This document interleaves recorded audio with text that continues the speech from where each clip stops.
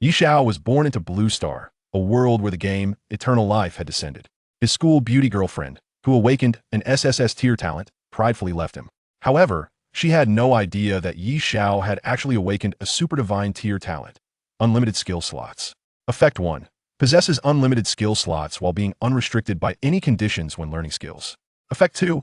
Each skill learned grants an additional 1 intelligence. Upon entering the game, Yi Xiao immediately went on a shopping spree. Ding! You have learned experience surge, gaining an additional 20 experience. Ding! You have learned light of knowledge, gaining an additional 15 experience. Ding!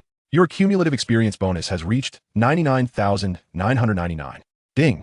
Your cumulative drop rate has reached 99,999.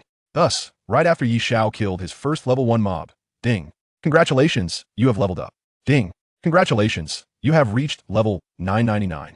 Staring at the mountain of divine equipment drops piled before him, Yi Xiao felt rather annoyed. Then one day, when the 9 great demon gods crawled out of the abyss and joined forces with the natives of the Eternal Life world to counterattack humanity, humankind suffered defeat after defeat and soon fell into despair. At that moment, while still organizing his loot, Yi Xiao impatiently raised his hand and waved. Demon gods? First, taste my fireball spell. Suddenly, the sky above Blue Star was blotted out by countless fireballs. Demon god, what the hell? Since when does anyone's fireball spell summon nearly 100 million of them? Chapter 1. Super Divine Talent. Yi Xiao, my parents don't want us to be too close, so... Yunqing First High School, Playground. Bai Xiao looked at Yi Xiao before her, her expression utterly indifferent. Huh. Bai Xiao, we know you awakened an SSS grade talent and look down on us ordinary folks now. Stop using your parents as an excuse. Chu Xiaofeng, the straightforward little fatty beside Yi Xiao, unceremoniously exposed her. Bai Xiao ignored him. This is between me and Yi Xiao. Chu Xiaofeng was furious. If he hadn't saved you back then, would you even have the chance to stand here and act all high and mighty now? I admit he saved me back then, but these 3 years I've treated him quite well. Does he expect to use that incident to bind me for a lifetime? You. Chu Xiaofeng was about to say more when a large hand gently pressed on his shoulder.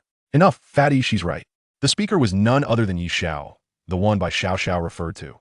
However, he had another identity, a transmigrator who had entered this world via fetal transmigration 3 years ago. Bai Xiao was being robbed by a few small-time thugs who hadn't awakened yet. It just so happened that Yi Xiao passed by. Without a second thought, the thugs decided to rob Yi Xiao too. Unfortunately for them, they met Yi Xiao, who had focused on physical training since childhood. Not only did they fail to get money or anything else, but they also lost some of their own. After that incident, Bai Xiao, a relatively obscure member of the Bai family's collateral line, developed feelings of admiration and often appeared together with Yi Xiao. However, all that changed yesterday. 100 years ago, a game called Eternal Life descended upon Blue Star, drastically changing the world. 80 years ago, the abyss descended, monsters flooded into reality, wreaking havoc. Humanity across the globe united to resist. Thus, the powers of the old era became history. What now controlled Blue Star was an alliance of top-tier game players with super powerful talents and terrifying strength. Relying on these players, numerous massive forces gradually formed. Like Bai Xiao, she was from a Yunzhou Bai family line, though one that was almost considered distant. In its 100-year history, the Bai family had produced many S-grade talent holders, a lineup strong enough to firmly place the Bai family as a second-tier force. And with Bai Xiao awakening an SSS-grade talent, Sacred Heart, outsiders speculated this talent could amplify all divine skills by an additional 200, though some guessed the talent might be even more powerful, otherwise it wouldn't be rated SSS grade. And everyone knew that having an SSS grade talent meant having 1 foot already in the door of a first-tier force. Regarding the family's rise and fall, the Bai family naturally wouldn't allow Yi Xiao, who had only awakened an F-grade talent, to hold Bai Xiao back. Yi Xiao was well aware of this. Hearing Yi Xiao's words, Bai Xiao's anger slightly subsided, and her expression returned to indifference. Things have come to this. There's nothing more to say between us. I hope you take care of yourself. After saying that, she left gracefully. Watching Bai Xiao leave, Chu Xiaofeng was indignant. Yi, do women really change that easily? Just yesterday, she was all meek, and in just one day, Yi Xiao remained calm. From a moment, Bai Xiao actively approached him with that inadvertently revealed utilitarian mindset. Yi Xiao knew this seemingly timid girl wasn't as simple as she appeared. Fortunately, he had never invested much emotionally, so there was nothing to be angry about. All right, fatty, saying more is useless. In this world, only by becoming stronger can you avoid being bullied.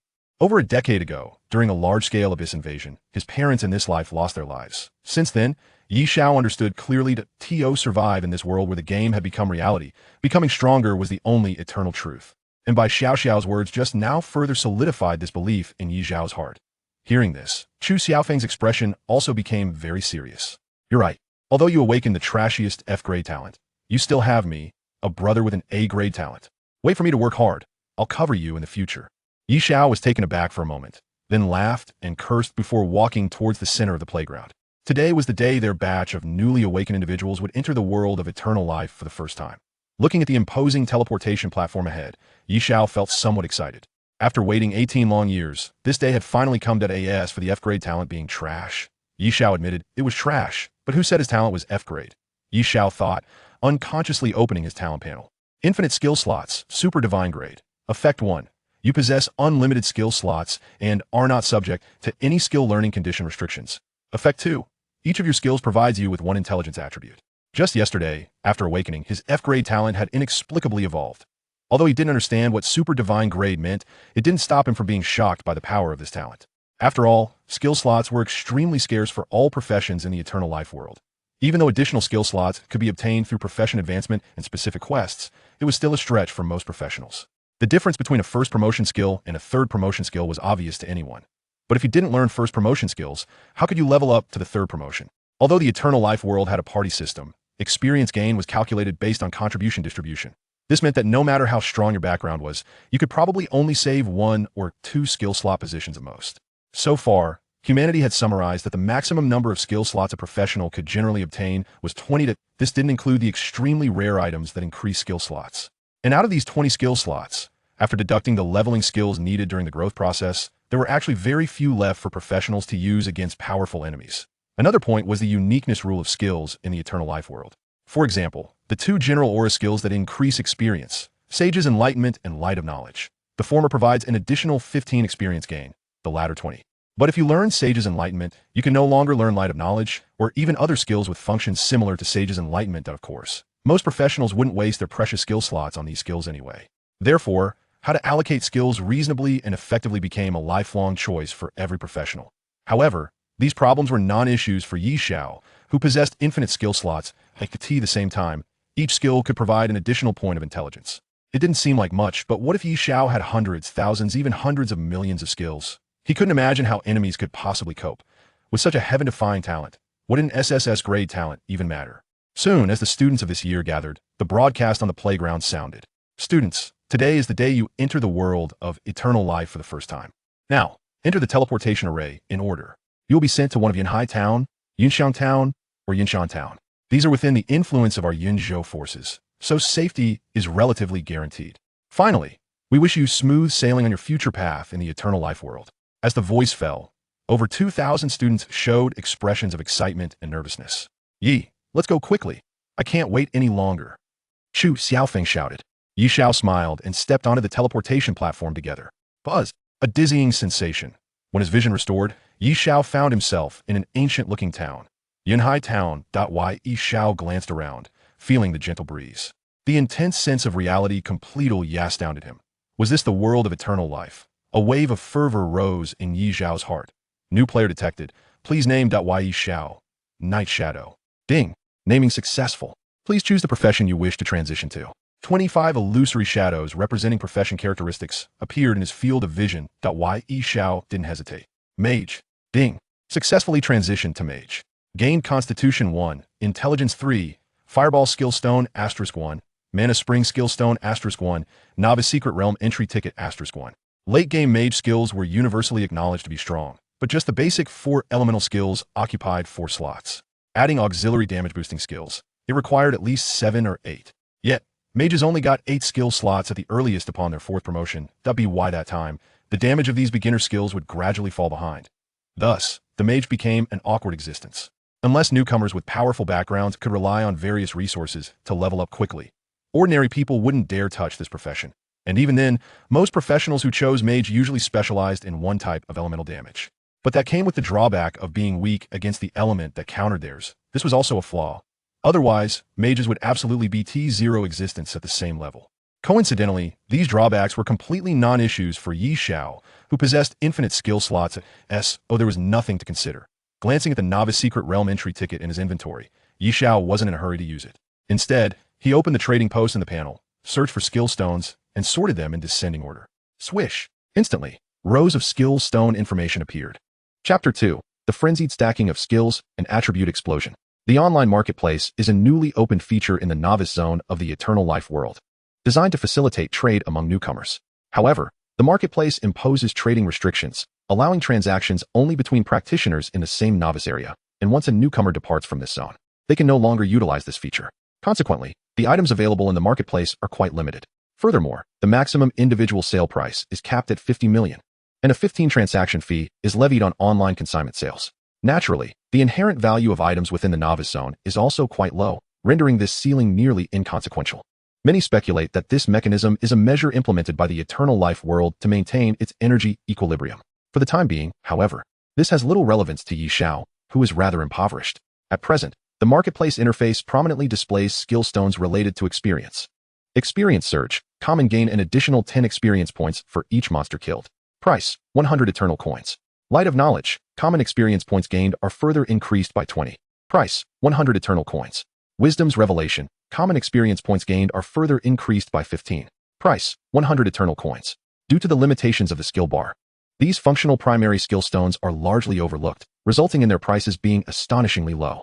Xiao possesses only the 10,000 eternal coins granted as a novice welfare by the school, which, nonetheless, is sufficient. After a careful selection, Xiao swiftly purchased 30 experience-related skill stones. Ding! You have learned Experience Surge, common, gaining an additional 10 experience points for each monster killed. Ding!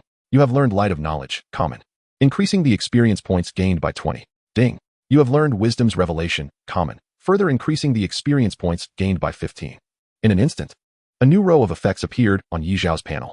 He now gains an additional 120 experience points for each monster defeated, while the experience points gained are increased by 300. Simultaneously, his intelligence attribute has also risen by an additional 30 points. Gazing at this formidable effect, the smile in Xiao's eyes became increasingly difficult to contain. Players require 100 experience points to advance from level 0 to level 1. In contrast, a level 1 monster in the Eternal Life world typically yields around 10 experience points upon defeat.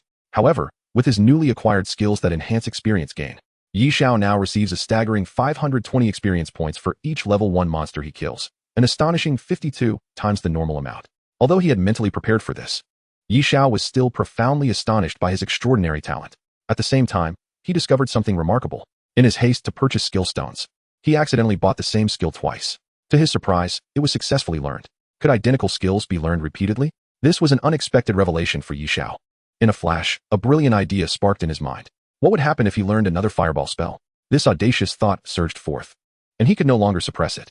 Thus, Xiao reopened the marketplace. After a thorough search, he finally found 10 fireball skill stones. This skill is typically granted upon transitioning to the mage class, making it relatively rare. He spent another 1,000 eternal coins. Ding! You have learned Fireball. Fireball consumes 10 mana points, dealing 6,003 intelligence points of fire damage to the target, with a cooldown of 1 second. Without pausing, Xiao continued to learn. In no time, combined with the ones granted during his class transition, he now possessed a total of 11 fireball spells in his skill bar. After some examination, he found no discernible differences. It seemed he would have to wait until he encountered monsters to test their effects. With that in mind, he temporarily set aside the fireball spells and resumed his search in the marketplace. Soon, he purchased over 20 functional skill stones. Treasure Eye, common, unlocks the Treasure Eye, increasing loot drop rate by 10. Price, 100 eternal coins. Golden Touch, common, each interaction increases loot drop rate by 8. Price, 100 eternal coins. Lucky Star, common, receives the Blessing of the Stars, increasing loot drop rate by 9. Price, 100 eternal coins. Having learned all of these, Xiao's loot drop rate bonus surged to an impressive 220. Glancing at the remaining 500 eternal coins in his possession, Xiao, eager to enhance his intelligence attribute, decided against saving them. After another round of searching, he finally discovered some particularly enticing skill stones. Mana Accumulation, common passive skill, grants a mana accumulation aura, permanently increasing the mana point limit by 200. Price, 100 eternal coins. Arcane Augmentation, common passive skill, grants an arcane augmentation aura, permanently increasing the mana point limit by 300. Price, 100 eternal coins. Energy Penetration, common passive skill, your skills can penetrate 3 of the enemy's defenses. Price, 100 eternal coins. He purchased them outright. Upon using them, Xiao opened his attribute panel. ID, Night Shadow. Level, 0. Class, Mage. Free attribute points, 0. Attributes, Strength 10, Constitution 11, Agility 10, intelligence 115, health 160, mana 3150. Skills, fireball, expand. Every newcomer entering the Eternal Life world begins with 10 points in their 4 primary attributes. Each level gained increases each attribute by 1 point, along with 5 free attribute points. This is the most equitable aspect of the Eternal Life world. Upon transitioning to the mage class, the system granted 1 point in constitution and 3 points in intelligence. Each point of intelligence increases the mana point limit by 10. Thus, the 2 skills granted upon class transition, combined with the 100 skill stones he just purchased, not only provided Xiao with an increase of 102 points in intelligence, but also an additional 20 points in mana. Coupled with the effects of his skills, his mana surged to an impressive 150 points. Furthermore, during his search, he learned 8 additional skills similar to energy penetration, now capable of dealing 18 points of penetration damage. He firmly believed that, given time, he could stack the penetration damage to 100. Just the thought of it ignited a fervor within Xiao. In addition to these, Xiao also acquired 4 skills that enhance mana regeneration rates, each providing effects as follows: recovering 5 mana points every 3 seconds, recovering 1 mana point every second, recovering 7 mana points every 5 seconds, and recovering 2 maximum mana points every 10 seconds, including the basic regeneration of 1 mana point every 5 seconds. Xiao's total mana regeneration rate now stands at 11 points per second, surpassing the mana consumption of Fireball. After completing all these transactions, Xiao glanced at his status statistics. He gains an additional 120 experience points for each monster killed, with experience points gained increased by 300.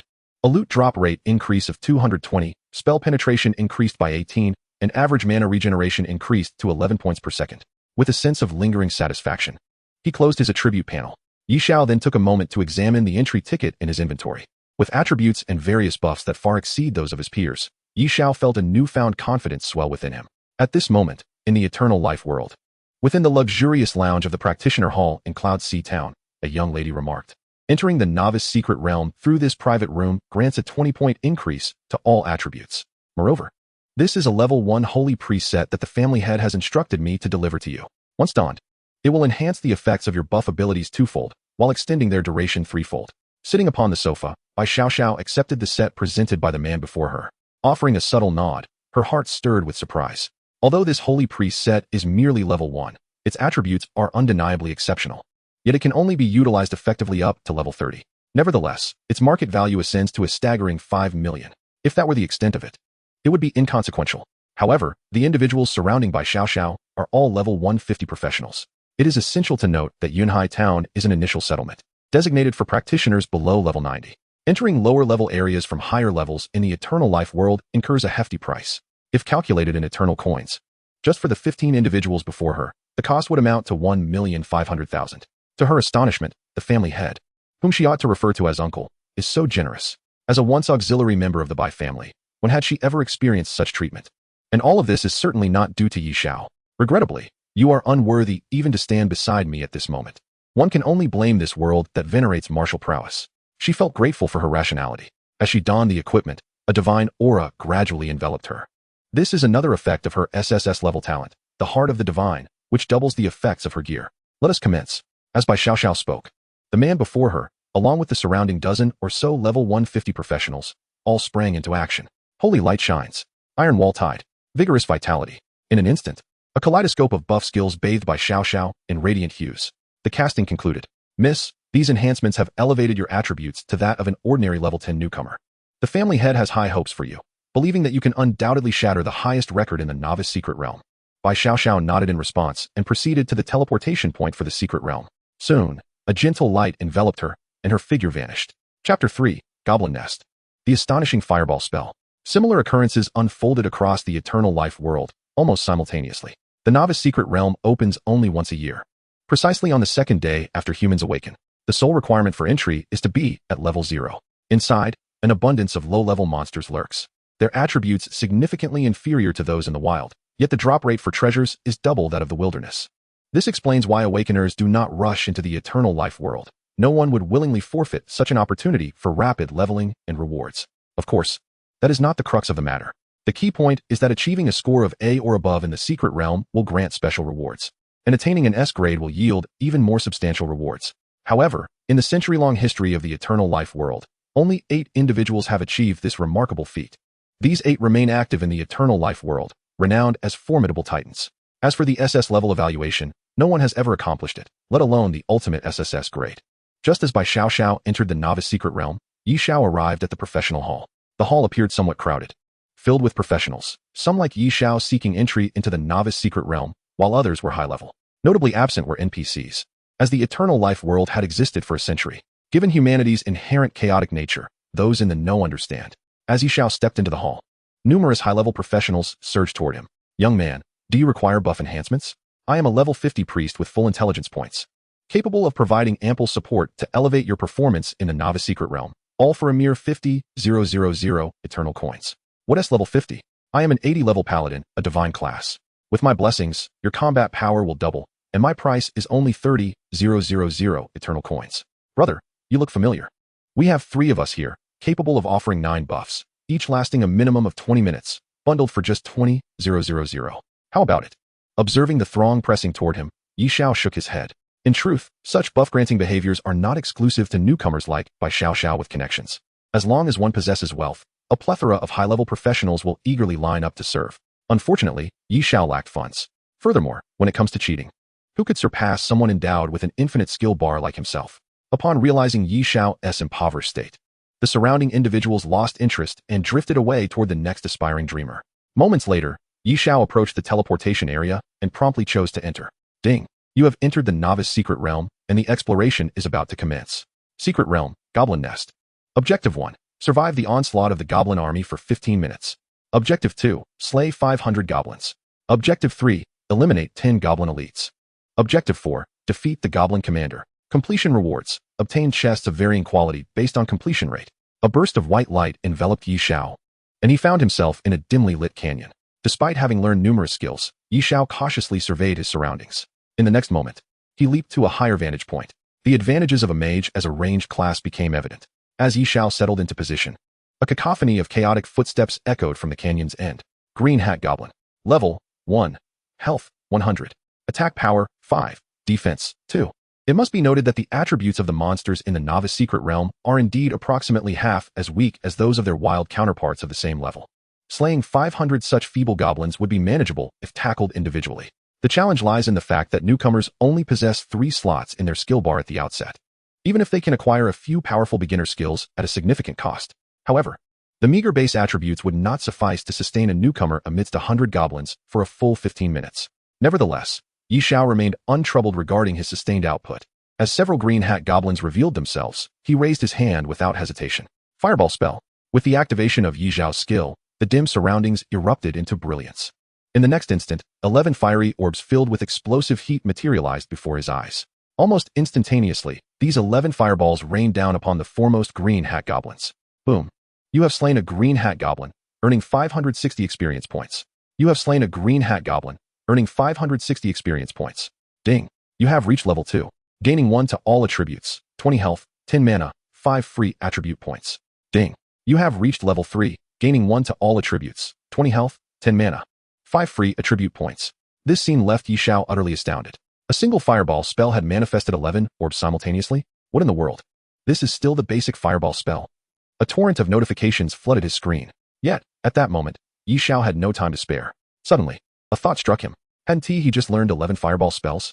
Could it be that he had triggered all 11 fireball skills simultaneously at the moment of casting? With that realization, he hurriedly checked his status. Upon doing so, Xiao's pupils involuntarily contracted. That magnificent display of the fireball spell had consumed only 10 points of his mana. That was rather absurd. The same mana cost. Yet the damage was 11 times greater than before. Regaining his composure, Xiao could hardly suppress the exhilarating smile that spread across his face. Simultaneously, a wild thought surged through his mind. What if he continued to stack the fireball spell, 50, 100, even 10,000? The mere contemplation of this possibility caused his breath to quicken. Fortunately, he remembered that he was still amidst a battle and had to suppress his excitement to continue fighting. With an additional 120 points of experience and a staggering experience buff of 300, this round propelled Xiao to ascend 3 levels, leaving him only 400 experience points shy of reaching level 4. Raising his hand, he unleashed another fireball spell, targeting the green-hatted goblin. The initial wave had presented a total of 100 green-hatted goblins. 20 seconds later, as the canyon fell into tranquility once more, the potent experience boost had elevated Xiao to level 11. After a moment's deliberation, considering the low damage output in the early stages, He allocated all his free attribute points to intelligence. After all, with an infinite skill bar, he could enhance other attributes through skill effects, allowing him to focus primarily on damage at this stage. Name: Xiao. Level: 11. Class: Mage. Free attribute points: 0. Attributes: Strength 21, Constitution 22, Agility 21, Intelligence 181. Health points: 490. Magic points: 3,920. Skills: Fireball Spell, Mana Spring, Experience Surge. This rocket-like pace of leveling up filled Xiao with immense joy. In truth, the experience required to level up in the Eternal Life world was quite outrageous. Now at level 11, he required a staggering 1,100 experience points to reach level 12, an astonishing 121 times that of level 1. An 11th level monster provided a mere 60 experience points, and this ratio only became more terrifying as one progressed. Moreover, if one's level exceeded that of the monster killed by 10 levels, they would only receive 1 point of forced experience. This phenomenon explained why some players had spent years, sometimes even over a decade, within the game, yet remained at only a little over 100 levels, or even in the tens. However, Xiao had no need to worry about such matters, even though his level surpassed that of the green-hatted goblin, granting him only 1 point of forced experience. The extra 120 experience points from his numerous skill bonuses remained unaffected by this rule. Chapter 4: Frenzied Leveling and Epic Equipment. Soon enough, the second wave of monsters appeared. Goblin Swordsman. Level: 2. Health points: 150. Attack power: 8. Defense: 3. Armed with the experience from the previous encounter, Xiao was brimming with confidence. He promptly unleashed a dazzling fireball barrage. 20 seconds later, the Goblin Swordsman lay vanquished. Xiao's level surged once more, reaching level 12. With the thrill of previous levels still fresh, this latest ascent felt almost trivial to him. The subsequent third and fourth waves of goblin hordes were dispatched with equal ease. It was not until the fifth wave, featuring goblins clad in leather armor, that Xiao faced a minor challenge. It took him a solid 30 seconds to clear them completely. This achievement marked the premature completion of his secondary objective, slaying 500 goblins, accomplished in merely 2 minutes. His level had barely reached 14. Yet, before Xiao could revel in his success, a piercing scream echoed from the distance. Suddenly, the ground began to tremble rhythmically. Following the sound, Xiao's gaze fell upon 10 massive green-skinned creatures that dwarfed any goblin he had encountered before. Goblin Elite. Level: 6. Health points: 700. Attack power: 50. Defense: 20. Skills: Green Shadow Strike, Cunning Evasion. These elite creatures boasted more than double the health points of the previous wave's brutish goblins, with significantly enhanced attack and defense stats. If not for the novice dungeon's suppression of monster attributes, Xiao would have felt considerable pressure. It was no wonder that in the past century, only a mere 8 individuals had achieved an S-rank evaluation. Nevertheless, Xiao calculated that a single fireball spell could theoretically inflict over 300 damage points. Even accounting for the opponent's 30 points of defense, he could annihilate them in a second. As it turned out, the outcome was precisely as Xiao anticipated. In less than 10 seconds, the 10 initially intimidating goblin elites met the same fate as their underlings. However, they yielded only over 6,000 experience points, far less than the earlier minions. Xiao couldn't help but lament the absurdity of the experience system in the Eternal Life world. Yet, this sentiment was swiftly replaced by elation as he spotted 5 faint red glimmers. His eyes sparkled with excitement. Epic Equipment. In the Eternal Life world, the quality of equipment is categorized into 7 tiers: white for common, green for advanced, blue for fine, purple for rare, red for epic, gold for legendary, and dazzling mythic. The ordinary minions in the novice dungeon would not drop any items, but elites were different, possessing a minuscule chance of yielding loot. The special rules of the novice dungeon doubled this already slim probability. Coupled with Xiao's own loot drop rate, which was 22 times that of an average person, it was hardly surprising that he encountered equipment. However, the simultaneous drop of 5 pieces of epic equipment startled him, equivalent to a 50 drop rate. Furthermore, the quality of the items was notably superior. Goblin Elite Robe, Epic Constitution 10, Intelligence 5. Required level: 5. Goblin Elite Gauntlets, Epic Strength 3, Agility 5, Intelligence 3. Required level: 5. Goblin Elite Boots, Epic Agility 8, Intelligence 4, Movement Speed 2. Required level: 5. Goblin Elite Belt, Epic Constitution 8, Strength 6. Required level: 5. Goblin Elite Ring, Epic Skill Cooldown reduced by 20, your skills restore 5 health points with each hit. Required level: 5. Thanks to the Novice Dungeon rules, all 5 pieces of equipment were perfectly suited for Xiao's mage class, forming a cohesive set. Set bonus 1, Intelligence 50. Set bonus 2, Skill Cooldown reduction of 30. The complete goblin set consists of 6 pieces, leaving Xiao just 1 short. However, he paid it no mind. In fact, compared to the complete set bonus, the individual effects of the Goblin Elite Ring far surpassed the set attributes. especially the second effect, which restored health points upon skill hits. Might seem insignificant for other magic-oriented classes. Yet, it must be remembered that Xiao could cast 11 fireballs. This translated to 11 skill casts, yielding a total health restoration of 55 points. As long as his enemies couldn't obliterate him in an instant, he could easily replenish his health within mere seconds. These attributes were nothing short of extraordinary for Xiao in the early game. Without hesitation, Xiao donned all 5 pieces of equipment. Instantly, he felt a sense of fullness envelop his body. Opening his status panel, he noted, ID, Night Shadow. Level, 14. Class, Mage. Free attribute points, 0. Attributes, Strength 36. Constitution 43. Agility 37. Intelligence 261. Health points, 760,760. Mana points, for 750,4750. Skills, Fireball, Manhwaedit, Experience Surge. Attributes have undergone a monumental transformation. The sheer intellect equates to that of a level 41 character, a feat that is simply outrageous, given this newfound intelligence. The cumulative damage of 11 fireballs has surpassed 1,000, reaching a staggering 1521 points. Such damage, even a level 30 mage wielding advanced skills could scarcely hope to achieve. Just as everything was prepared, the ground before the canyon abruptly fissured without warning. Concurrently, the temperature of the surrounding air plummeted dramatically. A ferocious roar filled the atmosphere. Suddenly, an enormous hand emerged from the crack in the earth. Subsequently, a colossal figure began to rise from the depths, supported by its massive hands. Xiao immediately felt an overwhelming sense of pressure. Goblin Leader, Boss. Level, 10. Health points, 10,000. Attack power, 250. Defense power, 150. Skills, Deceptive Disguise, Sneaky Ambush, Earthquake Strike. Summon Soldiers. Despite being suppressed by the secret realm, this boss's attributes remained alarmingly formidable. In a one-on-one encounter, a typical level 30 adventurer would most likely flee in terror. However, Xiao had no intention of succumbing to despair. Seizing the opportunity while the goblin leader had yet to fully emerge, he unleashed a torrent of fireballs upon the creature's still partially obscured form, producing a cacophony of explosive sounds. 14, 15, 14. Faced with a defense power of 150. The damage inflicted by Xiao was significantly less than anticipated. Calculating this, he deduced that he would need to cast nearly 60 fireballs to vanquish it. Nevertheless, he remained unperturbed, retreating while continuing to launch fireballs. Moments later, as the goblin leader finally extricated itself from the fissure, it was driven into a furious rage by Xiao's relentless assault. Its grotesque maw opened wide, emitting a piercing shriek. Almost immediately, green little heads began to emerge from the breach behind the goblin leader, summoning soldiers. Yet, upon witnessing these diminutive minions, Xiao felt a surge of delight rather than fear. Countless fireballs rained down, targeting not the boss, but its summoned underlings. As he had suspected, these minions mirrored the attributes of the 500 goblins he had previously dispatched. The experience gained from defeating them was similarly consistent.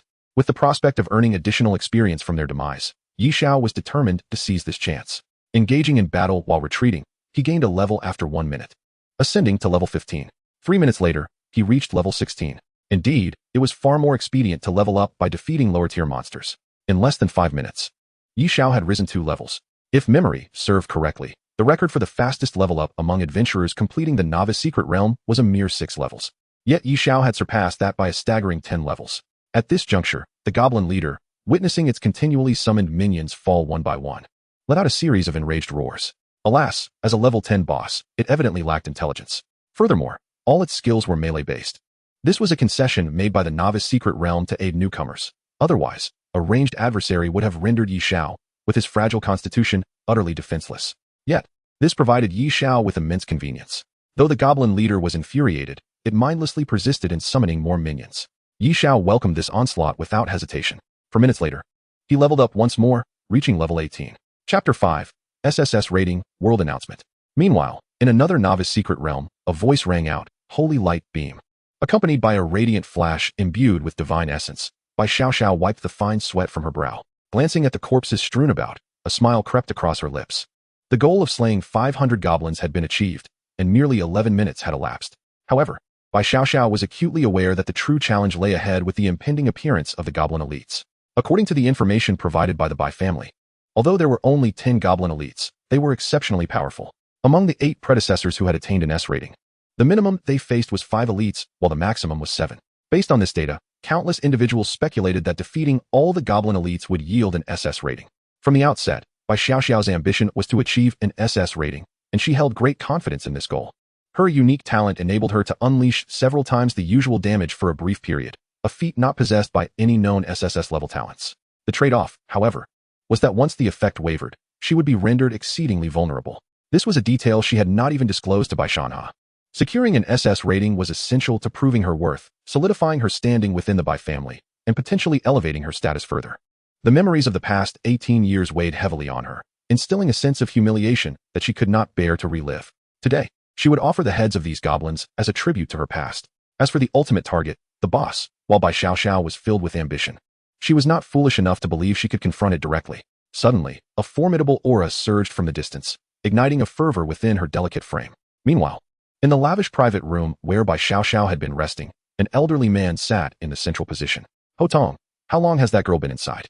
The only man who had spoken to Bai Xiao earlier replied respectfully, Master, the young lady has been in for 12 minutes. The elder was Bai Shanha, the current head of the Bai family, which he had established and sustained over the years. However, his physical form was not present, as the cost of entering Yunhai town was far greater than what Ho Tong and others would bear. What appeared here was merely an image devoid of any offensive capability. 12 minutes. Given that girl's talent and abilities, she must have encountered the goblin elites by now. I wonder how far she has progressed. Rest assured, Master. With our buffs supporting her, she is bound to shatter records and elevate the Bai family's illustrious reputation. Bai Shanha surveyed the individuals surrounding him, a look of satisfaction gracing his features. Though these individuals were only around level 100, seemingly unimpressive, they constituted an elite buff team that Bai Shanha had cultivated at great expense.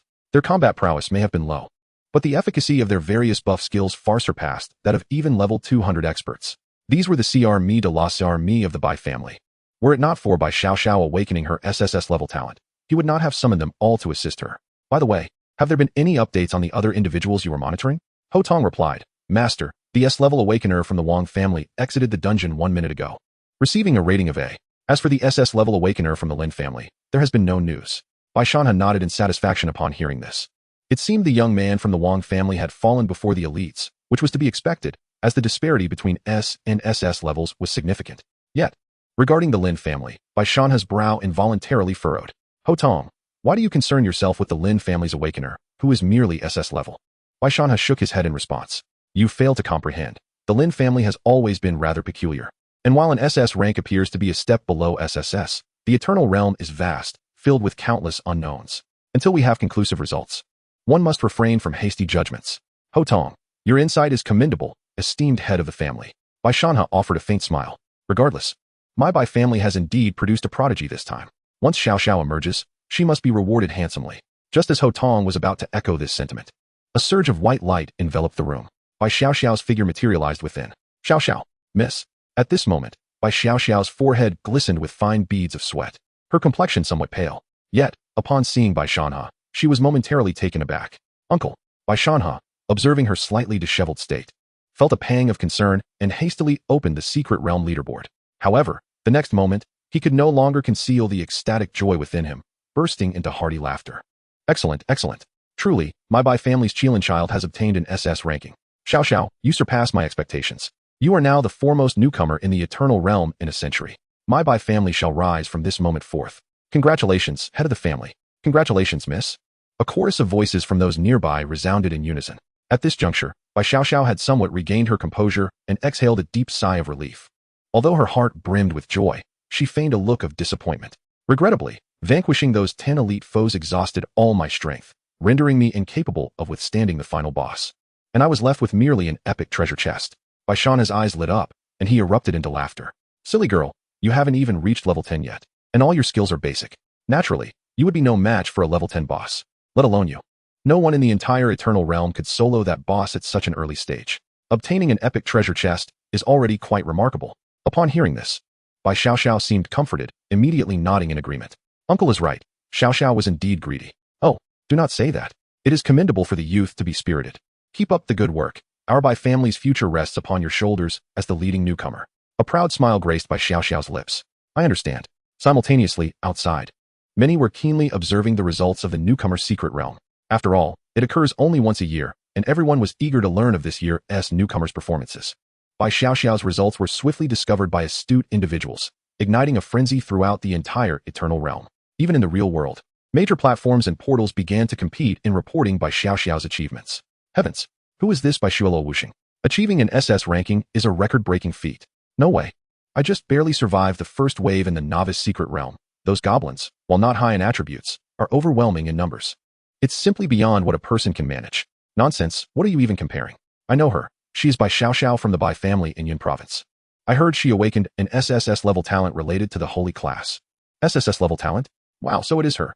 But Bai Xiao is impressive. There have been awakenings of SSS level talents in the past century, yet none have achieved an SS ranking. Indeed, the combination of a holy class with an SSS level talent is formidable. It seems that the Bai family was previously a tier 2 force, with Bai Xiao emerging. They are poised to advance to tier 1. That remains to be seen. It depends on whether Bai Xiao can grow. That is true. But the Bai family is not to be underestimated. I heard they are on good terms with the Xiao family of Longyuan. Wasn't there an SSS level genius from the Xiao family 2 years ago? Rumor has it they also obtained an exceptionally rare hidden class transfer. Do you think they might ally? It is highly probable, considering they are both SSS level prodigies, and the familial ties make marriage the most favorable option. Alas, it's a pity that the goddess is already preordained at birth. Even without the Xiao family's talent, it would still not be your turn. Just then, ding. World announcement. Player Knight Shadow has perfectly cleared the novice secret realm, receiving an SSS ranking. Ding. World announcement. Player Knight Shadow has perfectly cleared the novice secret realm, receiving an SSS ranking. Ding. World announcement. Player Knight Shadow has perfectly cleared the novice secret realm, receiving an SSS ranking. The repeated world announcements caused every individual in the Eternal Realm to abruptly halt their actions. Meanwhile, within the private room, Bai Shanhe and Bai Xiao smiles froze simultaneously. Chapter 6. Mythical Equipment, Terrifying Health Points. In the secret realm, Xiao gazed at the fallen goblin leader, a flicker of annoyance crossing his face as he murmured, "This fellow is rather disappointing. He perished so easily. Yet, it was unavoidable. After all, the goblin leader lacked any healing skills and merely charged headlong into battle. There was no room for skillful maneuvering. Fortunately, this bulky foe, upon his demise, granted a hefty 20,000 experience points under the influence of his experience buff, allowing his level to break through to 20. This was indeed the only truly joyous outcome. Simultaneously, after the boss's death, another piece of equipment dropped. Xiao picked it up, discovering it to be the final weapon of his goblin set. Goblin Elite Staff, Epic Intelligence 20, Spell Penetration 30, Required Level 10. The level of equipment dropped by monsters in the Eternal Realm is linked to the monster's levels. Since the Goblin Leader is level 10, the equipment dropped is naturally also level 10. Xiao's current level meets the requirements for equipping it, and he donned it without hesitation. Now, with the addition of the rings 20, Xiao's cooldown reduction reached 50. The cooldown time for his fireball skill diminished from 1 second to 0.5 seconds. He was infinitely close to achieving instant casting. Simultaneously, he noticed the world announcement. Suddenly, an incredibly resplendent light appeared before him, subtly revealing the outline of a treasure chest. Upon seeing this, Xiao was momentarily stunned. Previous data analysis suggested that achieving an SSS ranking in the novice secret realm likely results in acquiring a golden treasure chest. But why is it not golden? Wait, this represents the dazzling brilliance of mythical quality. As he beheld the gradually unveiling radiant treasure chest, Xiao's heart raced. He realized that his loot drop rate had elevated the quality of what would have originally been a legendary treasure chest. This unexpected delight was truly astonishing. Ding! Congratulations! You have obtained a mythical treasure chest. Would you like to open it? Xiao could hardly wait, urgently exclaiming, "Open!" Ding! Congratulations! You have acquired the Endless Chain of Life, mythical. It turned out to be a rare necklace. Endless Chain of Life, mythical. All attributes 20.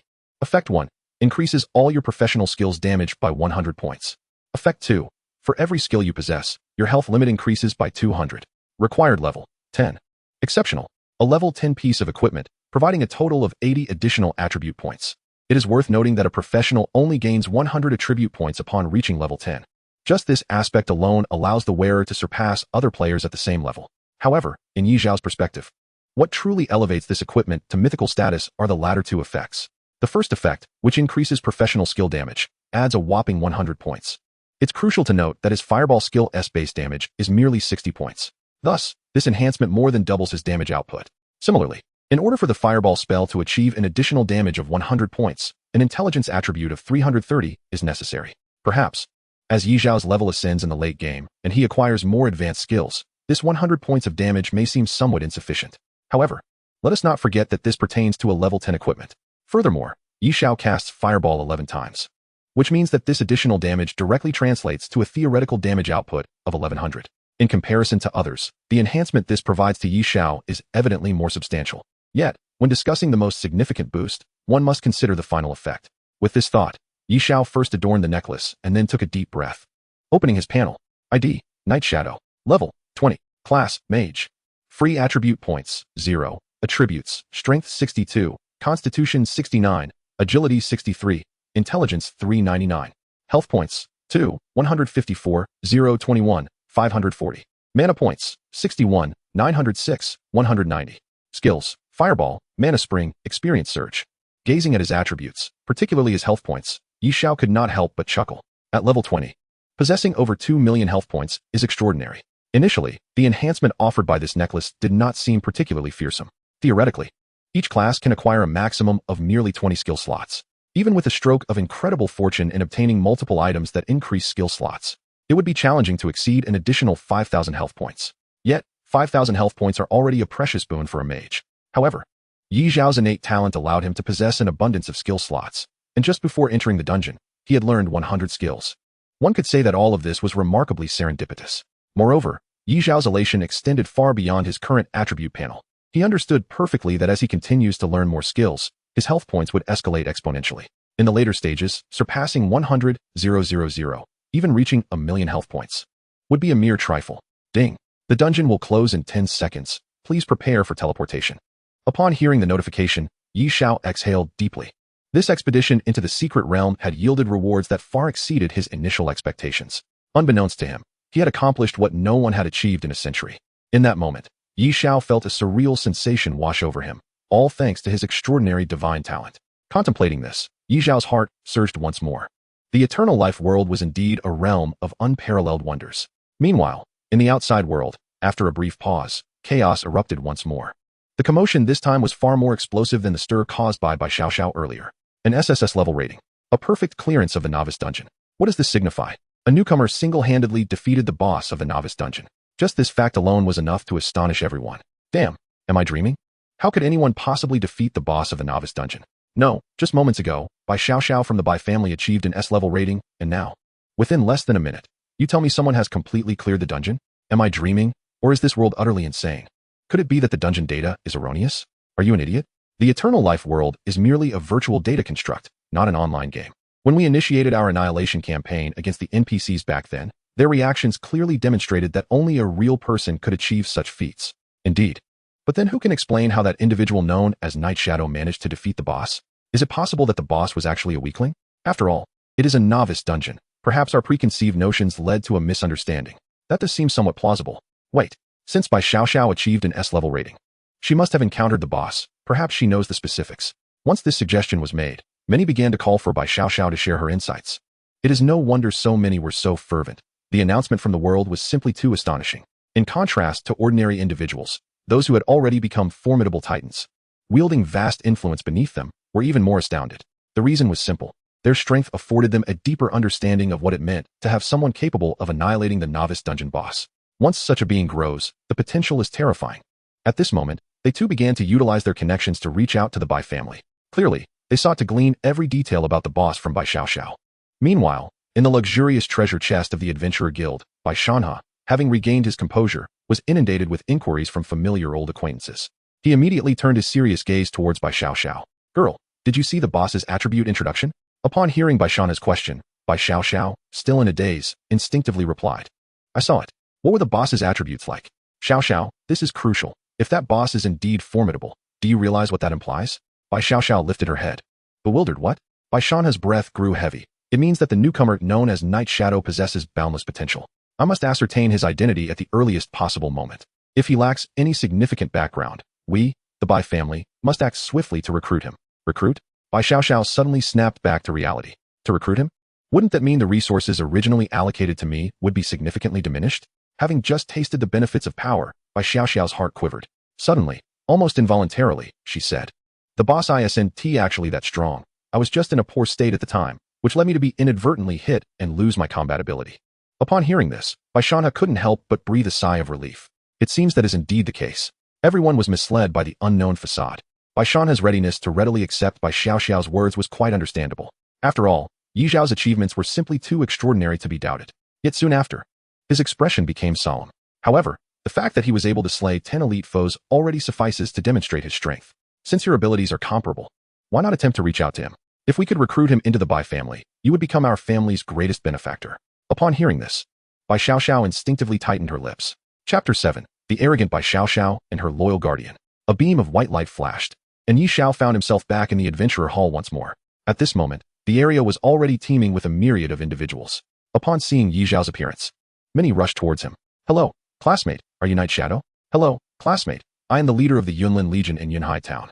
Would you be interested in a chat? Handsome. The sudden commotion startled Yi Xiao. Had he been located so swiftly? However, it took but a moment for him to regain his composure. He had just vanquished the boss of a novice dungeon, achieving a feat that had not been accomplished in a century. The uproar he had caused in the world was self-evident. Yet, these individuals could not possibly recognize him. They were merely casting their nets wide, hoping for a stroke of luck. What if they truly did stumble upon the right person? And just as Yi Xiao pondered this, another figure appeared beside him, instantly drawing a large crowd. The unfortunate soul, clearly unfamiliar with such a grand spectacle, was left bewildered. Yi Xiao, aware of the situation, casually offered a few vague responses before hastily departing. Coincidentally, as Yi Xiao reached the entrance, a group descended the nearby staircase, led by a woman in white. Yi Xiao's gaze met hers. Upon the instant the woman clad in white beheld Yi Xiao's appearance, her delicate brows involuntarily knitted together. Have you been inquiring about my whereabouts? Yi Xiao found himself somewhat amused within. However, the woman in white offered him no chance for explanation, coldly stating, Yi Xiao, I am grateful for your assistance back in the day, but since you are seeking information about me, you must be aware that I have just achieved an SS rating in the novice realm, creating a chasm between us. Nevertheless, I am not ungrateful. Uncle Ho, please hand him 20,000 eternal coins. With that, she disregarded Yi Xiao entirely and turned to leave, flanked by a retinue of guards. Ho Tong, maintaining a stoic expression, handed Yi Xiao a pouch filled with coins before departing. A chasm, indeed. Behind him, Yi Xiao comprehended the implications of her words and recognized the misunderstanding regarding his presence. His expression became oddly complex. By the standards of achievement, she had secured an SS rating, while he had attained a flawless SSS rating. The disparity between them was undeniably vast. He shook his head, finding no amusement in pursuing an explanation. Glancing at the pouch in his hand, he accepted it with ease. Since she had misconstrued the situation and intended to bestow upon him, there was no reason to refuse such a generous offer, especially as he was in need of funds. At that moment, a piercing voice rang out from behind him.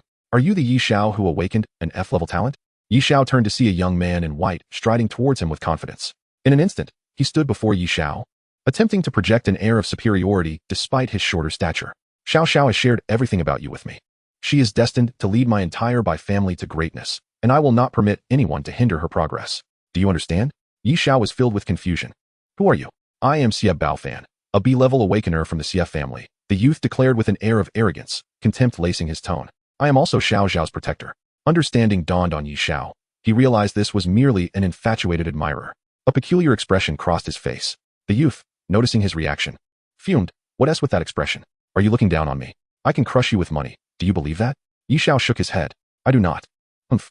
Xie Baofan scoffed, tossing a pouch of coins at Yi Xiao. If you cease to bother Xiao from now on, this 30,000 eternal coins shall be yours. He paused, adding, if it weren't for my desire to protect Xiao's reputation, someone like you wouldn't even warrant my attention. I advise you to be wise. Weighing the pouch in his hand, Yi Xiao felt a surge of delight. In less than 2 minutes, he had gained 50,000 eternal coins. What a kind soul. Aware of his financial struggles, he had generously bestowed wealth upon him. You strike me as a person of exceptional potential. Keep striving, and surely Bai Xiao will be moved by your sincerity. I have faith in you. Oh, you think so too? You're not entirely insufferable, Xie Baofan replied, somewhat pleased. Yi Xiao silently mourned for the youth for 3 seconds, then turned to leave. He settled on a bench in the town square, considering the encounter with Xie Baofan as a mere interlude. From his years of acquaintance with Bai Xiao, a mere B-level awakener would hold no significance for her. Why should he contend with a pitiable sycophant, especially when he had just received 30,000 eternal coins? He could only wish him well in his aspirations. After enduring the trials of the novice realm, Yi Xiao had reached level 20, not far from the 30-level requirement for advancement. For an ordinary person, ascending from level 0 to level 30 would typically require around 10 days. Those with some resources could have that time. However, individuals like Bai Xiao, being of exceptional pedigree, would undoubtedly receive more resources, making their progression beyond the bounds of normality. Although Yi Xiao's experience bonuses were significant, others would not squander their precious skill slots on trivial pursuits. This was his advantage. Yet, one issue that weighed heavily on Yi Xiao's mind was the abundance of monsters in the wild, most of which were scattered. If he were to venture into the wilderness to grind for experience, much of his time would be consumed in searching for targets, compounded by the competition from others, which would considerably hinder his leveling speed. Moreover, each professional advancement came with corresponding tasks, often involving the defeat of wild bosses that respawned on the world map. If he could not outpace others in leveling, he would likely face a scramble for bosses, where a stroke of bad luck could waste a significant amount of his time. After all, with the experience gained from the novice realm, Xiao's focus had shifted from his peers to those who had entered the game earlier. However, despite the multitude of secret realms in the eternal world, they were all under the control of different factions. Gaining entry required exorbitant fees. Although he had just acquired a windfall, 50,000 was clearly insufficient. Contemplating this, Xiao felt a pang of frustration. An impulse surged within him to seek out a powerful guild to join. With his demonstrated abilities, he believed he could receive substantial support. Yet, as soon as the thought arose, he dismissed it. While being a guest of another faction offered numerous advantages, it would also entail a loss of freedom, something Xiao was unwilling to accept. Some might argue that one could eventually break free from these guilds as they grew stronger, but that was a notion easily conceived by others as well. In the eternal world, there existed a skill known as contract creation, and the consequences of backing out were not something anyone could bear. With a soft exhale, Xiao resolved to set aside those thoughts. Glancing at the 50,000 eternal coins in his possession, he decisively opened the trading hall. However, this time he did not blindly scour for skill stones. Instead, he meticulously searched.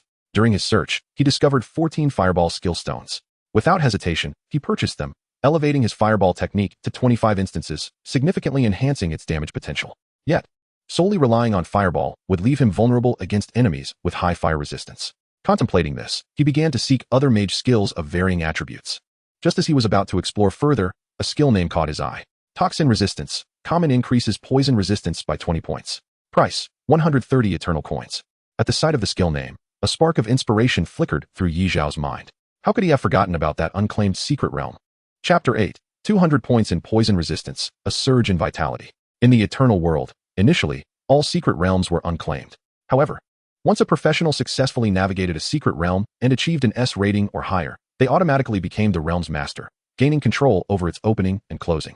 Subsequently, if other professionals wished to enter the realm for leveling or treasure hunting, they would be required to pay the corresponding high fees based on the realm's rating. It could be said that possessing one or two secret realms granted one the strength of a third-rate faction, while controlling more than three could elevate one to second-rate status.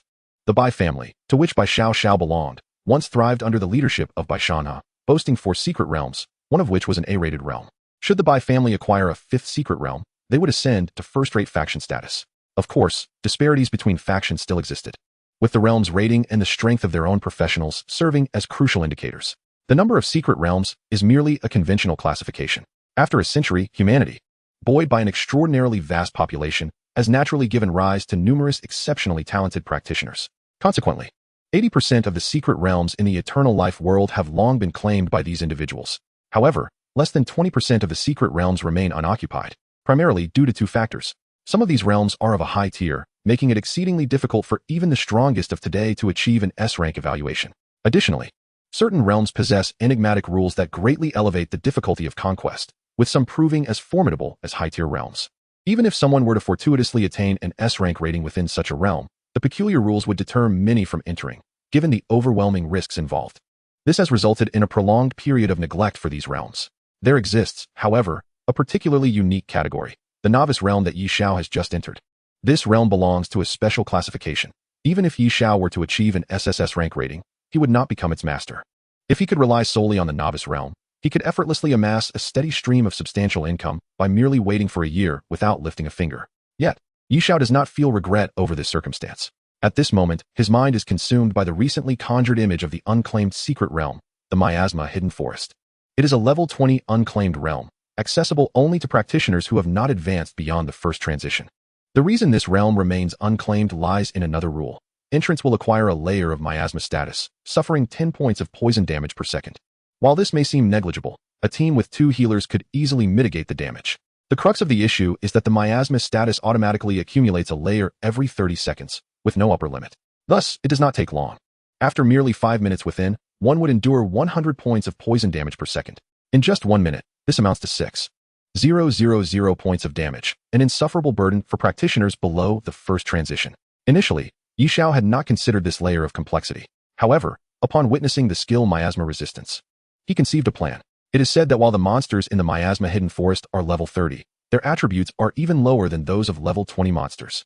As long as he can counteract the damage from the miasma status, he could potentially level up within. This feat would be unattainable for others, yet for Xiao, it poses no challenge. Armed with substantial funds, he hesitates no longer.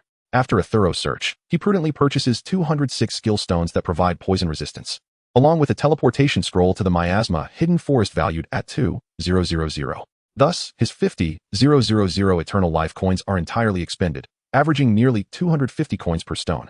Such a bulk purchase meant that cheaper options were swiftly depleted, and he preferred not to waste time acquiring them gradually, leaving some profit for the seasoned merchants. Fortunately, the miasma hidden forest is largely overlooked. Otherwise, the price of the teleportation scroll would likely have skyrocketed tenfold, rendering it unattainable for Xiao.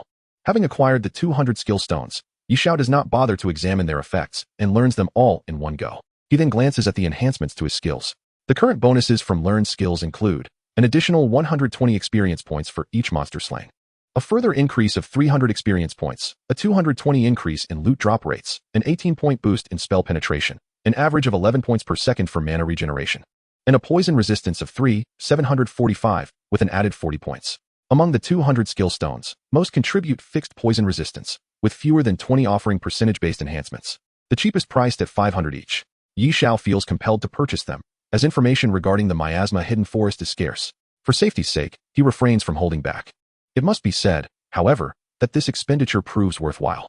With a 40-point increase, coupled with his inherent magical defense, his total poison resistance surges to an astounding 570 points. Based on the attributes of level 20 monsters and practitioners, he is now entirely immune to the toxins of the miasma hidden forest. Having completed these preparations, Xiao closes the trading interface, reflecting on how quickly money can dissipate. He wonders if he will encounter another benevolent soul like Xiao. Fortunately, the funds spent have yielded significant benefits. Not only has his poison resistance been elevated to a staggering figure, but with 14 fireball spells, he now possesses a total of 220 skills, thereby increasing his intelligence by 220 points. Each fireball now inflicts a damage of 345 points. With the acquisition of 4 additional fireball skills, the cumulative damage from 25 fireballs reaches an alarming 625 points. This damage is sufficient to eliminate any practitioner below the first transition. Without a doubt, even second transition practitioners, provided their magical resistance is not exceptionally high, would struggle to withstand a single fireball from Xiao. Simultaneously, Xiao's mana has risen to 390 points, while his health has astonishingly soared to 540 points, 3 times what it would be within a secret realm. With such a massive health pool, Xiao feels confident that even if his poison resistance does not grant complete immunity to the miasma, he will endure for a considerable duration. Retrieving the teleportation scroll for the miasma hidden forest, Xiao shatters it. A flash of white light envelopes him, and in the blink of an eye, he materializes less than 20 miles from the miasma hidden forest in Huangsha City. This locale marks the boundary of the Yun province's influence. At present, Huangsha City is sparsely populated, and Xiao's arrival immediately draws the attention of passersby. Nonetheless, he pays them no mind. After orienting himself, he proceeds to exit the city. After a brief interval, he stands before a dense forest. Soon, he locates the teleportation stone for the miasma hidden forest based on the information he has gathered. Ding! You have entered the secret realm and are about to commence your exploration. Secret realm, miasma hidden forest. Reminder, it is filled with despair-inducing toxins. If you lack sufficient strength, do not venture forth lightly. Chapter 9, Additional Skills and Terrifying Poison Damage Effects. As the white light fades, Xiao finds himself enveloped in a forest shrouded in miasma. Upon entry, he receives a notification. Ding! You have been afflicted by miasma. Current miasma layers. 1. Glancing at his health, he notes no changes and breathes a sigh of relief. Were this not the case, he would have to temporarily withdraw. Thankfully, his expenditure of over 40,000 eternal life coins to amass over 6,000 points of poison resistance proves worthwhile. Suddenly, a buzzing sound emanates from the nearby woods. Xiao scans the area, spotting a swarm of fist-sized monsters. Toxic B. Level, 20. Health, 800. Attack power, 150. Defense, 50. Skill, Poison Sting Shot. Historical records indicate that the monsters within the miasma hidden forest are not particularly formidable. Yet they share a common trait. They inflict poison damage. Should a practitioner be struck, their miasma status accumulates an additional layer. Before him, a dense throng of toxic bees, at least 30 in number, poses a significant threat. A moment's inattention could lead to an accumulation of 40 to 50 layers of miasma status. This aspect proves the most lethal. Nonetheless, Xiao remains unfazed. With a flick of his wrist, he casts a fireball spell. Instantly, 25 fireballs rain down upon the swarm with the ferocity of a Gatling gun. You have slain a toxic bee, earning 100 experience points. You have slain a toxic bee, earning 100 experience points. Ding! You have ascended to level 21, possessing all attributes at 1, with a health pool of 20, a mana reserve of 10, and 5 free attribute points. On average, 3 casts of Fireball are sufficient to vanquish a toxic bee. With a cooldown reduction of 50, all the toxic bees perished before they could even approach Xiao. Consequently, Xiao amassed a total of 33,000 experience points.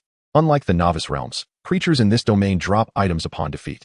Thanks to Xiao's extraordinarily high loot drop rate, the slain toxic bees yielded a considerable bounty. Xiao diligently gathered and organized the scattered items on the ground. To begin with, he collected 10 fragments of the realm token. 100 fragments can be combined to form a complete realm token. This token, along with the realm guardian's key, which is borne by the boss, is essential. Mastering these 2 items, coupled with a passing score of S or above, grants one the recognition of the realm, elevating them to the status of realm master. However, do not be misled into thinking that these fragments are easily collectible. An ordinary person may need to venture multiple times into the realm to gather 100. In addition to these fragments, what brought Xiao the greatest delight was the unexpected acquisition of 13 skill stones for the skill Miasmic Assault. Miasmic Assault, normal upon activation. It continuously consumes 10 mana points per second, adding a layer of poison effect to your skills, inflicting 5 poison damage per second for a duration of 10 seconds. With a maximum of 10 layers that reset the duration upon stacking. Note, this skill is an auxiliary skill and cannot be used independently. When considering this skill, at maximum layers, it inflicts a total of 50 damage per second, leading to a theoretical maximum damage of 500 points over 10 seconds. However, its mana cost is disproportionate. Indeed, it may appear somewhat lackluster. Yet, this assessment holds true for others. In Xiao's perspective, this skill is akin to a boon. Not to mention that a single fireball can trigger the poison effect 25 times. This implies that within 5 seconds, Xiao can stack the Miasmic Assault's poison effect to its maximum of 10 layers, significantly enhancing his damage output. Moreover, with his experience utilizing Fireball, Xiao is acutely aware that the effects of Miasmic Assault are far more intricate than described. To take a hypothetical step back, even if this skill were indeed subpar, it would still grant him an additional 13 points of intelligence, along with 2,600 health points. Ding. You have learned Miasmic Assault, normal. Ding. You have learned Miasmic Assault, normal. Once he completed his learning, Xiao was eager to experiment with the new skill. Just then, another swarm of toxic bees approached. Fireball. Boom, boom, boom. However, the effects of Miasmic Assault remained untested, yet Xiao fortuitously acquired an additional 8 skill stones for Miasmic Assault. At that moment, he was at a loss whether to laugh or to cry, attributing it to the fragility of the toxic bees. Subsequently, Xiao encountered several waves of other creatures. Yet they too fell swiftly. After this series of battles, although he could not test the effects of Miasmic Assault, he successfully accumulated 120 skill stones for it. Additionally, he collected 100 realm token fragments with ease, and his level escalated to 30. Xiao opened his character panel. Name, Xiao. Level, 30. Class, Mage.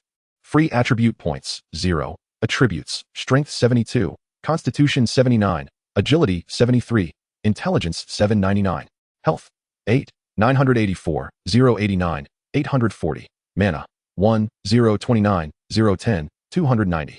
Skills, Fireball, Mana Spring, Experience Surge. Setting aside the effects of Miasmic Assault, the increase in attributes alone is remarkable.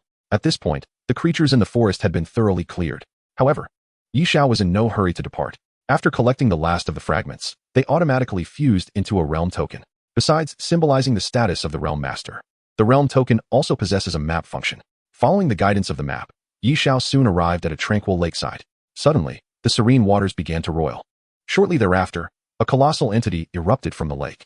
Xiao turned to see a grotesque, red, bloated mass covered in lumps, with 2 pairs of repulsive meat spikes protruding from its back.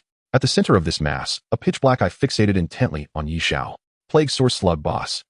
Level, 20. Health, 50,000. Attack Power, 1,000. Defense, 500. Skills, Life Tide, Black Eye Gaze, Venomous Spit, Abyssal Corrosion. This boss is the guardian of the blighted hidden forest. Defeating it will yield the realm key, thereby establishing Xiao as the true realm master. Upon its emergence, the Plague Source Slug relentlessly assaulted Xiao. Naturally, he would not remain passive. He retreated while casting fireballs. Boom, boom, boom.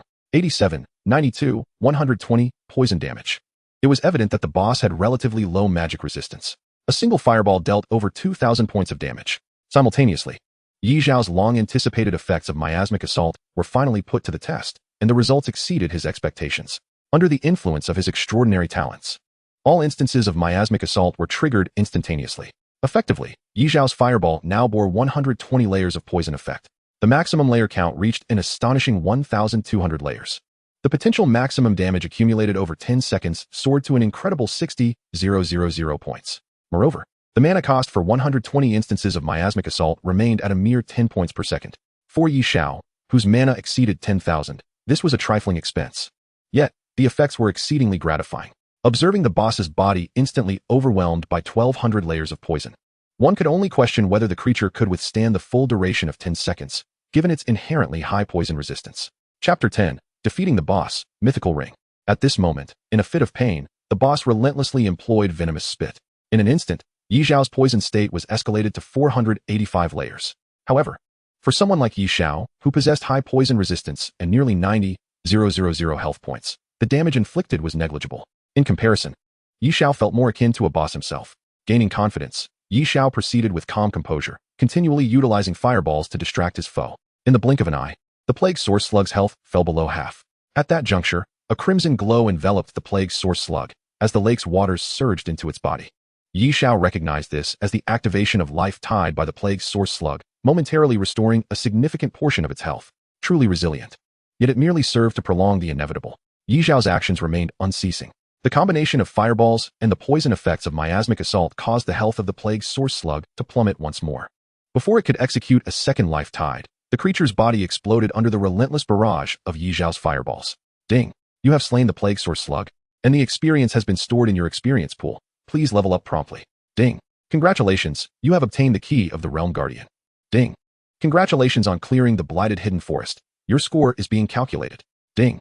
Your score is rated at SSS level, and you have received a mythical chest. To his astonishment, he was directly awarded an SSS rating. Xiao, having received this information, was momentarily taken aback. However, once he regained his composure, he found it unsurprising. In comparison to other secret realms, the creatures within the pestilent hidden forest were not particularly formidable. The sole challenge lay in the toxic miasma that permeated the realm. Generally speaking, even in the later stages, no professional would deliberately stack poison resistance, let alone in the early stages where one could accumulate very little. This was the fundamental reason why the pestilent hidden forest remained unbeaten to this day. Excluding this aspect, the difficulty of the entire realm was even less than that of some ordinary level 10 realms. Thus, Xiao found it quite manageable to conquer. Coupled with his intellect far surpassing that of others at the same level and his terrifying fireball spell, attaining an SSS rating was only natural.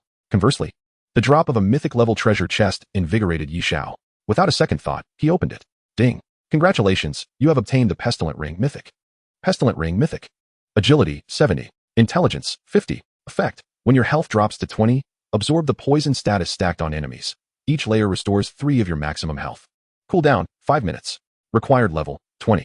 Xiao's eyes sparkled. It was indeed a mythic piece of equipment, living up to his expectations. Had this pestilent ring been presented to him before he entered the pestilent hidden forest, it would not have been as formidable as the chain of endless life. However, for Xiao now, the synergy between him and the pestilent ring was nothing short of perfect. The foundational attributes were impressive, and the unique effect was his first health recovery skill. The amount restored did not depend on his 4-dimensional attributes, but rather on the poison status. Coincidentally, Xiao possessed 120 layers of the toxic assault status. For ordinary individuals, the maximum stackable layers of toxic assault were merely 10, allowing for a maximum recovery of 30 health points at once. Yet for Xiao, he could stack the poison status to 1,200 layers in just 0.5 seconds. Once his health dropped to 20, he could instantly restore it to full. It was simply a miraculous life-saving skill. Thus far, Xiao owned 2 mythic-level pieces of equipment. While both were of low level, their effects were sufficient to benefit him for a lifetime. Elated, he equipped the pestilent ring. Subsequently, Xiao took out the secret realm key and inserted it into the small hole on the realm token. A faint hum resonated. Immediately, all professionals in the eternal world received a world announcement. Ding! World announcement. Player Night Shadow has perfectly conquered the pestilent hidden forest, receiving an SSS rating, and has become the master of the pestilent hidden forest realm. Ding! World announcement. Player Night Shadow has perfectly conquered the pestilent hidden forest, receiving an SSS rating, and has become the master of the pestilent hidden forest realm. Ding! World announcement. Player Night Shadow has perfectly conquered the pestilent hidden forest, receiving an SSS rating, and has become the master of the pestilent hidden forest realm. The world announcement echoed 3 times, causing the previously subdued chat channel to erupt once more. What the hell? How long has it been since that Night Shadow? It's absurd. 2 consecutive SSS ratings. Who can explain how he achieved this? Wait a minute. Isn't the pestilent hidden forest a level 20 unclaimed realm? Night Shadow only just cleared the novice realm an hour ago. How did he get in? Goodness. I hadn't even thought of that. Which prominent family does this prodigy belong to? His leveling speed is astonishing. Nonsense. If I recall correctly, the record for the fastest ascent to level 20 belongs to a member of the Xiao family from the 8 great families of Blue Star. And even that individual took nearly a day to reach level 20. Night Shadow did it in just 1 hour. It's outrageous. You're mistaken. Level 20 is merely a prerequisite for entering the realm. Does he not require time to conquer it? Hiss. Could it be that he was already level 20 when he exited the novice realm? That's impossible. Wait. Could it be that Night Shadow's awaken talent is related to experience gain? If so, he could achieve such rapid leveling by learning a few experience-enhancing skills in the early stages. But that doesn't make sense. Who would be foolish enough to only learn experience-boosting skills? Moreover, even if such an idiot existed, he wouldn't have sufficient damage output to clear the pestilent hidden forest, let alone the previous novice realm. In an instant, all chat channels buzzed with speculation regarding Night Shadow. However, immersed in the secret realm, Xiao had no time to engage in these discussions. After the boss was defeated, the once tranquil lake began to recede inexplicably, as if something were siphoning it away. Soon, the lakebed was revealed. If it had merely stopped there, it would have been inconsequential. The crux of the matter was that upon complete exposure of the lakebed, Xiao unexpectedly spotted several corpses. Someone had indeed entered here. Moreover, judging by the state of decomposition of the bodies, these individuals could not have entered long ago. This discovery left Xiao astounded. With a hint of curiosity, he approached the corpses. Yet, before he could examine them closely, his gaze was drawn irresistibly to several stones near the bodies. After a moment of hesitation, Xiao picked one up. Upon closer inspection, it stirred a tempest within him. Skill Upgrade Stone. Incomplete. Using this can enhance the level of your ordinary skills. Chapter 11. Fireball Skill Upgrade. Explosive Damage. In the eternal world, for a century, the concept of skill upgrades had never existed. This was the most fundamental understanding and a common consensus among all. However, at this moment, someone suddenly claimed that their skills could be upgraded. What would your reaction be? Clearly, Xiao was in such a state of disbelief. Gazing at the skill upgrade stone in his hand, he felt a sense of disorientation. Could this be a dream? Yet the chilling sensation continually emanating from the stone made Xiao realize that this was all too real. With a mindset of experimentation, he applied the skill upgrade stone to his fireball skill. Ding! You have used the skill upgrade stone. The level of fireball has been enhanced. Fireball consumes 10 mana points, inflicts 12004 intelligence points of fire damage on the target. Cooldown, 1 second. Upon receiving this notification, Xiao was utterly astonished. It truly worked? With a surge of excitement, he hurriedly searched among the other corpses. After a brief moment, he indeed found 3 more skill upgrade stones. However, like the first, they were all incomplete, thus could only be utilized on ordinary skills. Without hesitation, Xiao upgraded his fireball skill 3 consecutive times. As the level of fireball increased, the base damage rose from an initial 60 points to 300 points, with the intelligence bonus escalating from 0.3 to 0.7. Calculating the overall effect, Xiao's attributes remained unchanged, but the damage of a single fireball soared from the previous 414 points to an astonishing 994 points, nearly reaching 1,000. One fireball's damage even reached a terrifying 24,850 points. If Xiao had previously been marveling at the horrific damage of toxic assault, now, in just 3 seconds, the total damage of his fireball could completely eclipse that of toxic assault. This left Xiao in awe of the skill upgrade stone's effects. Yet amidst his astonishment, he still couldn't fathom the origin of this remarkable item. At that moment, as he used the skill upgrade stone, the 4 corpses on the ground inexplicably transformed into dust, vanishing into thin air. What was happening? As Xiao stood there in a state of bewilderment, a faint cry for help suddenly echoed through the air. He swiftly turned around and discovered, in the corner of the lake's depths, an intact corpse. Approaching the lifeless figure, he realized it was that of a young woman clad in blue attire. Though she did not possess the breathtaking allure of Bai Xiao, she could still be regarded as an exquisite beauty. Xiao was certain that the feeble cry he had just heard emanated from this vicinity. However, the woman before him was already deceased. A hallucination? Xiao murmured softly. No, you heard correctly. It is I who is calling you. Startled, Xiao thought, who? As the words fell, a translucent figure floated directly before him. I am Xiao Shui, the blue-clad woman you see before you. Xiao was momentarily taken aback by this revelation. A psychic? Indeed, she affirmed. Xiao furrowed his brow, recalling that in the realm of eternal life, professions were categorized into 5 major systems: warriors, mages, beastmasters, mystics, and the divine. As a mage, Xiao belonged to the magical system, while the psychic Xiao Shui was part of the mystic system. The mystic and divine categories were the most unique among the 5 occupational systems. To attain a divine profession, one must possess the requisite talent, a condition not imposed upon those of the mystic system. However, without awakening the relevant talents, even if one forcibly transitioned into a profession of that system, they would not wield significant power. Within the mystic category, there were spell-casting witches, psychics utilizing mysterious forces, and enchanters who communicated with magical creatures through their souls. The last of these was the psychic, the very profession Xiao Shui had just referred to. This remarkable vocation allowed the manipulation of souls and minds, but only those who had awakened talents related to soul or mental enhancement could unleash its formidable abilities. Yi Xiao was also aware that psychics, upon their third transformation, could learn a unique ability that allowed them to persist as a soul when their physical form was vanquished. Clearly, Xiao Shui stood in this very state. However, the duration for which one could maintain their existence as a soul depended on their magical energy and the strength of their soul.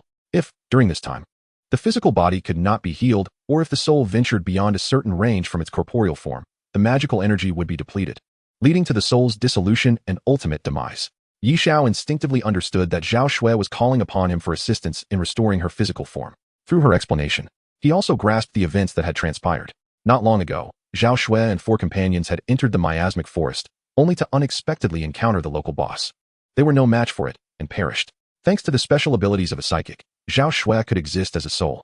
But that was the extent of her fortune.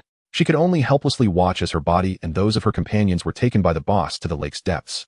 As for the motive behind the boss's actions, Xiao Shui was unaware. Upon hearing Xiao Shui's account, Yi Xiao suddenly recalled that the 4 corpses he had previously seen exhibited varying degrees of corrosion and were accompanied by skill upgrade stones. Could it be that these hitherto unheard-of skill upgrade stones were crafted from the bodies of professionals? It was possible that the boss had not yet completed the refining process before meeting its demise at Yi Xiao's hands, resulting in an unexpected boon for him. A chill ran down Yi Xiao's spine at the thought. Could monsters truly refine human corpses? Such a notion had never been heard of in the century-long history of the realm of eternal life. Was it a deliberate concealment by predecessors, or had monsters evolved? Suddenly, Yi Xiao's gaze fixated on Xiao Shui's corpse. Including her, there were 5 individuals, yet only Xiao Shui's body was devoid of a skill upgrade stone. Moreover, her body remained the most intact. Initially, Yi Xiao assumed this was due to Xiao Shui's abilities as a psychic, but upon reflection, he sensed a discrepancy. Could it be that the crafting of these skill upgrade stones required not just the bodies of professionals, but also their souls? An unsettling chill coursed through him. At that moment, Xiao Shui spoke in a pitiful tone. I seek your assistance. Yi Xiao replied, how would you like me to help you? Xiao Shui explained, the toxins in this secret realm are gradually corroding my body. I wish for you to carry my body out of this place. Yi Xiao hesitated to respond immediately. Noticing his silence, Xiao Shui continued, if you agree to help me, I will offer you a reward. What reward? Yi Xiao inquired. After a moment of contemplation, Xiao Shui seemed to gather her resolve. If you can extract me from here and protect me while I recover, I can grant you a divine casting stone. Chapter 12. The enigmatic Xiao Shui and the sudden NPC. A divine casting stone? Yi Xiao was taken aback. If one were to ask what was most precious in the realm of eternal life, everyone would respond. Not hidden professions or extraordinary equipment, but rather the divine casting stone. The reason is simple. The divine casting stone allows a professional to add an additional skill slot. No practitioner could remain indifferent upon hearing the term divine casting stone. However, these stones were exceedingly rare in the realm of eternal life, with no one knowing their origin. Yet, whenever one appeared, it would invariably cause a stir. A year prior, someone unexpectedly obtained a divine casting stone and, for reasons unknown, decided to auction it off. Ultimately, it fetched a staggering price of 500 million eternal coins from a prominent figure, illustrating its immense value. To Yi Xiao's astonishment, Xiao Shui was willing to offer him a divine casting stone. However, given that Yi Xiao possessed an infinite number of skill slots, the stone held little utility for him. Nevertheless, it did not diminish his interest. He could sell it for a substantial sum, which he desperately needed at this moment. Thus, he nodded in agreement. I can comply with your request, but you must first provide me with the divine casting stone. Xiao Shui seemed to have anticipated this, and, without hesitation, gestured with her hands. A blood-red stone materialized before Yi Xiao. Upon receiving it, he examined it closely. Divine casting stone. Upon use, it grants you an additional skill slot. Indeed, it was truly a divine casting stone. Yi Xiao had initially thought Xiao Shui was merely speaking fancifully, given the stone's renowned rarity. Ordinary individuals would not easily part with such a treasure. Xiao Shui then cautioned, do not rush to use it. Oh, why? She explained. Using the divine casting stone will temporarily incapacitate the user, and this is a secret realm, which is not entirely safe. Yi Xiao scrutinized Xiao Shui deeply, but said nothing. After all, he had no intention of using something he did not need. Now that you have seen my sincerity, can you not assist me in leaving this place? Suddenly, Xiao Shui's ethereal visage contorted with fear. What are you planning to do? A blazing fireball ignited in Yi Xiao's palm, followed by a cold smirk. It seems you have overlooked one detail. This is a level 20 secret realm. What do you mean? Xiao Shui asked, panic evident in her voice. To achieve soul projection, One must be at least a third-tier psychic, Xiao replied nonchalantly. Can you enlighten me on how a professional of at least level 90 could enter this place? Zhao Shue's expression shifted, and she struggled to explain, I have my special methods. It is naturally possible for me to enter. Yi Zhao's lips curled into a slight smile as Zhao Shui attempted to continue, but he offered her no further opportunity. A multitude of fireballs instantly enveloped the surface of the sanguine flesh. A chilling scream pierced through Yi Zhao's very soul, emanating from Zhao Shue's spirit, a lament of anguish. Alas, she was far too feeble. As her corporeal form was consumed by flames, Zhao Shue's already ethereal soul grew increasingly dim. Her voice faltered, becoming fragmented. You dare to kill me? I am from the Xiao family. Her menacing words remained unfinished as her soul, bereft of its physical vessel, vanished without a trace. Yi Xiao glanced toward the direction of Zhao Shue's disappearance and shrugged. You could have mentioned that sooner. Nevertheless, Zhao Shue's revelation took Yi Xiao by surprise. The Xiao family she referenced was undoubtedly not a mere second or third-rate clan. Since the emergence of the eternal life realm, countless new powers have arisen alongside the downfall of old ones. Yet, only a handful of forces have withstood the test of time for a century. The most prominent among them, known as the 8 Great Families, included the Longyuan Zhao family. If Yi Xiao recalled correctly, the Bai family, associated with Bai Xiao, was indeed one of the Zhao family's allied subordinate factions. The closeness of their relationship underscored the formidable nature of these 8 families. Moreover, the Xiao family had recently produced an SSS-grade genius who allegedly transitioned into an exceedingly rare hidden profession. Upon the announcement of this news, the Longyuan Zhao family's influence momentarily overshadowed that of the other 7 families. Yi Xiao had not anticipated that he would casually encounter someone from the Longyuan Zhao family within the secret realm. However, he harbored no regrets regarding his decision. Zhao Shue's level was undoubtedly above 90, perhaps even higher. Yi Xiao had been oblivious to the presence of a divine forging stone on her person. Her willingness to relinquish a valuable divine forging stone worth 500 million so readily was indeed peculiar.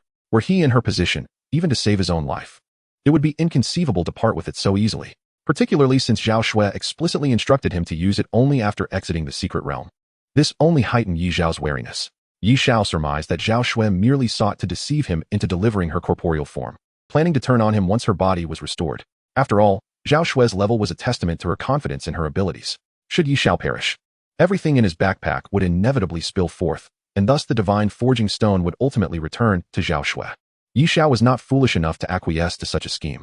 As he toyed with the divine forging stone in his hand, he cast another glance at Zhao Shue's ashen remains.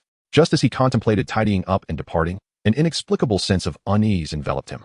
Firstly, despite the formidable strength of the Longyuan Zhao family, Zhao Shui clearly did not qualify as a core member. Otherwise, the family would not have permitted her to venture into danger alone. Given her status, how could she possess a priceless divine forging stone? Furthermore, Zhao Shui was evidently at least a third-tier professional, so how had she entered this miasmic hidden forest? Lastly, how had she managed to counteract the toxins of the miasma? Could it be that her poison resistance was as extraordinarily high as his own? Yet, even if Zhao Shui could barely manage, what of the other 4 individuals? Yi Xiao could not believe in such coincidences. If one inconsistency could be attributed to chance, perhaps a multitude of them converging indicated something far more unusual. Yi Xiao swiftly surveyed his surroundings. Could this be connected to the secret realm, or more precisely, to the boss?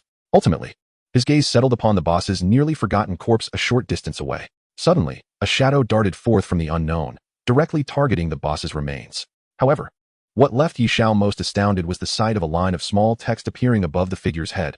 Insect Master Remy. This unique display caused Yi Xiao to momentarily freeze before he comprehended the significance. This was an NPC long vanished from the annals of the eternal life realm. He could scarcely believe he had encountered one within this hidden realm. Chapter 13. Humanity and NPCs, a shocking secret.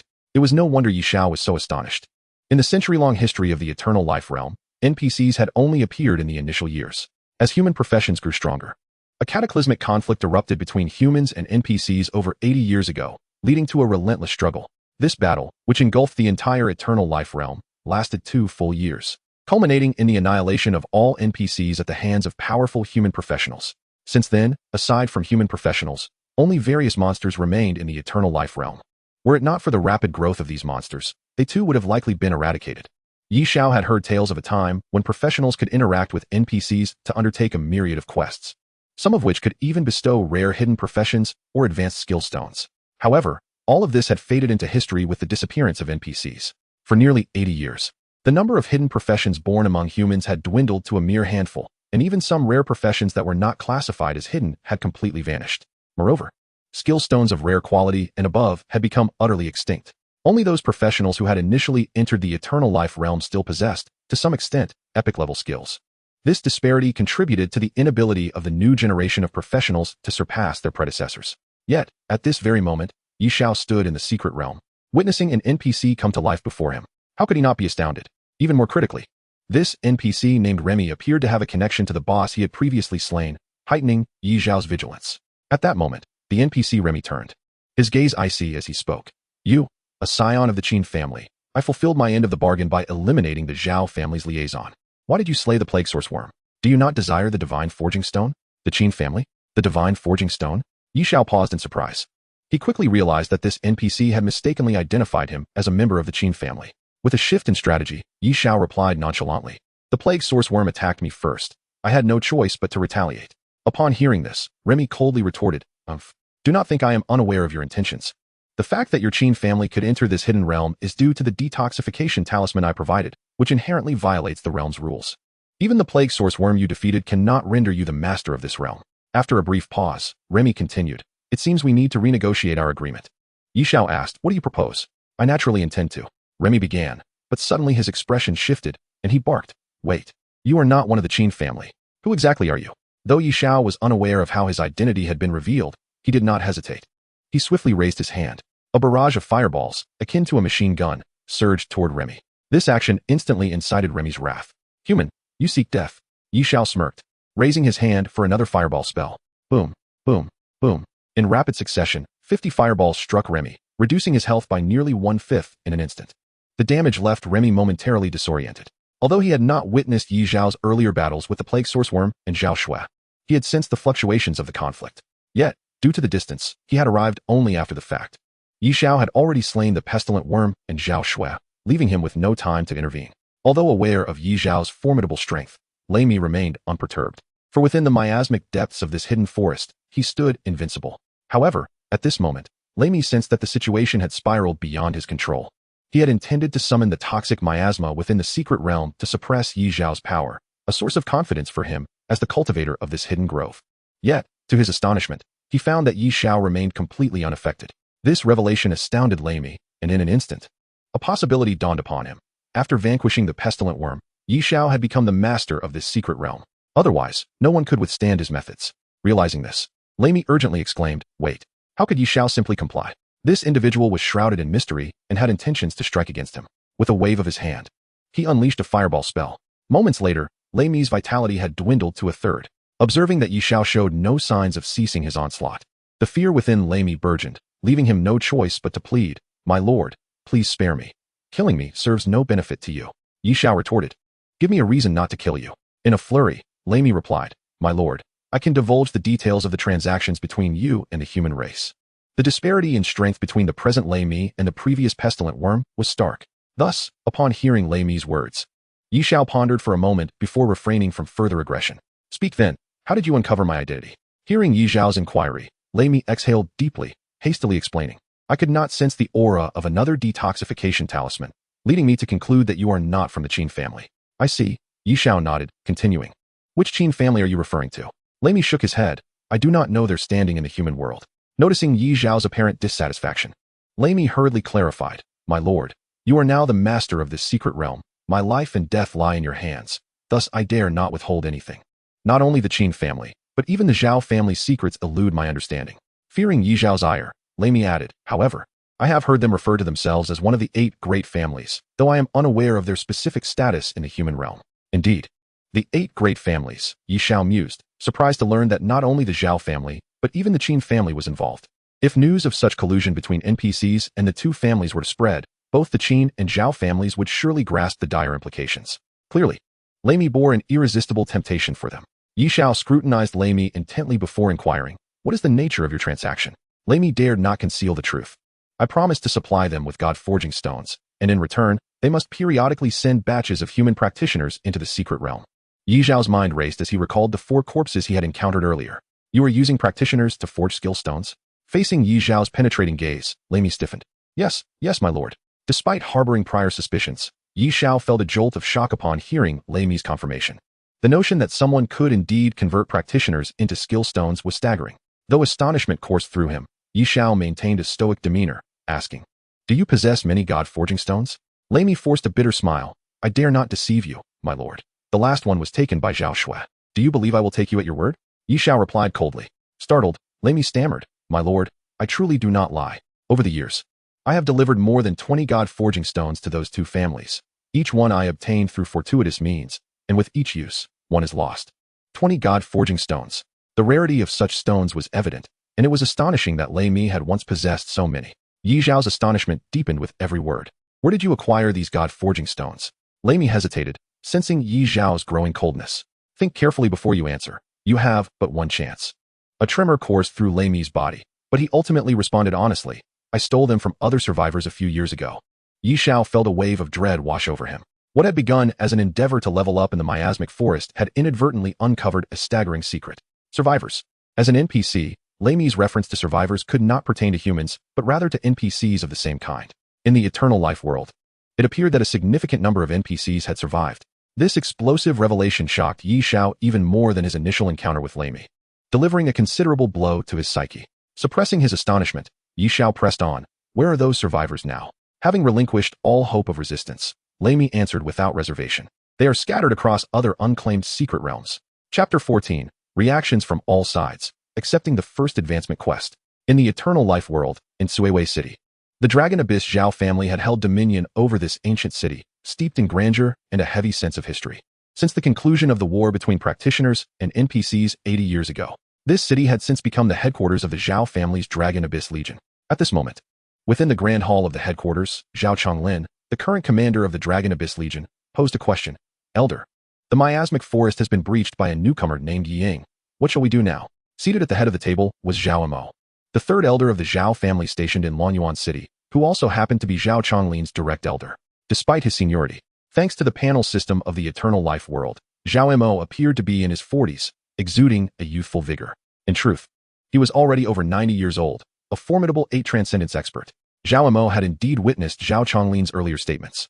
Yet compared to the urgency that was palpable on Zhao Chonglin's face, he remained considerably composed.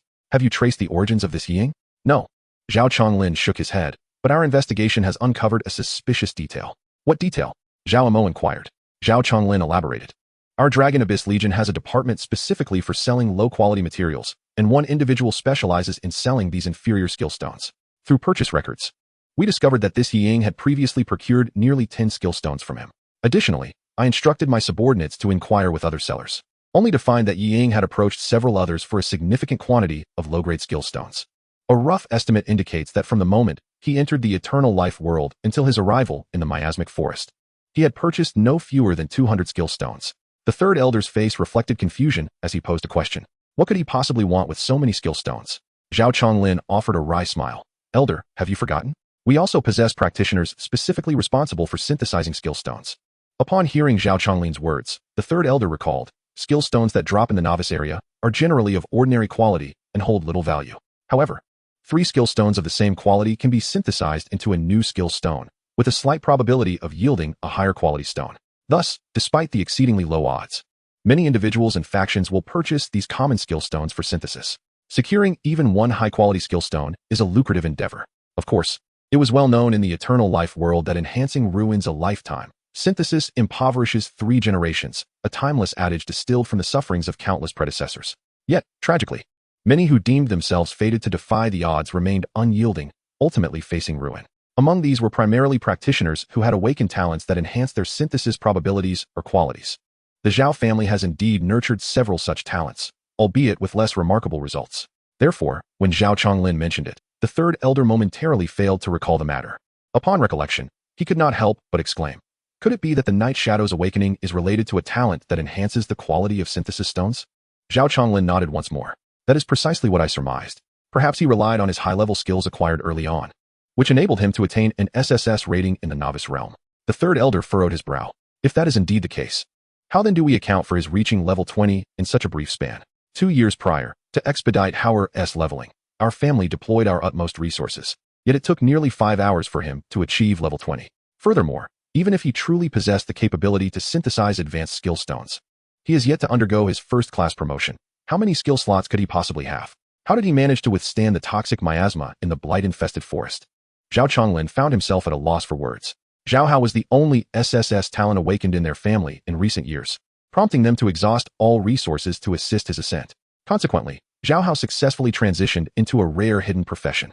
Even such a prodigy as Zhao Hao required 5 hours to reach level 20 with the Xiao family's backing. Today, however, this batch of newcomers has spent scarcely 4 hours since their entry, including the time spent navigating the blight-infested forest. This implies that the Night Shadow's ascent to level 20 was even swifter than anticipated. Such speed surpassed Zhao Chonglin's comprehension. As for how the Night Shadow survived in the blight-infested forest, Zhao Chonglin could scarcely fathom.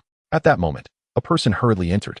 Upon seeing Zhao Chonglin and the third elder, he neglected to offer a greeting and urgently reported, "Elders, Captain, it's bad news. Zhao Shui's name has turned gray." In the eternal life world, practitioners can add friends, and once a name in the friend list turns gray, it signifies that the practitioner has perished. Hearing this, Zhao Chonglin's eyes widened in disbelief as he exclaimed, "When did this happen?" "Just 3 minutes ago, right after the world announcement," his subordinate replied truthfully. Upon hearing this, Zhao Chonglin erupted in anger. "It must be that Night Shadow." "Silence!" The third elder suddenly rebuked sharply. He then gestured for the subordinate to withdraw before chastising Zhao Chonglin. "As the captain of the Lonyuan Legion, how can you be so uncomposed?" Zhao Chonglin jolted, realizing his outburst. He hastily took a deep breath, suppressing his astonishment. Nevertheless, concern seeped through as he remarked, "Elder, today was Zhao Shui's day for the transfer in the blight-infested forest, and now that the Night Shadow has just become its master. Zhao Shui is in peril. This is dire." The third elder understood the gravity of Zhao Shui's situation. After a brief silence, he spoke. "Regardless of the talent awakened by the Night Shadow, we must initiate a large-scale acquisition of low-priced skill stones. Since it is possible that he has achieved this through gambling with stones, we shall also engage in such gambling. Perhaps the synthesis probability has shifted this year." Zhao Chonglin's eyes sparkled at these words.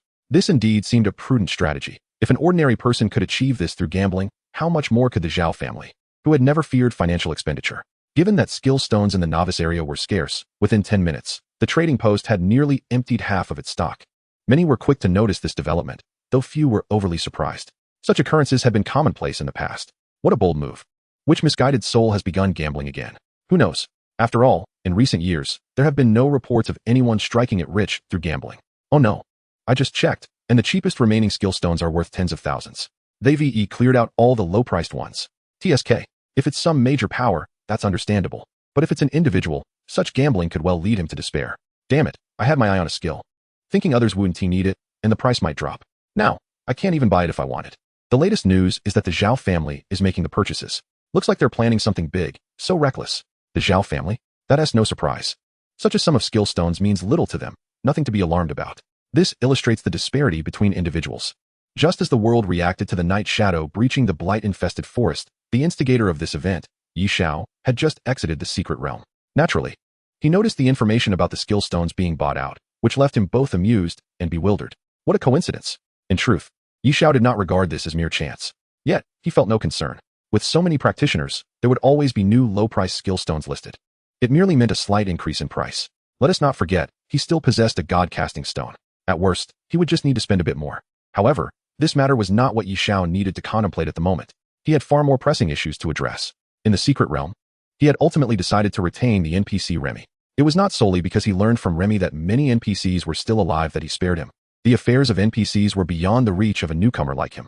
The true reason for keeping Remy was that he could forge a unique and exquisite gem, namely, skill upgrade stones. Beyond enhancing his damage through unrestricted skill learning, the exquisite gem capable of elevating skill levels would significantly benefit Xiao, especially with basic skills like Fireball. With the aid of the exquisite gem, the increase in potency would be substantial. Regardless, having become the master of the blight-infested forest, as long as he did not consent, Remy could not leave the realm. Hence, Xiao was not worried about him fleeing or leaking any information. The only hesitation Xiao felt was that crafting this exquisite gem required the soul and body of a practitioner. Such an act was undeniably against the natural order. Yet, given that these powerful factions were secretly employing underhanded tactics to vex him, Xiao no longer held any reservations. He was not the type to sacrifice his own well-being for the sake of altruism. As for how to find practitioners, that was a trivial matter. With him, now the master of the blight-infested forest, he was confident that neither the Xiao family nor the Qin family could remain idle. These two factions had previously lured numerous practitioners into the blight-infested forest in their quest for the god-casting stone, their hands stained with blood.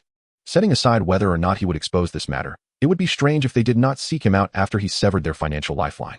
As long as they dared to enter the blight-infested forest, Yi Xiao possessed the absolute ability to utilize their lives to forge exquisite gems, all without a shred of guilt. However, before crafting the exquisite gems, there was one condition. Remy must resurrect the plague source worm. Only through the plague source worm's consumption and transformation could practitioners be forged into exquisite gems. Yet, the plague source worm had already perished, and reviving it would require a substantial sum. For now, the priority was to devise a means to sell the god-casting stone. Unfortunately, the maximum transaction limit at the trading post was 50 million eternal coins, which was quite a source of frustration for Yi Xiao. The price of the divine forging stone is far beyond this figure. Selling it for 50 million is unequivocally impossible. Thus, Yi Xiao has no choice but to venture into the black market for an auction. The world of eternal life is vast, so expansive that even the mightiest warriors would find it arduous to traverse its entirety in a single lifetime. This immense realm has been meticulously divided by the rules of eternity into 5 major regions: the novice area for those below the 3rd transition, the primary area for those below the 6th transition, and the advanced area for those below the 9th transition. Additionally, there exist special zones scattered across various locations, accessible only after reaching the 9th transition. The Xiao family's Longyuan Legion is located in Siwei City, which belongs to the advanced area, while Yunhai Town, where Yi Xiao first arrived, is situated within the novice zone. However, the novice area lacks the presence of a black market. After all, the rate of equipment updates for those below the 3rd transition is exceedingly rapid, rendering even the finest wares relatively inexpensive, unless one happens to possess a mythical item, of which there is scarcely one in every 10,000. Consequently, online trading platforms adequately fulfill the needs of novices, making the existence of a black market in the novice zone entirely unnecessary. To sell this divine forging stone, Yi Xiao must make his way to the primary area. However, before doing so, he must elevate his level to 90 and complete the 1st transition, thereby enabling him to utilize the teleportation array connecting the novice and primary zones. Thus, his immediate priority is to complete the 1st transition task, allowing him to continue advancing in level. Having clarified his thoughts, Yi Xiao swiftly returned to Yunhai Town. While the crowd buzzed with discussions of his recent exploits, he made his way to the professional task area within the vocational hall. Fortunately, accepting the advancement task does not require seeking out any specific NPC. One merely needs to interact with the relevant professional stone tablet. Otherwise, it would seem that billions of players in the entire realm of eternal life would find themselves stuck at the 1st transition task. Approaching the professional stone tablet, Yi Xiao placed his hand upon it. Ding! Your qualifications for the 1st transition advancement task have been detected, generating the advancement task now. 1st transition advancement task generated.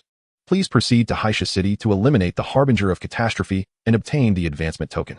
Upon using the token, you will automatically transition to the 1st level. Chapter 15. The attack range doubles. The unique rules of Haisha City. Boom. Several fireballs struck a purple wolf-shaped magical creature, standing as tall as a human. The creature barely had time to emit a mournful cry before it was reduced to a charred corpse. Yi Xiao surveyed the surrounding area, filled with the blackened remains of over 100 creatures, and nodded in satisfaction. Upon exiting the vocational hall, Yi Xiao pressed onward towards Haisha City. The journey took the better part of a day, and aside from sporadic encounters with solitary magical beasts, he had not crossed paths with another soul. However, just as Yi Xiao was nearing Haisha City, he encountered a pack of 35-level purple phantom wolves. For an ordinary newcomer, the sight of a 100-strong pack of purple phantom wolves would likely send them fleeing in terror. Yet, Yi Xiao harbored no such fears. A few rounds of fireball spells quickly turned the pack into nothing more than cinders. It must be said that the effects of the exquisite orbs were indeed formidable. If not for Yi Xiao upgrading his fireball spell 4 times, dealing with this pack of wolves would not have been so effortless. Clearly, he must find ways to acquire more exquisite orbs as soon as possible. Next, Yi Xiao scoured the area. Thanks to his exceptionally high loot drop rate, the multitude of purple phantom wolves yielded a total of 20 skill stones. Upon inspection, Yi Xiao was pleasantly surprised. Wolf's Eye, common upon acquisition. Your skill attack range increases by 10 yards. Yi Xiao had not anticipated that he would receive a passive skill that enhances attack range. Moreover, all 20 stones pertain to the same skill. Of course, while the Wolf's Eye only augmented the attack range by 10 yards and occupied a slot in the skill bar, it would seem utterly superfluous to an ordinary individual. Its sole purpose might be for synthesis. However, with Yi Xiao's limitless skill bar, he harbored no aversion to it and eagerly learned them all. As expected, similar to the previous skills he had acquired, the passive effects of the Wolf's Eye stacked. Yi Xiao's fireball spell, originally with an attack range of 100 yards, now surged to an impressive 300 yards, an increase of threefold. Yi Xiao felt a surge of excitement. The emergence of the Wolf's Eye instigated a new idea in his mind. Given the opportunity, he could potentially extend his skill attack range to infinite lengths.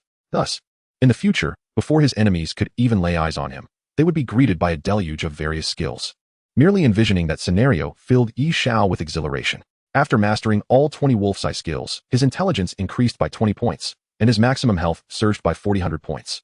Glancing at his status panel, his health now stood at 93,840, a mere 30 skill stones away from breaching the 100,000 mark. From that point onward, Xiao eagerly anticipated another encounter with the purple phantom wolves. Regrettably, upon arriving at the outskirts of Xiao City, he found no sign of the wolves, indeed, not even a trace of fur. Xiao felt somewhat disheartened. The encounter rate in the wilderness was exceedingly low. Nevertheless, he did not dwell on it. His immediate priority remained the completion of the first transition advancement task. With this in mind, Xiao stepped into Xiao City. What greeted his eyes was a scene of desolation. Were it not for the conversations of the passers-by, Xiao would have doubted he had arrived in the right place. The so-called city resembled little more than a village in size. According to past descriptions from his academy days, Xiao City had indeed been a small village over a century ago. However, after the outbreak of war between humans and NPCs, the local NPCs were mercilessly slaughtered, leading to the area's gradual desolation. Yet, this state of affairs did not persist for long. Eventually, with the sudden emergence of the wilderness boss, the harbinger of catastrophe. In this very city, numerous military organizations formed by the populace took it upon themselves to safeguard the area from the rampant boss that threatened to attack innocent newcomers. This endeavor lasted for several decades. To express gratitude for these civilian organizations' contributions, passing adventurers would often voluntarily donate a small amount of eternal coins whenever they passed through Xiao City. Have you heard? The Black Tiger Legion and the Silver Dragon Legion are currently locked in a standoff at the Xiao Gorge. Hey, this time of year is always the busiest for us in Xiao City. Isn't that the truth? Every year, around this time, those prominent families begin to arrange advancement tokens for their descendants' first transition tasks. Who will be the first to complete their transition this year, I wonder? I bet it will be Bai Xiao from the Bai family. After all, she is an SSS level talent and a holy priest of the divine class. I have a cousin who is serving as her bodyguard, and I heard she reached level 20 just an hour ago. That fast. At this rate, she'll hit level 30 within a day. Indeed, having resources and connections makes all the difference. It is truly enviable. However, besides Bai Xiao, several other families in our region have also produced exceptional newcomers this year, so the competition for the top spot is anyone's game. That is true. But I wonder which novice district the one who achieved an SSS rating in the novice realm, Ying, belongs to. I wonder if he has a chance to claim the title of the first transitioner. Well, that depends on whether he has any powerful backing. Without it, no matter how skilled he is, he might find the first transition task quite challenging. Indeed. But enough of that. Let us hurry and see the commotion. As Xiao observed the two hurriedly depart, he pondered thoughtfully. It appeared that the first transition task was not as simple as it seemed. Contemplating this, he made his way to the Xiao Gorge behind Xiao City. He was somewhat intrigued by the situation regarding the several legions he had just heard about. However, in the next moment, a figure obstructed his path. Those who were not members of the three major legions were required to pay a fee of 1,000 eternal coins to enter the gorge. At the entrance of the Blackwater Gorge, he observed a practitioner extending a hand for payment. Xiao paused for a moment, then lifted his gaze to the throng of figures above. After pondering for a few seconds, he extracted 1,000 eternal coins and handed them over. This money was the result of his earlier defeat of Xiao Shui. It was not a large sum, amounting to a total of 20,000 eternal coins. Xiao did not feel particularly distressed about spending it. His objective was the harbinger of calamity, and he was not inclined to entangle himself with these individuals. He initially thought it was just a minor episode. However, just as he reached the halfway point up the mountain, he was once again stopped by another practitioner. Dressed differently this time. To ascend further, he was required to pay another 1,000 eternal coins. This time, Xiao involuntarily furrowed his brow. Hadn't he just paid? The practitioner, upon hearing this, scoffed disdainfully. That fellow belongs to the Black Tiger Legion. They have set up a toll gate here. Whether you wish to pay is your concern. But to proceed, you must remit payment to our Silver Dragon Legion. The obstructing practitioner spoke with a measured tone.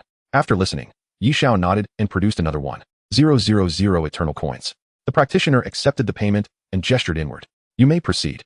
Xiao cast a deep glance at him before continuing on his way. Yet, he could not have anticipated that just as he was about to reach the depths of the gorge, he was halted once more. This time, it was a female practitioner who barred his path. Before she could speak, Xiao raised an eyebrow and asked, "Are you also going to collect a fee?" The woman, upon hearing this, stifled a laugh behind her hand. New here? Quite perceptive. To enter, you must first pay 1,000 eternal coins. Xiao chuckled in response. Please, enlighten me about the intricacies of this place. The woman, unreserved, replied nonchalantly, in Black Sand City, the Golden Phoenix Legion is the true authority. The previous two, the Black Tiger Legion and the Silver Dragon Legion, are mere newcomers. Everything here belongs to the Golden Phoenix Legion, so naturally, a fee is required to enter. Xiao inquired, since you are the overseers, do you simply allow those two to set up their own barriers? The woman shot him a disdainful glance. Our leader is wholly focused on safeguarding this area, dedicating all energy to monitoring the harbinger of calamity. There is no time to manage these trivial matters. Xiao remarked.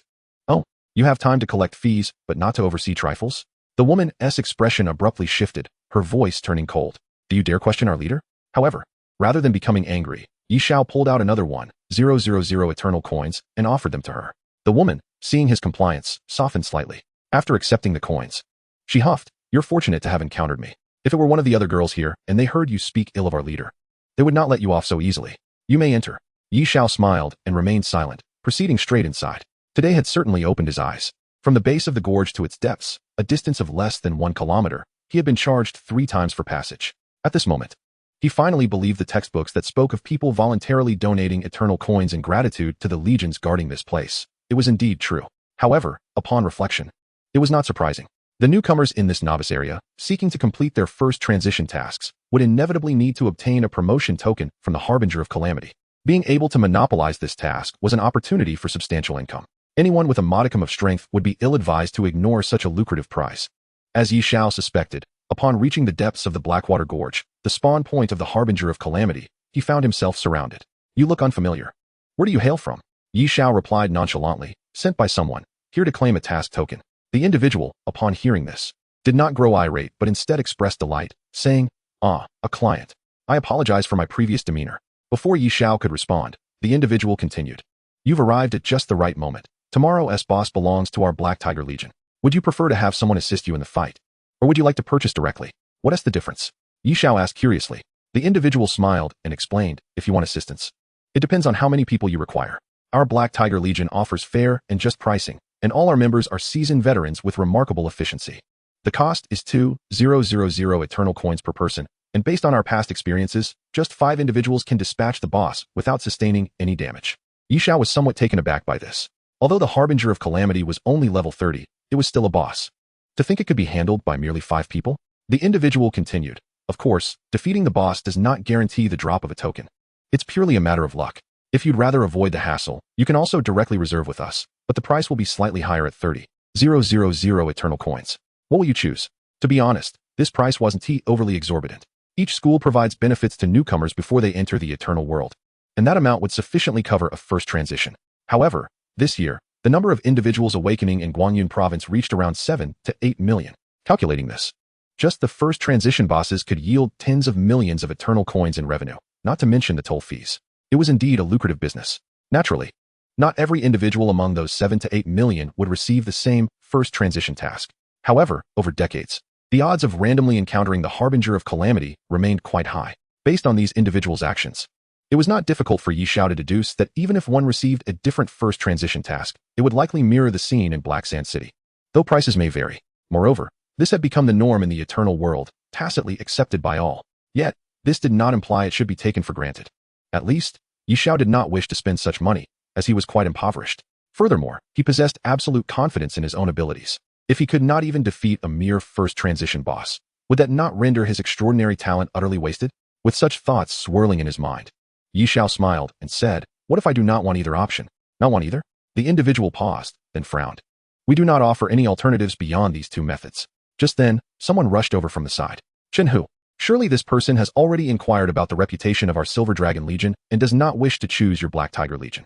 Do you not comprehend the meaning behind that?" Shenhu's expression darkened as he snapped, "Zhang Tian, are you trying to steal our business?" By this point, Zhang Tian had reached Shenhu and regarded him with disdain. "Fool, this person clearly thinks your team's skills are lacking and does not wish to choose you. How can this be construed as stealing business? If you do not believe me, ask him yourself." Shenhu huffed coldly and turned to inquire, "Huh? Where did he go?" Zhang Tian also noticed that Xiao had inexplicably vanished. The moment Zhang Tian appeared, Xiao had already departed. The eternal world was not a place governed by logic. He had not expected that a few words could grant him passage. Thus, he saw no reason to waste time and simply left.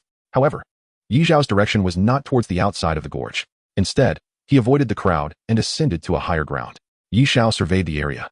It was quite secluded. Below, it directly faced the deep pool at the gorge's depths, and upon rough estimation, the distance between them was about 250 meters, comfortably within the range of Xiao's fireball spell. At this moment, the advantage of long-range attacks was vividly manifested.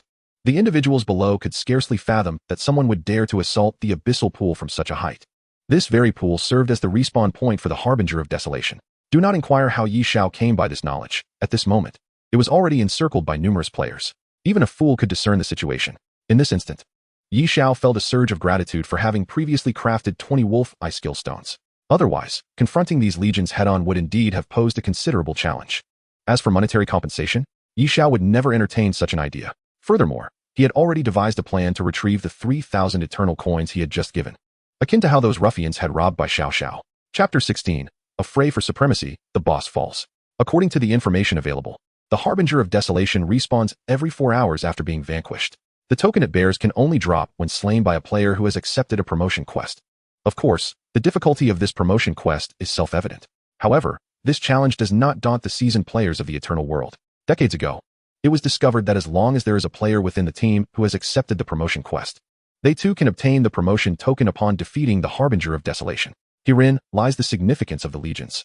While a standard party is limited to a maximum of 20 members, a legion is different, depending on its level.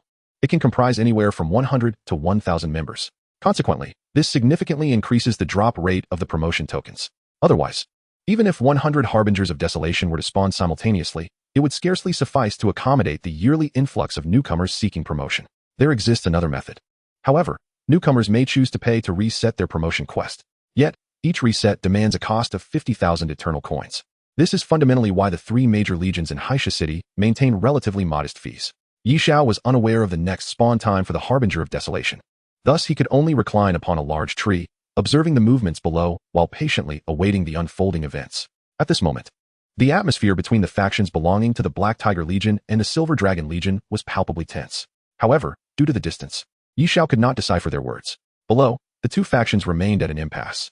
The left side, clad uniformly in black garb with a great golden tiger emblazoned upon their chests, represented the Black Tiger Legion. Among them stood a towering figure, a man of 2 meters in height, the leader of the Black Tiger Legion, known as Thunder Tiger. His eyes, akin to bronze bells, glared fiercely ahead. Huang Long, what do you mean by this? Did we not agree to alternate guarding the Harbinger of Desolation? Are you now intent on breaching our accord? Upon hearing this, the handsome leader of the Silver Dragon Legion, standing opposite, let out a cold snort. Accord? Tomorrow was to be our turn, while the Golden Phoenix Legion was to take the following day. However, that woman, Shui Feng, has usurped our time. Thus, according to our agreement, I must seize an earlier opportunity. After all, the Silver Dragon Legion cannot be at a disadvantage. You're talking nonsense. That woman stole your time. Go confront her yourself. Thunder Tiger retorted angrily. Are you attempting to encroach upon the Black Tiger Legion's time because you think us easier to bully than Shui Feng? Huang Long sneered. At least you possess some self-awareness. In Xiao City, your Black Tiger Legion is the weakest. Previously, I refrained from conflict out of respect for your background, but now. Before he could finish, Thunder Tiger erupted in fury. Do not underestimate me. Do you truly believe the Black Tiger Legion fears you? Try me. Huang Long replied dismissively. At his words, the members of the Black Tiger Legion glared angrily, their voices rising in a cacophony. Simultaneously, the Silver Dragon Legion began to stir. Unable to contain himself any longer, Thunder Tiger raised his weapon high and roared, Brothers, let us show them the might of the Black Tiger Legion today. Kill! Kill! Kill! This thunderous battle cry echoed into the heavens, startling nearby onlookers who were merely spectating, prompting them to inch away, fearful of being caught in the ensuing conflict. Observing the Black Tiger Legion's actions, Huang Long's eyes glinted with disdain. Calmly, he raised his weapon, and the impending battle was imminent. Yi Xiao, witnessing this scene, felt a surge of interest. Such a grand-scale battle was something he had only read about in textbooks. He never imagined that within just a day of entering the Eternal World, he would witness it firsthand. It was indeed a remarkable experience. However, at that moment, the once tranquil abyssal pool suddenly erupted with a noxious, powerful aura. Following this, a terrifying roar reverberated throughout the valley. In that instant, the two factions, previously poised for confrontation, and the surrounding spectators all changed their expressions. The Harbinger of Desolation. The Harbinger of Desolation has respawned. Indeed, as the crowd gasped in astonishment, a colossal claw emerged from the water, pale as death and covered in decayed black scales. Soon after, its massive form began to rise, revealing a visage seemingly forged from darkness itself. Its eyes, deep and unfathomable as a well, glimmered with a cold, purple radiance. As the monstrous entity fully ascended, its immense body was enveloped in a profound purple-black aura, permeated by a stench of decay. An indescribable sense of oppression filled the air. Perched upon the high ground, Yi Xiao swiftly assessed the sudden emergence of this boss. Harbinger of Desolation, boss. Level, 30, health, 100,000, attack power, 1, 500, defense, 1,000, skills, void touch. Toxic mist, Dark impact, malevolent devour. Description: a solemn and malevolent aura intertwines upon its massive form, as if it were an ominous deity hailing from the realm of the dead. Upon reviewing the data of the Harbinger of Desolation, Xiao could not help but shake his head. Even a level 90 player would find it exceedingly difficult to face this boss alone, let alone a newcomer just reaching level 30. It was no wonder that throughout the years, no one had opposed the three major legions profiting from this opportunity. Were it not for his super god level talent, he too would likely have to comply and pay them for assistance. Meanwhile, below, the Black Tiger Legion and Silver Dragon Legion momentarily paused their hostilities. Thunder Tiger gazed at the boss and declared, "Kuang Long, since neither of us will yield, let us rely on our own strength." Kuang Long merely scoffed, offering no reply, and charged headlong towards the Harbinger of Desolation. Thunder Tiger, infuriated, shouted, "You lack honor." With that, he and his subordinates surged towards the boss. At this moment, the Harbinger of Desolation, just awakened, perceived the oncoming multitude as a challenge to its authority. Erupting in a thunderous roar, its body, covered in decayed scales, suddenly unleashed dozens of black tendrils. Void touch. The massive tendrils instantaneously enveloped the entire abyssal pool, a sight that left the onlooking spectators aghast. Truly, this was a boss. Even this single attack was beyond their capacity to withstand. Yet, in the face of the Harbinger of Desolation's onslaught, neither faction displayed fear. Within this realm, none understood the boss's attack patterns better than they. As if rehearsed countless times, all players deftly evaded the boss's every strike, seizing the opportunity amidst the Harbinger's assault. The commanders of both legions swiftly directed their subordinates to launch a fierce counteroffensive against the boss. In an instant, the entire canyon was enveloped in a myriad of energies, reverberating with a thunderous might. The boss's health steadily dwindled. After a flurry of attacks, the Harbinger of Calamity launched another assault. The forces below moved with remarkable swiftness, scattering in all directions to evade the boss's skills. Witnessing this, Xiao couldn't help but marvel. It was indeed a feat unimaginable for ordinary individuals to execute with such ease. Truly, they were seasoned professionals in this line of work. At the current pace, it wouldn't be long before the boss succumbed to the onslaught of these two legions. Naturally, Xiao could not remain a mere spectator. With a swift motion of his hand, he unleashed a fireball imbued with a wisp of black energy directly at the boss. Boom, boom, boom. Despite the considerable distance, the boss's towering figure allowed Xiao's fireballs to land squarely upon him. In an instant, searing flames engulfed the boss, and a cascade of damage figures floated across Xiao's information panel. 577, fireball damage. 57, venomous strike damage. 572, 114, venomous strike tier 2 damage. 6873, damage after venomous strike reached full stack. Seeing these spectacular damage values, Xiao smiled faintly. With just 2 fireball spells combined with the damage from a fully stacked venomous strike, he dealt over 40,000 points of damage to the Harbinger of Calamity in the mere span of 1 second. Without pausing, he continued casting fireballs. After 3 seconds, the Harbinger of Calamity let out a deafening wail, and then, to the astonishment of countless onlookers below, it abruptly disintegrated into ashes. Ding! You have slain the Harbinger of Calamity. Congratulations, you have received a promotion token. Chapter 17. First promotion, new skills. What just transpired? How did the boss perish? No. Someone must have launched a surprise attack. Nonsense. I distinctly saw that the boss still had at least 2/3 of its health left. Are you suggesting that someone could eliminate the boss in an instant? If it wasn't a one-shot kill, how do you explain the boss's demise right before our very eyes? Ridiculous. To achieve such a feat, one would need to be at least level 200, right? Yet, who among the elite would expend such a hefty price to slay a low-level boss in the novice area? With the sudden demise of the boss, all present in the canyon were engulfed in confusion. The Black Tiger Legion and the Silver Dragon Legion, being the most knowledgeable about the boss, were particularly stunned. Their astonishment far surpassed that of the onlookers outside. At that moment, Lei Laohu and Kuanglong furrowed their brows, their gazes fixed intently on the boss's corpse. Suddenly, Kuanglong darted forward towards the body of the boss. Reacting a moment too late, Lei Laohu's expression shifted as he too noticed the treasures scattered beside the corpse. Though they were baffled by the boss's death, they understood that only they were present. Kuanglong had evidently spotted the loot and intended to seize it. How could Lei Laohu allow him to succeed? Soon, both were standing beside the Harbinger of Calamity's lifeless form. Unfortunately, both of them found, upon probing, that the loot did not belong to their respective legions. In the Eternal Life world, items dropped after defeating monsters are protected for a certain period. During this protection window, no one aside from the Slayer's team can pick up the items. Realizing this, their expressions changed instantly, and their eyes darted around in search of something. They had witnessed the fireball spell just moments ago, yet they could not believe that it could eliminate the boss in an instant. However, given that they could not collect the loot, it was evident that the boss had indeed been slain by that very fireball spell.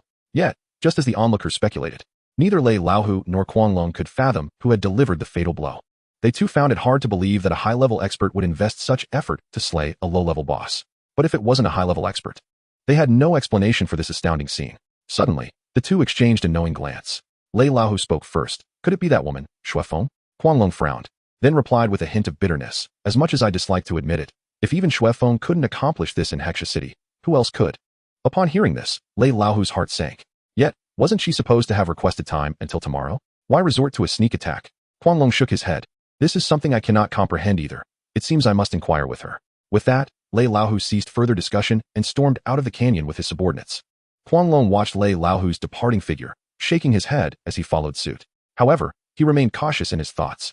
Logically, such an unbelievable occurrence could not be achieved even by Xuefeng. But if a true expert had indeed descended, then attempting to seize the loot from them would be tantamount to courting death. Moreover, the value of the boss's loot was not substantial enough to warrant such a risk.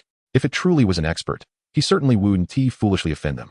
As the two legions departed, only a handful of spectators remained at the canyon's perimeter. Yet, they dared not venture further, for the previous scene was far too terrifying. They were not mindless fools. Atop the high ground, after vanquishing the boss, Xiao did not rush to collect the loot. Instead, he retrieved the promotion token from his backpack and crushed it. In the next moment, a gentle white light surged from the token into Xiao's being. Ding! Congratulations on completing the promotion task. You have successfully advanced to the first transition, gaining 5 Constitution, 15 Intelligence, Fire Element Mastery Skill Stone X1, and Mana Shield Skill Stone X1. Ding! Now, for each level you gain, all attributes increase by 2 points, and you receive 10 additional free attribute points. Ding! Your skill bar has been expanded by 2 slots.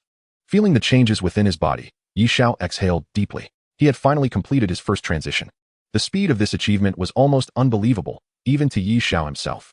From the moment he entered the Eternal Life world to now, it had been less than a day.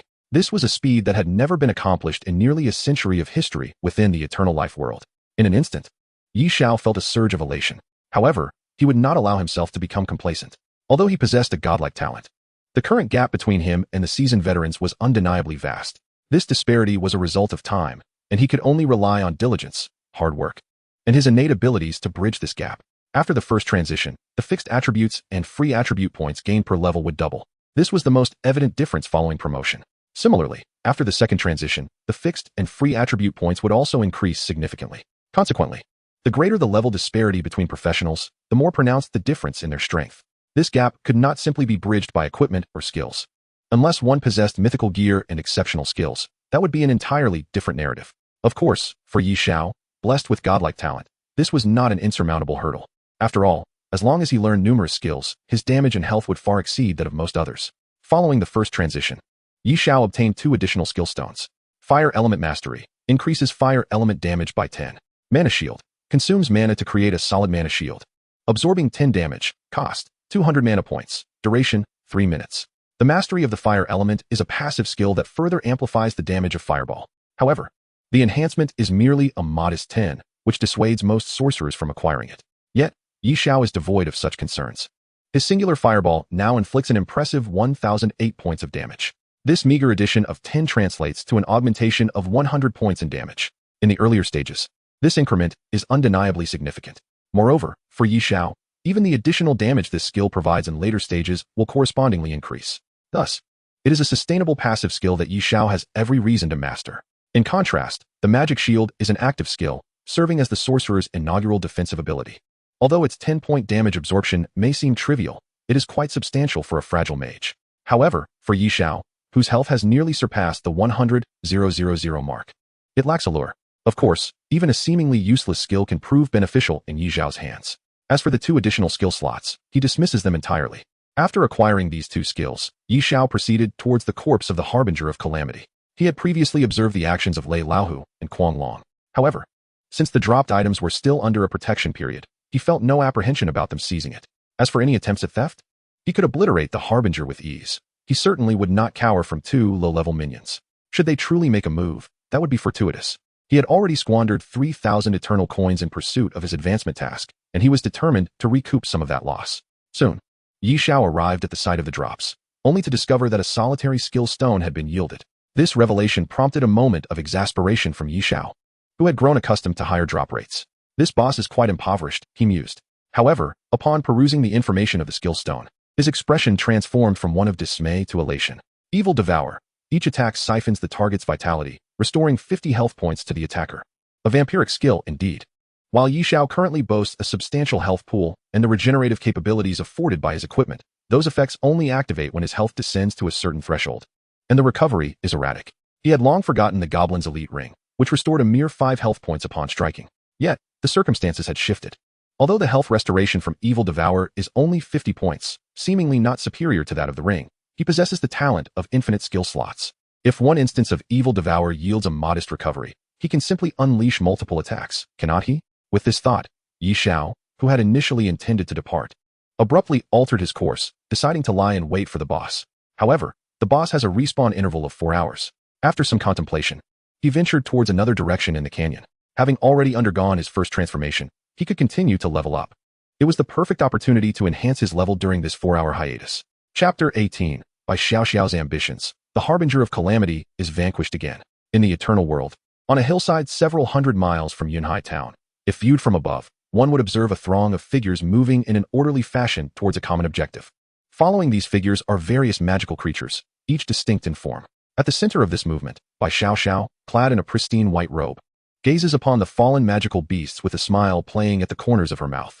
Utilizing the method of having the Bai clan send aid to draw monsters, Bai Xiao's level has swiftly reached 25 within a day. Beside her, Ho Tong, witnessing this, remarked with a grin, "Congratulations, miss, on your level up. At this pace, you should reach level 30 by tomorrow noon." This rate of advancement approaches that of the renowned Xiao Hao from the Xiao family 2 years prior. Hearing Ho Tong mention Xiao Hao, Bai Xiao's brows arched as she shook her head. Despite possessing the same SSS level talent, I still lag behind compared to brother Xiao Hao. Ho Tong reassured her, "Miss, do not belittle yourself. In my experience, at your current speed, you are likely to be the first careerist to complete their first transformation this year." Moreover, while Xiao Hao awakened a combat-oriented talent and transitioned into a rare profession, naturally his leveling speed would be swifter. However, in terms of battlefield efficacy later on, your role as a holy priest will undoubtedly rival that of Xiao Hao. Nonetheless, miss, you should remain cautious of that night shadow. Bai Xiao cast a glance at Ho Tong, appreciating his words. Yet, she thought, servants will always remain servants. Forever incapable of grasping that with her awakened SSS level talent, her true competition lies not with her peers, but solely with Xiao Hao. As for Night Shadow, through inquiries with Bai Shanha, it has been confirmed that he does not hail from any major faction. Consequently, regardless of his talent, without substantial resources to support him, he would only fall further behind those of their caliber. Thus, Bai Xiao paid him no heed. However, as Ho Tong is a buff careerist painstakingly nurtured by the family, she found it unnecessary to belittle him. Instead, she shifted the conversation, inquiring, "How is the preparation for the advancement task token coming along?" Ho Tong replied, "I have already contacted the Jinfeng Legion from Haisha City. They have committed to dedicating tomorrow entirely to you." Mississippi Bai Xiao nodded in satisfaction. She did not wish for her leveling speed to be hindered by the advancement task. As for whether she would receive the mission to slay the harbinger of calamity, she was utterly unconcerned. It merely required spending some money to reset the task multiple times. Compared to other advancement tasks, the ability to purchase the advancement token with money is undoubtedly the simplest and fastest method. This expenditure is trivial for the Bai family. Previously, that individual named Night Shadow had stolen the limelight that rightfully belonged to her. Bai Shanha had even suggested she attempt to cultivate a relationship with him, a matter that had weighed heavily on her mind. A portion of her relentless effort was also driven by the desire to prove to Bai Shanha that she was indeed this year's foremost contender. With such thoughts in her mind, Bai Xiao immersed herself in the next battle. Meanwhile, far away in Haisha City, Xiao was diligently battling magical creatures. The corrupted lightning rat, a level 30 creature, is characterized by its decaying fur and exceptional speed in both movement and attack. They excel at leveraging their speed to conceal themselves and strike at opportune moments. While encountering them is not inherently perilous for most careerists, they can be quite a nuisance. Unfortunately for them, they crossed paths with Xiao. The moment they reveal themselves, they are instantaneously incinerated by a barrage of fireballs. Currently, Xiao finds himself within the Blackwater Gorge, albeit at a considerable distance from the Harbinger of Calamity's respawn point. The terrain here is exceedingly intricate, limiting the number of magical creatures available. After 3 hours of grinding, he has barely managed to reach level 32, though the pace of leveling has slowed. It is undeniable that post-transformation, each level gain significantly narrows the gap from prior levels due to the attribute points awarded. Indeed, the most effective means of enhancing one's power remains through leveling up. Yet, even with substantial experience bonuses in the wilderness, the process is exceedingly slow, with a considerable portion of time devoted to searching for magical beasts. Additionally, it is worth noting that each time a careerist undergoes a transformation, the experience points required for leveling up increase dramatically. For instance, in his current endeavor to reach level 33, he requires a total of 611,582 experience points. If it were not for the substantial experience bonuses, relying solely on wild monsters would render his progress uncertain for an indeterminate period. He could only wonder how those who came before him managed to persevere. Alas, his financial situation was dire. Otherwise, he would not hesitate to invest in secret realms for upgrades. He did possess two avenues for generating income. One was the sale of divine forging stones, which would eventually yield ample wealth for his indulgence. However, this required him to reach level 90 to access the black market in the initial zone. The security of private transactions was far too precarious, and he could not guarantee that disseminating such information would not attract the attention of significant figures, which would prove troublesome. The second method involved opening the miasma hidden forest secret realm to other professionals. Having become the dominator of the secret realm, along with Remy's presence, he could eliminate the toxic miasma within. He had noticed numerous calls on the public frequency urging him to open the secret realm. Nevertheless, Xiao dismissed this potential source of income without a moment's hesitation. Setting aside the fact that the majority of adventurers entering the level 20 secret realm were also impoverished, barely able to earn any money while incurring considerable expenses to maintain the realm's energy. More critically, he wished to keep Remy's existence a secret for the time being. This matter was pivotal to his acquisition of skill upgrade stones, and he could not afford any missteps. With a sigh, Xiao casually dispatched two emerging monsters and collected the dropped skill stones. A glance revealed. Divine Speed. Consumes 50 mana points. Temporarily increases your movement speed by 3 points. Duration, 30 seconds. The familiar sensation. Quite subpar. The drop rate of skill stones in the Eternal Life world was not low, yet the probability of obtaining quality skill stones was appallingly minuscule. Coupled with the limitations of the skill bar, it was no wonder that divine forging stones held such immense value. He learned the newly acquired Divine Speed skill, marking the 30th instance of this skill in his repertoire. His usual movement speed, despite his level increase, barely reached 10, with 2 points attributed to equipment bonuses. Now, activating the Divine Speed skill would cause his movement speed to surge by 90 instantly. This enhancement allowed him to maneuver more adeptly during combat. Even when faced with slower yet formidable opponents, he could retreat in a timely manner if victory was unattainable. It would suffice for the moment. Moreover, thanks to these 30 instances of the Divine Speed skill, Xiao's maximum health officially surpassed the 100,000 mark, reaching a total of 100,570 points. Casting another glance around to ensure no monsters were lurking, Xiao calculated the time. The boss was about to respawn. Thus, he turned toward the Deep Valley's secluded pool. Shortly thereafter, he returned to the vicinity of the pool, once again seeking a vantage point, preparing to act. Meanwhile, as the boss's respawn approached, the once desolate pool was once again surrounded by adventurers. Xiao observed that this time, they were all female professionals. Especially striking was the woman at the forefront. Clad in azure armor and wielding a silver longbow, exuding an aura of icy composure that was undeniably captivating. Realizing this, Xiao quickly deduced the identity of these female adventurers, the Golden Phoenix Legion, renowned as the most powerful among the 3 major legions in Black Sand City. The leading woman must be the Snow Phoenix they spoke of. At that moment, Snow Phoenix examined the location where the boss had recently fallen, noting the scorched earth still bearing the marks of fireball magic. However, at first glance, it appeared unremarkable, causing her brow to furrow slightly. Who could it be? Just then, a woman behind her stepped forward and inquired, "Captain, could it be that Thunder Tiger and Crazy Dragon are deceiving us?"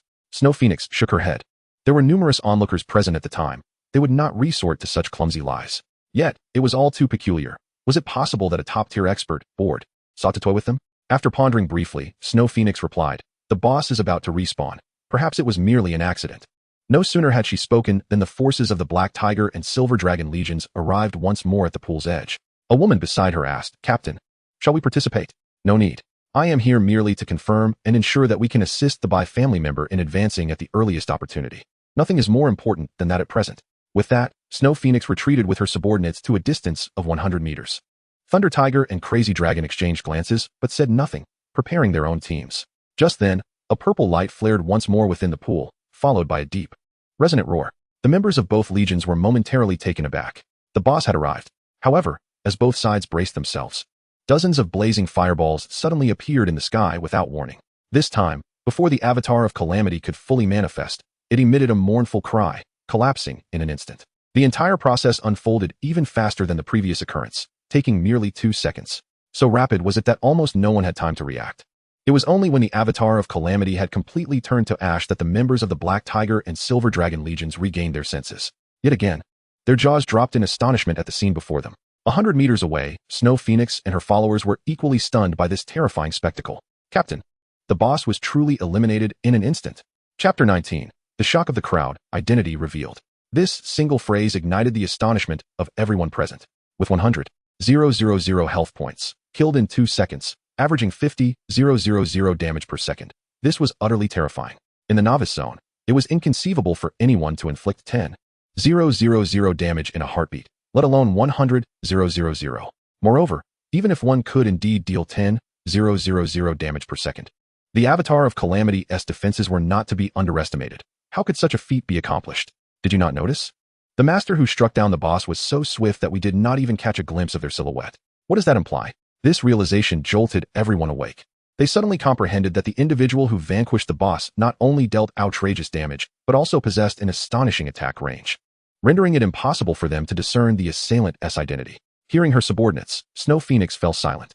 Unlike the other's shock, she detected something peculiar. The attacker appeared to have employed fireball magic. This indicated that the individual was a mage. However, a fireball spell unleashed at a rate of dozens per second? She had never heard of anyone capable of such a feat. Furthermore, the fireball's damage seemed rather unusual, intertwining other elemental damages. Yet, such a fireball spell did not exist in this world. Even the most renowned mage in the Alliance would struggle to annihilate a 100,000 health point boss using the most basic fireball spell. Moreover, that individual did not even specialize in fire magic. Who could this master be? Yet, perhaps they were merely a master. What could be their motive for hunting down the boss? Assisting someone with their advancement task seemed to offer little in return. It was well known that high-level professionals entering the novice zone would be subjected to the constraints of the eternal life rules. Moreover, the longer they lingered in lower-level areas, the more their attributes would be suppressed. Once their attributes were diminished to a critically low level, even a top-tier expert could risk being slain by novices at any moment. This seemed to be a rule established by the eternal life world to protect lower-level newcomers. Of course, this rule was not absolute. High-ranking professionals wishing to venture into lower-level areas need only carry a dimensional dissolution stone. Upon usage, this stone temporarily liberates the restrictions imposed by the dimensional barriers of the region, allowing unimpeded access to other territories. However, the higher the level of the user, the shorter the duration of effect. Typically, the price of such a dimensional dissolution stone hovers around 3 million eternal coins. Based on Xuefeng's experience, to annihilate a boss with a health pool of 100,000 within 2 seconds, one would need at least a 6th-tier professional, specifically one focused entirely on damage output. Yet, even a 6th-tier professional utilizing a dimensional dissolution stone to enter the novice zone would find their stay limited to approximately 3 hours, while the boss respawns every 4 hours. Thus, 2 stones would be necessary, amounting to a staggering 6 million eternal coins to eliminate a 1st-tier advancement task boss. It is evident that one could simply hire the members of the 3 major legions for a few tens of thousands of eternal coins to accomplish this advancement task, rendering such an extravagance utterly foolish. Xuefeng's thoughts raced, yet she remained perplexed about who might be attempting to seize the boss, and for what purpose. She was not alone in her confusion. The others present shared her bewilderment. No one understood the unfolding situation. However, amidst the collective astonishment and unresolvable curiosity, a figure appeared with astonishing speed, so swift that the crowd scarcely had time to discern their face before the silhouette materialized before the boss. This spectacle left everyone utterly dumbfounded once more, as the figure swiftly picked up a skill stone beside the boss's corpse, then leapt and vanished. After much speculation, the individual had revealed themselves. It seemed they had indeed been lying in wait for the boss, faced with someone capable of nearly obliterating the boss in an instant. No one dared to act rashly. Each individual present in the Black Sand Market had earned their place through cunning. None could be deemed foolish. Even Lei Laohu, who often appeared irritable, would not be underestimated as a mindless brute. Believing so would likely lead one to be devoured whole. What now? Lei Laohu asked urgently. Glancing at Kuang Long furrowing his brow, Kuang Long pondered for a moment before suddenly chuckling lightly. Did you not say that today belongs entirely to your Black Tiger Legion? Then I shall refrain from any interference. With that, he decisively led his subordinates away, casting a glance at Xuefeng as he departed. Kuang Long's reasoning was quite straightforward. The sudden appearance of the individual indicated they were undoubtedly a master, someone beyond his means to confront. According to the agreement, today and tomorrow were not designated for his Silver Dragon Legion. If this person were merely passing through for a brief encounter, that would be most fortunate. Yet, should they seek to stake a claim in the Black Sand Market, the Golden Phoenix Legion would be at the forefront to contend with. Though reluctant to admit it, Kuang Long recognized that the prowess of the Golden Phoenix Legion surpassed that of his Silver Dragon Legion. If they could handle the situation, the cycle of hunting bosses could continue as per the agreement. Conversely, if even the Golden Phoenix Legion faltered, the Silver Dragon Legion would merely be delivering food to the slaughter. As the Silver Dragon Legion departed, Lei Laohu simmered with frustration. He, too, had contemplated Kuang Long's thoughts. However, Unlike Quan Long, he could not simply walk away without consequence. Today was a day designated for the Black Tiger Legion to hunt bosses, compelling him to feign urgency in an attempt to drag the Silver Dragon Legion into a cooperative struggle against Xue Feng and her cohorts. Alas, seeing Quan Long remaining unperturbed, Lei Laohu felt a pang of helplessness. Nevertheless, confronted by this mysterious master, he lacked the confidence to act. After exchanging a few words with his subordinates, they departed, begrudgingly. Now, only Xue Feng and her Golden Phoenix Legion remained in the canyon. At this juncture, a woman behind Xue Feng asked, her voice tinged with uncertainty, "Captain, what are our next steps? Should we notify?" Her words were abruptly cut off by Xue Feng's dismissive wave. "No need. The other party is not a high-level professional." "Huh?" The woman expressed her bewilderment. Xue Feng replied coolly, "The individual is merely level 33. What? How is that possible?" The crowd erupted in shock. Had the one who felled the Harbinger of Calamity been a master of 6th tier or higher, they might have been astonished at the idea of such a high-level player amusing themselves by slaughtering bosses in the novice zone, but their astonishment would have been limited. Now, however, to discover that what they had believed to be a master was merely a level 33 novice was incomprehensible. This revelation stirred disbelief among them. Were it not for Xue Feng's formidable reputation and the knowledge of her talent in discerning the level of any target, they might have laughed off her claims as mere folly. A level 33 novice accomplishing what they could not do together seemed absurd, akin to a jest no one wished to accept as reality. Nevertheless, Xue Feng had no intention of offering explanations. Although that fleeting shadow had appeared for but a moment, her unique talent allowed her to capture the other party's level immediately. Upon realizing it was 33, a tidal wave of astonishment surged within her, matching that of her subordinates. However, forcing herself to regain composure, she quickly deduced that this year's novices had only just entered the eternal world for a day. To achieve such a level in such a brief span, coupled with such extraordinary abilities, Xue Feng began to piece together the identity of this individual. In fact, just half a day prior, she had received numerous messages urging her to investigate and keep an eye on a particular newcomer. Yet, she had never anticipated that this newcomer would be present in her territory, arriving so swiftly. As she recalled the terrifying records set by this newcomer not long ago, Xue Feng inhaled deeply, stepping forward to call out, "Night Shadow, would you be interested in collaborating?" Meanwhile, having returned to his vantage point, Xiao was reviewing his information when he was suddenly taken aback by someone calling out his ID. Through the gaps in the leaves, his gaze fell upon Xue Feng below, a glimmer of contemplation crossing his features. How did this woman deduce his identity? Yet, Xiao felt no significant concern. After several encounters with bosses, he was confident in his near-invincible status within the novice zone at this stage. If the other party harbored any ulterior motives, he would not hesitate to send them into the Blight Marsh, allowing them to become fodder for his skill experience. Moreover, with the acquisition of the skill Godspeed, his escape would be effortlessly achievable. Thus, Xiao chose to ignore the woman's entreaty below, instead crushing the evil devour skill stone he had just acquired.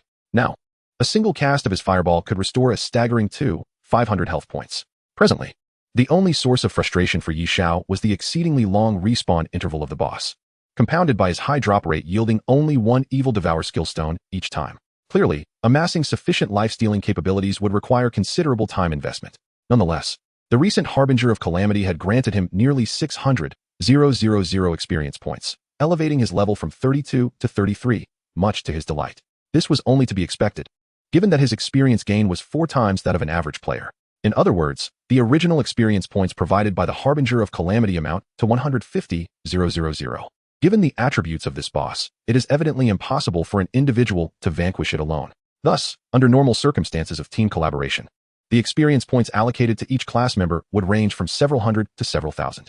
By this calculation, it falls within a reasonable limit. Consequently, continuing to adhere to the hunt for the boss would not consume an excessive amount of his time. However, at that moment, Xie Feng, noticing his indifference, persisted in her entreaty.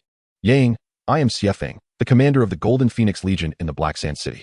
Could you grant me a favor and allow our Golden Phoenix Legion to claim tomorrow's boss? This matter pertains to the Bai family of Yun Province, and should you acquiesce, I, Xie Feng, shall ensure a generous reward in return." Upon hearing the mention of the Bai family, Xiao, who had initially been disinterested, suddenly found himself intrigued. Through Xie Feng's words, he discerned that the Bai family had likely commissioned her to procure a promotion token for Bai Xiao's advancement task. It appeared that the Bai family was making substantial efforts to ensure Bai Xiao's remarkable rise. Indeed, with formidable backing, the pace of leveling up is unparalleled. Achieving level 30 in less than 2 days is a feat that ordinary individuals would find insurmountable. However, despite Yi Zhao's outwardly nonchalant demeanor towards Bai Xiao prior to entering the eternal life world, he was not as magnanimous as he appeared. While he did not harbor any deep-seated animosity towards her, the utter lack of respect she had shown him previously could not be overlooked. Now that fate had brought them face to face, he had no intention of being courteous. He would not initiate conflict, but if troubles sought him out, it would be foolish to remain indifferent, rendering him a fool of saintly proportions. Indeed, he was somewhat petty in this regard. With newfound strength, he felt no obligation to restrain his desires. To do so would be a waste of his efforts and talents. As for whether this would offend the Bai family, Xiao harbored no concerns. The eternal life world is vast, so vast that if one truly desired to remain hidden, it would not be an easy task for others to locate them. Moreover, he merely wished to irritate them. He did not believe the Bai family would expend immense resources to track him down over such trivialities. Such an endeavor would be patently counterproductive, and they were not foolish. Unless they were to be subjected to some form of coercion that dulled their wits, which was clearly implausible. Chapter 20. Xiefeng's Speculations, an Astonishing Belief. In the Blackwater Gorge. The gloomy pool. After a moment of waiting, Xiefeng grew anxious as she received no response from Yang, although Yang was merely a newcomer. The prowess he demonstrated when he recently defeated the boss rendered her, a level 90 archer, utterly insignificant in comparison. If he truly possessed such capabilities, she would not have been stalled at the third transfer task for so long. Thus, she felt compelled to repeatedly seek collaboration, even invoking the Bai family to leverage their name and instill some measure of caution in Xiao. As for whether her words bore any implicit threats, only Xiefeng herself could discern that.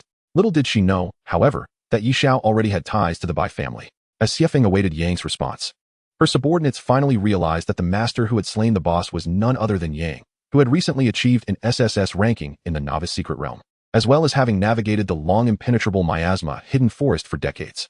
Everyone was taken aback. Simultaneously, several quick-witted individuals recalled that Xiefeng had just revealed Yang's level. It was evident that Yang had come to Black Sand City to complete a first transfer promotion task. This implied that at the time of the first boss's defeat, Yang was already level 30? How little time had elapsed since the new recruits entered the eternal life world until the previous boss was vanquished. One must also account for the time Yang took to arrive in Black Sand City. Less than a day to achieve level 30? The realization struck everyone with staggering force. The singular thought echoed in their minds. How had Yang accomplished this? It is worth noting that in the nearly century-long history of the eternal life world, the record for the fastest first transfer was only broken 2 years prior by a member of the Xiao family.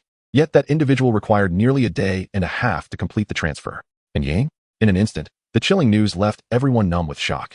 However, if they were to learn that Xiao had reached level 30 in merely a few hours, what would their reactions be? Xiefeng remained oblivious to the sentiments of her subordinates. At this moment, as she awaited a response, her heart sank deeper into despair. Biting her lip, she understood that this matter might be beyond her and her Golden Phoenix Legion's capacity to resolve. Just as she was about to contact the forces behind her, a deep voice resonated from the heights above. You wish to claim tomorrow's boss on behalf of the Bai family? Upon hearing this voice, Xiefeng felt an inexplicable surge of excitement and quickly replied, Indeed, the Bai family's Bai Xiao, who awakened an SSS level talent, should reach level 30 tomorrow. She will undoubtedly require a promotion token. If you are willing to collaborate, I can offer you additional compensation and also facilitate an introduction to the Bai family. After a pause, as if seeking further assurance, Xiefeng continued, I have heard that Bai Xiao is an exceptionally beautiful woman, having been the belle of her school even before entering the eternal life world. Given your demonstrated prowess, I am certain the Bai family would be pleased to see you forge a friendship with such a talented beauty. Having expressed her thoughts in one breath, Xiefeng felt a newfound confidence. In her eyes, Yang's strength was indeed extraordinary. Yet being young, she believed that someone as striking and well-connected as Bai Xiao would undoubtedly pique Yang's interest. However, to Xiefeng's astonishment, upon hearing her elaborate introduction, Xiao merely smiled with a hint of amusement. I have heard that the young lady from the Bai family was merely a collateral relative before awakening her talent. And for the past 3 years, she had been quite close to a certain young man. It was only after her SSS level talent manifested that the Bai family began to take notice, hastily severing ties with that young man. A woman so opportunistic. And you wish to introduce her to me? Xiefeng was momentarily taken aback, as she was unaware of the details Xiao mentioned. Nevertheless, leading a legion of over 1,000 women, Xiefeng's capabilities were not to be underestimated. After a moment of contemplation, she responded, I do not know the source of your information, but it is indisputable that Bai Xiao has indeed become a true paragon of her generation. Even if we entertain your claims as fact, you must understand what an SSS level talent signifies. From the moment she awakened, an insurmountable chasm formed between her and that young man. Setting aside moral considerations, her actions were also for the benefit of that young man. Ha! Xiao chuckled upon hearing her words. Indeed, you make a compelling argument. Here's the deal. If you agree to one condition, I might consider collaborating with you. Xiefeng's eyes brightened. Her curiosity piqued as she eagerly inquired, what condition? Quite simple. Since you have disregarded morality, let us put it this way. I find you quite attractive. And if you accompany me for a few days, satisfying my desires, I shall acquiesce to your request. Xiefeng's expression shifted dramatically, an uncontrollable chill emanating from her as her voice lost its earlier softness. Are you insulting me? Simultaneously, the countenance of the over 100 members of the Golden Phoenix Legion trailing behind him turned icy. It was evident that Yi Xiao's words not only struck a nerve with Xue Feng, but also roused the ire of these individuals. In an instant, all fear of Yi Xiao was suppressed, and they stood ready for combat, as if they would willingly march to their demise at Xue Feng's command. Huh, you presume to humiliate me. Faced with Xue Feng's sudden shift, Yi Xiao remained unperturbed, instead letting out a cold laugh, truly believing me to be an inexperienced greenhorn. Spouting a litany of words while expecting to reap benefits without any cost. Surely, such a bargain does not exist in this world. Xue Feng, feeling insulted, wore an expression of utter frostiness. I concede that you are formidable, yet you are merely at level 33. Even if you manage to slay a calamity envoy with 100,000 health points, I surmise that the technique you just employed is bound by stringent limitations, rendering it unusable a second time in quick succession. If I were to command everyone to seek your whereabouts now, do you truly believe you could retreat unscathed? After a brief moment of silence, as Yi Xiao offered no reply, a flicker of disdain crossed Xue Feng's eyes, convinced that her words had struck a chord and instilled fear within him. It seems I have hit the nail on the head. In truth, her previous assertions were not mere fabrications. In the eternal life world, there indeed exist skills of tremendous power. Yet, these abilities also come with various constraints, the most common being extensive cooldown periods or exorbitant mana costs, rendering them inadequate for sustaining a prolonged battle. More severely, there are skills that result in permanent attribute reductions or even the forfeiture of life. Such skills, once employed, leave either the user or the opponent dead. It was clear that Yi Xiao possessed such fantastical skills fraught with limitations. This elucidates how he achieved an SSS rating in the novice secret realm and successfully navigated the unclaimed miasma-infested forest. At this moment, Xue Feng felt a swell of pride in her keen observations. However, in the next instant, dozens of fireballs materialized without warning. Xue Feng's innate talent not only allowed her to discern the levels of her targets, but also endowed her with acute sensitivity to energy fluctuations. Almost instantaneously, as the searing heat surged, her expression transformed drastically. Without a moment to ponder, she swiftly retreated, employing the agility of an archer, and without hesitation, pushed two of her female subordinates forward as a shield. Using this momentum, she propelled herself 10 meters away. Boom!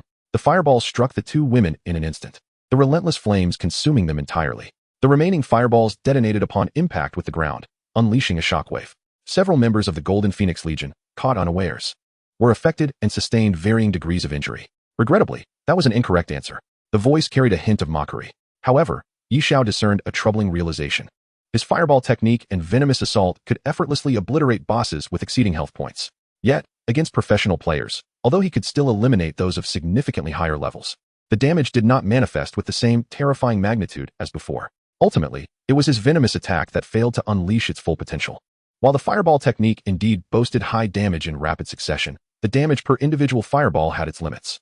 Hence, while he might be able to secure quick kills, facing a coordinated assault proved to be a challenge. It seemed imperative to enhance his area damage capabilities moving forward. As Yi Xiao contemplated this, Xue Feng remained oblivious to his thoughts. Listening to Yi Xiao's tone, akin to addressing mere ants, a wave of terror stirred within her. He could still unleash a second strike? This was utterly implausible. Such skills simply did not exist. At that moment, having analyzed her abilities, Yi Xiao's voice rang out again. I never anticipated that in your quest for survival, you would sacrifice your innocent subordinates. Truly, a heroine among women. Although fear gripped her heart, Xue Feng maintained an icy exterior. Our Golden Phoenix Legion is united. Each member is willing to die for one another. That is our vow. Oh, then why should it not be you who dies? Yi Xiao presumed his words would provoke her, yet to his astonishment, Xue Feng displayed no hint of shame, instead responding with righteous fervor.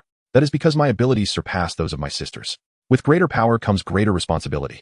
The anguish of losing loved ones is a burden I shall bear alone. Likewise, to honor the sacrifices of my sisters, I must live on carrying their hopes. Yi Xiao fell silent, taken aback by the grandiloquence of such twisted reasoning.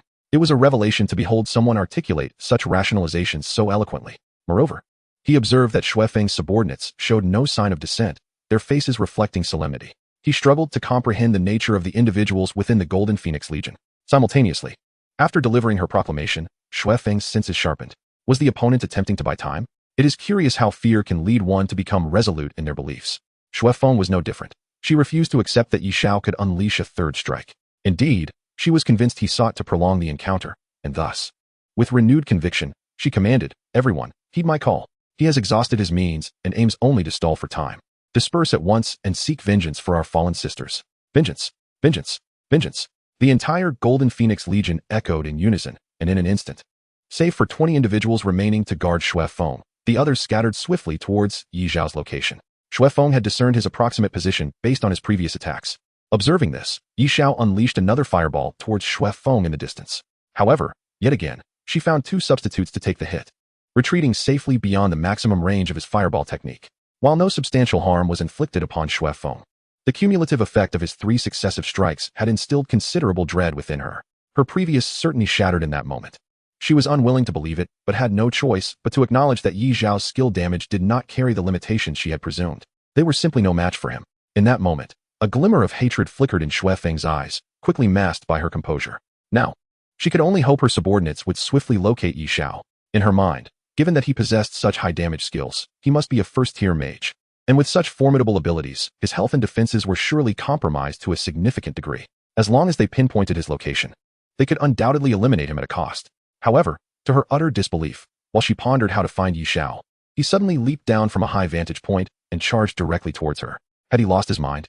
As a fragile mage, he chose not to conceal his presence, but brazenly appeared before her. Despite her astonishment at Yi Xiao's actions, the battle-hardened Shui Feng hesitated not a moment.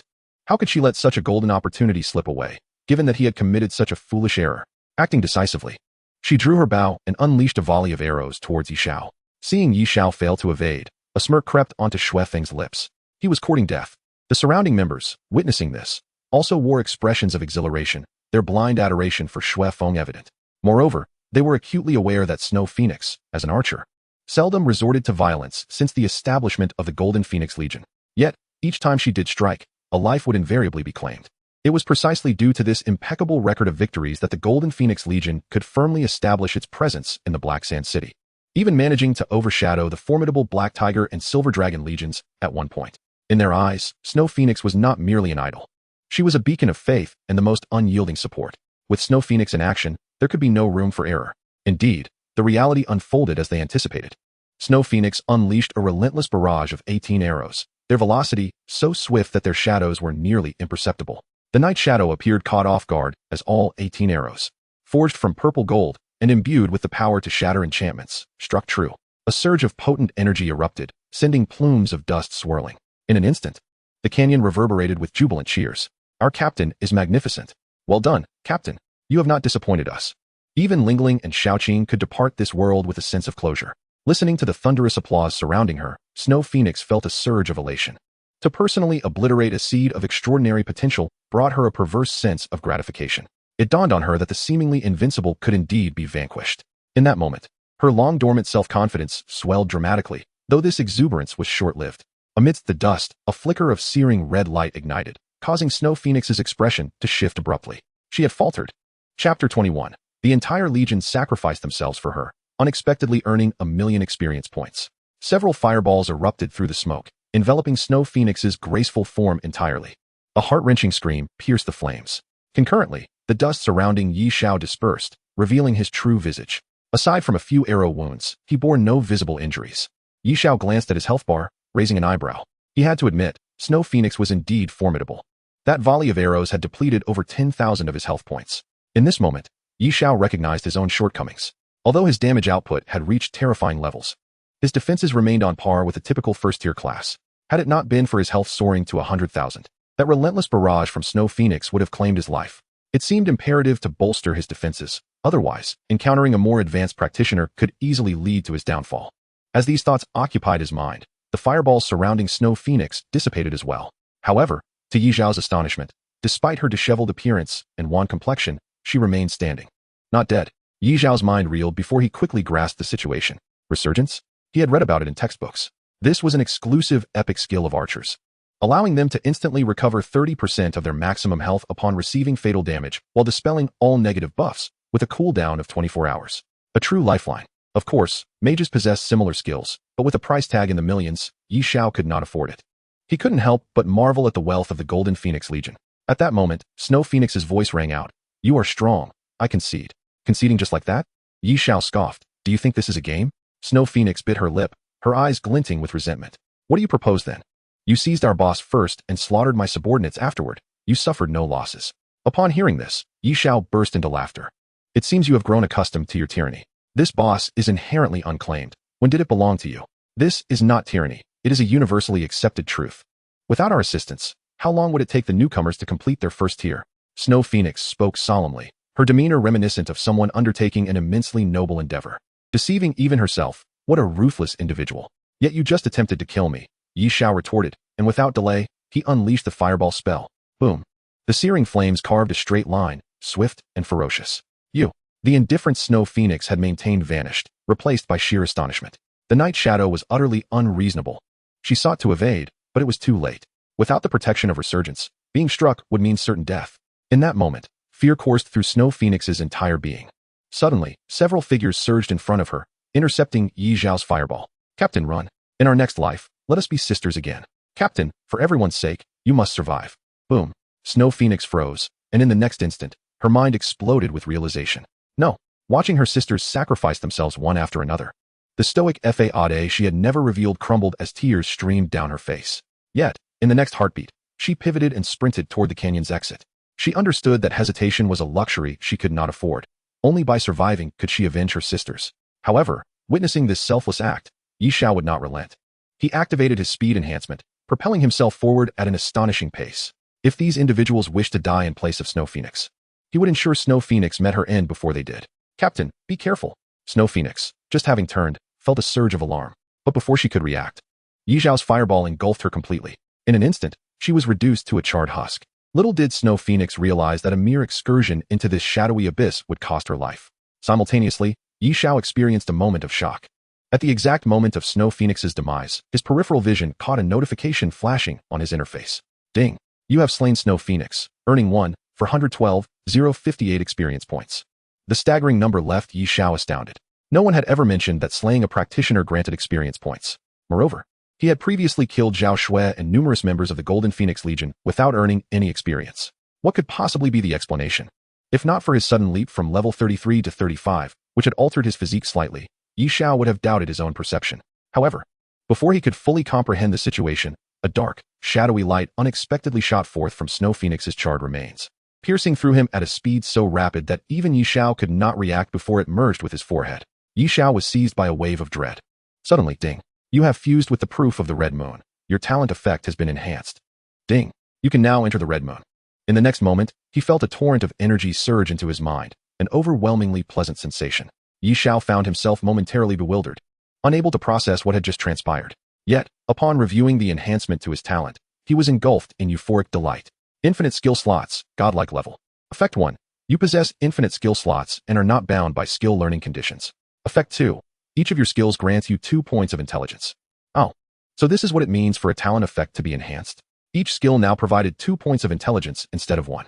No wonder he had felt a sudden increase in mental acuity. It was the result of a surge in intelligence by several hundred points. Nevertheless, despite the sudden emergence of the proof of the Red Moon elevating his godlike talent, Xiao remained cautious about its origins. He had never encountered such a phenomenon before. Moreover, he had distinctly witnessed it emerging from the Snow Phoenix after he had slain her. Simultaneously, the second function of the Red Moon's token, entering the Red Moon, left him pondering its true significance. A myriad of uncertainties plagued his mind. However, the sudden cacophony of anguished cries from behind compelled Xiao to momentarily suppress these questions within his heart. Captain! Captain! Villain! You've stolen our boss, slain our sisters, and now even our captain has perished at your hands. May you meet a wretched fate. The captain sacrificed so much to protect this city. You despicable scoundrel, sisters, avenge our captain. Kill! Kill! Xiao observed the frenzied women with an impassive expression. The fireball spell was unleashed once more. With each swing of his arm, the fireballs claimed numerous lives. After a brief interval, the expansive depths around him lay strewn with charred corpses. Only a handful of less than 10 members of the Golden Phoenix Legion remained standing, utterly stunned by Xiao's almost merciless slaughter. In that moment, the fervor drained away, and fear pervaded their beings. Some with weaker mental fortitude began to tremble uncontrollably. Xiao noted with clarity that the ground beneath a few of them had turned damp, a sign of sheer terror. Clatter! Several women cast down their weapons, collapsing to their knees with a thud. Please, please spare me. Boom. The reply to her plea was a fireball. The cries for mercy abruptly ceased. Ah, it's you. I recognize you. Boom. Xiao watched as the regretful woman slowly fell. He too recognized her as the one who had previously collected his toll outside. No, I don't want to die. Unfortunately, Yi Xiao harbored no intentions of showing her mercy. As more charred bodies crumpled to the ground, Yi Xiao approached the last remaining woman. From the outset, he had sensed that this woman possessed an unusual quality. While everyone else was attacking him, she alone lingered in the corner, taking no action. This piqued Yi Xiao's interest. Standing before the woman, Yi Xiao inquired with curiosity, "You do not plead for mercy?" The woman pointed to the corpses of her comrades nearby. "They begged for mercy, yet you killed them without hesitation. I didn't expect you to possess such spirit. So unafraid of death." Surprisingly, the woman shook her head. "I am afraid. I wish to live. Therefore, I have adopted this unconventional approach to draw your attention, hoping you might spare me." Yi Xiao chuckled. "Do you truly believe such trivial tactics will prove effective?" "At the very least, I am still alive," she replied. Yi Xiao's interest was piqued. "What comes next? How do you intend for me to spare you?" The woman took a deep breath. "Spare me, and I can assist you in subduing the remaining forces of the Golden Phoenix Legion in Black Sand City. All future revenues from the Legion will belong to you." Noticing Yi Xiao's lack of response, she gritted her teeth. "Moreover, I can divulge secrets about the Snow Phoenix." This time, Yi Xiao spoke up. "Go on." The woman displayed her intelligence by refraining from bargaining. On the surface, the Golden Phoenix Legion is the foremost gold-producing legion in Black Sand City. However, beyond that, the Snow Phoenix is cultivating vessels for a hidden power, sending them to the miasma hidden forest. Yi Xiao was struck by this revelation. This woman was astute, aware of her role as a pivotal tool in the cultivation of vessels. Hence, she understood what information would pique his interest. Yet, such matters should have been kept clandestine. How could this woman possess such knowledge? Seemingly reading Yi Xiao's thoughts, the woman sighed. "There's no need to guess. I am the key instrument in helping her cultivate those vessels." Yi Xiao rapidly contemplated the veracity of her claims. What did she mean by vessels? The information he had received from Remy did not mention vessels at all. Could it be that old fellow had deceived him? But immediately he shook his head. Remy's life and freedom were in his hands now. The old man had no reason to lie. With this in mind, Yi Xiao queried, "Why are you the key to cultivating vessels, and what do you mean by that?" Upon hearing this, the woman inadvertently bit her lip, as if she had made a significant decision. To become a vessel, the most crucial aspect is that the vessel cannot be human, at least not of pure human lineage. "What do you mean?" Yi Xiao gazed intently at the woman before him, whose beauty rivaled that of the Snow Phoenix, his heart skipping a beat. The woman, realizing there was no turning back, spoke without hesitation. "To be precise, only half-blood slaves can become vessels." Half-blood slaves? Offspring of humans and NPCs? Yi Xiao was taken aback. He had perused the historical records of the Eternal Life world, and was aware that before the outbreak of large-scale war between humans and NPCs, numerous indescribable stories had transpired between them. Some were initiated by humans, while others by NPCs, some related to love, others driven by instinct. Ultimately, this chaotic interplay resulted in the emergence of an entirely new race within the Eternal Life world years later. Humans referred to them as half-blood slaves, while NPCs called them cursors. According to historical accounts, half-blood slaves were theoretically considered a branch of NPCs, yet they also inherited certain panel abilities from humans, enabling them to effectively conceal their information in the Eternal Life world. Unlike NPCs, who could not shield themselves from human detection, much like how Yi Xiao had instantly recognized Remy as an NPC due to his unique NPC tag. Later, as the cataclysmic war erupted between humans and NPCs, half-blood slaves were conscripted by both sides as cannon fodder on the front lines. Following the conclusion of the war, traces of half-blood slaves in the Eternal Life world became exceedingly scarce. Even those who survived chose to disguise themselves as ordinary humans out of fear. To this day, most had entirely forgotten this race born of love. Had it not been for the woman's mention, Yi Xiao would likely have remained oblivious to their existence. For a moment, Yi Xiao felt a whirlwind of confusion within. Suppressing his astonishment, he gazed at the woman before him, intrigued. Can half-blood slaves also be cultivated? Upon hearing this, the woman's eyes momentarily darkened before being swiftly replaced by fury. "My bloodline contains exceptionally pure half-blood slave blood. If my blood is injected into a human female, there is a chance that the recipient's body will undergo a mutation, thereby acquiring the characteristics of a half-blood slave." Pausing, the woman continued, "Do you know why those individuals so willingly went to their death for the Snow Phoenix? It was due to the bodily mutation that caused their minds to become disordered, further influenced by the Snow Phoenix's constant manipulation, ultimately turning them into her diehard followers. The most promising among those women would be sold to the hidden powers behind her in exchange for various benefits. Compared to you, she is the true demon." Yi Xiao could only scratch his nose in silence. "Well then, thank you for the information. However, maintaining a cautious stance, I must ask, why don't you escape?" The woman gritted her teeth, speaking each word with deliberation.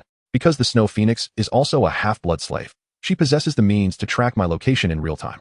I have no chance of fleeing." Yi Xiao was taken aback and involuntarily glanced at the charred corpse not far away. The captain of the Golden Phoenix Legion, one of the 3 major legions in Black Sand City, was actually a half-blood slave? This revelation was indeed staggering. However, Yi Xiao immediately expressed his confusion. Is it truly possible for a hybrid slave to possess such extraordinary tracking abilities? The woman shook her head. No, it is not that. Rather, there exists an inexplicable connection between us that renders me utterly unable to escape her clutches. Yi Xiao inquired, you and her? The woman nodded affirmatively. Indeed. My name is Xue Ling, and Xue Feng is my elder sister. Yi Xiao mused. So, it was merely the matter of seizing a boss. Must it result in such a dramatic scene? Momentarily at a loss for words, Yi Xiao found himself reconsidering his intention to eliminate her after Xue Ling's elucidation. Crafting such an intricate narrative in a short span of time was indeed an impossible feat thus. Despite his lingering doubts about this woman, he had abandoned the thought of her demise. As Xue Ling had aptly pointed out, keeping her around could yield considerable benefits. The most immediate advantage would be the profits from the Golden Phoenix Legion. Just the toll fees alone could result in substantial monthly gains, something he had experienced firsthand. Although he despised the oppression of power, it did not imply that he was averse to wielding that power against others. To neglect an opportunity for gain would be tantamount to inviting disaster. Regarding the forces backing the Golden Phoenix Legion, it was likely that they were linked to either the Xiao or the Qin family, both of whom were titans within the alliance. However, in the novice zone, Yi Xiao felt no fear of them. Should they truly become enraged and summon their elite from the higher regions, he could simply choose to retreat. As for Xue Ling and the members of the Golden Phoenix Legion, there had been no prior connection between them. Their demise would be inconsequential. This was the rationale behind Yi Xiao's decision to spare Xue Ling after weighing the pros and cons. Chapter 23, Characteristics of Hybrid Slaves and News from the Real World. In the real world, within an ordinary house in Yun Province, Yun City, a flash of light appeared. In the next instant, Yi Xiao's figure materialized in the room. Observing the familiar surroundings, he was suddenly engulfed by a sensation akin to having traversed through time. His day-long adventure in the eternal life world had indeed been nothing short of exhilarating. After releasing a long sigh, Yi Xiao attempted to access his panel. ID, Night Shadow. Level, 35. Class, Mage. Free attribute points, 0. Attributes, Strength 82, Constitution 94, Agility 153, Intelligence 1476. Health, 101090, Mana, 171,101. Skills, Fireball, Mana Spring, Experience Surge. Upon successfully awakening his talent and entering the eternal life world, the level and attributes of practitioners would inherit into the real world at a ratio of 1:1. Gazing upon his resplendent attribute panel, Yi Xiao felt a surge of joy. Thus, he had acquired a measure of self-preservation capability. However, based on past experiences, it would not be long before the abyssal creatures began to emerge en masse. Yet, he realized he was still insufficiently prepared to contend with such formidable foes. It was imperative to strengthen himself post-haste. With this thought in mind, Yi Xiao yearned to re-enter the eternal life world immediately to expedite his enhancement. However, the time allowed within the eternal life world was limited. Upon reaching the physical threshold, one must return to the real world to recuperate. Remaining beyond that limit could easily lead to mental deterioration, resulting in insanity at best or potential brain death at worst. The duration one could remain in the eternal life world was contingent upon the practitioner's level and attributes. Presently, at level 35, with an intelligence score of 979, Yi Xiao was able to stay for a full day. He was confident that no other newcomer this year could surpass his time. Given his current state, he estimated that he would only require 3 hours of rest before re-entering the eternal life world. Fortunately, 3 hours would still allow him to catch the refresh of the Harbinger of Calamity, thus not wasting time. As for Xue Ling, Yi Xiao ultimately decided to send her back to Black Sand City. According to her, the most significant difference between hybrid slaves and humans was that they would never awaken any talents. Additionally, their attributes post-level up would grow automatically based on their inherent conditions. Unlike human practitioners who enjoyed a more balanced growth and abundant free attribute points. Simultaneously, hybrid slaves could not directly utilize skill stones like practitioners. Instead, they needed to gradually comprehend and grasp the underlying principles of the skills through the skill stones to truly learn them. Therefore, in terms of these two aspects, the cost of attributes and skill acquisition for hybrid slaves far exceeded that of practitioners. However, this did not denote that hybrid slaves were entirely inferior to human practitioners. They too inherited a portion of NPC abilities, enabling them to increase their skill proficiency through persistent practice and research, akin to Yi Xiao's enhancement of skill levels using exquisite gems. Moreover, if a hybrid slave possessed exceptional talent, they could even create entirely new skills. For instance, Xue Feng was able to discern Yi Xiao's level with a mere glance and exhibited heightened sensitivity to energy fluctuations, not due to any awakened talent, but rather due to the ability gleaned from her status as a hybrid slave. Furthermore, her capacity to dominate the other two major legions in Black Sand City stemmed from her exceptionally high skill proficiency. Had she not encountered Yi Xiao, given her additional time, she might have continued to ascend to even greater heights. Reflecting on this, Yi Xiao could only shake his head, attributing her fate to unfortunate luck. As for Xueling's abilities, they were even more peculiar. She possessed a capacity akin to infectious mutation, enabling her to transmit hybrid slave traits through blood injection, gradually transforming the target towards hybrid slave characteristics. Yet, this ability proved somewhat ineffectual, ultimately serving as a tool for Xue Feng to control her subordinates. However, with Xue Feng's demise, the Golden Phoenix Legion still had hundreds of female members who had been injected with Xueling's blood. Thus, as the source of this contagion, Xueling would find it remarkably easy to maintain control over the Golden Phoenix Legion. Xiao did not harbor much concern regarding whether Xueling would betray him. If she remained loyal, it would be a boon. If she failed to uphold her promise, Xiao would ensure the Golden Phoenix Legion's obliteration from this world. He did not perceive himself as tyrannical or ruthless. As long as a threat to his adversaries existed, he would eliminate them on the spot. If unable to do so immediately, he would ensure their demise at the earliest opportunity, leaving no room for retaliation. This was a conclusion he had drawn after thoroughly understanding the circumstances of this world following his transmigration. Returning to his thoughts, Xiao hastily prepared a meal while simultaneously logging into the practitioner forum on his mobile device. He sought information regarding the Red Moon certificate.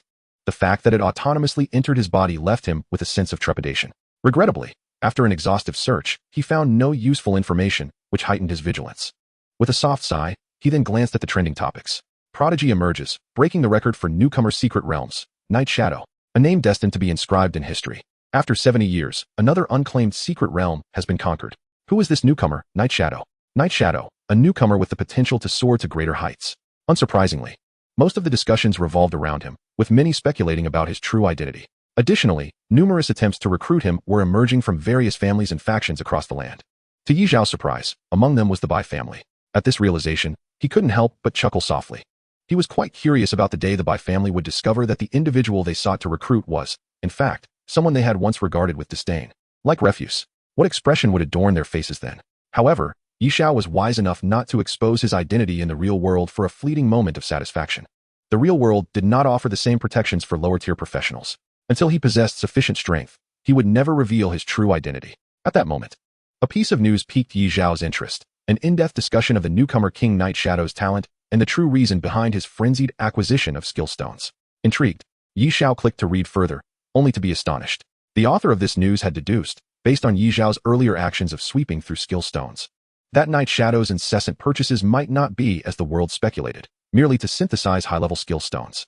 The reasoning was clear. While high-level skill stones possessed immense power, their usage conditions and mana consumption were beyond the capacity of a novice. Night Shadow had not only secured an SSS rating in the Novice Secret Realm, but had also conquered the Plague-Hidden Forest, an area untouched for decades. Clearly, such feats could not be achieved by mere skills alone. Subsequently, the writer proposed a hypothesis he deemed reasonable. Night Shadow's talent must confer an extraordinary enhancement to skills. Undoubtedly, an SSS-level talent never before witnessed in the annals of the Eternal Life world. This assertion quickly garnered considerable support, with some even beginning to fabricate various theories regarding Xiao's own talent effects based on this line of reasoning. Xiao shook his head at this. Although their conclusion was incorrect, it was not entirely off the mark. Indeed, one should never underestimate the insight of the masses. Yet, even with their keen perceptions, they could hardly fathom that his talent was not merely SSS level, but rather of a divine caliber. Thus, Xiao delved into numerous pieces of information regarding the Eternal Life world, most of which resembled mundane news broadcasts and held little relevance to him. Consequently, he decided to close the forum. It was then that he noticed several messages on his phone, which he had overlooked while engrossed in the news. Upon opening them, he found they were from his chubby friend, Chu Xiaofeng, sent even before he returned to the real world. Yezi, have you emerged yet? What profession did you choose? Your fat brother has selected thief and is already level 15. Hurry and reply so I can keep an eye out for equipment and skill stones for you. Did you see the world announcement earlier? That fellow named Night Shadow is incredibly formidable. First, he broke the Novice Secret Realm record. Then he conquered the Plague-Hidden Forest that no one has dared to tread for decades. Goodness, I declare him my idol from this day forth. Damn it. You only have F-level talent, so hurry up and get out before you collapse in there. Why haven't you replied for ages? Are you so immersed in the game that you've worn yourself out and fallen asleep? Damn, you really can sleep. My dad has already called me back to level up, so I won't keep you. My ID in there is the Elegant Assassin. Remember to contact me when you log in. I'll help you grind. Chu Xiaofeng's numerous messages, brimming with concern, brought a smile to Yi Zhao's face and a warmth to his heart. Seeing Chu Xiaofeng's boundless admiration for Night Shadow made Yi Zhao chuckle as well. In this world, perhaps only this childhood friend, who had grown up with him, truly cared for him, never once expressing disdain despite knowing he had awakened an F-level talent. Yi Zhao set his phone aside and lay down on his bed to rest. However, As soon as he closed his eyes, his mind was flooded with thoughts about the Red Moon's testament. What exactly was this Red Moon? Although it had amplified the effects of his divine-level talent, the unknown always evoked a sense of unease. Suddenly, a faint sound echoed. Ding. Do you wish to enter the Red Moon?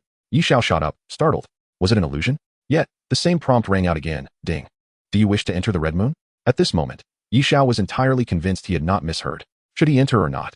Hesitation gripped him, but soon he recalled that Snow Phoenix had encountered no peril within this phenomenon. Given Xiao's far superior strength compared to Snow Phoenix, it seemed unlikely that it posed a danger.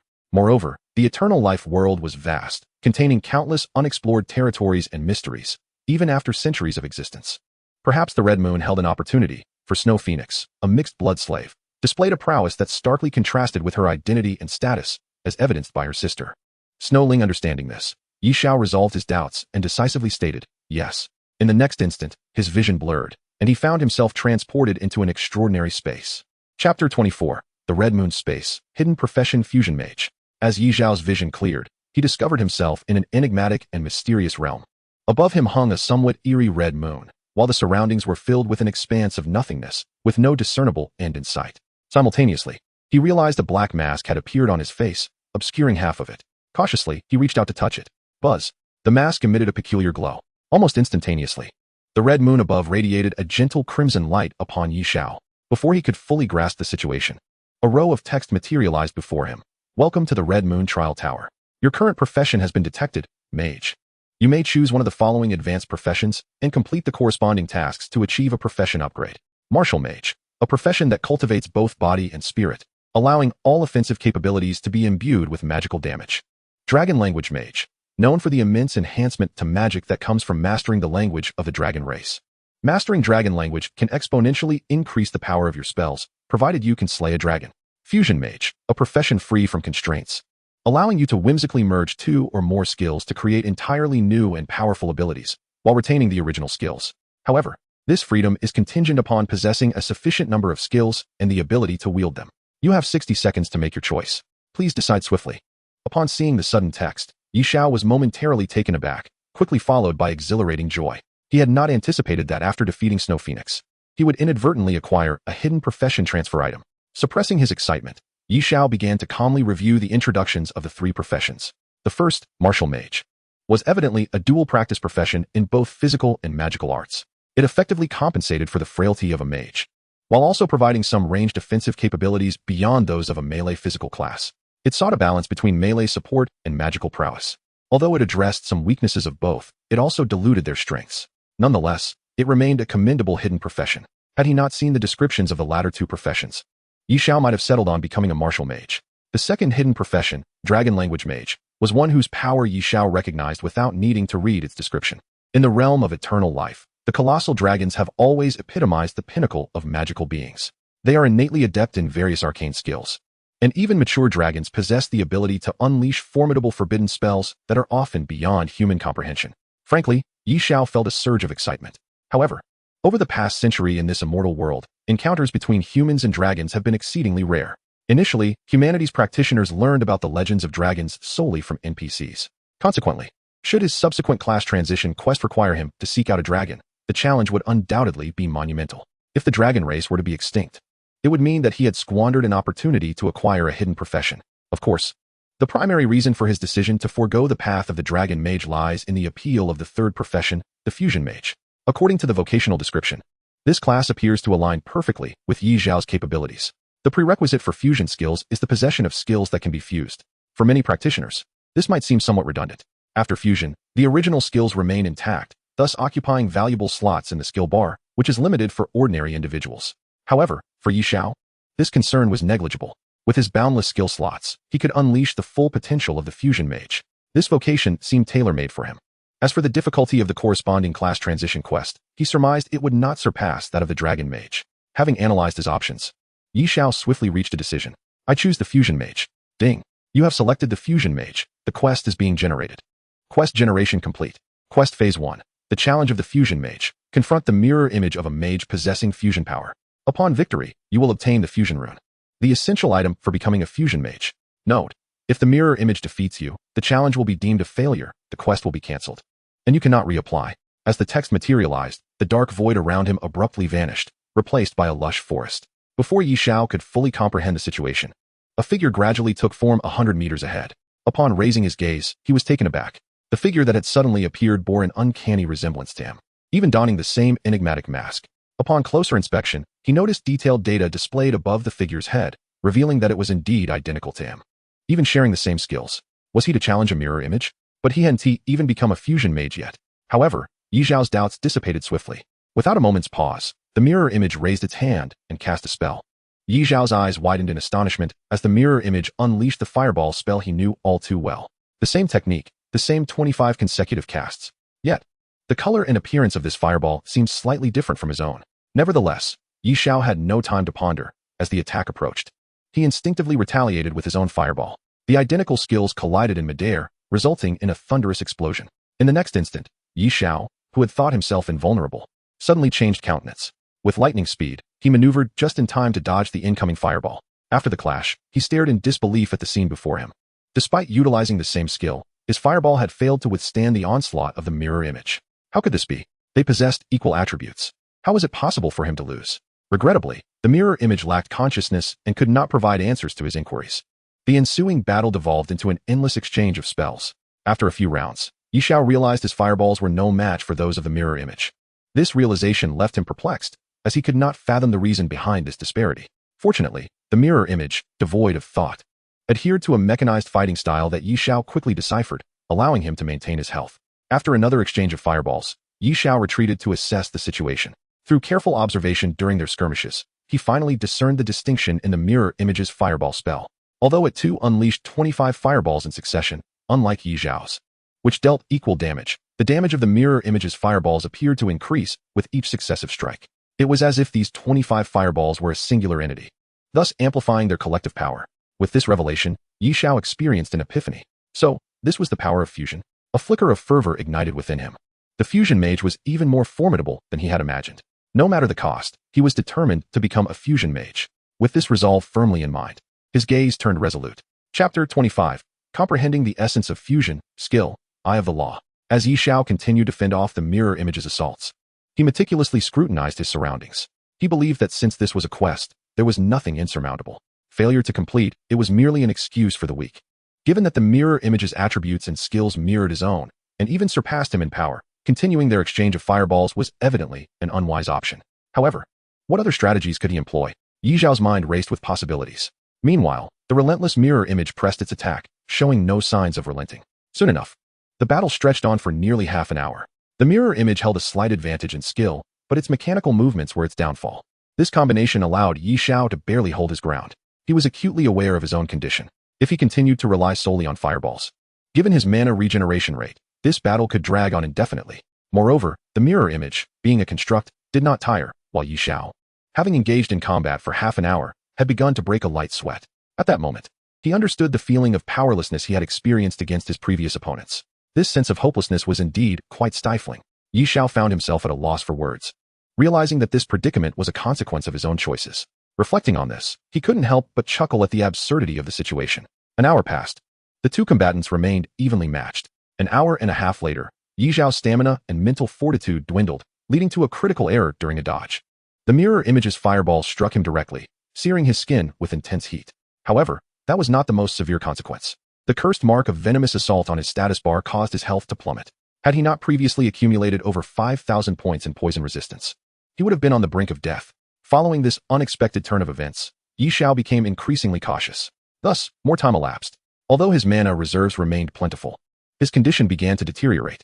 In stark contrast, the mirror image remained vibrant and expressionless. Observing this, Xiao inwardly cursed. Why was there such a vast disparity between them? Despite being the same individual? After venting his frustrations, Xiao prepared to launch another attack. However, as he raised his arm, it suddenly froze. In the next moment, he locked eyes with the strikingly familiar visage of his mirror image. An audacious thought flashed through his mind. Seizing the opportunity while the mirror image had yet to strike, Xiao queried, "Why must we fight each other?"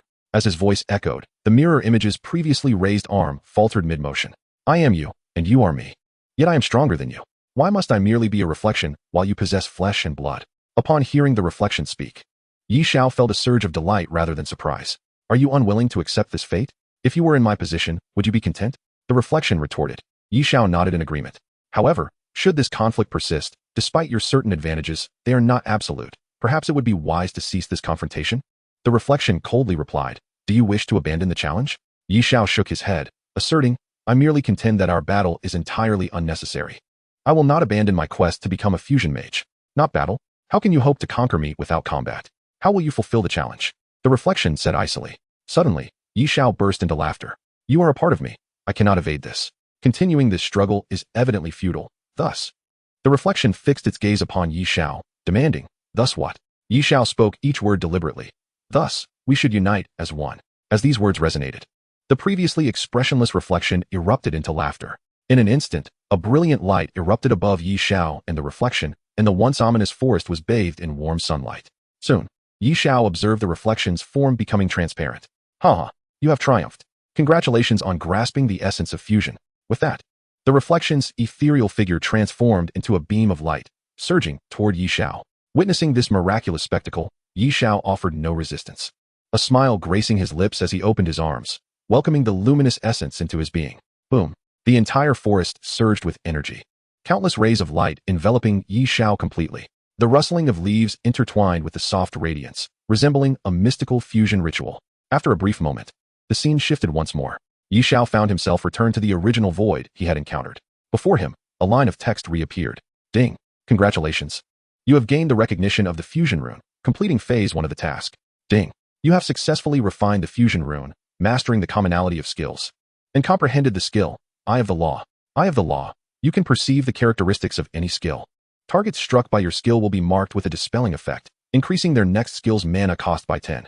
Xiao's expression brightened with joy. It appeared that completing the phase task would yield rewards. At that moment, he suddenly recalled the earlier battle with Shui Feng, where her rapid-fire arrows possessed power far beyond that of a typical level 90 class. He remembered how the members of the Golden Phoenix Legion were invigorated upon witnessing Shui Feng's prowess. It seemed she too had completed a phase task within the Blood Moon space. Yet, he wondered whether she had acquired a hidden class. Abruptly, Xiao shook his head and chuckled to himself. What purpose did such speculation serve when the individual was already deceased? Yet, in a twisted sense of fortune, had he truly engaged in a battle to the bitter end with his reflection, it was likely he would have been the one to lose. Thankfully, he had come to his senses. The true objective of Phase 1's challenge was not to defeat his reflection, but rather to understand the profound truth of fusion through it. To be precise, that reflection was, in essence, a manifestation of the fusion rune. By merging with it, he had fulfilled the core requirement to become a fusion mage. Of course, Xiao had initially been uncertain, hence he had taken a gamble. Fortunately, he had wagered correctly. One could not deny that this hidden class's advancement task was truly formidable. At that moment, the text before him shifted once more. Upon reading it, Xiao realized he had spoken too soon. Ding. You have completed phase 1 of the task, generating phase 2. Ding. Task generation complete. Phase 2, collection of elemental essences. To merge different powers, please collect at least 3 types of elemental essences. Note, elemental essences only exist within living beings formed from the purest elemental energy. Xiao furrowed his brow. He had initially assumed that Phase 2's task would be completed within the Blood Moon space, but it turned out to require him to gather elemental essences. Based on the description, he quickly identified potential targets that met the criteria. However, these targets were scattered across the Eternal Life realm, setting aside the possibility of defeating them. The journey alone would undoubtedly consume a significant amount of time.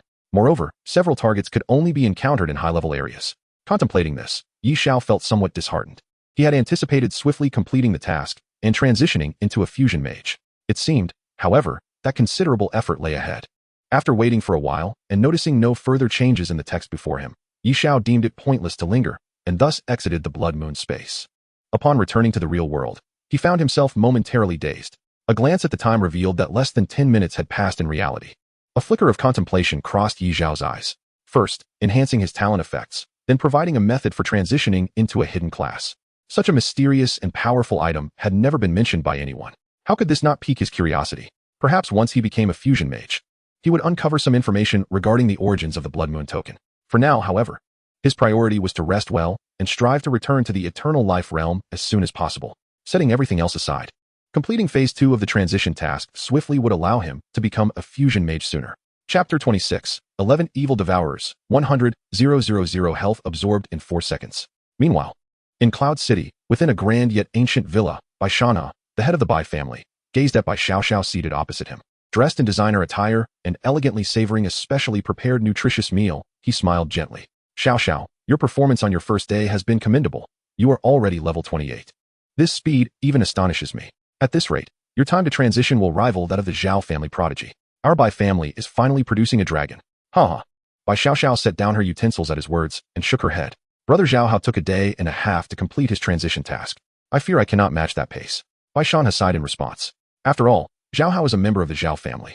The nutritious meals he consumes are limited edition, specially provided by the Alliance, allowing for recovery at triple the rate of an ordinary person.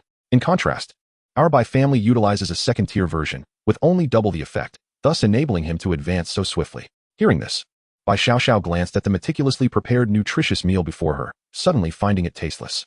Nutritious meals can accelerate a practitioner's recovery speed.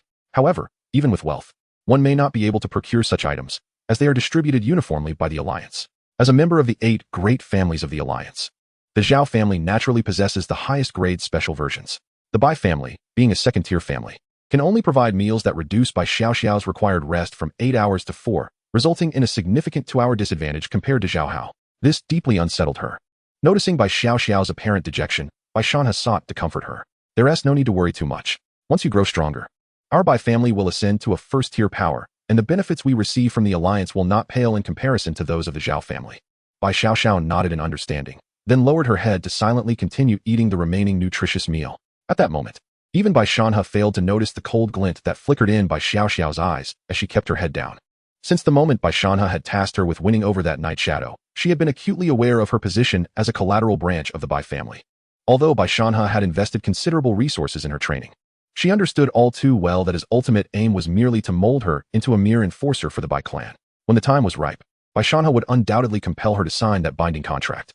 At that juncture, she would be forever bound to obey the Bai family. Yet, no matter how formidable an enforcer might be, they would always remain subordinate, just like the group of Ho Yong who had once surrounded her. Over the past 18 years, Bai Xiao had grown weary of living in deference. However, to alter her fate, she currently needed to leverage the power of the Bai family. Thus, her demeanor towards Bai Shan remained consistently humble and submissive. At the same time, she had already devised a plan. Her first step would be to become the most formidable newcomer, and then, with that stature, approach Xiao of the Xiao family. Both were prodigies, each possessing SSS-level talent. She was confident that her exquisite beauty would surely capture Xiao's favor. If that were to occur, Bai Shan would think twice before forcing her into that binding contract. For now, her sole objective was to complete her first promotion at the swiftest pace possible. She believed that with her current rate of advancement, no one could surpass her this year. Perhaps the Night Shadow might match her speed, but the task token of the Harbinger of Calamity was already in her possession. The time required for other advancement tasks would far exceed that of the Harbinger of Calamity. Victory was within her grasp. Time passed swiftly.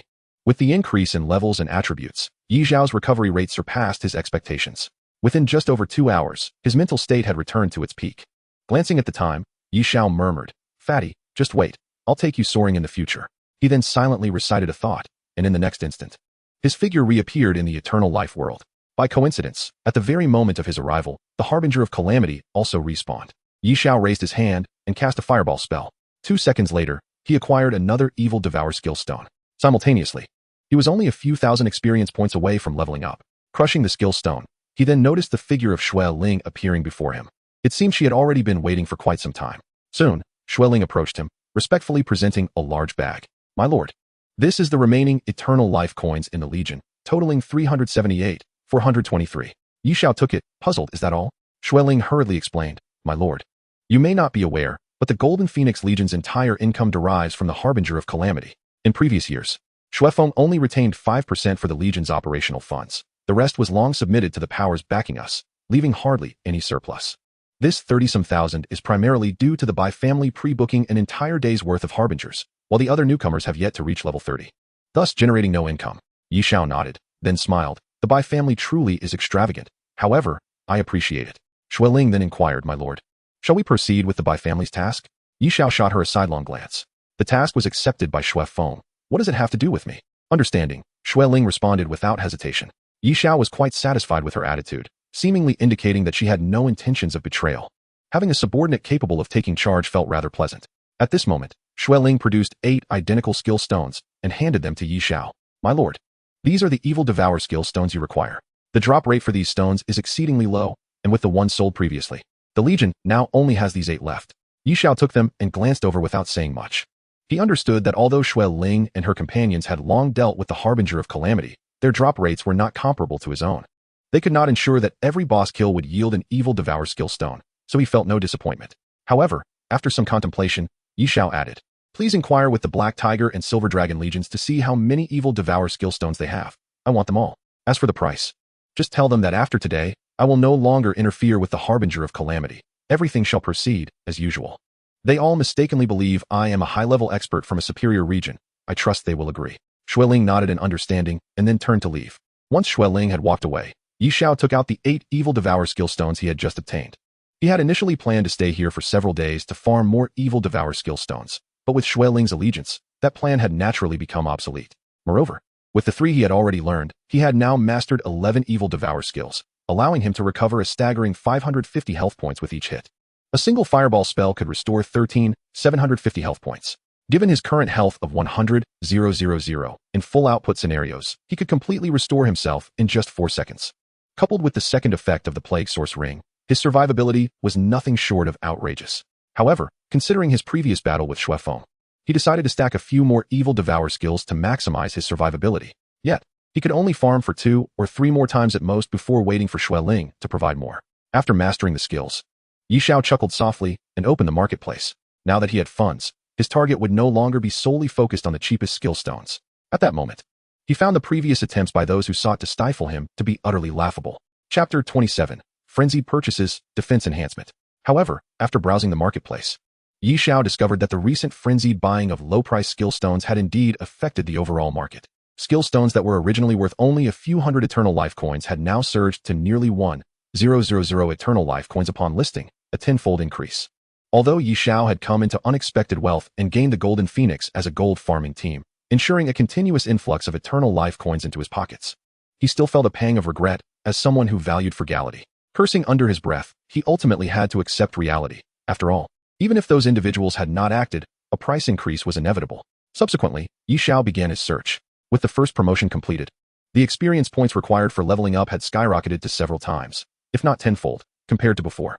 This left Xiao, who had become accustomed to rapid leveling, somewhat disoriented. Simultaneously, to accomplish the Mage Fusion class transfer task as soon as possible, leveling up was of utmost importance. Thus, the first thing he sought was experience-boosting items. However, the ordinary experience-boosting skills had already been sold out during the previous sweep. Consequently, Xiao could only consider high-level skill stones. Yet, the prices for high-level skill stones were generally in the tens of times higher than those of their ordinary counterparts. Based on previous market prices, they would typically range from 2,000 to 5,000 eternal life coins.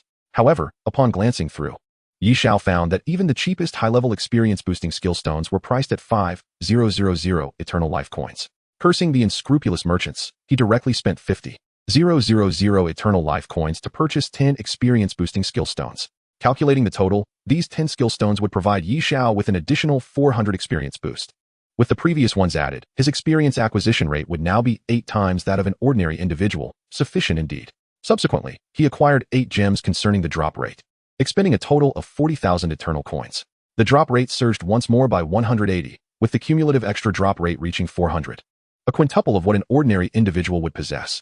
Here, it is essential to mention that while advanced skill stones are significantly pricier than their ordinary counterparts, their efficacy is incomparable.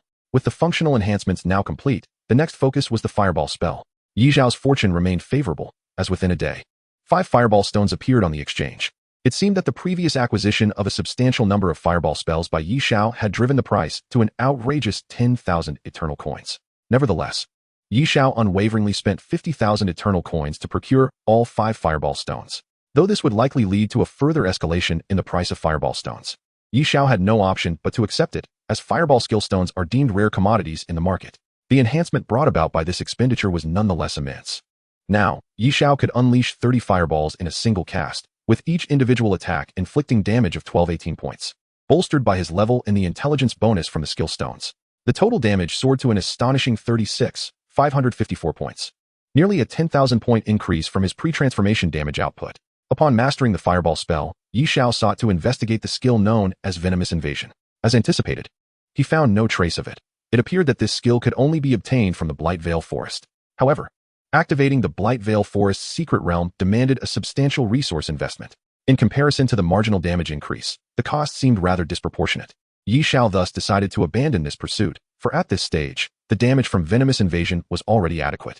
Gazing at the remaining 250,000 eternal coins, Xiao recalled his battle with Shui Feng, which highlighted his deficiencies in defense. Consequently, he began searching for defensive skill stones. Soon, a selection of defensive skill stones came into view.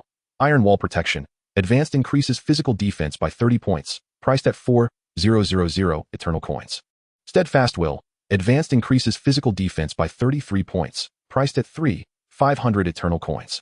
Magical Barrier, advanced increases all elemental resistances by 10 points, priced at 3,500 eternal coins. In the eternal world, defensive attributes such as physical defense and magical resistance do not manifest on a practitioner's panel. They remain hidden attributes. However, based on a century of human research and calculations, estimations of the defensive capabilities of practitioners at various stages have been made. For instance, at Xiao's current level, the majority possess physical defense around 300 points. Thus, even though these advanced passive defensive skills are available, their effects are indeed remarkable. Xiao could only regard them as subpar offerings. Of course, he took a moment to glance at the exchange, where he noticed some rare and epic-level defensive skills suitable for his current level. Each could potentially enhance his defense by several hundred points. Among them, the most exorbitantly priced epic-level defensive skill stone could augment physical defense by over 1,000 points, yielding an increase of 4 or 5 times. However, the price was equally steep, with each costing millions, even several million eternal coins. Though seemingly exorbitant, there were still practitioners willing to invest. After all, in the eternal world, while formidable factions appear plentiful, they are but a fraction of the billions of practitioners. Most practitioners come from unremarkable backgrounds, and without resource support, leveling up is exceedingly slow. Many find themselves stagnating at certain stages for months or even years due to insufficient equipment, a common occurrence. To break through, powerful gear and advanced skill stones are the only viable options. Compared to equipment, investing in skill stones for equivalent enhancements is evidently far more economical. To achieve breakthroughs, many practitioners sacrifice precious skill slots to purchase these skill stones that provide the most substantial upgrades at their current level. This illustrates the disparity between ordinary individuals and those of considerable influence. Observing the exorbitant prices of the skill stones, Xiao felt a wave of relief wash over him. Thankful for his awakening of the infinite skill slot, a divine talent. Otherwise, given his orphaned background, even if he awakened other powerful talents, becoming a formidable force without resource backing would undoubtedly be a Herculean task.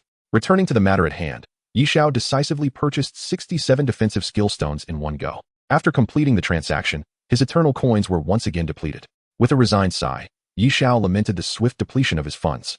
Realizing he must find a way to sell the divine forging stones soon, he then proceeded to shatter the 67 skill stones one by one. Glancing at his panel statistics, he noted the current skill enhancement effects. Each kill of a magical creature grants an additional 120 experience points. Experience gained increases by 700.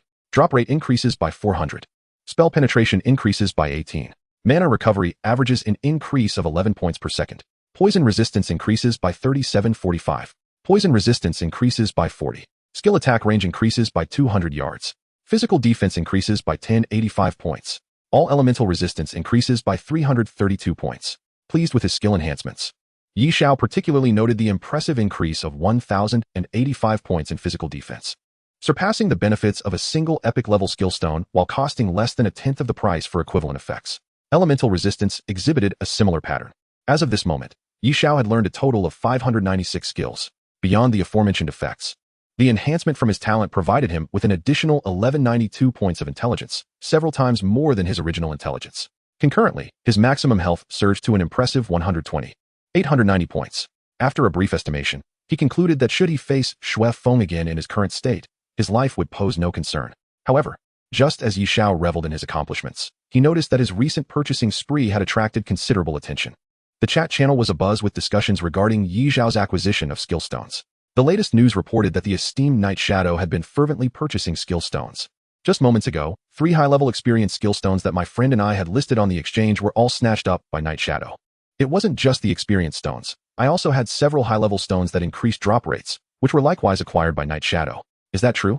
If we consider his prior purchases of low-priced, inferior skill stones, it could be explained by synthesis. But now, buying so many high-level skill stones, what could be his aim? Obviously, it must be to synthesize superior skill stones, one would think. Goodness, that seems exceedingly extravagant. Synthesizing an advanced skill stone typically incurs a cost of around 10,000 eternal coins. and the probability of creating a higher-grade exquisite skill stone is less than 1 in 10. How does that make sense?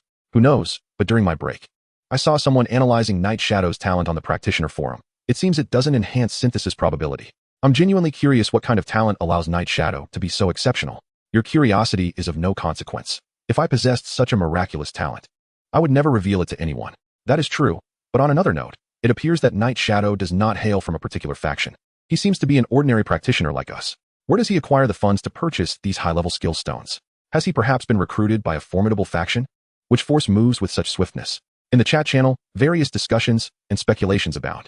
However, within the confines of Tsui City, belonging to the Xiao family, the third elder Xiao Mo remains somewhat pensive upon observing the discourse regarding Night Shadow. Beside him, the commander of the Longyuan Legion, Zhao Chonglin, also takes note of the unfolding events. After a brief moment of contemplation, Zhao Chonglin finally speaks. Elder, it appears that Night Shadow's growth has surpassed our expectations. Xiao Mo nods in agreement. Being a core member of the Xiao family, he is acutely aware that, at present, not a single faction has managed to establish contact with Night Shadow. The fact that Night Shadow has amassed a considerable amount of eternal coins to purchase skill stones indirectly indicates a remarkably rapid rate of development. Moreover, Xiao Mo has an unsettling intuition that Night Shadow's growth may have even eclipsed that of Xiao Hao within the clan. If it were merely this, Xiao Mo would not be overly concerned. Yet, the possibility that Night Shadow is already aware of the happenings within the miasma hidden forest leaves him feeling quite restless. After a moment's thought, Xiao Mo inquires, have we received any news from those we dispatched? Zhao Chonglin nods, then bitterly replies, we have just received word that the group dispatched is unable to enter the miasma hidden forest through special means. Xiao Mo furrows his brow. Regardless of the circumstances, it is imperative to identify Night Shadow as a matter of urgency. I understand, Elder, Zhao Chonglin responds, preparing to take his leave. At that moment, one of the subordinates who had previously delivered news interrupts. Third Elder, Commander, bad news. An incident has occurred in Haisha City. The commander of the Jinfeng Legion, Xiefeng, has been killed by a master. This revelation causes both Zhao Chonglin and Xiao Mo to rise abruptly from their seats. Chapter 28. The Xiao family arrives. Zhao Wu's shock. 2 hours later, in Haisha City, a dozen individuals, clad in identical uniforms and unfamiliar to the locals, materialize within the city without any forewarning. This group consists of 16 members, each bearing a stern expression and moving with urgency. As pedestrians cross paths with them, they initially pay little mind. However, when one passerby's gaze lands on the emblem emblazoned on their chests, his countenance shifts dramatically, and he hastily pulls his curious companion aside to avoid them. What's wrong? The friend asks, perplexed. They look just like anyone else. Why do you look as if you've seen a ghost? The passerby retorts with irritation. Did you not see the emblem on their chests? They are from Longyuan. Longyuan? The friend instinctively murmurs, then his eyes widen in realization. Wait. The Longyuan Legion of the Xiao family?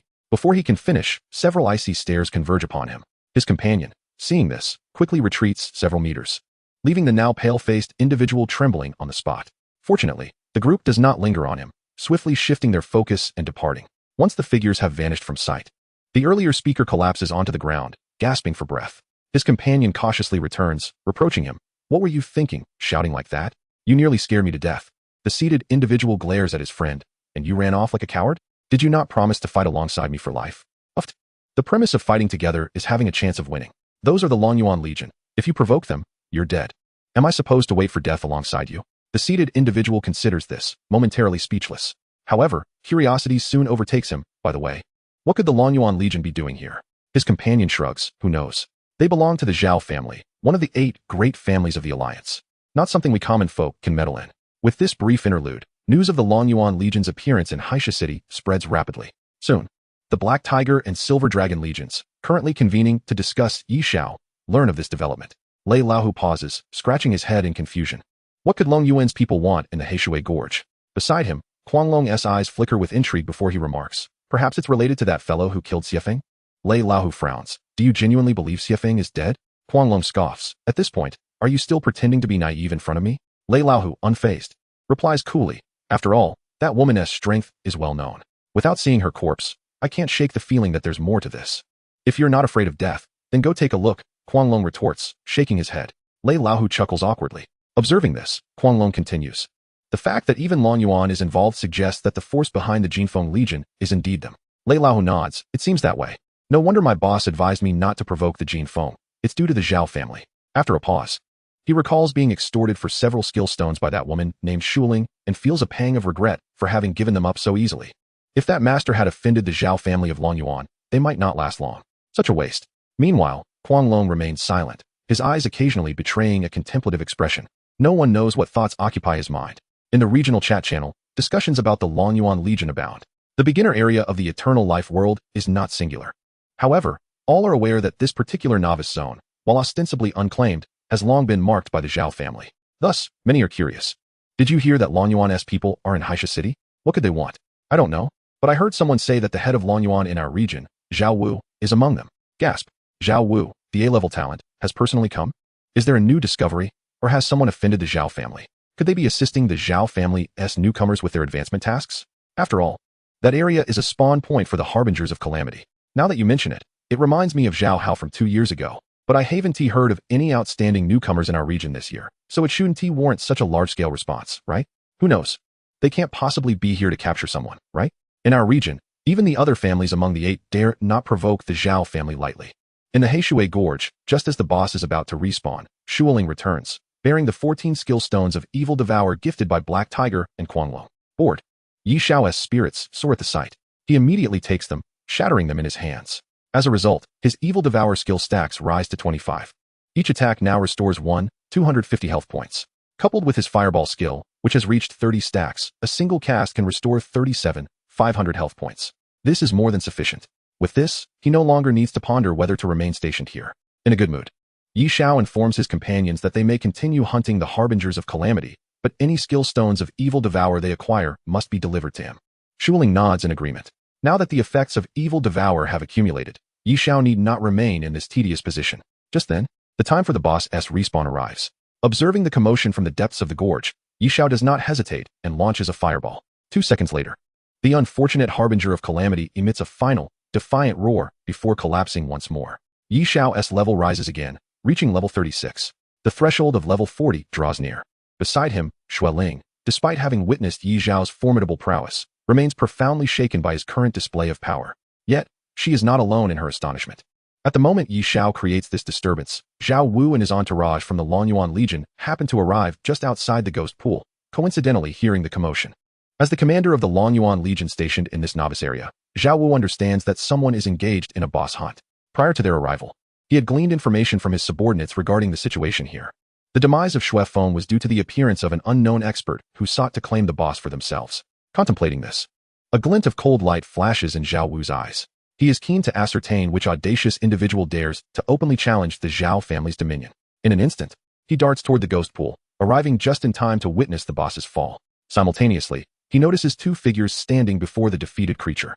Xiao Wu's expression shifts slightly. 2 individuals taking down a boss.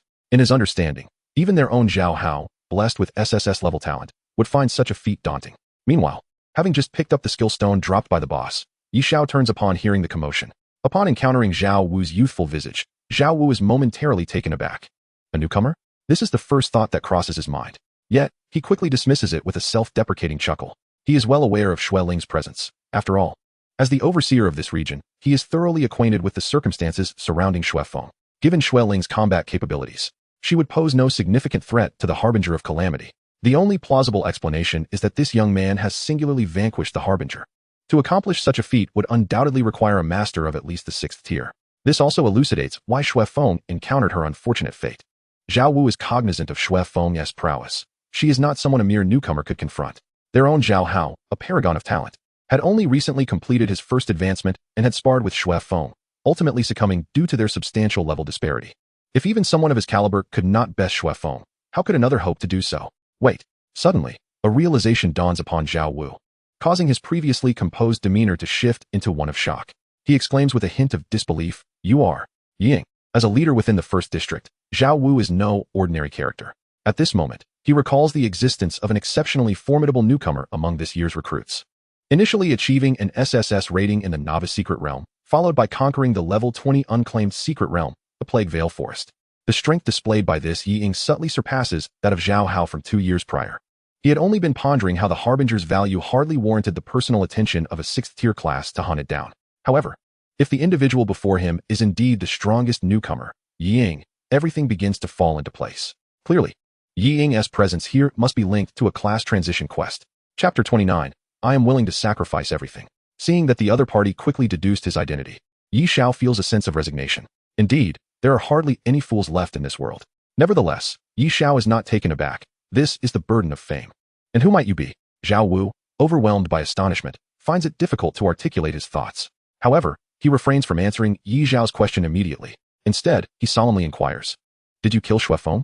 Upon hearing this, Yi Xiao suddenly realizes that these individuals likely represent the forces behind Xuefeng. To his surprise, they have arrived rather swiftly. It appears they belong to the Xiao family of Lonyuan, considering Yi Xiao is well aware that this novice zone has long been under their control. Only the Xiao family's Lonyuan legion could move with such alacrity. Why the silence? Do you think your silence will allow you to evade the issue? Hearing the unfriendly tone in Zhao Wu's voice, Yi Xiao internally sighs. Although he may be considered invincible within this novice zone, both the Xiao family and the Qin family are among the top 8 families of the alliance. Only a select few within the alliance could genuinely contend with such colossal entities. Thus, Yi Xiao believes that unless necessary, it would be prudent not to make an enemy of them. After all, he harbors no deep-seated animosity towards them. Creating conflict would inevitably invite trouble, something Yi Xiao wishes to avoid. However, the newcomers are oblivious to Yi Xiao's thoughts. In contrast, upon hearing Zhao Wu call out Yi Xiao's name, the previously expressionless faces of the Lonyuan members reveal shock. They quickly draw their weapons, preparing for a confrontation. In comparison to his subordinates' responses, Zhao Wu's mind is racing. As a direct descendant of the Zhao family, he possesses greater knowledge. Zhao Wu understands that the Ying before him may well hold insight into some of the Zhao family's affairs. While the Zhao family is known for their caution, they should not leave any trace behind. Yet, it is always wise to be vigilant. Should this information fall into the hands of outsiders, it would spell disaster. And this Ying is the only one who might know of such matters. Contemplating this, Zhao Wu formulates a plan. Regardless of the outcome, he must subdue the individual before him. How to deal with the aftermath is a matter for the Elder Council to determine. In a flash, Zhao Wu makes what he believes to be the most prudent choice. He too draws his weapon and commands, "Attack." However, before his words can fully escape his lips, there are others who act even more swiftly. Almost the instant Zhao Wu makes a move, 30 fireballs materialize from thin air. In the blink of an eye, they crash into the unprepared Zhao Wu. Despite having been on guard, the proximity is too close for comfort. The fireballs strike him with full force.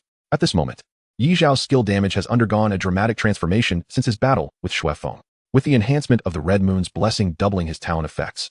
And having learned over 100 skills, his intelligence has soared to an astounding 1704, comparable to that of a level 112 bearer tribute class.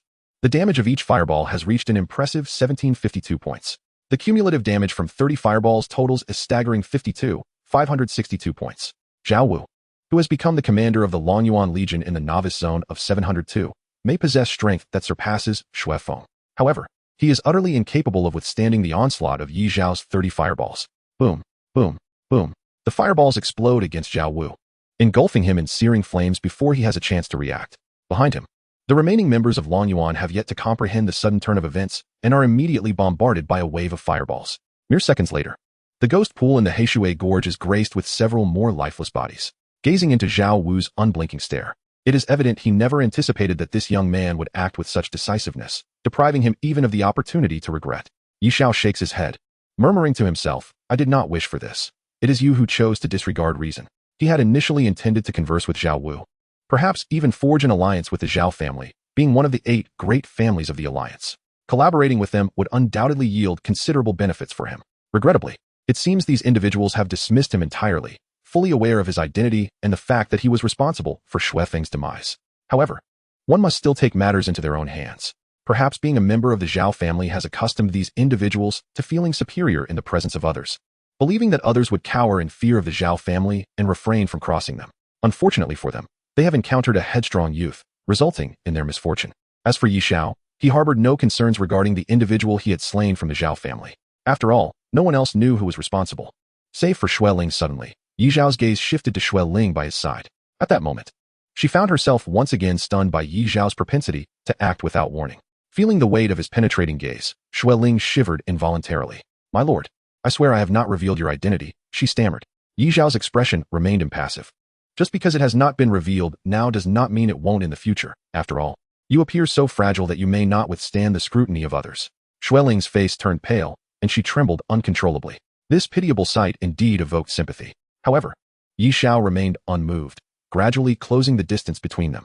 After being recognized by Zhao Wu, Yi Xiao realized that his previous actions had rendered his identity too easily exposed. In his eyes, the Zhao family was now involved in this matter, and Xueling, along with her Golden Phoenix Corps, would likely find it difficult to maintain a foothold in the Black Sand City, given that they had lost their value. He deemed it prudent to extinguish all potential threats in their infancy. Sensing the rising intent to kill emanating from Xiao, Xueling seemed to grasp his inner thoughts. Just as he was but a few steps away, she suddenly dropped to her knees. Then, to Xiao's incredulous gaze, she swiftly stripped herself of all her clothing, revealing her pristine body before him, naked and rather conspicuous. A seductive ploy? Xiao's mind conjured an odd thought. Do you think I am a lustful fiend? Xueling fervently shook her head, disregarding her nudity before a man, and quickly explained, My lord, I understand your concerns. Therefore, I am willing to offer my pure body to sign a slave contract with you, so you need not worry about me revealing your identity. Xiao was somewhat taken aback. He had read about the slave contract in some books. It was a method once employed by humans to control hybrids. Upon successful signing, hybrids would be unable to defy any human will. This contract was, without a doubt, deeply despised by hybrids in the past. However, with the decline of hybrids over the decades, such contracts had fallen into obscurity. To his astonishment, Xueling was willing to become a slave to survive. As he surveyed her unadorned body, his gaze ultimately settled on her hopeful face. Xiao coldly uttered a few words. I have never studied that. I can teach you. Faced with Xueling's fervent plea, Xiao sighed inwardly. It was difficult to refuse such earnestness. In the end, he did not kill Xueling. This woman, who continually teetered on the brink of life and death, was remarkably resilient. This prompted Xiao to devise a plan. Since Xueling was willing to sign a slave contract with him, he need not fear his identity being exposed. Thus, he could utilize Xueling to gather intelligence on the Xiao family. At the very least, Xiao needed to ascertain the Xiao family's intentions regarding the hybrids. Although he had some vague ideas, they remained mere conjectures. Chapter 30. By Xiao arrives at Black Sand City. The secret realm encounters intruders. What do you mean by this? In the former headquarters of the Golden Phoenix Corps in Black Sand City, Bai Xiao sat with poise, though her words betrayed the anger and urgency she felt. Opposite her sat Xueling, sister of Xuefeng. In response, Xueling merely stated, Apologies, but the Golden Phoenix Corps no longer exists. You have mistaken your target. After Zhao Wu and his party were swiftly dispatched by Xiao, Xueling, having secured her life through the slave contract, gathered the remaining members and rebranded the group as the Night Corps, taking on the mantle of commander. Although the Black Tiger and Silver Dragon Corps were puzzled by this change, they refrained from taking further action. After all, the formidable individual who had slain Xuefeng was still at large, and they were unaware of any potential involvement from that individual, even with their respective powers backing them. They knew that distant waters could not quench their immediate thirst. They had not seen any sign of the Longyuan Corps entering the Blackwater Gorge, and thus were hesitant to act. The Xiao family, which had once supported the Golden Phoenix Corps, had remained silent after Zhao Wu's incident.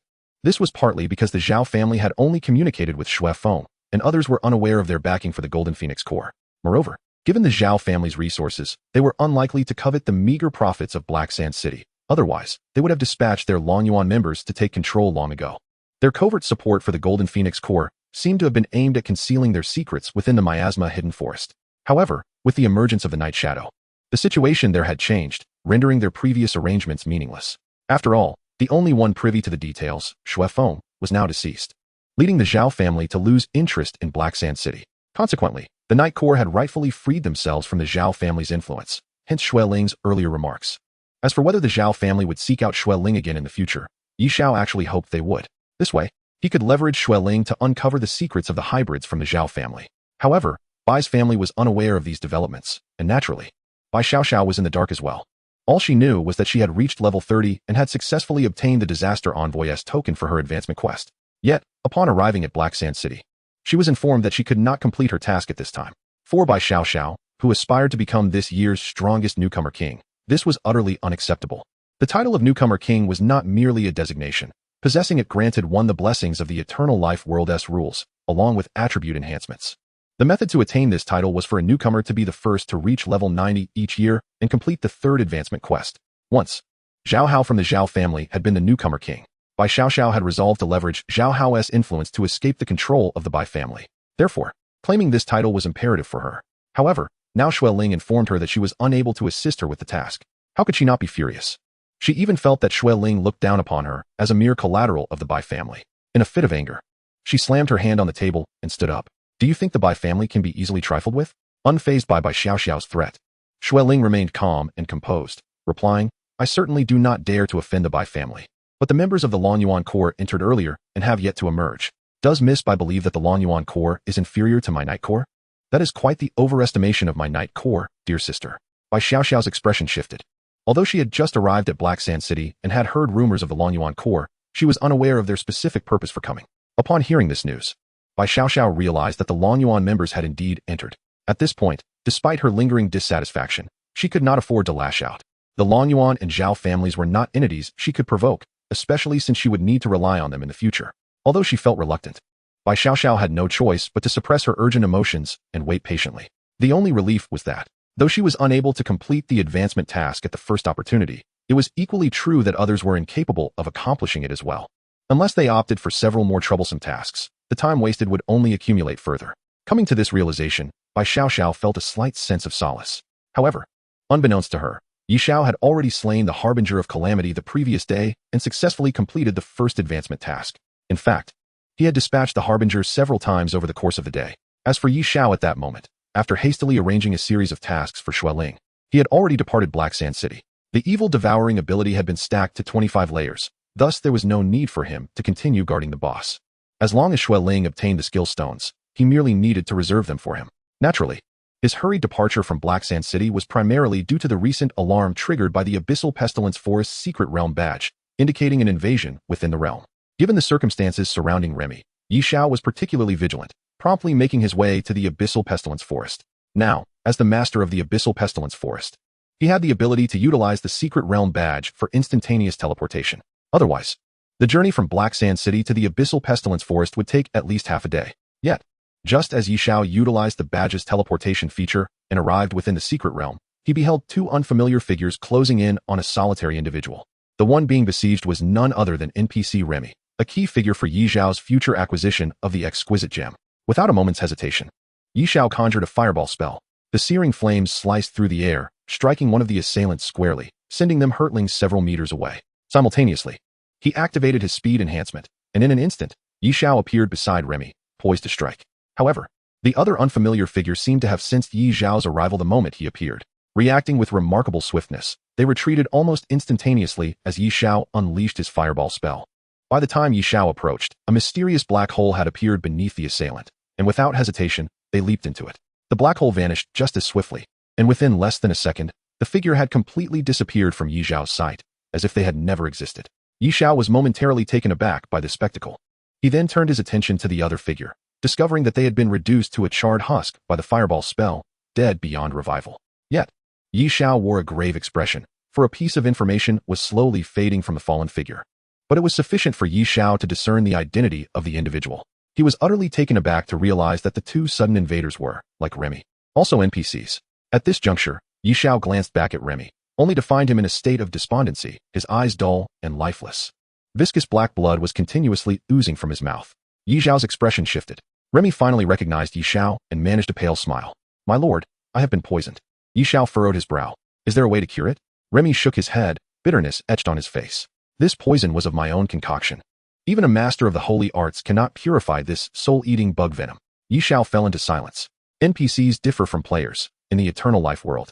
They resemble the indigenous inhabitants, and detoxification is not as straightforward for them as it is for players, who can easily cleanse toxins through purification methods or universal antidotes. Xiao found himself powerless to assist. However, he was left with numerous unanswered questions, and with Remy being crucial to the creation of the exquisite gem, his impending demise posed a significant dilemma for Xiao. It seemed Remy discerned Xiao's inner turmoil. After coughing up another bout of black blood, he weakly stated, "My lord, it seems you have sensed something. Indeed, I had previously concealed certain matters from you, but that was merely for self-preservation. Now that I am on the brink of death, I can divulge everything. I do not seek anything from you, my lord. I only wish for the opportunity to avenge myself in the future, and I would be eternally grateful." Chapter 31. The True Origin of Remy. The mysterious passage beneath the earth. Remy perished. Merely 10 minutes after Xiao's arrival in the secret realm, Remy succumbed to the poison he had brewed himself. Observing Remy's lifeless form, which began to decay, Xiao let out a soft sigh. This turn of events had caught him unawares. He then glanced down at the 3 exquisite gems in his possession, along with a peculiar item he had never encountered before, the Starfall Guide Stone. These were salvaged from the deceased individual, representing a meager yield, preventing his efforts from being entirely in vain. Without hesitation, Xiao utilized the exquisite gem. Ding. You have used the exquisite gem. The fireball spell's level has increased. Ding. You have used the exquisite gem. The fireball spell's level has increased. Fireball consumes 10 mana points, dealing 48,010 intelligence, points of fire damage to the target, cooldown, 1 second. The fireball spell was Yi Xiao's most potent defensive skill. This exquisite gem was also incomplete. Thus it could only be employed on ordinary skills. Consequently, Yi Xiao felt no conflict in using it. Moreover, the enhancement proved remarkably beneficial for him. The upgraded fireball spell now dealt an astonishing damage of 512 points, a nearly 50% increase from the previous one, 700 points. In light of this, the damage from the upgraded fireball spell exceeded that of other comparable advanced skills. Additionally, the total damage from 30 fireballs reached an impressive 372 points. Based on this damage output, with a cooldown of 0.5 seconds per fireball, Yi Xiao could now achieve genuine instant kills against the Harbinger of Calamity. The potency of the upgraded fireball spell somewhat assuaged Yi Xiao's regret over Remy's demise. Next, Yi Xiao picked up the Starfall Guide Stone he had recovered from the earlier assailant. This item was entirely unfamiliar to him, but fortunately, Remy had informed him before his passing. This stone functioned as a key, capable of opening a black hole beneath one's feet. Similar to the escape route used by the mysterious figure, the black hole, in fact, served as a gateway to a unique passage. According to Remy, beneath the eternal life world existed a special space that human players had yet to discover. This enigmatic space was referred to as the Undercroft by NPCs. It was accidentally discovered by NPCs following the cataclysmic war 80 years prior, which allowed them to avoid extinction and survive to this day. Throughout the years of research, they uncovered the astonishing properties of this Undercroft. The Undercroft resembled an independent dimensional space, hosting a plethora of magical creatures, significantly stronger than those found in the eternal life world. Some NPCs even speculated that the omnipresent monsters in the eternal life world might have escaped from this Undercroft. However, due to the constraints of the eternal life world's rules, the creatures that fled from the Undercroft had their powers curtailed. All of this remained speculative, and the true reason for the Undercroft's existence remained a mystery, much like NPCs' lack of understanding regarding the sudden appearance of humans in the eternal life world a century ago. The Starfall Guide Stone served as the key to the Undercroft, as well as a buoy for navigation within it. The Undercroft connected all secret realms within the eternal life world, allowing NPCs to freely traverse every secret realm, information that human players had never been privy to. Yi Xiao had not encountered any record of this in ancient texts or documents. Remy's earlier reservations regarding Yi Xiao stemmed from his intention to reach out to other Maya individuals for his own rescue. The term Maya is what the NPCs refer to their own race. However, Remy did not anticipate that while help arrived, it was not to save him. Rather, upon learning that he had failed to disclose crucial information to Yi Xiao, they opted to silence him. Initially, he planned to feign death from poisoning to prevent Yi Xiao from uncovering more about the Maya. Yet, he was taken aback by Yi Xiao's swift return, leading to their current predicament.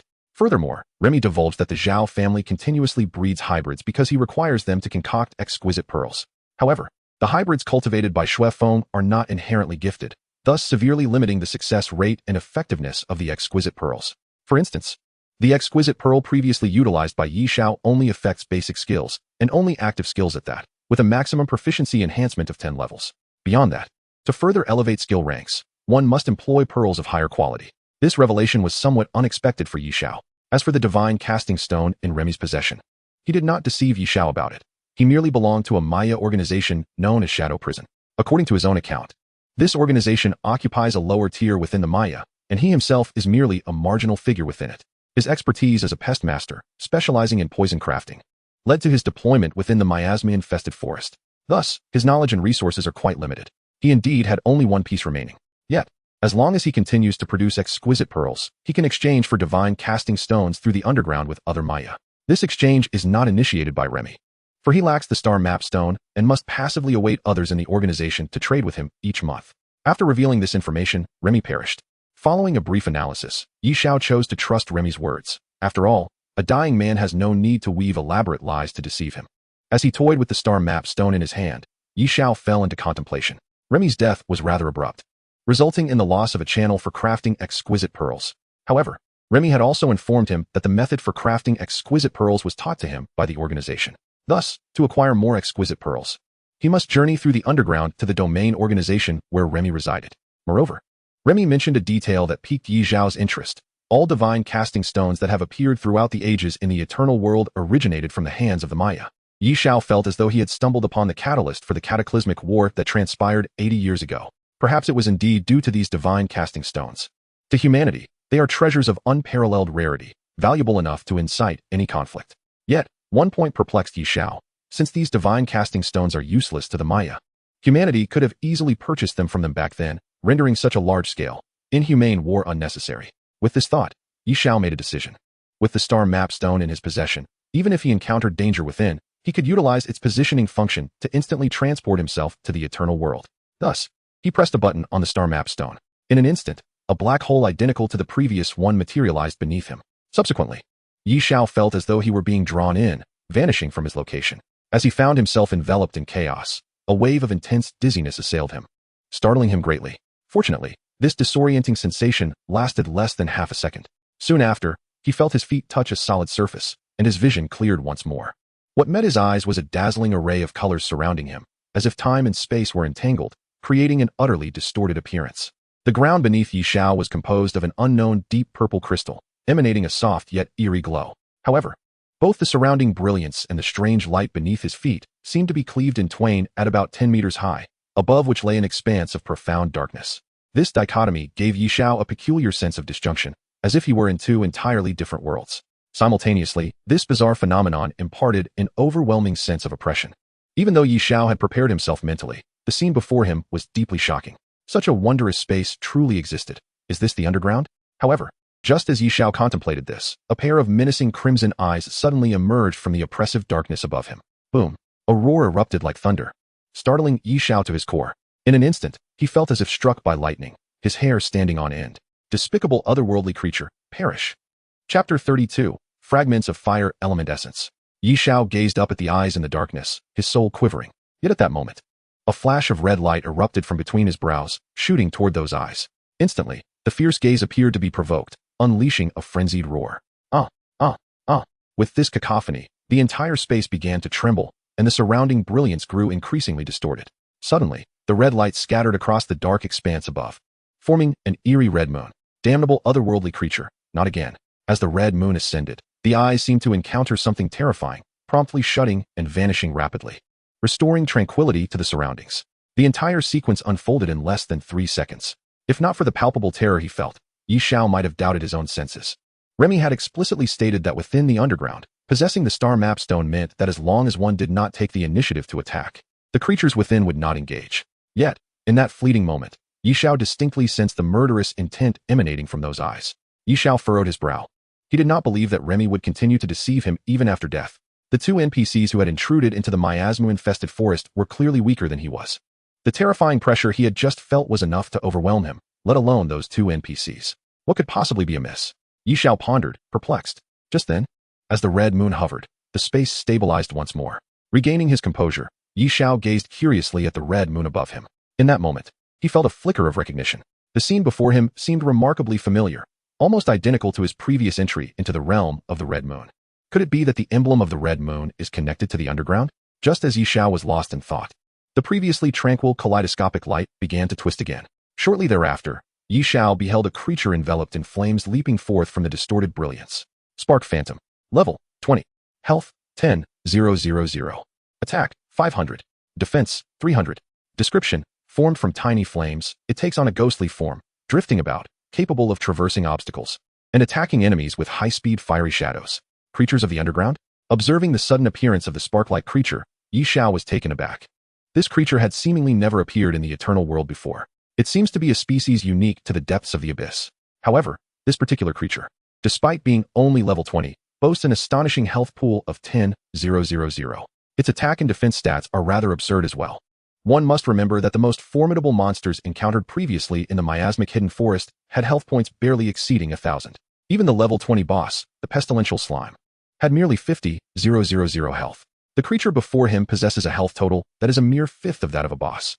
What astonished Xiao even more was that this peculiar creature was not alone, as the first Ember Wraith emerged, for more swiftly followed from the surrounding distorted radiance. Materializing before him, the 5 Ember Wraiths, akin to the mysterious eyes he had encountered earlier, charged vehemently towards Xiao.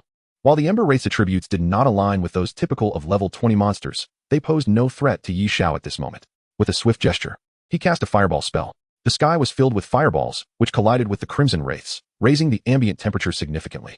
However, in the next moment, Xiao was startled to realize that his fireball spell inflicted a mere pittance of damage upon these Ember Wraiths. Clearly, these flame-enshrouded specters were impervious to fire damage, possessing a remarkable resistance to fire. Yet, Xiao had anticipated this. Indeed, the very next second, one of the Ember Wraiths emitted a strange, anguished wail before collapsing. Although the Ember Wraiths were immune to the damage from the fireball spell, the corrosive damage from the 30 fireballs, infused with venomous assault, could swiftly stack to its maximum. With a staggering 12,000 points of damage per second, it was sufficient to obliterate an Ember Wraith. This was precisely why Xiao had refrained from hastily learning other elemental skills. After all, given his financial resources, most of what he could afford were merely ordinary skills of little potency. Therefore, it was more efficient to concentrate on amplifying the power of his fireball spell, as it would yield swifter results. Besides, when facing monsters with high fire resistance, he had the venomous assault as a contingency, leaving him unconcerned about being countered. At that moment, an uncanny scene unfolded. The downed Ember Wraith unexpectedly split into 4 smaller Ember Wraiths. Xiao was taken aback and, after a moment's contemplation, unleashed another fireball spell. Consequently, the 4 smaller Ember Wraiths divided again, multiplying into 16. Xiao attempted to target other Ember Wraiths, only to find the outcome unchanged. These bizarre creatures did not perish outright when vanquished. Instead, they fractured into even smaller Ember Wraiths. Moreover, aside from their health being reduced to a quarter of the original, their attack and defense remained entirely unaltered. In the blink of an eye, with Xiao continuously casting fireballs, the initial 5 Ember Wraiths had proliferated to an overwhelming number surrounding him, no less than 300. Xiao felt a chill run down his spine. He had not anticipated that these entities would multiply with each defeat. Fortunately, he had previously accumulated 25 stacks of Evil Devour, allowing him to sustain his health. Otherwise, confronted by the relentless assaults of 300 Ember Wraiths, even his 120,000 health points would prove insufficient. The monsters of the abyss were indeed terrifying. It was no wonder that the NPCs dared not traverse this area in large numbers. Yet, Xiao could not fathom how the previous 2 NPCs had evaded the onslaught of these creatures. Was it possible that these monsters refrained from attacking NPCs and only targeted human adventurers? Xiao considered this a likely scenario. As he witnessed the Ember Wraiths multiplying exponentially, he resolved to activate the Starfall Guidestone and return to the secret realm. After all, he had no means to contend with such relentless foes. However, just as he was about to depart, the multitude of Ember Wraiths before him simultaneously emitted a radiant crimson glow. In the next moment, the light coalesced, revealing a colossal Ember Wraith, towering several times larger than himself.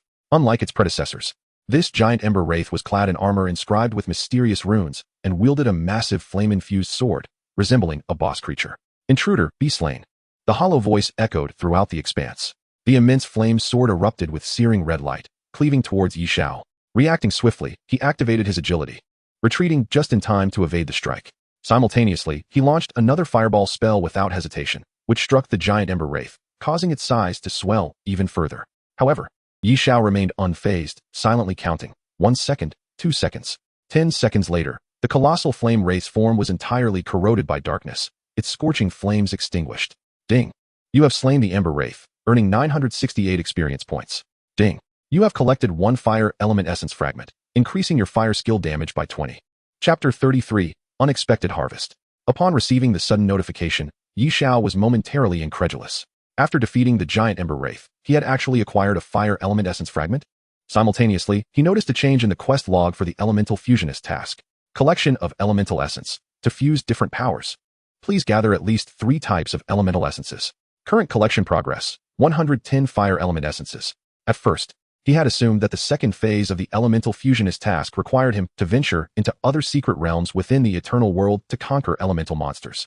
Now it seemed he had misunderstood. The task issued by the Red Moon Certificate was to collect elemental essences within the abyss.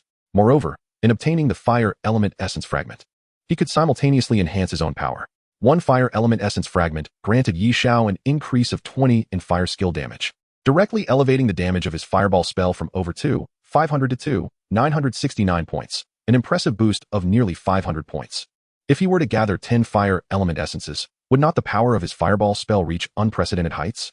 In that moment, he became even more convinced of his earlier hypothesis. The abyss must have some connection to the Red Moon Certificate he possessed. Xiao felt a surge of relief. Had it not been for the intrusion of those 2 NPCs into his secret realm, he might never have discovered the existence of the abyss. Now, with the abyss at his disposal, he could potentially expedite the completion of the Elemental Fusionist task. With this thought, Xiao abandoned any intention of leaving the abyss, though he remained uncertain if more Ember Wraiths would continue to appear. At that moment, Xiao noticed that a skill stone had dropped from the spot where the giant Ember Wraith had fallen. He picked it up, and upon inspecting it, he was momentarily taken aback, only to then break into a smile. It was a skill stone for the fireball spell. Previously, The scarcity of fireball skill stones in the market was primarily due to the fact that they could only drop from pure fire elemental monsters. Within the Eternal World, the only creature fitting this criterion was the Flame Demon boss in the Inferno Forge Secret Realm, which was a level 100 dungeon. Given Yi Xiao's current level, he was naturally unable to enter. Moreover, since fireball was an essential skill for mages, few would deliberately farm the Inferno Forge for it. The sporadic appearances of fireball skill stones in the trading market were simply the result of other adventurers collecting them after defeating the Flame Demon. This scarcity was the reason behind the rarity of fireball skill stones. However, he never anticipated that he would find a fireball skill stone here. Thus, the implications were profound. The determination of Yi Xiao to remain here grew ever more resolute, even if it were not for the task of integrating with the mage class. Simply hunting additional magical creatures would augment the potency of his fireball spell. It would be illogical to depart at this juncture. However, Yi Xiao harbored numerous uncertainties regarding the cavern. Just moments ago, he distinctly heard the colossal spark spirit refer to him as an invader prior to its assault, its tone brimming with animosity. Moreover, those enigmatic eyes had previously labeled it as an otherworldly being. When the Crimson Moon appeared, it was evident that those strange eyes were aware of its existence, leading to its utterance of the phrase, "Not this trick again." What then is the nature of the Crimson Moon? Initially perceived as merely an artifact to trigger a hidden quest, it now appeared far more intricate than Yi Xiao had anticipated. Shaking his head, Yi Xiao promptly learned the fireball spell he had unexpectedly acquired. With the total number of fireballs reaching 31, the cumulative damage, enhanced by all effects, soared to 92, 125 points. Satisfied, he nodded, contemplating his next course of action. Suddenly, the purple crystal beneath his feet began to tremble violently, and torrents of searing magma surged forth. Yet, upon closer inspection, Yi Xiao discerned that these were not streams of lava, but rather a swarm of diminutive red insects, each no larger than a thumb. In the blink of an eye, these crimson creatures swarmed around him, charging ferociously towards his position. Volcanic Rock Demon. Level, 20. Health, 1000. Attack power, 200. Defense, 50. Description, small in stature, encased in volcanic rock formed from pure fire elements, making it appear as if it were ablaze. During an attack, it absorbs the energy of the volcanic rock, transforming it into searing magma assaults. The magical entities that had emerged, by their attributes, were not significantly more formidable than their counterparts of the same level in the outside world. However, in Yi Xiao's estimation, the threat posed by the volcanic rock demons was far more terrifying than that of the previous spark spirit. Despite their diminutive size, they could coalesce into torrents akin to magma, their numbers easily amounting to thousands. Such a terrifying quantity could spell doom even for a fifth-tier professional. With little time to ponder, and with the volcanic rock demons charging towards him, Yi Xiao unleashed his fireball spell in a frenzied barrage reminiscent of a Gatling gun. Fortunately, these insect-like volcanic rock demons were exceedingly fragile. Under Yi Xiao's relentless assault, entire clusters could be dispatched within mere seconds. In that moment, Yi Xiao profoundly grasped the significance of area of effect skills. It was decided, once he garnered sufficient wealth, he would undoubtedly seek to acquire an area of effect skill. Simultaneously, a flurry of experience notifications erupted before him. Stealing a glance, Yi Xiao was pleasantly surprised. Ding! You have slain a volcanic rock demon, gaining 968 experience points. Your fire resistance has increased by 1. Ding! You have slain a volcanic rock demon, gaining 968 experience points. Your fire resistance has increased by 1. Ding! Congratulations, you have reached level 36. As Yi Xiao's level had surpassed that of the volcanic rock demons by over 10 levels, the experience gain was capped at a mandatory 1 point. Nevertheless, with the additional bonuses from the experience skills, he still managed to accrue 968 experience points. Although this was not a vast sum, it was undeniable that the overwhelming number of volcanic rock demons made such a rapid accumulation possible. Consequently, his leveling up was hardly a surprise. However, what truly astonished Yi Xiao was the fact that these volcanic rock demons could provide him with fire resistance. Though the increase was a meager 1 point, in the brief moment that had elapsed, Yi Xiao's fire resistance had already accumulated to over 500 points. With thousands of volcanic rock demons before him, if he were to eliminate them all, he could potentially amass several thousand points in fire resistance, an exceedingly comfortable prospect. Chapter 34. The NPC hidden in the Sun God Temple, the eerie volcanic rock demon. The Sun God Temple, located in the intermediate zone of the Immortal World, spanning levels 91 to 150, is a level 150 unclaimed secret realm. This realm is renowned among professionals, as for decades, adventurers have sought to conquer the Sun God Temple. Yet, to this day, none have succeeded in breaching it, let alone achieving an S-rank evaluation. Based on known intelligence, the Sun God Temple contains 3 grand halls, each occupied by ferocious level 150 explosive magical creatures, whose combat prowess rivals that of typical elite magical entities. Professionals categorize magical creatures into 4 types based on their characteristics: ordinary, special, elite, and boss. Although elite magical creatures do not match bosses, their attributes are tenfold greater than those of ordinary creatures. The Sun God Temple is replete with such elite magical beings, which explains why most adventurers who have entered are swiftly vanquished in the first hall, let alone exterminating the creatures across all 3 halls to attain an S-rank evaluation. Yet, despite the perilous nature of the Sun God Temple, countless professionals continue to venture forth, with many guild factions establishing dedicated teams to study how to conquer this unclaimed realm, which has buried innumerable adventurers. The driving force behind this reckless pursuit lies in the fact that some individuals, upon conquering the first hall, were rewarded with God-forging stones, an item coveted by countless adventurers. And this was merely the reward for conquering the first hall. No one knows what rewards await those who conquer the subsequent 2 halls, but it is universally understood that they will not be of lesser value than the God-forging stones. This is the reason why, despite the inherent dangers and the possibility of losing their lives, so many remain utterly captivated. Meanwhile, within the grand hall located at the highest point of the Sun God Temple, a shadow cloaked in a black robe inquired, "Has Mori perished?" The voice was devoid of gender or emotion. Yet, it was this calm tone that left the figure kneeling below feeling uneasy. If Xiao were present, he would recognize that the kneeling individual was none other than the shadowy NPC who had previously escaped from the plague-hidden forest. "Reiner, you are aware of my rules. I require an explanation." The shadowy NPC known as Reiner could not suppress a shiver and hastily replied, "My lord, everything was proceeding smoothly until unexpectedly. The master of the secret realm reacted with astonishing speed and formidable power. The moment he appeared, he dispatched Mori with a single strike. Had I not acted swiftly, I might not have returned." The shadowy figure in the black robe slowly queried, "According to the restrictions placed upon humanity by the immortal world, that realm is merely a level 20 secret. Yet you and Mori are both level 90 Shadow Abyss assassins." Reiner, trembling in fear, lowered his head, his voice quavering. "My lord, I am willing to submit to your soul search." The shadow did not respond, its only visible eyes devoid of emotion as they bore into Reiner. Then, an eerie black light flickered, enveloping Reiner entirely. Almost immediately, Reiner began to tremble, unable to suppress his wails. Nevertheless, he gritted his teeth, striving to maintain control over his voice. This continued until half a minute had passed. Suddenly, he relaxed, collapsing to the ground like a deflated balloon.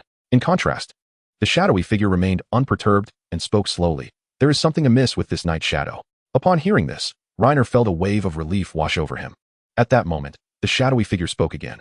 "Are you saying that shortly after your departure, that Xiao also entered the cavern?" "Indeed, my lord," Reiner confirmed.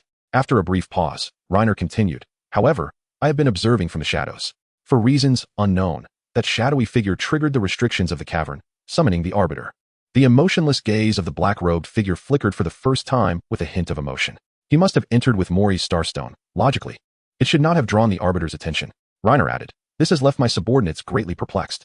Initially, we intended to exploit the terrain of the cavern to find an opportunity to assassinate him, but the appearance of the Arbiter caused violent spatial fluctuations, and my subordinates, lacking sufficient strength, had no choice but to retreat." This time, the black-robed figure did not chastise Reiner. "Perhaps it is for the best, although the reasons remain unclear. It seems that creature has provoked the Arbiter and is likely reduced to ashes. Thus, the matter is resolved." Then, the black-robed figure shifted the conversation, slowly stating, "Nevertheless, in the shadow prison, any task that reveals flaws will incur punishment. You shall be tasked with forging the divine casting stones." Reiner's heart, which had momentarily eased, surged uncontrollably upon hearing the words divine casting stones. He abruptly glanced up at the black robe, on the verge of speaking. However, a shroud of black mist enveloped him once more, binding him tightly. Reiner's eyes widened in terror, yet this fear lasted less than 3 seconds. In the blink of an eye, he completely lost consciousness. "Take him to Albin." 2 shadowy figures suddenly emerged from nowhere, dragging the unconscious Reiner away from the grand hall. At that moment, only the black-robed figure remained in the vast hall. With the connection to the miasma hidden forest severed, it seemed we must find ways to lure more humans into the Sun God Temple. Meanwhile, Xiao remained blissfully unaware of everything concerning the Sun God Temple.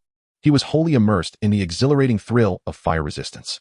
Yet, as one after another, the magma elementals fell, he gradually sensed something amiss. The defensive power of these magma elementals was merely 50 points, and unlike the prior spark spirits, they did not possess the fire resistance that had posed such a headache for Xiao. Essentially, a single fireball could extinguish one magma elemental's life. Currently, Xiao could instantaneously unleash 31 fireballs with a single cast of fireball. This meant he could slay 62 in just 1 second. However, as his fire resistance escalated to 1,000, he discovered that what once required only 1 fireball to eliminate now necessitated 2. If it were merely this, Xiao would not have been overly concerned.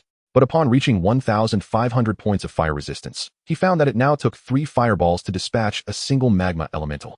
As he continued to slay more, he noticed that the health, attack power, and defense of the magma elementals seemed to be continuously increasing. This peculiar phenomenon caused Xiao to furrow his brow. It was worth noting that he had already vanquished a significant portion of the magma elementals. His fire resistance had accumulated to 3,500 points, and with the additional experience gained, he had officially reached level 40. The power of a single fireball had also surpassed 3,000 points. Yet now, the magma elementals required a staggering 10 fireballs to be slain. As the speed of his kills slowed, the remaining magma elementals were finally able to strike him. A glance at his status panel revealed that a single magma elemental inflicted over 200 points of damage on him. This was after Xiao's fire resistance had reached 3,500 points. There were still roughly 3,000 magma elementals left. Had it been a moment prior, Xiao could scarcely imagine the consequences. From that instant, he observed his health bar oscillating like an EKG. In one moment, it plummeted to its nadir, and the next, he clawed back to a peak through the power of his evil devour. Such a heart-stopping scenario kept Xiao taut, leaving no room for distraction. As Xiao felled another 500 magma elementals, the situation grew increasingly perilous. He understood all too well that retreat was not an option. The moment his fireball spell faltered, even for a second, it would lead only to death. Reluctantly, he gritted his teeth and continued casting fireballs. Time trickled by. He lost track of how long it had been, but the remaining magma elementals had dwindled to fewer than 500. During this period, Xiao leveled up twice, reaching level 42, while his fire resistance had climbed to 6,500 points. Yet, throughout this ordeal, there were numerous instances when he nearly met his demise. He could have activated the Starstone to return to the secret realm, but Xiao was uncertain whether such an opportunity would present itself again upon re-entering the cavern. In pursuit of enhancing his strength and hastening his transition to a converging mage, Xiao ultimately gritted his teeth and persevered. Though only 500 magma elementals remained, Xiao did not feel optimistic. He had discerned that 500 was merely a threshold.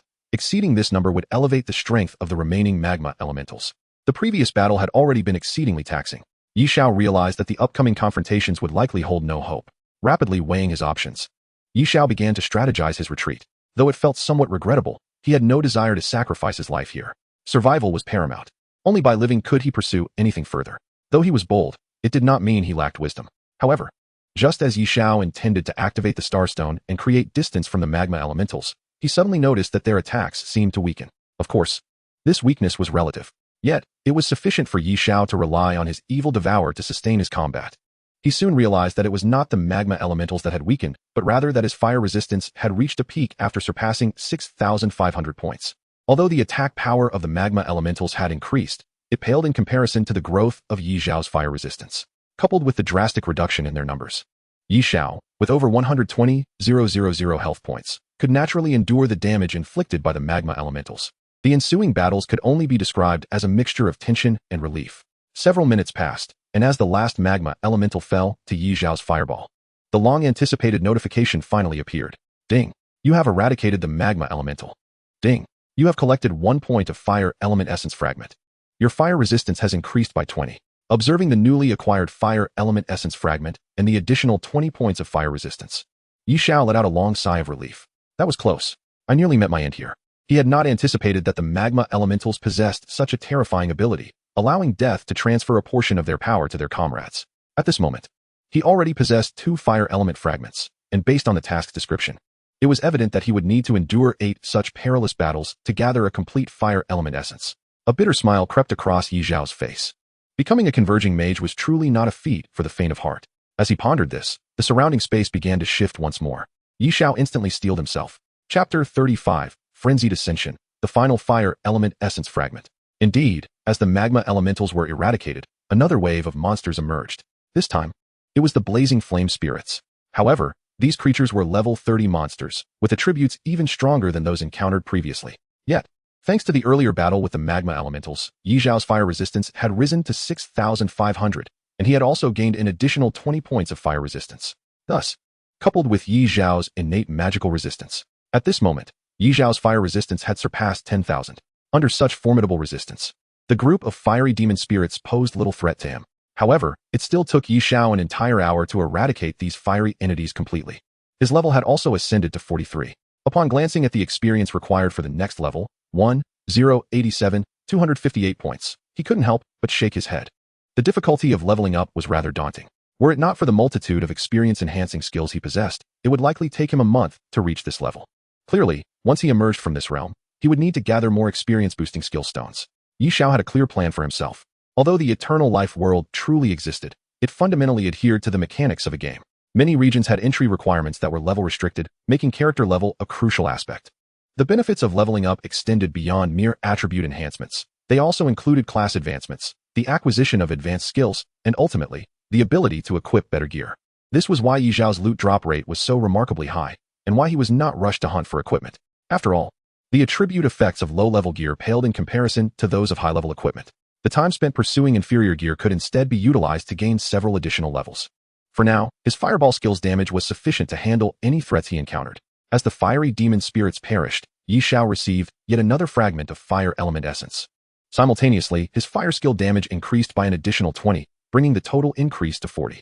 Moreover, during the battle, the fiery demon spirits unexpectedly dropped 5 fireball skill stones, much to Xiao's delight. With this, his total number of fireballs reached 36. Soon, the fourth wave of fire-type monsters appeared, an assembly of exceptionally resilient creatures. Nevertheless, Xiao's damage had also seen a significant boost, making it easy for him to deal with them. Thus, another 3 hours passed. Xiao had accumulated 4 fragments of fire element essence, while his fire resistance increased once more by 20. He noted that these fire-type monsters, composed of fire elements, yielded fire element essence fragments that provided only 2 types of attribute enhancements, alternating between them. As 8 more hours slipped by, Xiao's total fire skill damage enhancement reached 100, and his fire resistance increase reached 80. Concurrently, his level climbed to 49, with only 1/3 of the experience bar remaining until level 50. During this time, the intermittent drops of fireball skill stones had allowed him to amass a total of 50 fireballs. Each individual damage output, bolstered by his fire skills, surpassed the 5,000 mark, reaching 5,233 points. His total damage skyrocketed to an astonishing 261,660 points. As for his fire resistance, it reached 15,958 points. It could be said that with such a high fire resistance, most fire-type skills would struggle to inflict any meaningful damage upon him, barring any penetration or resistance reduction effects. Yet, before he could fully appreciate his situation, the dazzling light before him ceased to distort and, contrary to expectations, straightened out. In an instant, a sphere of black flames materialized amidst the brilliance.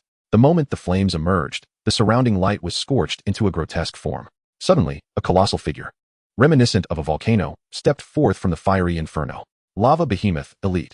Level, 60 Health, 1,000,000, Attack Power, 4,000, Defense, 20,000, Skills, Lava Holy Shield. Spark Eruption, Earthquake, Cataclysm. Description: its skin is a fiery red akin to molten lava, emanating intense heat.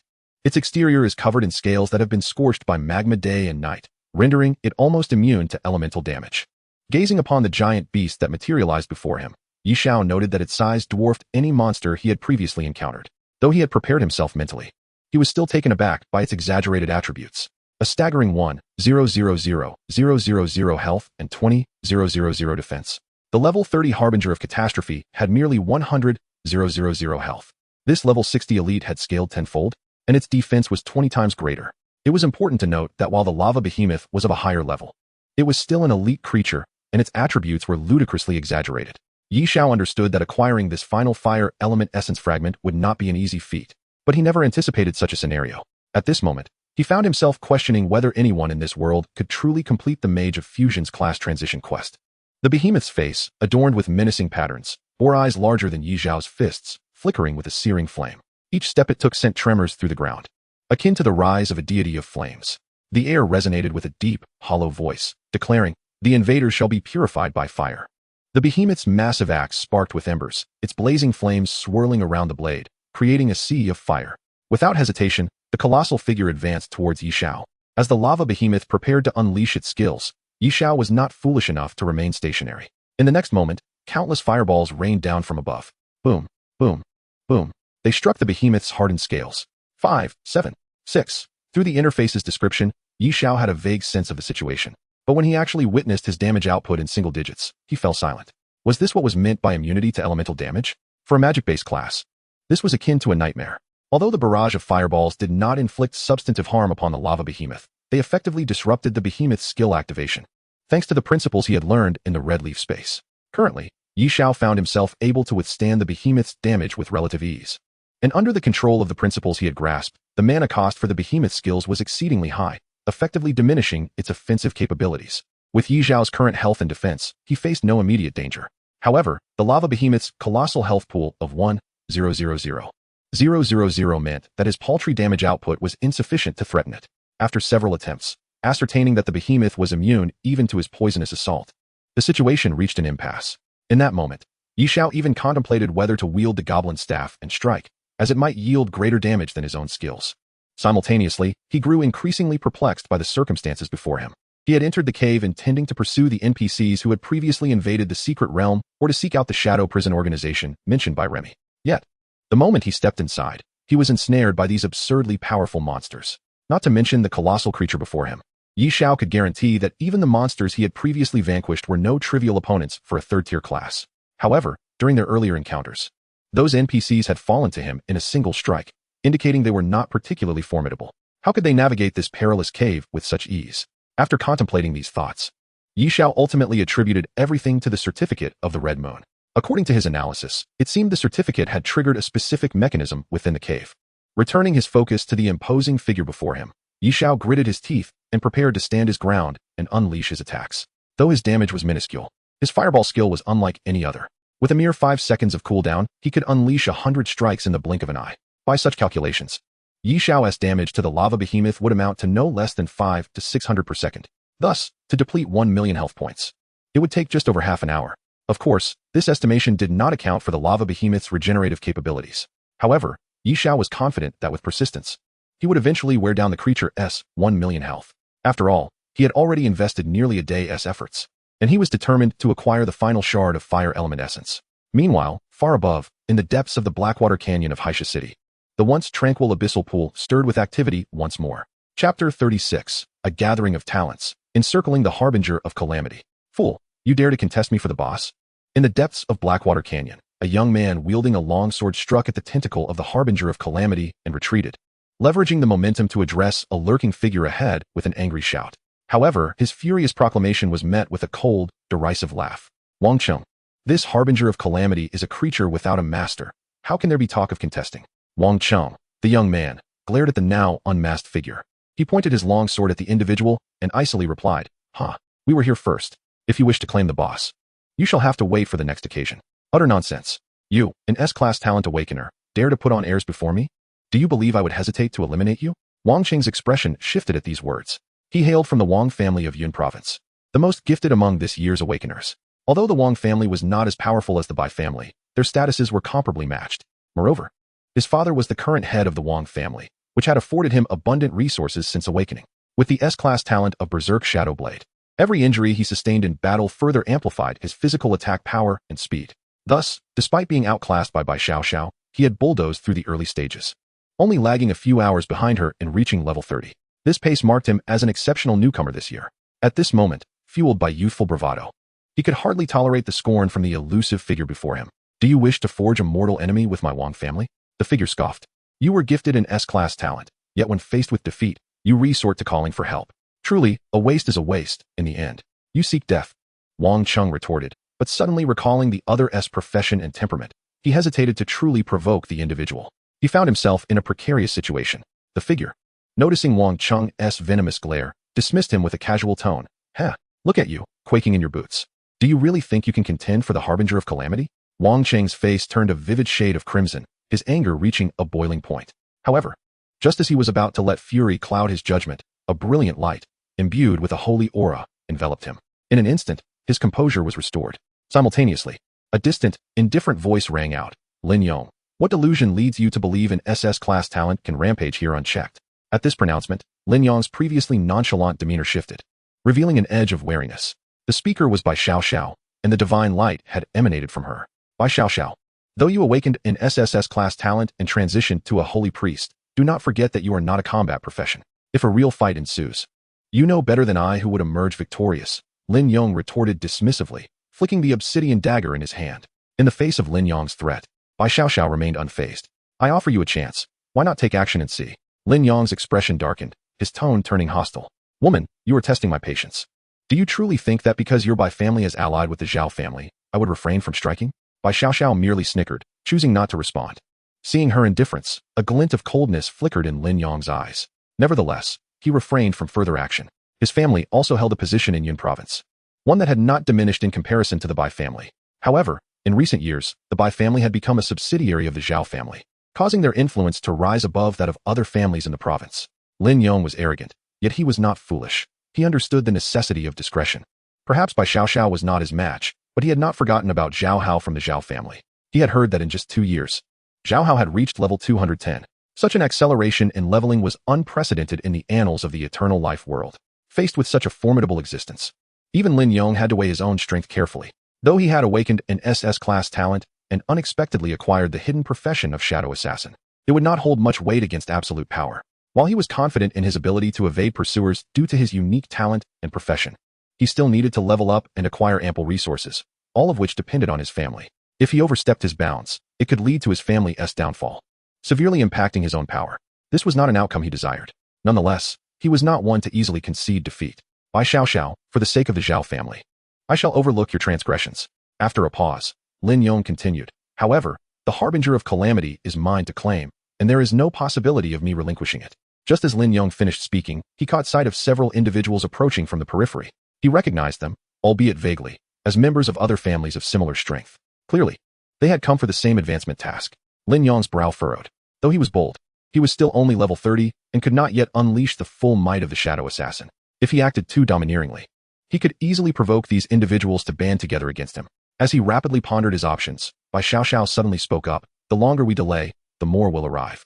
Since our goals align, and we are both from Yun province, why not join forces? After all, forming a party increases the chances of obtaining the advancement token.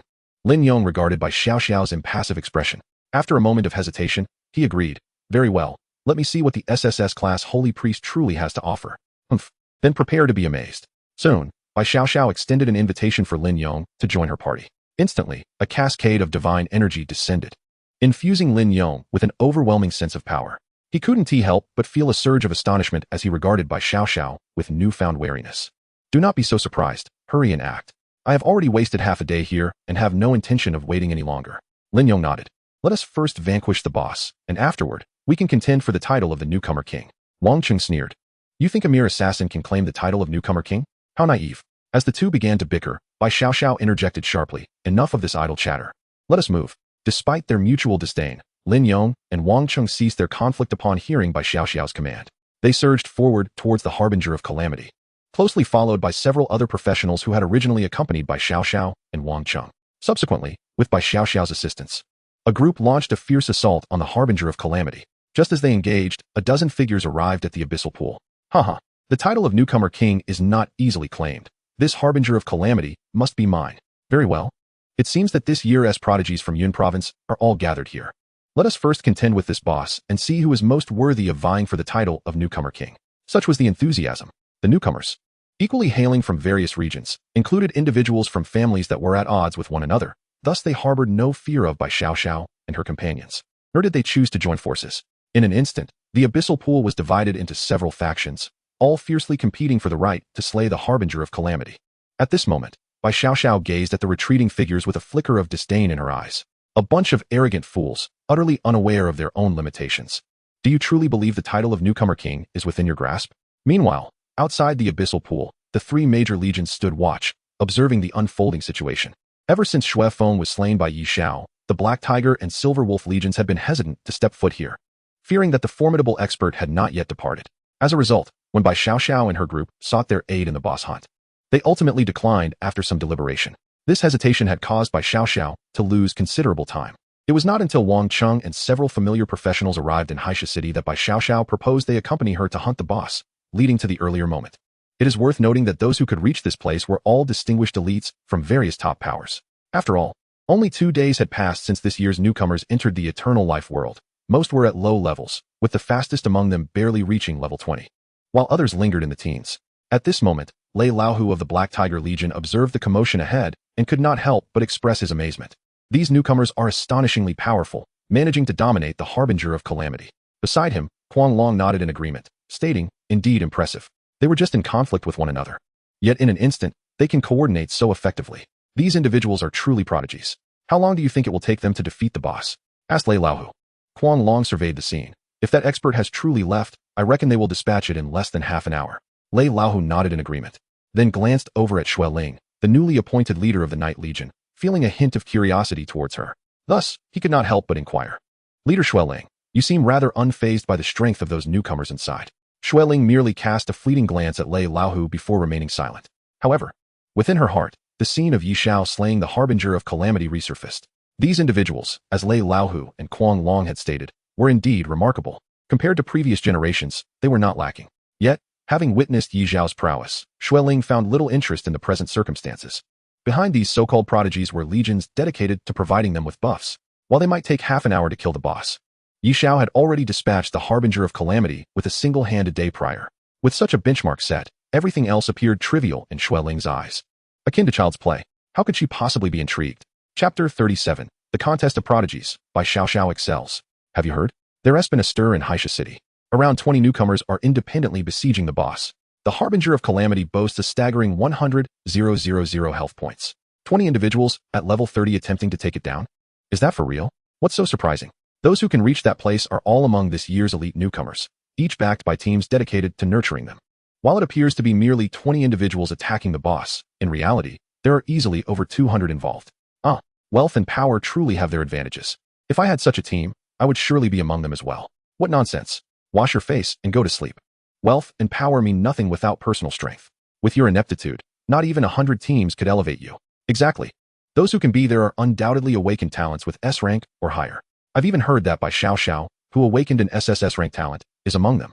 Bai Xiao, my goddess. She previously achieved an SS rank score in the novice secret realm. She is truly formidable. Who do you think will be the first to complete their first class advancement? No need to say, it will undoubtedly be Bai Xiao. After all, her SSS rank talent is undeniable. Not only will she be the first to advance, but I believe she will also be this year's newcomer king. While I acknowledge Bai Xiao's strength, she is not a pure combat class. I place my bets on Lin Yong of the Lin family. He possesses an SSS rank talent and is a rare shadow assassin with explosive damage potential. Wang Cheng is also impressive, though he only has an S rank talent. I've had the privilege of witnessing his combat style, simple yet brutal, with exceptional efficiency that leaves one in awe. Have you forgotten about the Night Shadow, who achieved the strongest SSS rank score in the Novice Secret Realm and conquered the Blight Forest Secret Realm? Although Night Shadow performed exceptionally in the early stages, I've heard they lack significant backing, and with limited resources, even with great talent, it will be challenging to keep pace with the leading forces. That may be true, but perhaps a miracle could occur? Miracles do not exist in the eternal life world. It's truly a pity. As by Xiao and her team, the first to reach level 30, arrived in Haisha City, discussions regarding them in the regional chat channel intensified. In the public perception, the candidate for this year's newcomer king would likely emerge from among these individuals in Haisha City. Many were observing, believing that whoever completed their first class advancement first would likely claim the title of newcomer king. At the very least, they would become the first newcomer to reach level 50. In the first year of entering the eternal life world, substantial support is granted to newcomers. Beyond the initial novice secret realm, another eagerly anticipated benefit is the Path of Exile. Like the novice secret realm, this is an exclusive privilege reserved for newcomers each year. The condition for unlocking the Path of Exile is that a newcomer must reach level 50 first, which will automatically open the path. The most enticing aspect of the Path of Exile lies in the myriad of magical creatures within, as defeating these creatures grants experience points that are triple that of other areas. It is widely acknowledged that the experience required to level up in the eternal life world is exceedingly high. Thus, this tripled experience undoubtedly allows newcomers to save a tremendous amount of grinding time. This is merely the first stage of benefits in the Path of Exile, lasting a total of 24 hours. Once the time is up, the second stage of the leaderboard competition will commence. Those who rank on the leaderboard will receive corresponding generous rewards, especially the first place, who will obtain a special points treasure chest. This treasure chest can yield exceedingly rare growth-type equipment, with the lowest grade being epic. Over the past several decades, there have been about a dozen legendary items unearthed, and there are even tales of individuals striking luck beyond measure, discovering mythic-level gear. This is what makes the Path of Exile so alluring. Of course, most people are aware that the title of leaderboard champion is beyond their grasp. However, this does not dampen their enthusiasm. After all, the leaderboard consists of 1,000 spots. And aside from the formidable prodigies, the remaining slots present an opportunity for them. As the fervent discussions among the crowd intensified, the battle within the Blackwater Canyon reached its climax. The boss's health had dwindled to below 10,000, and it was time to get serious. A sudden shout echoed through the air, instantly galvanizing all those participating in the siege. Lin Yong, concealed in the shadows, exuded an aura akin to a poised leopard. his body taut like a drawn bow, and his presence steadily ascending. When the boss's health plummeted to 3,000, Wang Cheng stepped in to intercept the others. Allow me to deliver the final blow. Engaged in a fierce duel with the harbinger of calamity, Wang Cheng furrowed his brow upon hearing Lin Yang's words. Feeling a surge of displeasure, he certainly did not wish to heed Lin Yang's command. Without a moment's hesitation, he retorted, "Why should I listen to you?" However, scarcely had he uttered these words when Bai Xiao's voice rang out. "Wang Cheng, do not act on impulse. You and the others should focus on restraining the surrounding foes while I prepare to bolster Lin Yang's state. The right to slay the harbinger of calamity must be guaranteed without fail." Lin Yang scoffed in response. "Bai Xiao is far more sensible than you." This incited Wang Cheng's fury, yet he recognized that this was not the moment for rashness. With a cold huff, he began to recalibrate his state. Soon, the boss's health dwindled to 4,000. All participants, regardless of their allegiance, had converged upon the foe. As the boss's health reached 4,000, suddenly, someone charged toward Wang Cheng. Bai Xiao and her companions attempted to block the others from seizing the boss, while others sought to do the same. Realizing someone was approaching him, Wang Cheng immediately discerned their intentions. "You seek death." With a cold snort, Wang Cheng raised his sword to confront the assailant. In no time, the two were embroiled in combat. Almost simultaneously, what had been a united front among the participants erupted into chaos. At this moment, the boss's health stood at 3,000. Not far away, Bai Xiao remained unperturbed by this turn of events, maintaining her composure as she observed the battlefield while keeping a watchful eye on the boss's health. After a brief interval, the boss's health fell to 3,000. Lin Yong, who had long been waiting for the opportune moment, felt his aura surge dramatically. In the next instant, he surged toward the boss like a sharpened blade. A contemptuous smirk curled at the corners of his mouth. "The boss is mine." However, just as Lin Yong closed in within 10 meters of the boss, an unexpected turn of events occurred. Two figures materialized out of thin air, intercepting him without warning.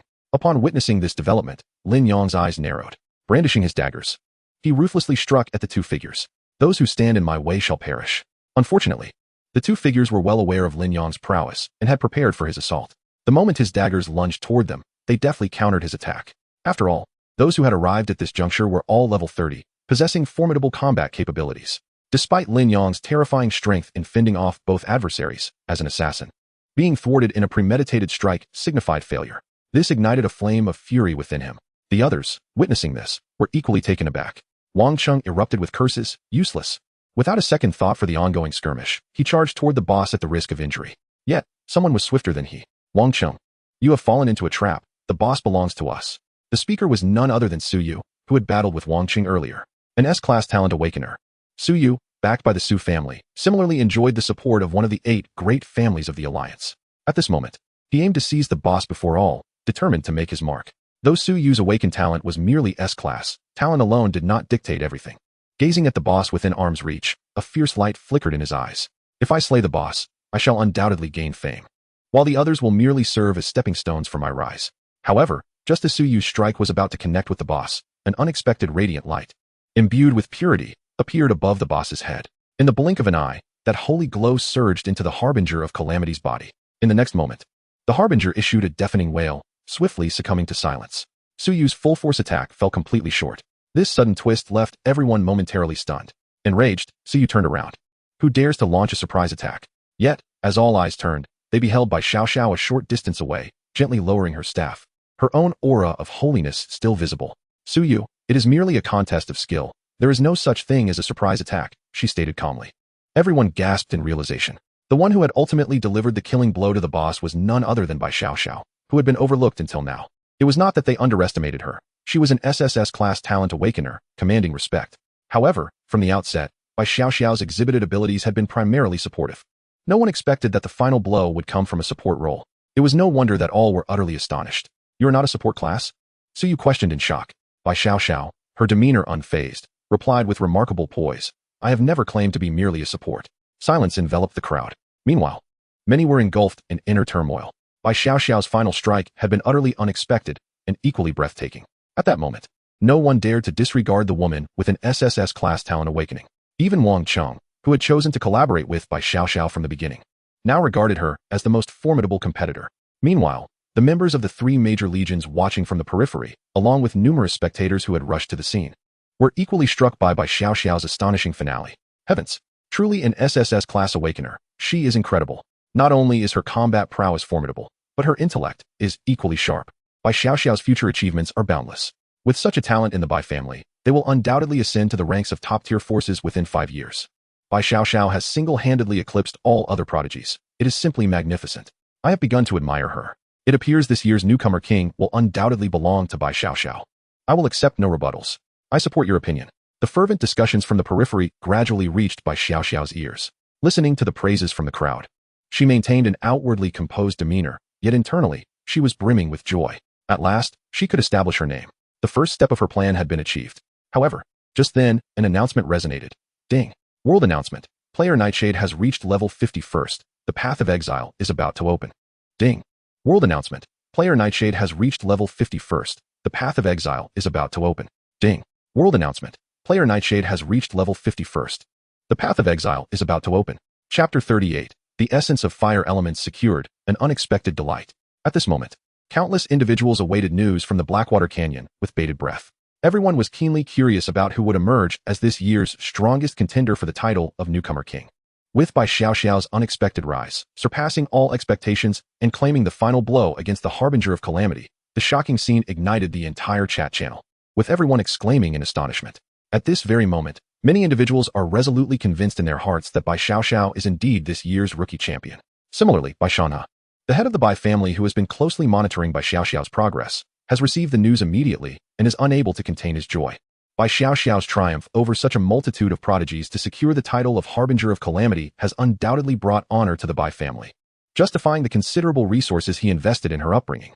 Within the Blackwater Canyon, Bai Xiao accepts the astonished and reverent gazes of those around her with an air of nonchalance, while also noticing the incredulous and begrudging looks from other aristocratic youths. A profound sense of satisfaction swells within her. However, at that moment, she suddenly becomes aware of peculiar glances directed her way.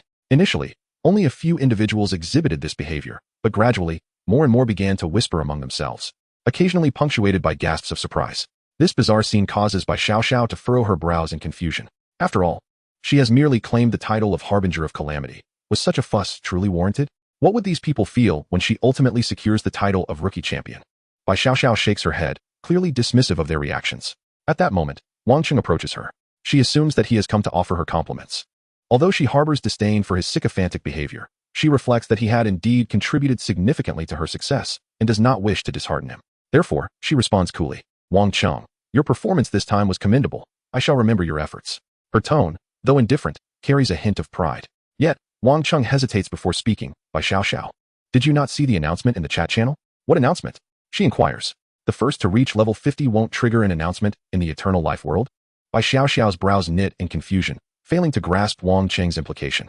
Wang Cheng, with a perplexed expression, ponders for a moment, but ultimately chooses to remain silent and turns to leave. Observing his strange behavior, Bai Xiao feels bewildered. Nevertheless, she instinctively opens the chat channel. Upon doing so, her heart sinks. This cannot be, she exclaims. Yet, in the next instant, she feels as if struck by lightning, standing frozen in disbelief. Night Shadow has become the first rookie to reach level 50? How can this be? How could it possibly be him? This is inconceivable. In an instant, every cell in her body rejects the information she has received. At this moment, she should be the most celebrated and admired newcomer in the entire eternal life world. All the applause and attention should rightfully be directed towards her. Why? Why is this happening? Once again, it is that accursed Night Shadow. Previously, during the Novice Secret Realm, this Night Shadow had already stolen her limelight. Now, after tirelessly dedicating herself to leveling up, even going so far as to outmaneuver other aristocratic youths for the sake of her promotion, the outcome is disheartening. Bai Xiao gazes around and discovers that the attention that should have been hers has entirely vanished. Everyone is engrossed in discussions, gasping in astonishment.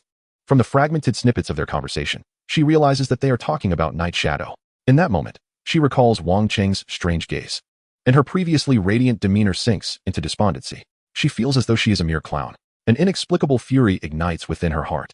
Night Shadow, you have reduced me to a jester. You are detestable. Regrettably, at this moment, Bai Xiao is devoid of any audience. The sudden world announcements have caused the once lively chat channel to come to a standstill, leaving everyone astounded by the series of consecutive world announcements. At this juncture, no one can comprehend what has transpired. After an indeterminate period, someone abruptly interjects, "Do you think this might be a bug, like in a game?" This comment serves as a spark, igniting the entire chat channel. Of course, no one believes this statement to be accurate. After all, the eternal life world is a realm of reality, not a mere game. This fact is clear to all. They have only been jolted back to reality by the mere utterance of this phrase. Heavens, reaching level 50 in just 2 days? I suspect I am still dreaming. No need for doubt. If everyone were not collectively sleepwalking, I would hardly believe anyone could reach level 50 in just 2 days. Isn't this a tad exaggerated? If I recall correctly, during the opening of the Exile Path 2 years ago, it was Xiao Hao from the Xiao family who achieved this on the 7th day after the newcomers entered, shocking many, even causing the 8 great families to be somewhat intimidated by this astonishing speed. Last year, it took a full 15 days. Moreover, since then, all 7 of the other great families, excluding the Xiao family, sought to ally with them, aiming to win over Xiao Hao, but the Xiao family declined all offers. This is enough to demonstrate how terrifying it is to reach level 50 in just 7 days. I just checked. And over the past few decades in the Eternal Life world, Xiao Hao's speed was not the fastest. 30 years ago, there was an even swifter rookie who reached level 50 in only 6 days, the fastest in all records. It is said that his emergence caused a significant stir in the alliance, but afterward, he disappeared for reasons unknown. Wait a moment, based on what you're saying, if Night Shadow has reached level 50 in 2 days, wouldn't that inevitably cause another wave of upheaval in the alliance? That is a certainty. The 8 great families will undoubtedly spare no effort to uncover the identity of this Night Shadow. How could they allow such a talent to develop freely? Indeed, if I were a member of one of the 8 great families, I would also strive to secure Night Shadow at all costs. By the way, I just remembered. Isn't Night Shadow the rookie who achieved an SSS rating in the Novice Secret Realm 2 days ago? Your reaction is impressive. But you also forgot to mention that he is the master of the 20-level miasma hidden forest. Just ask yourself, are you afraid? Hiss. Night Shadow is truly terrifying. Oh no.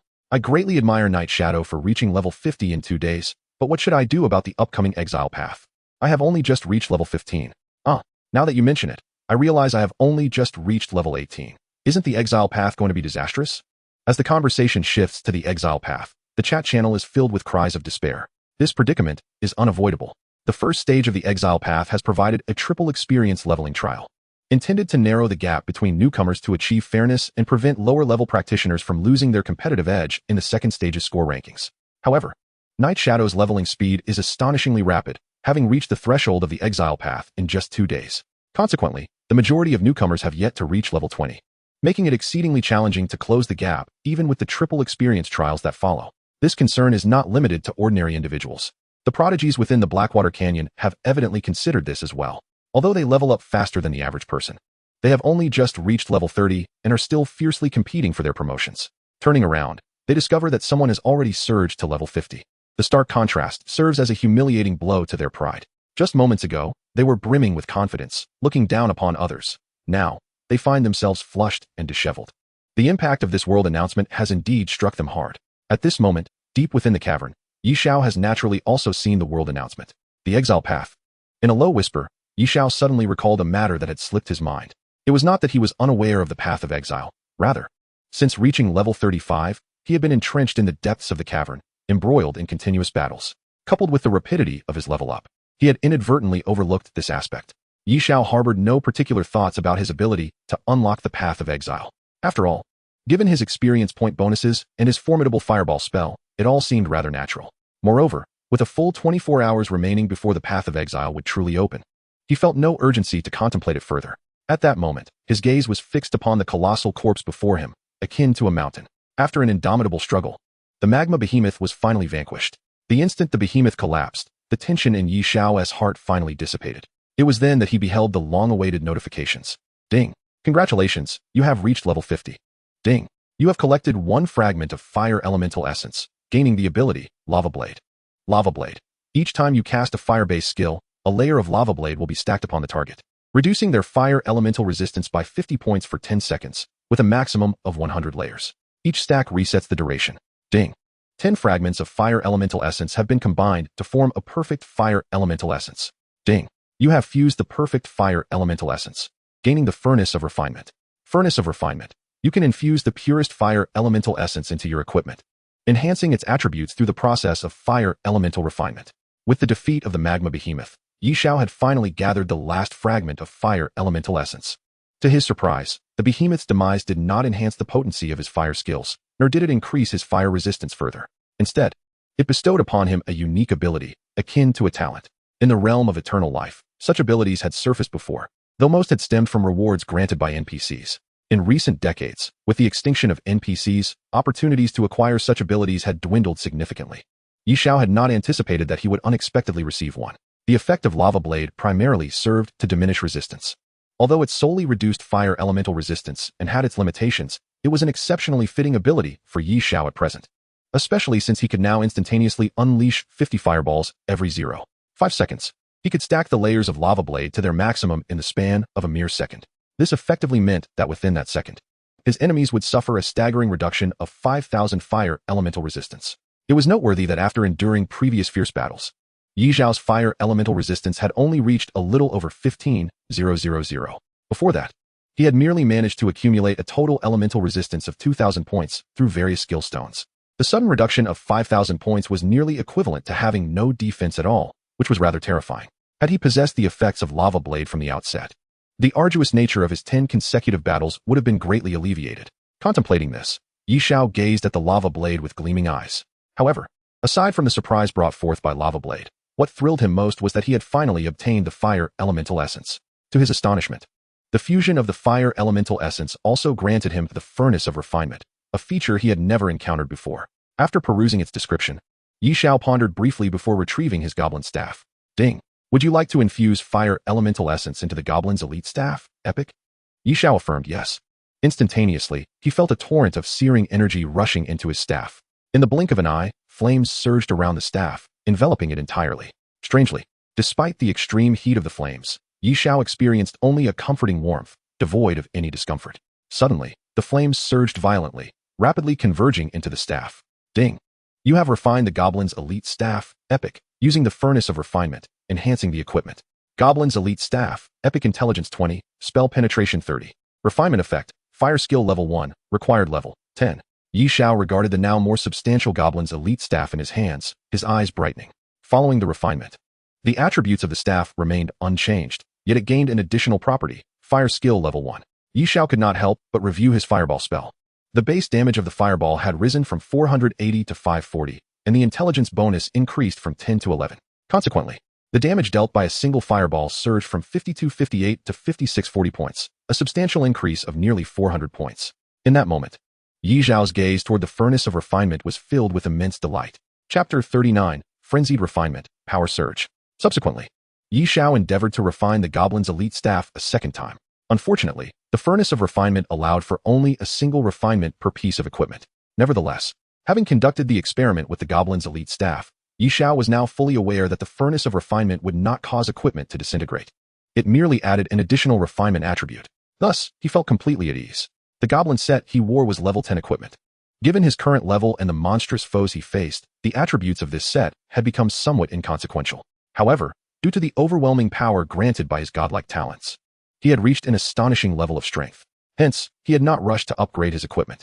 Now, with the Furnace of Refinement at his disposal, he could indeed enhance his gear.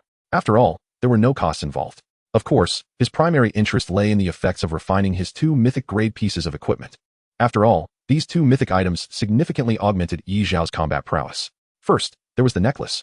Just the second effect alone granted Xiao over 120,000 health points. A boon he deemed irreplaceable, thus holding the refinement effects in high regard. Ding. You have refined the Endless Life Chain, Mythic, using the Furnace of Refinement, enhancing the equipment. Upon receiving the notification and feeling the warmth emanating from the necklace, Xiao's expression bore a hint of apprehension. He took a deep breath and began to inspect it. Endless Life Chain, Mythic. All attributes 20. Refinement effect. Increases the projectile speed of all fire skills. Effect 1. All your class skills gain an additional 100 points of damage. Effect 2. For each skill you possess, your maximum health increases by 200. Required level 10. The moment Xiao glimpsed the refinement effect, he was somewhat taken aback. The refinement effect did not provide a substantial increase to his skill damage. However, upon reflection, he realized that the enhancement was indeed formidable. He recalled a recent encounter with the Snow Phoenix, where distance had allowed the latter to evade his fireball's pursuit on several occasions. Now, with the projectile speed of fire skills increased, it effectively enhanced the hit rate of his skills.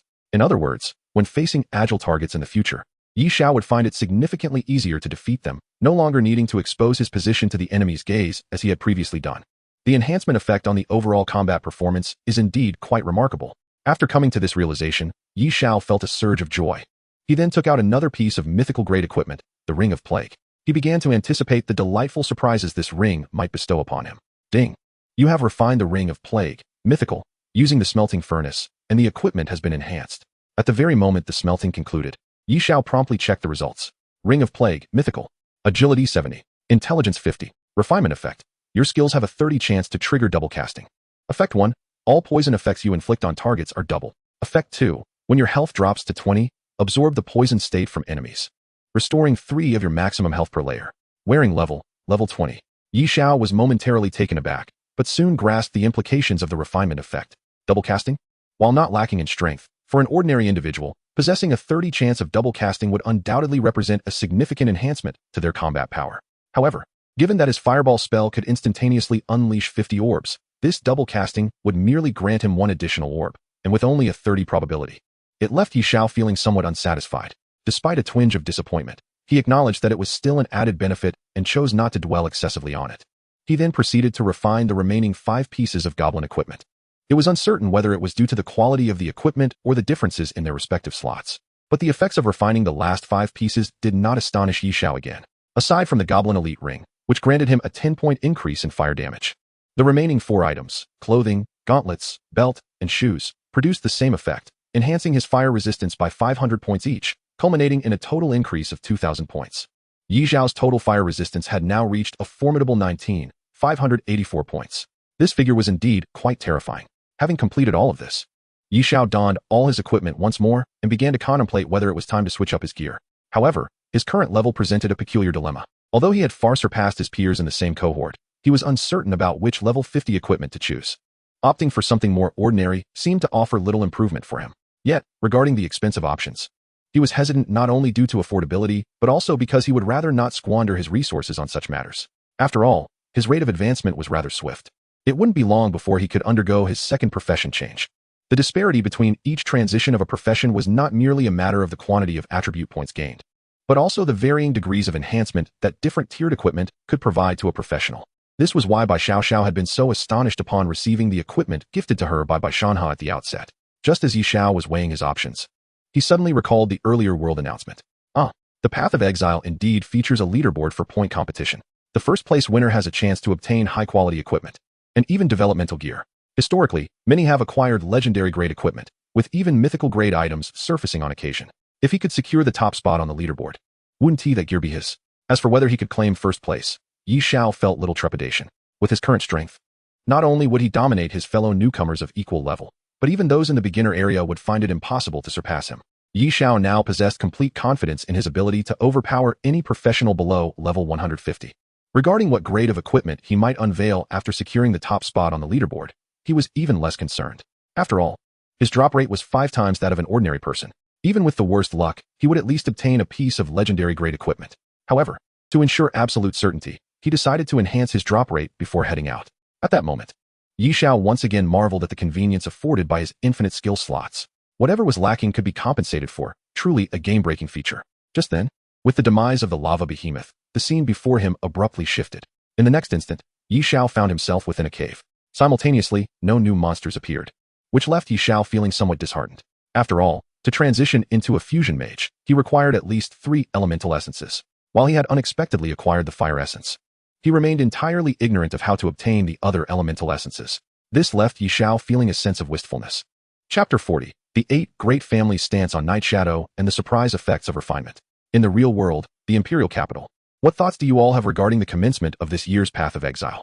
Please share your perspectives. In a highly modernized conference room, over 20 figures were gathered around a round table. The speaker was Qin Wuji, a representative of the Qin family, one of the 8 great families of the Alliance. This year, the Qin family had no newcomers entering the eternal life world, which left him appearing quite relaxed. However, as soon as he finished speaking, while others were still contemplating, the representative from the Xiao family, Elder Zhao Chonglin, shot a sidelong glance at Qin Wuji and coldly remarked, "Isn't it obvious? Since Night Shadow appeared in the area under the Xiao family's jurisdiction, it is naturally our responsibility." Nonsense.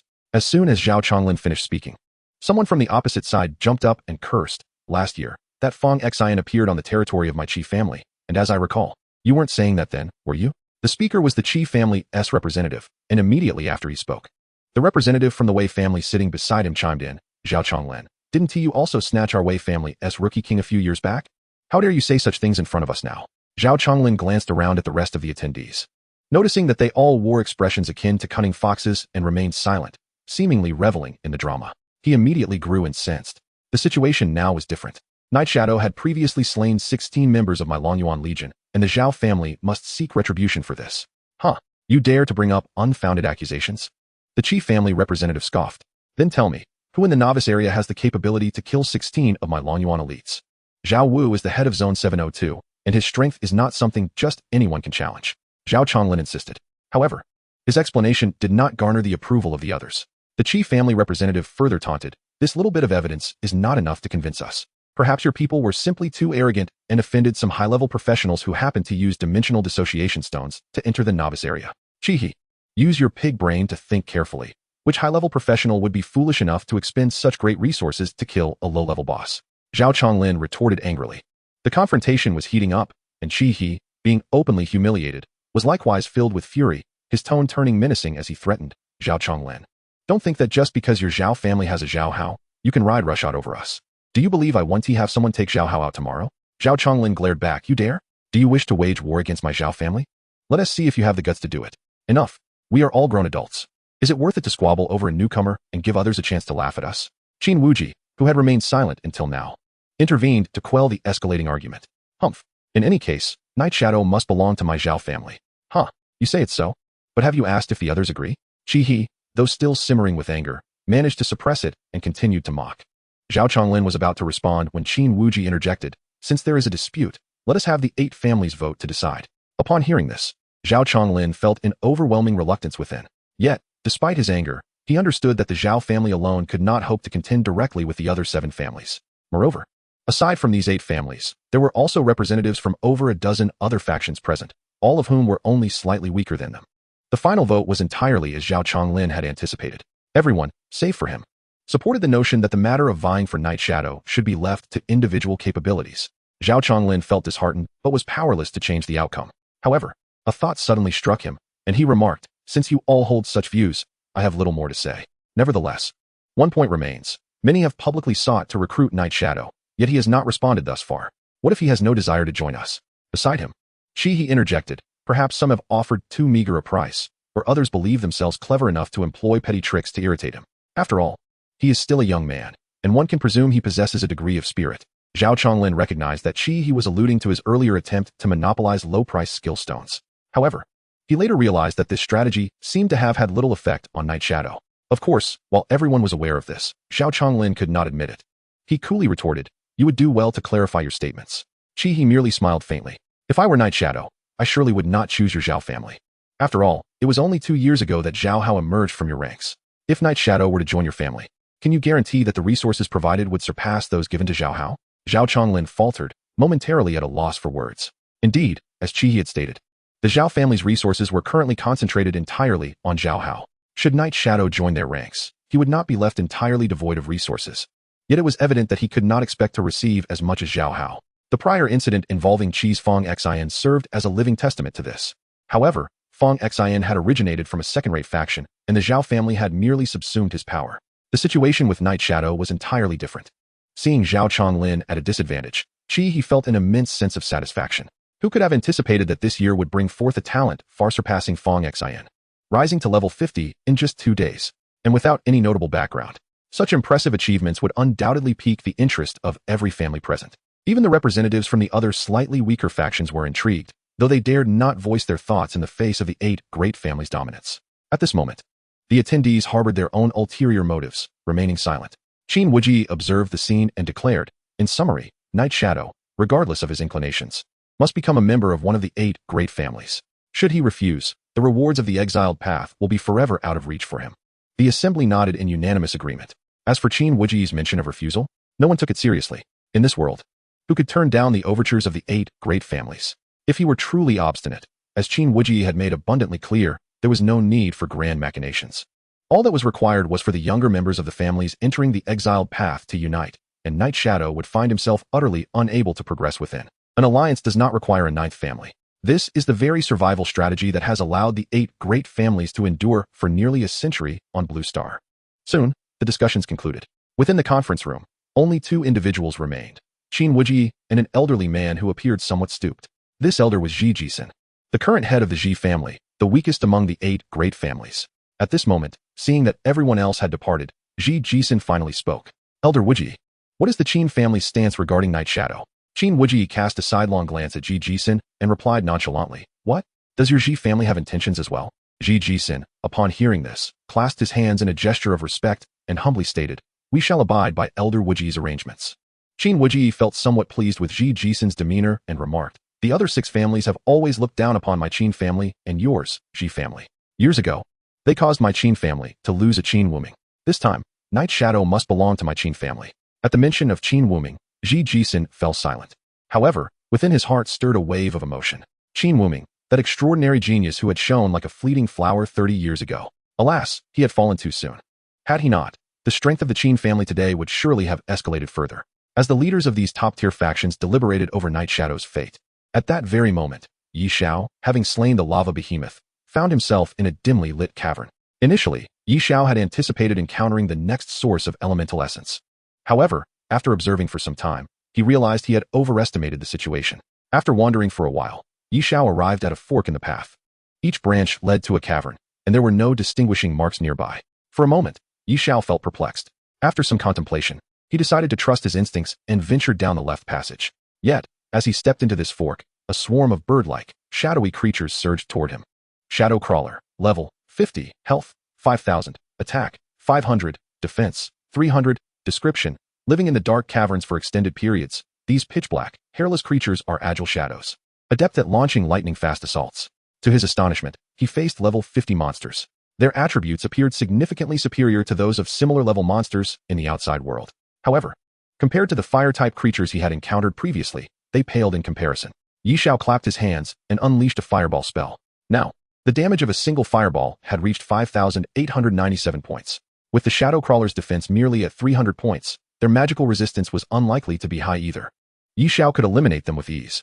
Within just 2 casts of the fireball spell, nearly 200 Shadow Crawlers were reduced to ashes. You have slain a Shadow Crawler, gaining 7,480 experience points. You have slain a Shadow Crawler, gaining 7,480 experience points. Ding. You have reached level 51. All attributes 2, health 40, mana 20. Free attribute points 10. This single wave of Shadow Crawlers had propelled Xiao up a level. It is worth noting that advancing from level 50 to level 51 required a total of 722 experience points. Xiao calculated briefly and found that each Shadow Crawler provided a base experience of 815 points. This amount of experience was considerably higher than that of similarly leveled monsters in the outside world. However, rather than focusing on his level up, Xiao's attention was entirely captivated by the Plague Source Ring. Previously, he had refined the Plague Source Ring using the refining furnace, resulting in a skill effect with a 30 chance to trigger double casting. Initially, Xiao had dismissed this effect, as he could instantaneously cast 50 fireballs, and a mere 30 chance seemed trivial.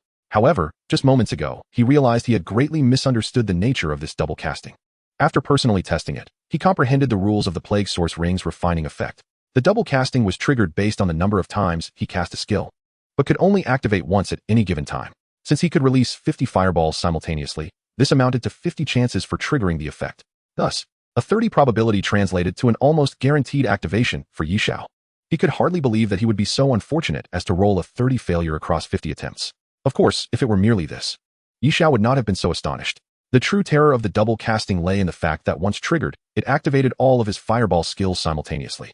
In simple terms, after unleashing 50 fireballs, under the influence of dual casting, Xiao can instantaneously cast all skills named Fireball once more. This essentially means that when Xiao casts Fireball, he conjures a staggering total of 100 fireballs. This is also the reason he was able to annihilate nearly 200 Shadow Crawlers in a mere instant after casting Fireball twice consecutively. Upon comprehending the smelting effect of the Plague Source Ring, Xiao's heart brimmed with elation. With this newfound knowledge, his damage output has effectively doubled. The damage from his individual Fireball, having been amplified by the essence of fire elements, now rivals that of some high-level epic, even legendary skills. With this doubling effect, the total damage of Xiao's Fireball reaches a terrifying 589,720. Who could withstand such damage?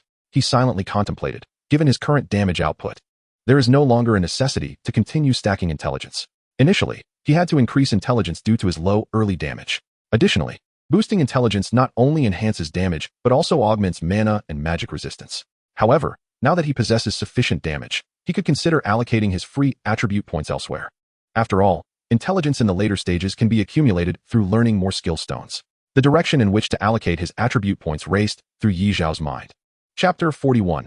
rapid leveling, the unexpected power of the red moon. Although he was deep in thought, Xiao was not overly troubled, for with an infinite skill bar, he could compensate for any deficiencies with a plethora of skills. Presently, aside from intelligence, agility naturally stands out as the most cost-effective choice. Xiao decisively allocated all 10 of his free attribute points into agility. ID, Nightshade. Level, 51. Class, Mage. Free attribute points, 10. Attributes, Strength, 114. Constitution, 126. Agility, 195. Intelligence, 1926. Health, 128, 530. Mana, 2, 177, 070. Skills, Fireball, Mana Spring, Experience Surge. In truth, the experience from the Eternal Life world suggests that ordinary mages typically allocate their points according to a 3 intelligence to 2 agility or 3 intelligence to 1 constitution and 1 agility rule. This ensures a certain level of output while maximizing survivability. As for those mages from powerful factions, supported by robust equipment, they usually adopt a 4 intelligence to 1 agility approach, favoring raw damage output. There are indeed full intelligence mages like Xiao, but many of them have already met their demise due to their fragility. Were it not for the talent of an infinite skill bar, Xiao would hardly dare to play this way. Of course, it's likely he wouldn't have chosen the mage class to begin with. However, in reality, Xiao's agility is not low at all. After all, 2 pieces of mythic equipment grant him a total of 90 points in agility, along with the speed skill that enhances his movement. It is only low in comparison to his intelligence. His intelligence now stands at 926 points. Although the disparity in attribute points gained increases with each level, this base is already comparable to the bare attributes of a level 130 class holder. While he is merely at level 51, coupled with various skills and equipment enhancements, it is sufficient to support him in the later stages. Let us not forget that his talent allows him to gain an additional 2 points in intelligence upon learning each skill. Thus, for now, his damage output is saturated. Any further increases would be excessive. The remaining strength attribute is largely irrelevant to Xiao. As for constitution, while it can enhance defense and magic resistance, the increase is minimal. Nevertheless, thanks to the mythic equipment, the endless chain of life, his health is akin to his intelligence. As long as he learns more skills, his health will remain adequate. Once he completed his attribute allocation, Xiao pressed on. Regrettably, he encountered no monsters until he reached the next fork in the road. Relying on his instincts, he chose the leftmost path once more, and upon entering, he encountered cave monsters again. However, this time, the monsters were level 52, with a quantity of 200. In a matter of seconds, Xiao eradicated them all. Subsequently, he leveled up to level 52. Even Xiao himself found this leveling speed astonishing. He continued to navigate through several forks in the road, each yielding approximately 200 monsters. With each choice of a fork, the monster levels increased by 2. Until just recently, he faced monsters of level 70. At this point, he successfully reached level 60, achieving the threshold for second advancement. Prior to this, he had considered that his leveling speed would be rapid, but he had not anticipated it would be this swift. In total, it took just over an hour, with actual combat time not exceeding 5 minutes. The majority of the time was spent exploring. Although his level increased, Xiao noticed that these cave monsters differed from the fire-type monsters he had encountered earlier. Apart from experience, these monsters dropped nothing of value. Next, Xiao chose another fork to enter. However, this time, no monsters appeared within. The entire cave was exceptionally bright. At the farthest end of the cave, a wall adorned with peculiar patterns caught Xiao's attention. As he approached, he noticed the patterns emanated a faint red glow, quite eye-catching. After some contemplation, Xiao decided to touch it. Suddenly, the red glow intensified, releasing a wave of enigmatic energy. At the same time, a similar red radiance blossomed from Xiao's forehead. In the next moment, the red light from the wall merged into Xiao's brow, and a surge of powerful energy flowed into his body. Concurrently, a message appeared on his panel. You have absorbed the power of the red moon. All attributes increased by 50 points. Before Xiao could comprehend what had just transpired, the previously tranquil cave began to tremble violently. In an instant, a surge of potent energy propelled Xiao out. As his vision shifted, he found himself in the miasma hidden forest. What just happened? Xiao was somewhat bewildered.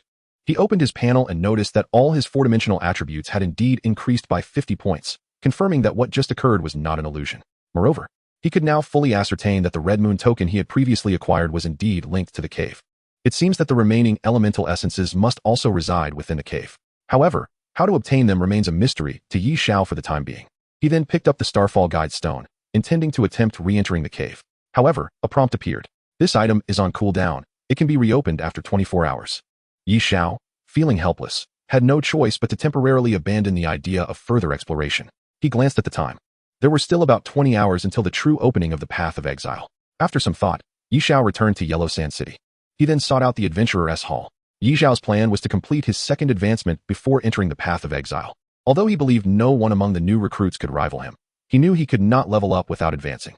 The experience within the path of exile was quite abundant. If he completed his advancement, he could seize the opportunity to amass a significant amount of experience. Perhaps he wouldn't even need to spend money to explore other secret realms, as he could reach level 90. Upon arriving before the stone tablet, Yi Xiao placed his hand upon it directly. Beep. Detected that you meet the qualifications for the second transition advancement task. Generating the advancement task now. The second transition advancement task has been successfully generated.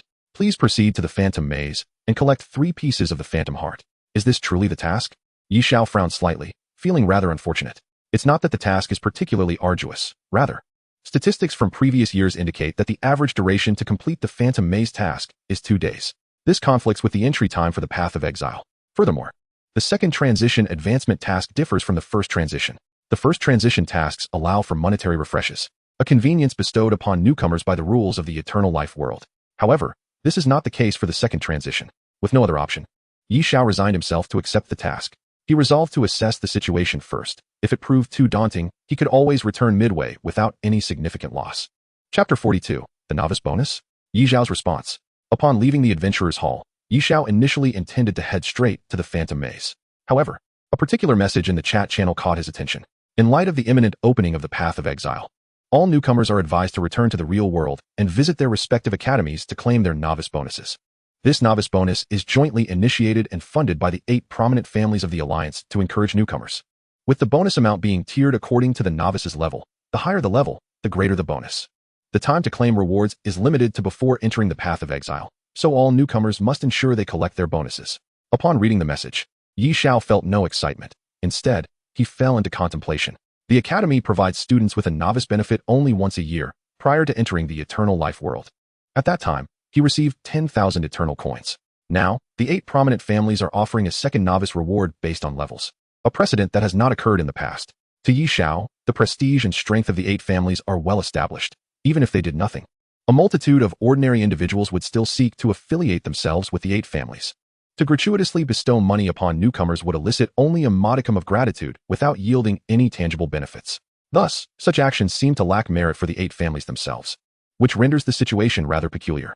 Suddenly, Yi Xiao realized the underlying motive. This was a scheme devised by the 8 families to ascertain their identities. It was not that Yi Xiao overestimated himself. Rather, he had initially achieved a staggering SSS rating in the Novice Secret Realm and subsequently became the master of the Plague Hidden Forest Realm without delay. Remarkably, he attained level 50 in just 2 days. Such achievements defy the bounds of mere record-breaking. They are unprecedented in the century-long history of the Eternal Life world. This extraordinary feat of reaching level 50 in 2 days has undoubtedly captured the attention of the 8 families. The purpose behind the new novice bonus scheme is to establish their identities in the real world based on level. Upon understanding this, Yi Xiao's immediate reaction was to refrain from participating. By not attending, the 8 families would be unable to uncover his identity. However, upon reconsideration, a wry smile emerged on his face. It cannot be denied that each of the 8 prominent families, having stood the test of a century in the Eternal Life world, is formidable in its own right. Following the announcement, the chat channel erupted with individuals sharing that the bonuses are indeed substantial. Even a mere novice with level 10 could claim a reward of 100,000 coins, while those at level 20 could receive 200,000. The higher the level, the greater the reward. Faced with such a risk-free opportunity to acquire a significant sum of eternal coins, it would be unreasonable for anyone, barring the foolish, to decline. As a result, the number of those who choose not to attend is exceedingly small. Consequently, the 8 families could easily identify those newcomers who did not claim their rewards, facilitating the process of honing in on their identities. This is a blatant scheme. Regarding the 8 families' intentions in seeking to identify him, apart from the Xiao family, which is uncertain, the rest are unlikely to harbor malicious motives. They merely wish to integrate him into their ranks. In the eyes of others, this may seem like an extraordinary opportunity. After all, each year, the top scorer in the Path of Exile and the recipient of the title of Newcomer King ultimately becomes a member of one of the 8 families, often with great delight. Of course, there exists the possibility that they are already members of the 8 families, like Xiao from 2 years prior. Had this been the case in the past, Yi Xiao would have had no qualms about joining. However, now that he possesses godlike talent and extraordinary combat prowess, becoming a mere pawn in a faction, thereby forfeiting his autonomy and voice, is far from his desire. Yet, how to refuse the 8 families presents a conundrum. Those who attain positions of power are seldom amicable. In recent years, as the abyssal demons have been increasingly subdued by the Alliance, The latter has no shortage of battle power. Should they perceive any threat to their standing, these individuals would not hesitate to act. Perhaps in the eternal life world, they might struggle to locate Xiao, but in the real world, the scope is far narrower and devoid of regional constraints. Thus, Xiao would find himself significantly at a disadvantage in the real world. However, he soon found himself smiling again. He then silently resolved to return to the real world in an instant. He had made up his mind to claim the reward, regardless of whether he win or not. The 8 families would inevitably find him soon enough. Since that is the case, it would be foolish to forego such an opportunity. He would seize the bonus first and foremost. Moreover, Xiao had already devised a plan. Even if his identity were indeed uncovered, he felt no fear. Xiao's initial duration in the eternal life world was 24 hours, after which he required over 2 hours of rest in the real world to re-enter. However, as his attributes approached those of a level 155th transition professional, he could easily remain in the eternal life world for 2 to 3 days. In the real world, he would only need to rest for an hour before re-entering the eternal life world. An hour is ample time for those formidable professionals to locate him and take action. Yet, he could simply wait an hour before claiming the bonus and then directly return to the eternal life world. As for his next return to the real world, Xiao believed that given his rapid growth, his stay would not exceed half an hour, perhaps even just a few minutes. Such a brief interval would make it challenging for the experts of the 8 families to pinpoint his location. This might very well explain why the 8 families are willing to spend billions of resources in their eagerness to locate him. They are acutely aware that once he matures, it will be far more arduous to track him down in the real world. Regrettably, they remain oblivious to the fact that he is not merely at level 50, but has already reached level 60. As long as he can achieve the second transition before the path of exile commences, Xiao is confident he can swiftly ascend to level 90 within the path of exile. Initially, he harbored concerns about whether he could complete the second transition before the path of exile opened, as the task in the Phantom Maze is notoriously challenging. Frequently discussed by his teachers at school, he was well aware of the difficulties involved. Originally, lacking funds, he had intended to forge ahead recklessly. However, the sudden emergence of the 8 families has sparked new ideas within him. Given that he is now at level 60, he could claim 600,000 eternal coins. With that sum, he could acquire a method to expedite his completion of the Phantom Maze.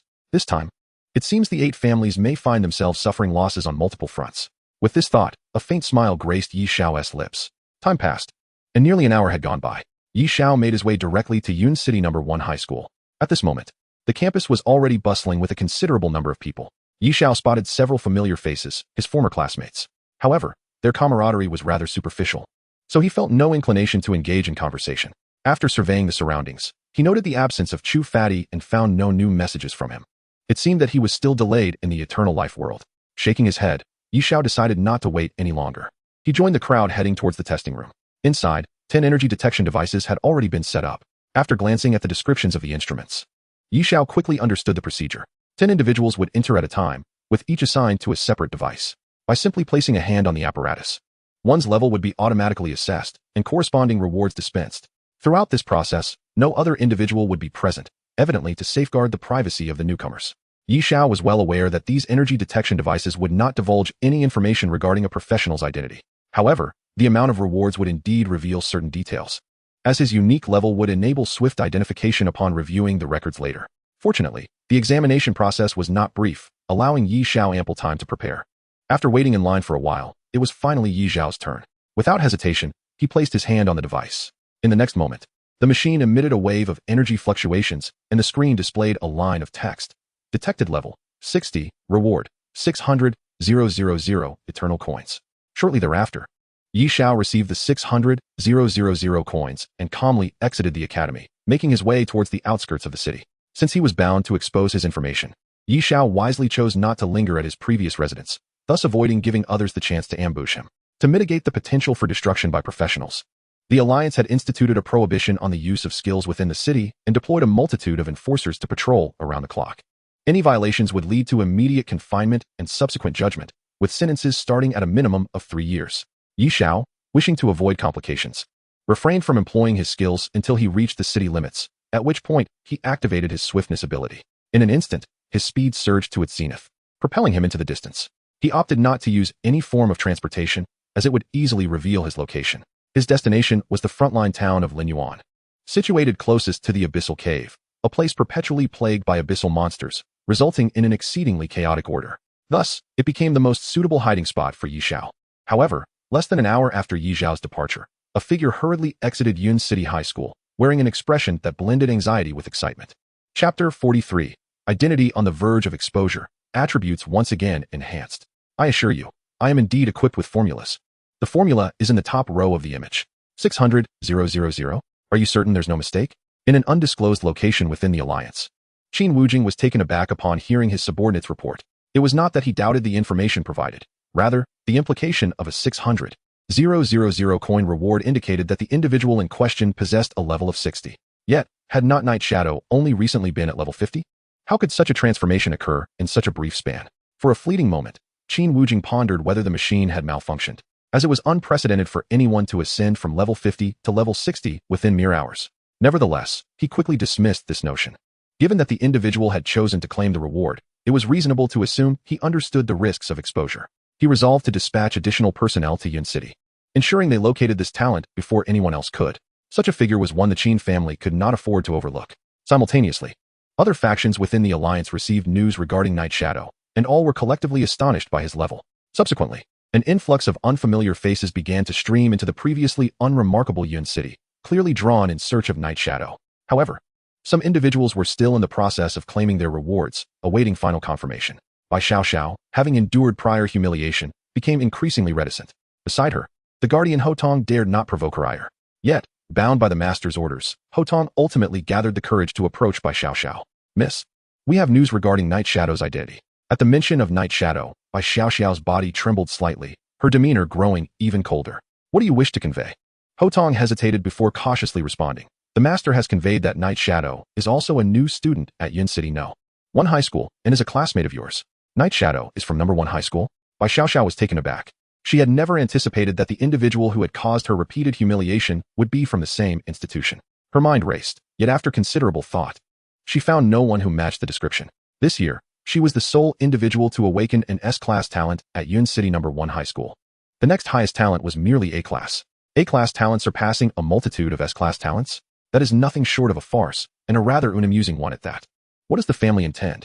Hotong replied. The master's intention is for you to leverage your connection as classmates to establish contact with Night Shadow. Xiao scoffed, understood. However, convey to the master that I require additional resources. Hotong appeared troubled. Miss, the resources allocated to you by the family are already at an unprecedented level. Further investment may not yield significant returns. What do you know? Night Shadow is a coveted prize in the eyes of the major factions. The Bai family is merely a second-rate clan. If I do not present myself more impressively, do you think that a mere classmate relationship will suffice for them to choose the Bai family? At a loss for words, Hotong paused before finally stammering. Very well. Miss, I shall report this to the master. Upon hearing this, Xiao dismissed Hotong and resumed her frenzied leveling. The time until the entrance of the exile path was dwindling. She aimed to elevate her level as much as possible before that moment arrived. Her plan was straightforward. Since the Bai family sought to use her to win over Night Shadow, she would seize this opportunity to request increased manpower and resources. This would enable her to boost her level to 40 before entering the exile path, allowing her to don first-tier equipment and significantly enhance her advantages. Though such an investment seemed somewhat disproportionate, Xiao was unconcerned. She was determined to encounter Night Shadow during the exile path, and she had to prove to everyone that she was an SSS-class talent awakener. This was not something that could merely be compensated for by rapidly increasing her level. As Xiao contemplated her ambitions, other elite individuals across various regions shared similar thoughts. They too were exerting immense effort to elevate themselves. At that moment, both the Eternal Life world and the real world were abuzz with excitement due to Night Shadow's astonishing feat. Meanwhile, within Huangsha City, a flash of light illuminated the surroundings as Yi Zhao's figure materialized within the city. Nearly an hour had passed since his departure from Yun City. Given the considerable distance to Linyuan town, he felt no urgency to rush there immediately. He could simply continue his journey upon his next return to the real world, thus maximizing his chances of evading detection by the 8 great families. He first glanced at the regional chat channel, where discussions predominantly revolved around the topic of claiming rewards. However, Yi Xiao also discovered information regarding a significant influx of formidable individuals entering Yun City. Observing this, Yi Xiao was not surprised. The 8 great families were quick to act, evidently having pinpointed his location, though they had not yet fully confirmed his identity. Shaking his head, Yi Xiao chose to disregard the matter. Glancing at the 600,000 Eternal Life coins nestled within his backpack, he silently expressed his gratitude to the 8 prominent families. A smile inevitably graced his lips as he reflected on how, time and again in the past few days, benevolent souls had come forth to offer him financial assistance whenever he found himself in need. First, it was by Xiao and Xia Baofan, and now it was the 8 great families. Truly, there are many good-hearted individuals in the world. After his moment of contemplation, Xiao accessed the online trading platform. Utilizing the filtering function, he swiftly located the skill stones he required. 10,000 Flower Eye Technique, advanced capable of penetrating any mist shrouding the labyrinth. Increasing visibility by 15 meters, price, 30,000 Eternal Life Coins. The monsters within the illusionary maze were of level 60. Yet they were not particularly formidable compared to other creatures of the same tier. The real obstacle hindering adventurers from completing their missions was the pervasive mist enveloping the entire maze. This mist severely diminished visibility for the adventurers. Moreover, the creatures in the illusionary maze were adept at employing various unexpected illusions, which accounted for the extensive time previous adventurers had spent within. The 10,000 Flower Eye Technique was a passive skill designed to enhance visibility within the mist, making it a rather unique functional skill. Although it only augmented visibility by 15 meters, this addition provided adventurers with significant reaction time and the opportunity to assess their surroundings in advance. Many areas in the Eternal Life world, similar to the illusionary maze, were shrouded in mist. Typically, individuals would not squander a skill slot on such skills without good reason. However, several factions cultivated specialized tool characters specifically trained in such skills for long-term benefits. Yet, Xiao had no interest in such tools. Employing them would incur expenses, and the benefits they provided would not satisfy him. Possessing an infinite skill slot, he could become his own tool and, moreover, the most exceptional one at that. Within the trading hall, the only skill capable of enhancing visibility in the mist was the 10,000 Flower Eye Technique, yet there were dozens available. Xiao opted to purchase only 10, spending a total of 300,000 coins. Upon mastering them, his visibility in the mist instantly improved by 150 meters. This distance was more than sufficient. With the remaining 300,000 coins, he dedicated the entirety to acquiring skill stones that would enhance his mental resistance. Aside from the challenges posed by the mist, the most significant difficulty in the illusionary maze lay in the illusionary assaults from the monsters. Although these attacks were not lethal, they could leave adventurers vulnerable and significantly prolong their time spent navigating the maze. Xiao's strategy was straightforward. Equipped with a means to dispel the mist and sufficient mental resistance, the illusionary maze would present him with little to no challenge. Quickly scanning the available skill stones, he found prices ranging from 1,000 to 5 or 6,000 coins.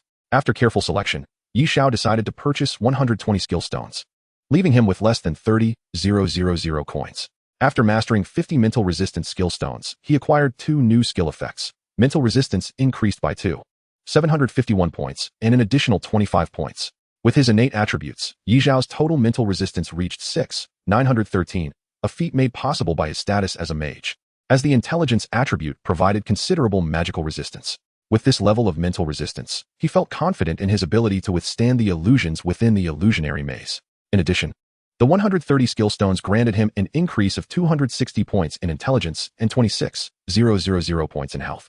His health now exceeded 150,000, aptly qualifying him as a formidable tank mage. Chapter 44, The Hidden Boss in the Illusionary Maze. 3 hours later, Xiao arrived at the illusionary city, located in the level 60 area of the Novice Village. Just 30 miles north of Illusionary City lay the entrance to the illusionary maze, which is how the city derived its name. However, this was not a peak time for second transition players, and the illusionary city was devoid of activity. Xiao, lacking any inclination to wander, soon found himself at the entrance to the illusionary maze. To his surprise, upon his arrival, he discovered a group of 10 individuals already present, apparently a small team.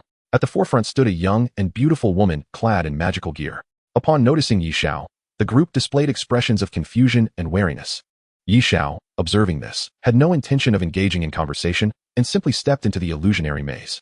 As he departed, the members of the team exchanged concerned glances. Sister Yaya, could it be that the news has leaked?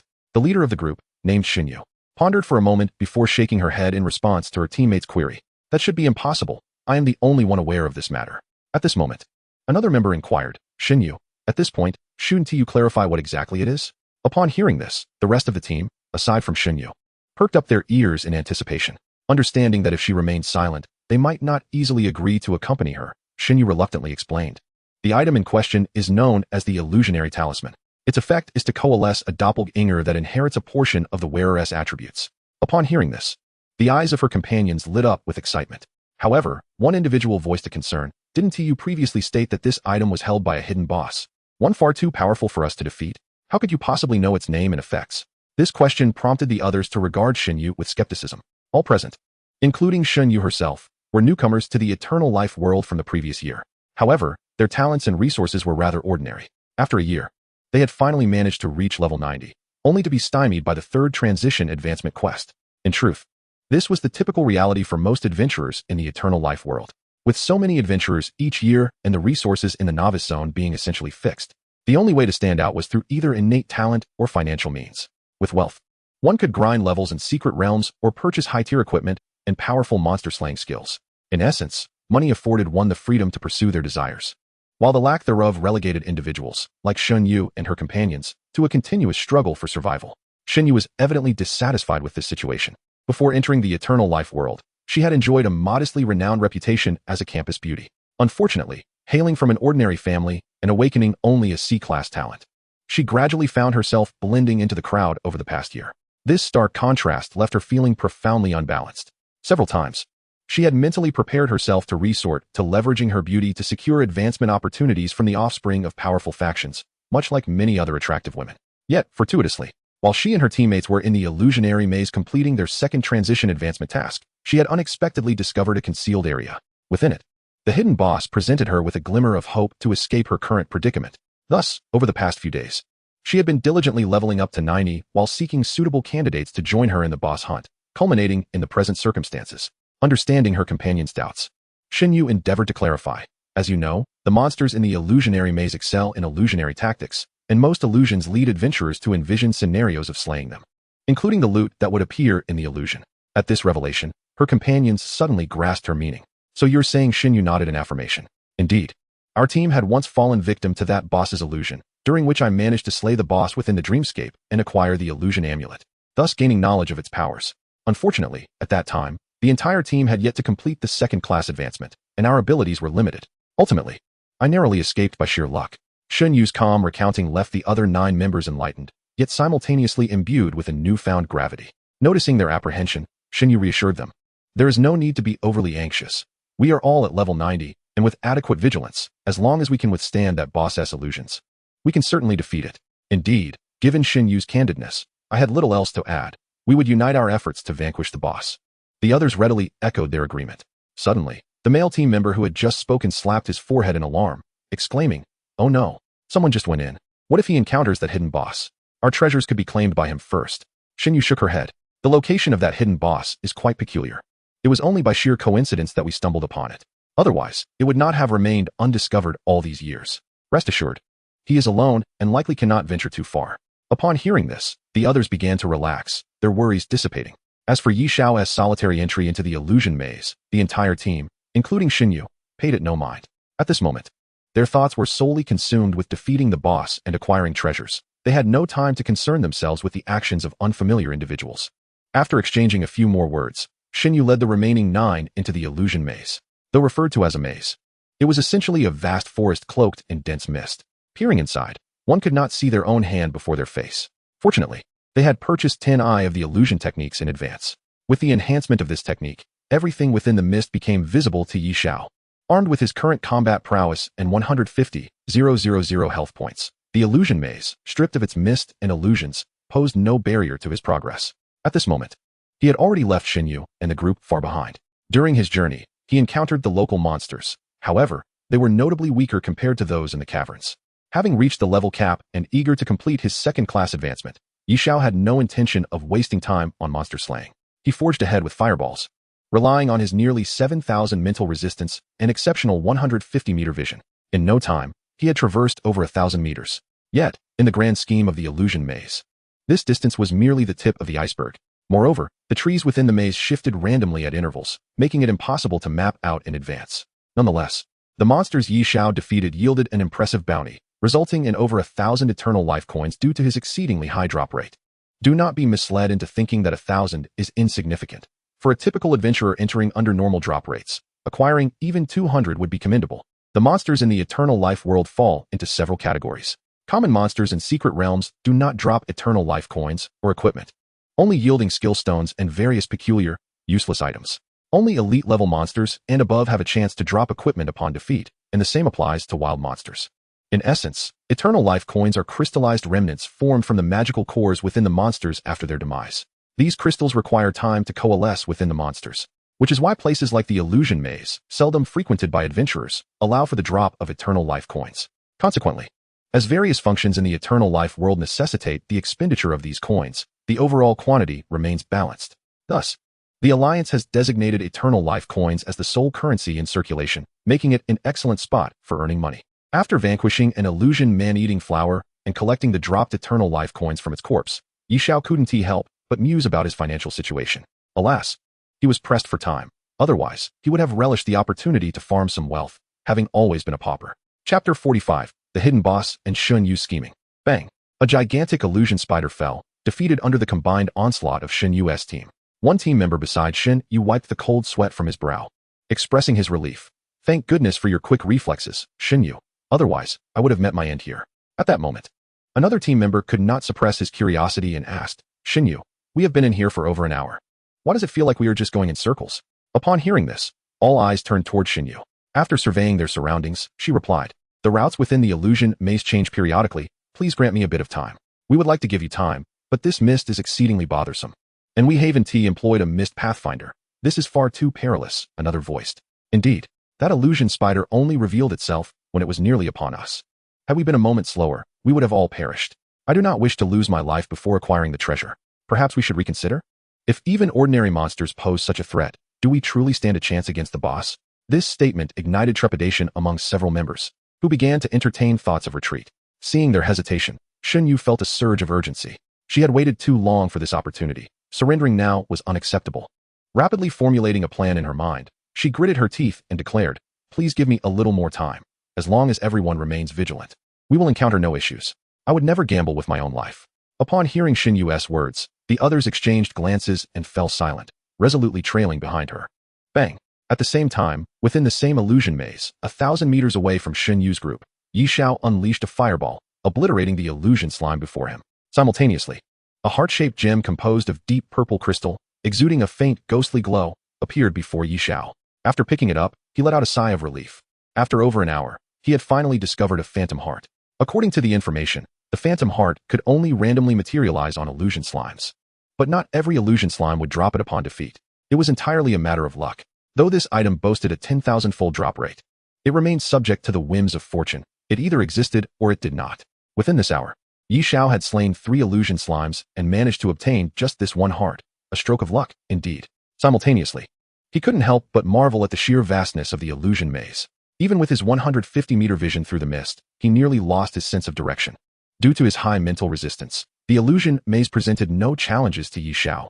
He could not fathom the struggles faced by others entering this place. Instead, he was met with overwhelming boredom. The only solace he found was in his prior preparations, under different circumstances. He might not have completed the second-class advancement task within a single day. Another hour passed, and Xiao successfully acquired the second phantom heart, bolstering his confidence. However, the situation took an unexpected turn. In the subsequent 2 hours, he defeated numerous monsters, amassing tens of thousands of eternal life coins. Yet he encountered not a single illusion slime. Moreover, he realized he seemed to be losing his sense of direction. This was becoming increasingly frustrating.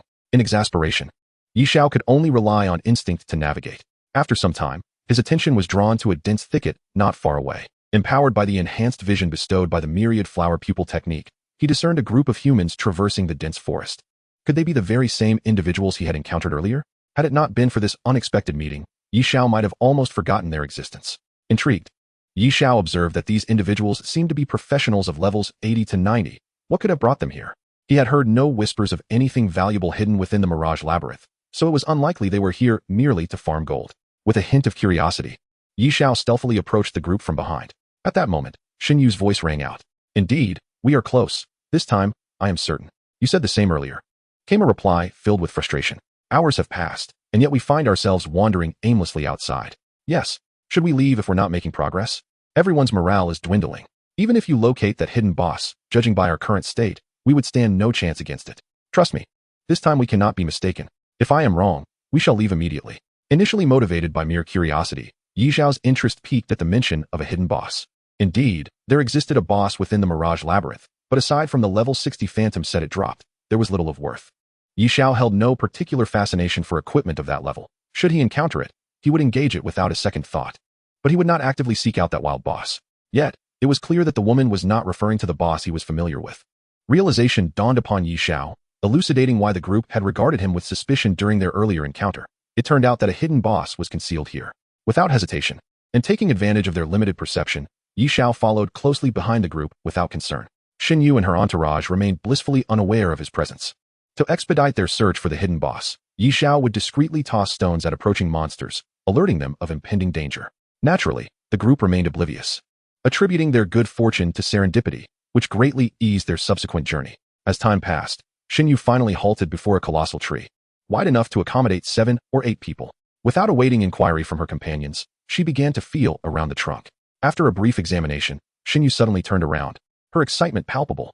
"I found it. This is definitely the place." The others, initially taken aback, soon erupted into ecstatic cheers. "Haha, that's fantastic. We finally found it. I almost gave up several times. This has been no easy task. The treasure is ours. What are we waiting for? Let us go in." After a flurry of excited chatter, the group, led by Xinyu, vanished into the tree trunk. Xiao, observing this astonishing sight, could not help but express his astonishment. Such a wondrous hidden location indeed. No wonder he had never heard of it before.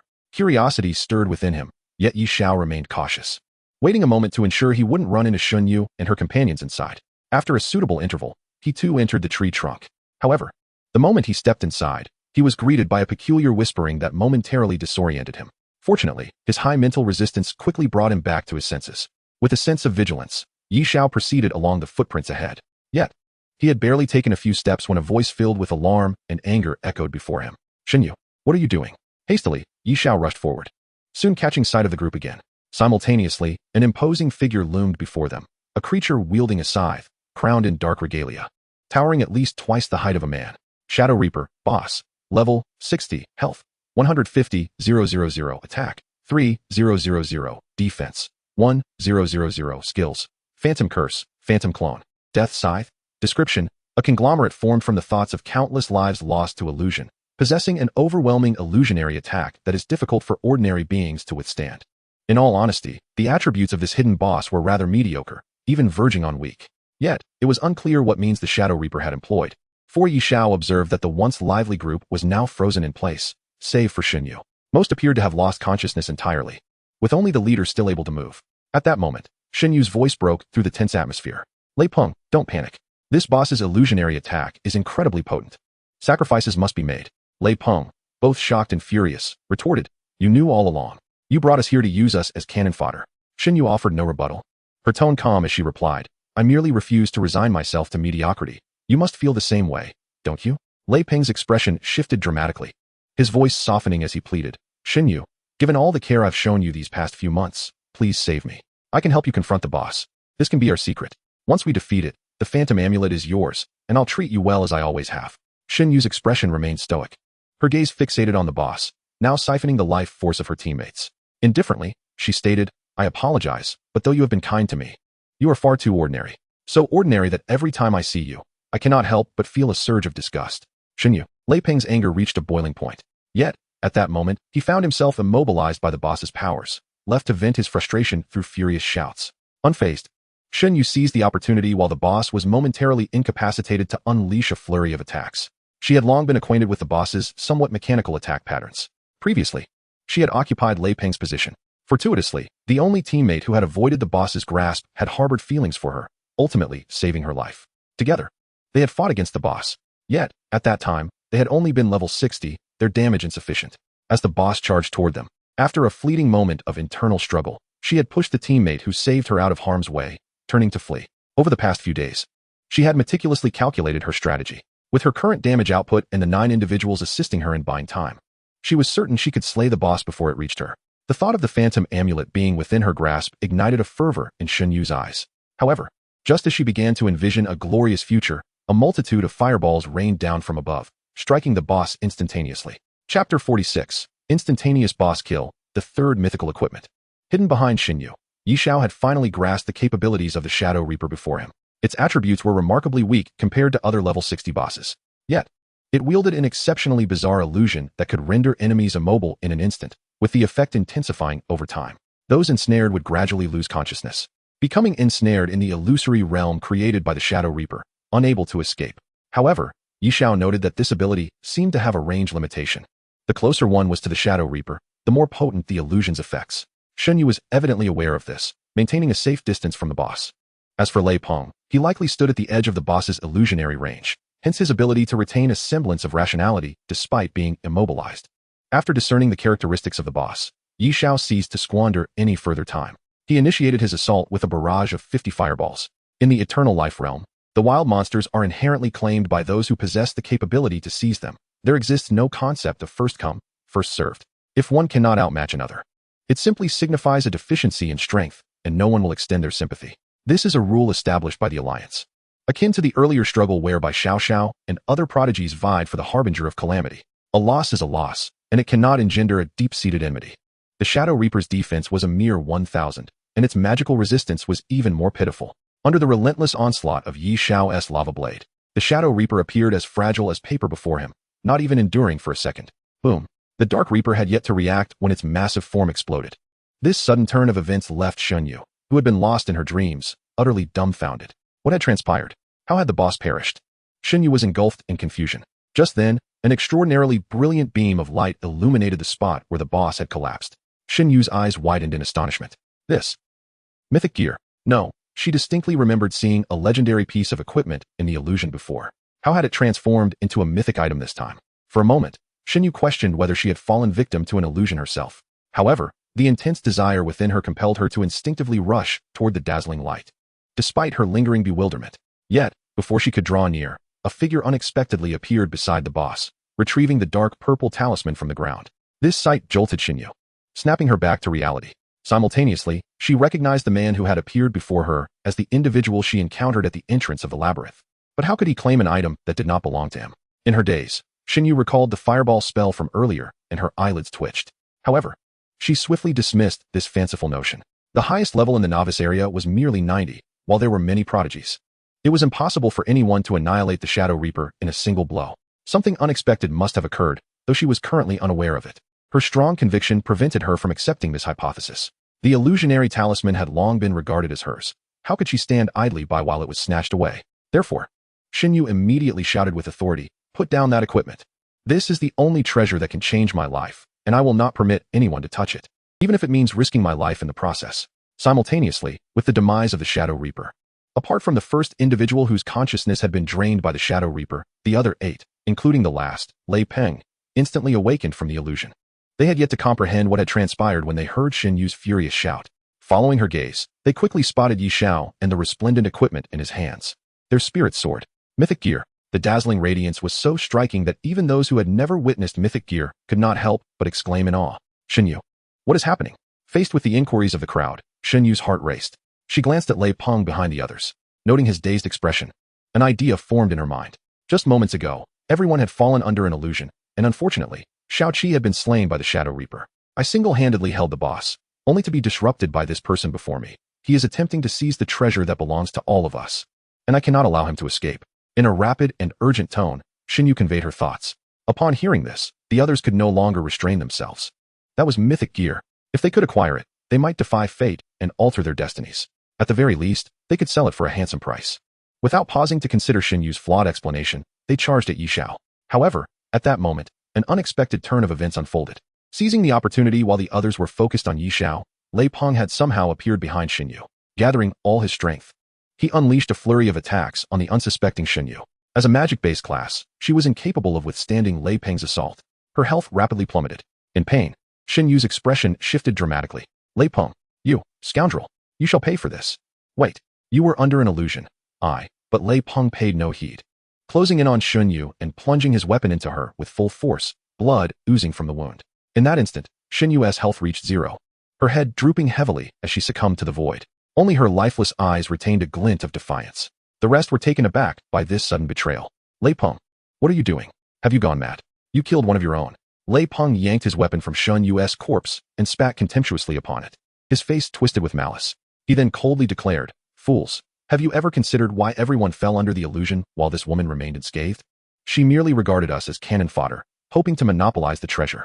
The group was taken aback, staring incredulously at Xiao's lifeless body. However, Lei Peng spoke again. "What are you waiting for? Let us act together and reclaim the treasure." Upon hearing this, the others quickly regained their senses, disregarding Xiao's fate, and charged toward Xiao. At this moment, Xiao, who had just picked up the equipment, observed the infighting among the group without much surprise, merely shaking his head in silence. Such clashes over precious items were not uncommon in the eternal life realm. Yet witnessing it firsthand still elicited a sense of reflection. Initially, he had intended to benefit from acquiring the equipment without any intention of harming them. But seeing their intent to attack him left him no choice. Fireball. Moments later, several corpses lay strewn upon the ground. At this juncture, Xiao finally redirected his attention to the equipment in his hands. Illusionary Talisman, Mythic. Constitution 80. Agility 220. Void Mirage. Upon using the talisman, a portal to the void is released, allowing the wearer to traverse as a phantom within the void for a duration of 60 seconds. With a cooldown of 3 minutes. Phantom Doppelganger. Upon using the talisman, a phantom doppelganger can be summoned, inheriting 30 of the wearer's attributes, lasting until destroyed or until its energy is depleted. Cooldown, 60 minutes. Required level, 60. Chapter 47, Refinement, Skill, Evolution. Second transition achieved. This 60-level mythic gear provided a total of 300 base attribute points, significantly surpassing that of ordinary equipment. Xiao, naturally, was not surprised by this. What truly astonished him was that the illusionary talisman came with 2 inherent skills. Equipment skills are exceedingly coveted in the eternal life realm.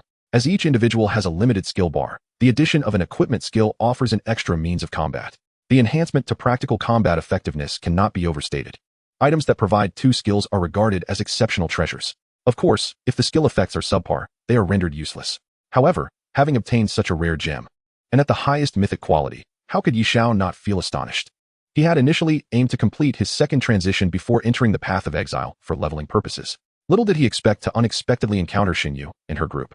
Perhaps Xinyu herself never anticipated that after months of meticulous planning, she would ultimately face betrayal from her teammates and meet a tragic end. Her coveted treasure snatched from her grasp without so much as a touch. Reflecting on this, Xiao could not help but glance at Xunyu's defiant visage in death. Subsequently, he eagerly adorned himself with the amulet. Instantly, his body felt remarkably lighter. This was the effect brought about by the 220 agility attribute, quite impressive indeed. As the phantasmic amulet was equipped, 2 additional skills appeared on his interface, available for use. At that moment, Xiao unexpectedly discovered that the skills on the equipment could also trigger the effects of his infinite skill bar. His intelligence increased by 4 points, and his health surged by 400 points. Although this meager enhancement seemed negligible compared to his current attributes, even the smallest mosquito is still flesh. And Xiao was naturally delighted. He then refocused his thoughts and directly unleashed the void phantasm. In an instant, a wisp of ethereal light emitted from the amulet, and a crack appeared in the space before him. Simultaneously, Xiao's form became insubstantial and ethereal. He cautiously stepped toward the fissure. In the next moment, he found himself within a realm suffused with illusion. This space was devoid of light, enveloped in utter darkness. However, Xiao's vision pierced through the intangible barriers of this realm, allowing him to perceive everything outside with crystal clarity. The sole distinction was that the external scenery appeared to him in shades of gray. This wondrous sight filled Xiao with a sense of awe.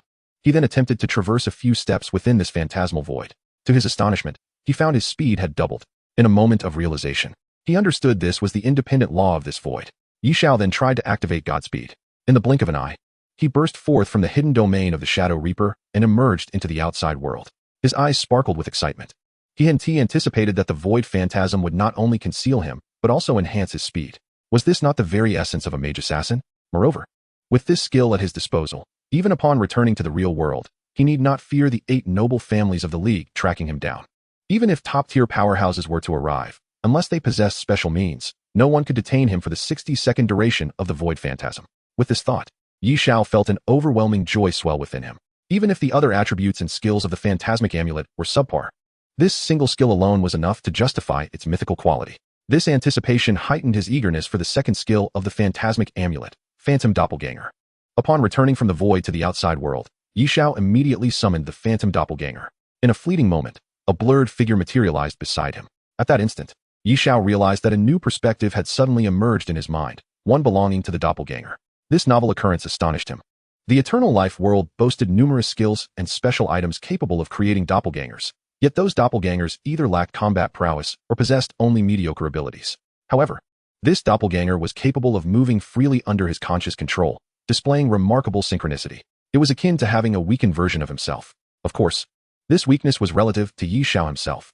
In reality, even if the doppelganger possessed only 30 of Xiao's attributes, it inherited his innate abilities, which would suffice for it to dominate the novice zone.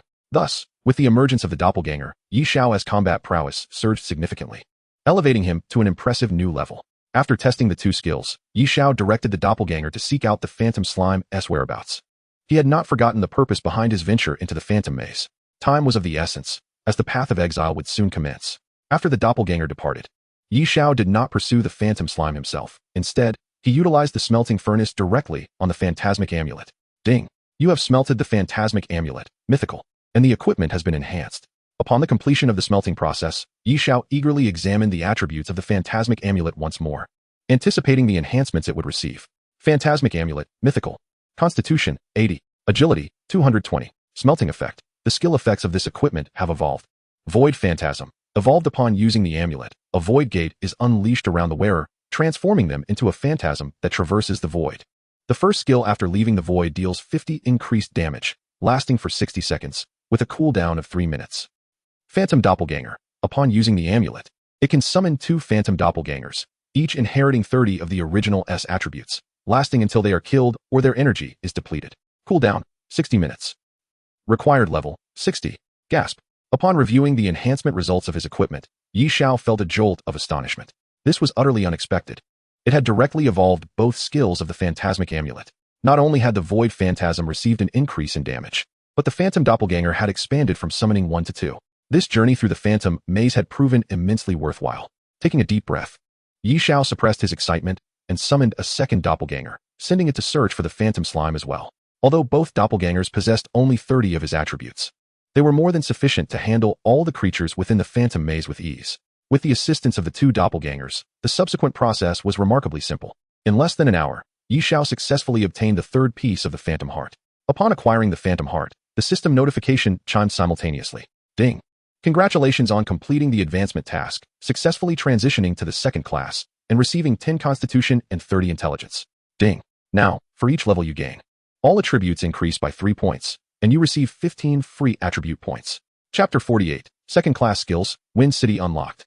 Xiao gazed at the system notification that had appeared, exhaling a long sigh of relief. Had it not been for the unexpected assistance from Shunyu in defeating the Shadow Reaper and acquiring the phantasmic amulet, Xiao estimated he would have needed several more hours to complete this 2nd class transition.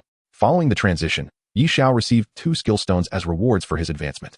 Frozen Barrier consumes 300 mana points to create a frozen barrier around the target, slowing the enemy's movement speed and dealing 30006 intelligence in freezing damage, lasting for 5 seconds, with a cooldown of 30 seconds. Celestial Shield absorbs 20 physical damage, consuming 500 mana points, lasting for 3 minutes. The first Frozen Barrier is a water-type crowd control skill, inflicting damage several times greater than the original Fireball spell, and it is also an area attack. Unfortunately, the cooldown time is 30 seconds. Even with Xiao's 50 cooldown reduction, it still requires 15 seconds. Typically, this skill is employed by mages as auxiliary crowd control. Only water specialists or dual-element mages would integrate its use. Naturally, Xiao had no such concerns and immediately learned the skill without hesitation. The second skill, Celestial Shield, belongs to the same category of defensive skills as the Mana Shield granted during the 1st class transition. However, while the Mana Shield absorbs all types of damage up to 10, the Celestial Shield can only absorb physical damage. While this may seem commendable, shield-type skills, although learnable, can only be active 1 at a time. Generally, mages prefer to learn only 1 shield to conserve skill slots. After learning, Xiao tested it out. In an instant, the white Mana Shield and the purple Celestial Shield manifested simultaneously around him. Observing this, Xiao felt no surprise. This was the effect of the infinite skill bar. Thus, when facing physical attacks from enemies, he could directly negate 30 points of physical damage. Regrettably, shield-type skill stones are only obtainable during class advancements. Otherwise, he would have long since mastered every shield skill at each job transition stage. With 2 skills learned, Xiao glanced at the time. There was little left before the path of exile commenced. He pinpointed his direction and, utilizing Void Mirage in conjunction with Swift, instantly vanished from his original position. Meanwhile, in the 702 novice area, within the once-a-year open City of Wind, stood the sole entry point to the path of exile. As the time for its opening drew near, a considerable influx of newcomers had already begun to arrive. Almost every newcomer, upon beholding the majestic City of Wind, could not suppress their awe. Is this the City of Wind that every novice area possesses? Such a grand city. How many newcomers do we have in the 702 novice area this year? Who knows? It is said to be 200,000, which is relatively fewer than in other novice areas. Thus the competition is not as fierce. Not fierce. I would rather face a more competitive area than remain in the 702 novice zone. Indeed, let alone the presence of an SSS grade Holy Priest by Shui Luo Wushang. Just now, news arrived that Night Shadow is also in our novice zone. I feel an immense pressure. Upon hearing this, some newcomers, still somewhat uninformed, gasped in astonishment. What? Night Shadow is in our area? Is that true? It is said someone has uncovered Night Shadow's real identity. He is in Cloud City, which naturally makes him part of our novice zone. Goodness, isn't that a disaster? Being with the esteemed Night Shadow means the top of the Path of Exile leaderboard is practically secured. The heavens are so unjust. The novice areas in the Eternal Life world number well over 100. Thus, although millions of newcomers enter the novice zones each year when distributed across different areas, the average population per zone is merely 200,000 to 300,000. The Path of Exile, while an event open to all newcomers, is still divided by zones. Newcomers from each area will only enter the same space within the Path of Exile, competing against one another for points, with rankings ultimately determined by those points. Therefore, if a zone harbors too many strong players, it becomes immensely disadvantageous for the weaker newcomers. In the past, there have been instances where several extraordinarily talented prodigies appeared simultaneously in one novice zone, ultimately leading to the top of the leaderboard being filled by these prodigies. However, the newcomer who secured the second position in points often lacked the strength of those ranked behind him. This was the cause of the earlier lamentations. A bunch of ignorant fools. The group that had been discussing this suddenly became enraged. Who the hell are you talking about? Me. Yet, before they could finish their retort, upon turning to see the newcomer, their faces paled, and their intended insults were abruptly swallowed back. Although they did not recognize the youth of similar age before them, they recognized the several high-level equipped support classes standing behind him. Only those from prominent families could afford such a support lineup in a novice area. Such individuals were certainly not someone ordinary people like them could offend. The young man, upon witnessing the reaction of this group of passers-by, disdainfully sneered, "With your paltry levels, whether you can even make it onto the leaderboard is questionable. What does the top spot have to do with you?" Although the young man's words rang true, the surrounding crowd felt their faces flush with embarrassment and anger. TSK. Xiao, who previously could not best us, now flaunts his might before a group of ordinary folks. What a grand display. As his words fell, several more individuals appeared behind Xiao, notably Wang Cheng and Lin Yong, who had previously teamed up with Bai Xiao. It was Lin Yong who spoke. At this moment, upon hearing Lin Yong's derision, Xiao's anger flared. "Lin Yong, last time, you only succeeded because Bai Xiao held back. Do you think you will have such luck again?" Lin Yong disdainfully replied, "A loss is a loss. There are no excuses. I think you cannot bear to lose." "Cannot bear to lose?" Xiao chuckled coldly. "If not for Bai Xiao, do you think you, a coward hiding away, could defeat me?" Lin Yong replied casually. "Very well, since you say so, once the second phase of the Path of Exile begins, I, this so-called coward, will find you and keep a close watch on you. You better be careful. Being watched by a shadow assassin skilled in stealth is hardly a favorable situation."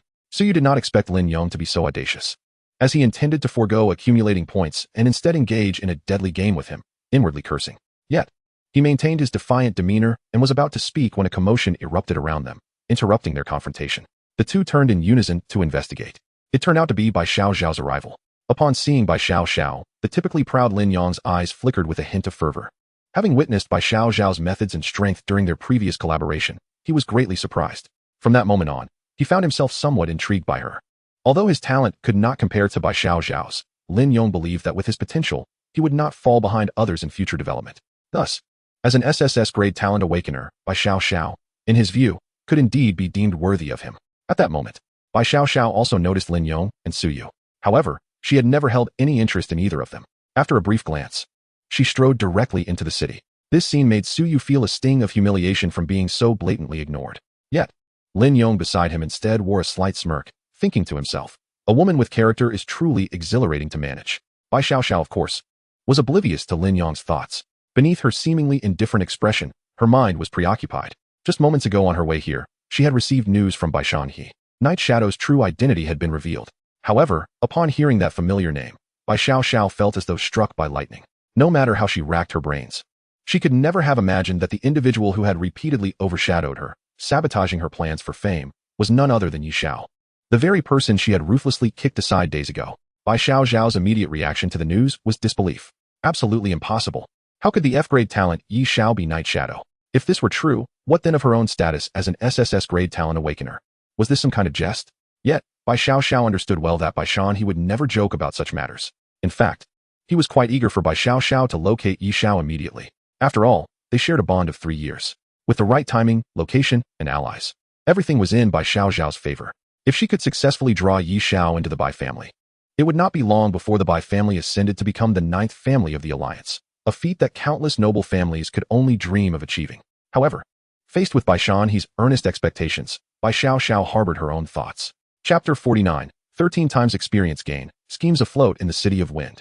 Within the City of Wind, by the teleportation point for the Path of Exile, several temporary outposts had already been established along either side. Each outpost represented a faction. Among them, the most noteworthy was the Xiao family's Longyuan Legion, as the de facto rulers of the 702 novice area. The Longyuan Legion always stationed themselves here when the Path of Exile opened, seeking to recruit promising talents into their ranks. However, in previous years, the Longyuan Legion typically sent only the leaders of the novice area, such as the Xiao Wu who was recently slain by Xiao. At this moment, within the encampment of the Longyuan Legion, the third elder of the Xiao family, Xiao Chonglin, sat in the foremost position, his countenance grave as he scrutinized the throng of people gathering before him. Beside him, the commander of the Longyuan Legion, Xiao Mo, was also present. Although the two were merely projections conjured through specialized artifacts, lacking any offensive capability, their simultaneous appearance nonetheless stirred considerable commotion. If memory serves correctly, it was only 2 years prior, during Xiao Hao's venture into the exile path, that these two figures gathered here together. Has there been any response from Night Shadow? Xiao Chonglin inquired. Our people have sent friend requests, yet they remain unapproved. Xiao Mo furrowed his brow at these words. Elder, it appears Night Shadow intends to play hard to get. Are you suggesting he wishes to wait until the third transformation? Xiao Chonglin replied. It seems he possesses a great deal of confidence in his combat prowess. Xiao Mo nodded, indicating that this indeed appeared to be the case.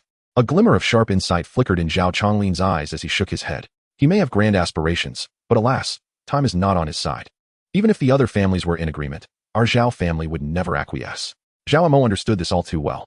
After all, the first place on the leaderboard grants access to growth-type equipment, and given Night Shadow's capabilities, it was highly probable that such an item would fall into his possession. Should Night Shadow choose not to ally with the Xiao family, and instead align with another clan, it would spell trouble for the Xiao family. This territory is under the Xiao family's jurisdiction, and as the commander of the Longyuan Legion, he would not allow such an eventuality to transpire. He will undoubtedly pass through here. Keep a close watch on him. The moment he appears, compel him to join the Xiao family. No other clan must be permitted to approach him. Xiao Mo nodded in understanding. Meanwhile, not far away at the Bai family encampment, Bai Shanhe also utilized an artifact to manifest a projection of himself. With Bai Xiao emerging as a notable figure this year, it was imperative for him, as the family head, to be present. However, he felt a sense of restlessness. His purpose in coming to Dingfeng City extended beyond merely demonstrating his support for Bai Xiao. He harbored another intention, Night Shadow. The Xiao family had even sent Xiao Chonglin, indicating their determination to secure Night Shadow. As a second-rate power, the Bai family could not compete with the Xiao family. In the past, a talent of Night Shadow's caliber would have been entirely out of reach for them, and Bai Shanhe would not have entertained such aspirations. Yet the situation had changed. Although the 8 great families had not disclosed any details regarding Night Shadow's true identity, the Xiao family had discreetly inquired about the relationship between Bai Xiao and a former classmate, leading them to learn of a Bai family scion's insights. While only the 8 great families were privy to Night Shadow's identity, others could only deduce his probable presence in Yunqing through the actions of these families. However, Bai Shanhe quickly grasped the implications of the Xiao family's actions. What he never anticipated was that the astonishing Night Shadow, who had captivated everyone, would turn out to be none other than Xiao, the very individual Bai Xiao had discarded. Nonetheless, the Bai family had thoroughly investigated and discovered that Xiao's parents had been harmed by abyssal beasts, and he himself possessed only an F-grade talent. How could such an unremarkable individual possibly be equated with Night Shadow? If the subject of investigation had not been one of the 8 great families, Bai Shanhe would never have believed it. Yet he was not a man of rigid convictions. Although he did not understand how Xiao had achieved such a transformation, the fact remained that Xiao was indeed Night Shadow. This revelation was fortuitous for the Bai family. As Bai Xiao had shared a 3-year relationship with Xiao prior to her rise, the Bai family could easily leverage this foundation to win over Xiao. The recent incident where Bai Xiao had rejected Xiao was, in Bai Shanhe's eyes, merely a trivial matter. It was entirely normal for young people to have their disagreements. Moreover, with Bai Xiao's talent and beauty, supported by the Bai family's influence, it was unlikely that Xiao could withstand her allure. His only concern lay with the Xiao family. If they were to invest substantial resources to win over Xiao, and should Xiao ultimately choose to join the Bai family, while the Xiao family might not sever ties outright, a rift would inevitably form. This posed a dilemma for the Bai family, as they had only recently forged a relationship with the Xiao family, and Bai Shanhe was reluctant to jeopardize it. Yet the allure of Night Shadow's demonstrated power was immensely tempting to Bai Shanhe. He was determined not to relinquish this opportunity. Thus, he had preemptively informed Bai Xiao, urging her to establish contact with Xiao before entering Dingfeng City. By securing Xiao's allegiance first, Even if the Xiao family felt displeased afterward, they would find it difficult to voice their grievances. Within Dingfeng City, various factions were quietly plotting to win over Yi Xiao. At this time, Yi Xiao himself was hastening toward Dingfeng City. Shortly after departing from the Mirage Labyrinth, he had expended the 80,000 eternal coins he had acquired, purchasing 73 skill stones. The recent collaboration among the Xiao family and several other factions had inadvertently led to a sweep of the trading post's skill stones, causing a dramatic surge in the prices of inferior skill stones. Although it had become apparent that this restriction seemed to have little effect on Night Shadow, causing others to abandon such attempts, the prices of these inferior skill stones were not likely to plummet back down in the short term. Thus, Yi Xiao could only afford to buy 73. All of the skill stones Yi Xiao purchased were related to experience enhancement, as his most pressing need was to level up. The exile path happened to be an efficient and free leveling point, and he had no intention of missing out on it. Upon learning all 73 skill stones, Yi Xiao gained a total of 146 intelligence points and an additional 600 health points. Simultaneously, the experience gained from each kill of monsters increased from 120 to 373, while the additional experience accrued surged from 700 to a staggering 230, an astonishing 133 times the original value. Coupled with the 373 additional experience per kill, even slaying monsters 10 levels below him would yield a minimum of 974 experience points. Given that the experience required to ascend from level 60 to 61 was 475 points, Yi Xiao would need to defeat no more than 606 low-level monsters to level up. If he were to face monsters of equal level, the efficiency would be nothing short of terrifying. With these experience enhancements, Yi Xiao held absolute confidence that he could reach level 90 in the upcoming exile path. However, as he journeyed, he gleaned some information through the regional chat channel. Just as he had anticipated, the 8 great families swiftly identified his identity after he claimed the 600,000 reward and promptly dispatched individuals to Yunqing. Fortunately, Yi Xiao had foreseen this and left ahead of time, leaving them empty-handed. Nevertheless, numerous members of the 8 great families, along with other factions, were still stationed in Yunqing, evidently awaiting his offline moment. Simultaneously, within the Eternal World, several individuals from the 8 great families had privately extended invitations to him. Observing the myriad friend requests flooding in, he noted that 90 of them were mere onlookers seeking to ride on coattails. Naturally, Yi Xiao disregarded them. However, among the latest friend requests, he spotted several representatives claiming to be from one of the 8 great families, eager to converse with him. Yi Xiao had no intention of joining any faction. From the moment he acquired his god-tier talent, he resolved to become a lone wolf. Perhaps in the future, he would possess the ability to establish his own faction. But for now, the entire human world had been largely divided among countless family powers. The mere ability to attract remarkable individuals is, in itself, a formidable feat. Recruiting ordinary individuals would yield little enhancement to his standing. Furthermore, with the acquisition of power comes inherent vulnerabilities, demanding his attention and care, ultimately rendering the endeavor a precarious trade-off. At present, his thoughts are consumed by the 8 prominent families, or perhaps other factions, hoping that after his rejection, they might coexist without interference. Such a scenario would be the most favorable outcome. However, should they harbor intentions to eliminate him preemptively, he would certainly not acquiesce without resistance. Everything hinges on the choices made by the opposing party. As he contemplated this, Yi Xiao was about to close the interface when a familiar ID suddenly caught his eye, prompting a brief pause in his gaze. By Shui Luo Wu Sheng. His surprise was palpable upon recognizing the ID. By Xiao Xiao, with a hint of confusion. He glanced at her message. I possess information regarding the plans of the 8 families targeting you. May we converse? Plans from the 8 families? Given this woman's propensity to act solely for her benefit, Yi Xiao pondered momentarily before accepting Bai Xiao Xiao's friend request. He was indeed curious about the information she held. However, he understood that she would not divulge details easily, and thus refrained from initiating conversation. Conversely, Bai Xiao Xiao wasted no time, sending a message mere seconds after the friend request was accepted. Yi Xiao. At this point, Yi Xiao realized that his identity had likely been surmised. This was something he had anticipated and found no cause for surprise. Bai Xiao Xiao, seemingly undeterred by this realization, continued to send messages. Do you wish to know the 8 families' stance towards you and their subsequent plans? Yi Xiao contemplated her inquiry before responding. What plans? However, the next moment brought forth her reply. I can disclose this information, but I have a condition. A faint smile played on Yi Xiao's lips at Bai Xiao Xiao's message. It was precisely as he had surmised. Accordingly, he inquired, what condition? After a brief pause, Bai Xiao Xiao responded, taking nearly 3 minutes to formulate her next message. Brother Xiao, I seek your assistance. Brother Xiao? Yi Xiao's expression morphed into one of bemusement. When there was a request, he was Brother Xiao, yet in moments of indifference, he was deemed unsuitable. At this juncture, Yi Xiao could not help but admire her audacity. Nonetheless, he was not inclined to indulge her whims. From their succinct exchange, although he remained oblivious to her ultimate objective, it was clear she sought something from him. Thus, he promptly closed the interface. Let her speak or remain silent. Xiao could surmise the 8 families' intentions without her input. Essentially, it would boil down to either courting or suppressing him. The power of choice lay squarely within his grasp. What piqued his interest was merely the plan Xiao had alluded to. Yet, having already been mentioned, Xiao had mentally prepared himself. Knowledge of it was not imperative. Subsequently, Xiao bombarded him with several messages of inquiry, all of which he disregarded. Regardless of her schemes, they paled in comparison to the significance of the exile path. With that thought in mind, Xiao hastened towards Dingfeng City. After a brief interval, Dingfeng City finally came into view. With only half an hour remaining until the opening of the exile path, Xiao realized that, due to his identity being grasped by the 8 families, making a grand entrance would inevitably lead to entanglements. Having resolved to reject all factions, he opted for a more discreet approach. He first ascended a nearby hillside, which was a reasonable distance from the city. Upon the exile path's opening, there would be a 30-minute window for newcomers to enter, ample time indeed. Subsequently, he summoned a phantom doppelganger. Once the doppelganger materialized, he activated the void illusion and, combined with a swift acceleration, dashed into the city in the blink of an eye. At that moment, a multitude of newcomers were converging towards the entrance of Dingfeng City. Thanks to the effects of the void illusion, none of them noticed anything amiss.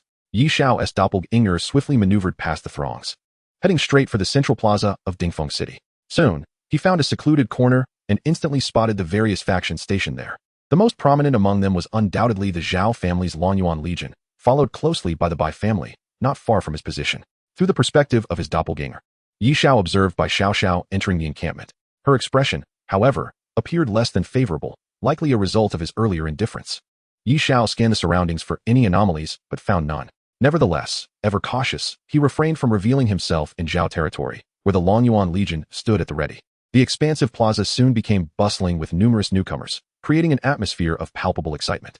Concealed in his corner, Xiao's doppelganger overheard discussions surrounding the exile path, including several mentions of himself. At that moment, he recognized a familiar rotund figure within the crowd, Chu Xiaofeng. The latter was animatedly conversing with a charming young woman by his side. Xiao felt a twinge of curiosity, but had no intention of approaching Chu Xiaofeng. Given his current circumstances, this was the most prudent course of action. After observing for a while, an unusual phenomenon began to manifest in the skies above Dingfeng City. Everyone instinctively looked up, cognizant of the impending opening of the exile path. As the celestial anomalies intensified, all present newcomers surged forward towards the teleportation point, their eyes gleaming with anticipation and longing. Everyone stepped back. A commanding voice resonated, compelling the crowd to retreat. All eyes turned to see Xiao Mo emerging from the Xiao family's encampment, his demeanor icy. Form 10 lines in order and enter one by one. Anyone who dares disrupt the order will face dire consequences. The crowd exchanged puzzled glances, uncertain of Xiao Mo's intentions. Yet, the Xiao family's formidable reputation had long been entrenched in the minds of all present, and in this context, no one dared to defy them. After all, this was the Xiao family.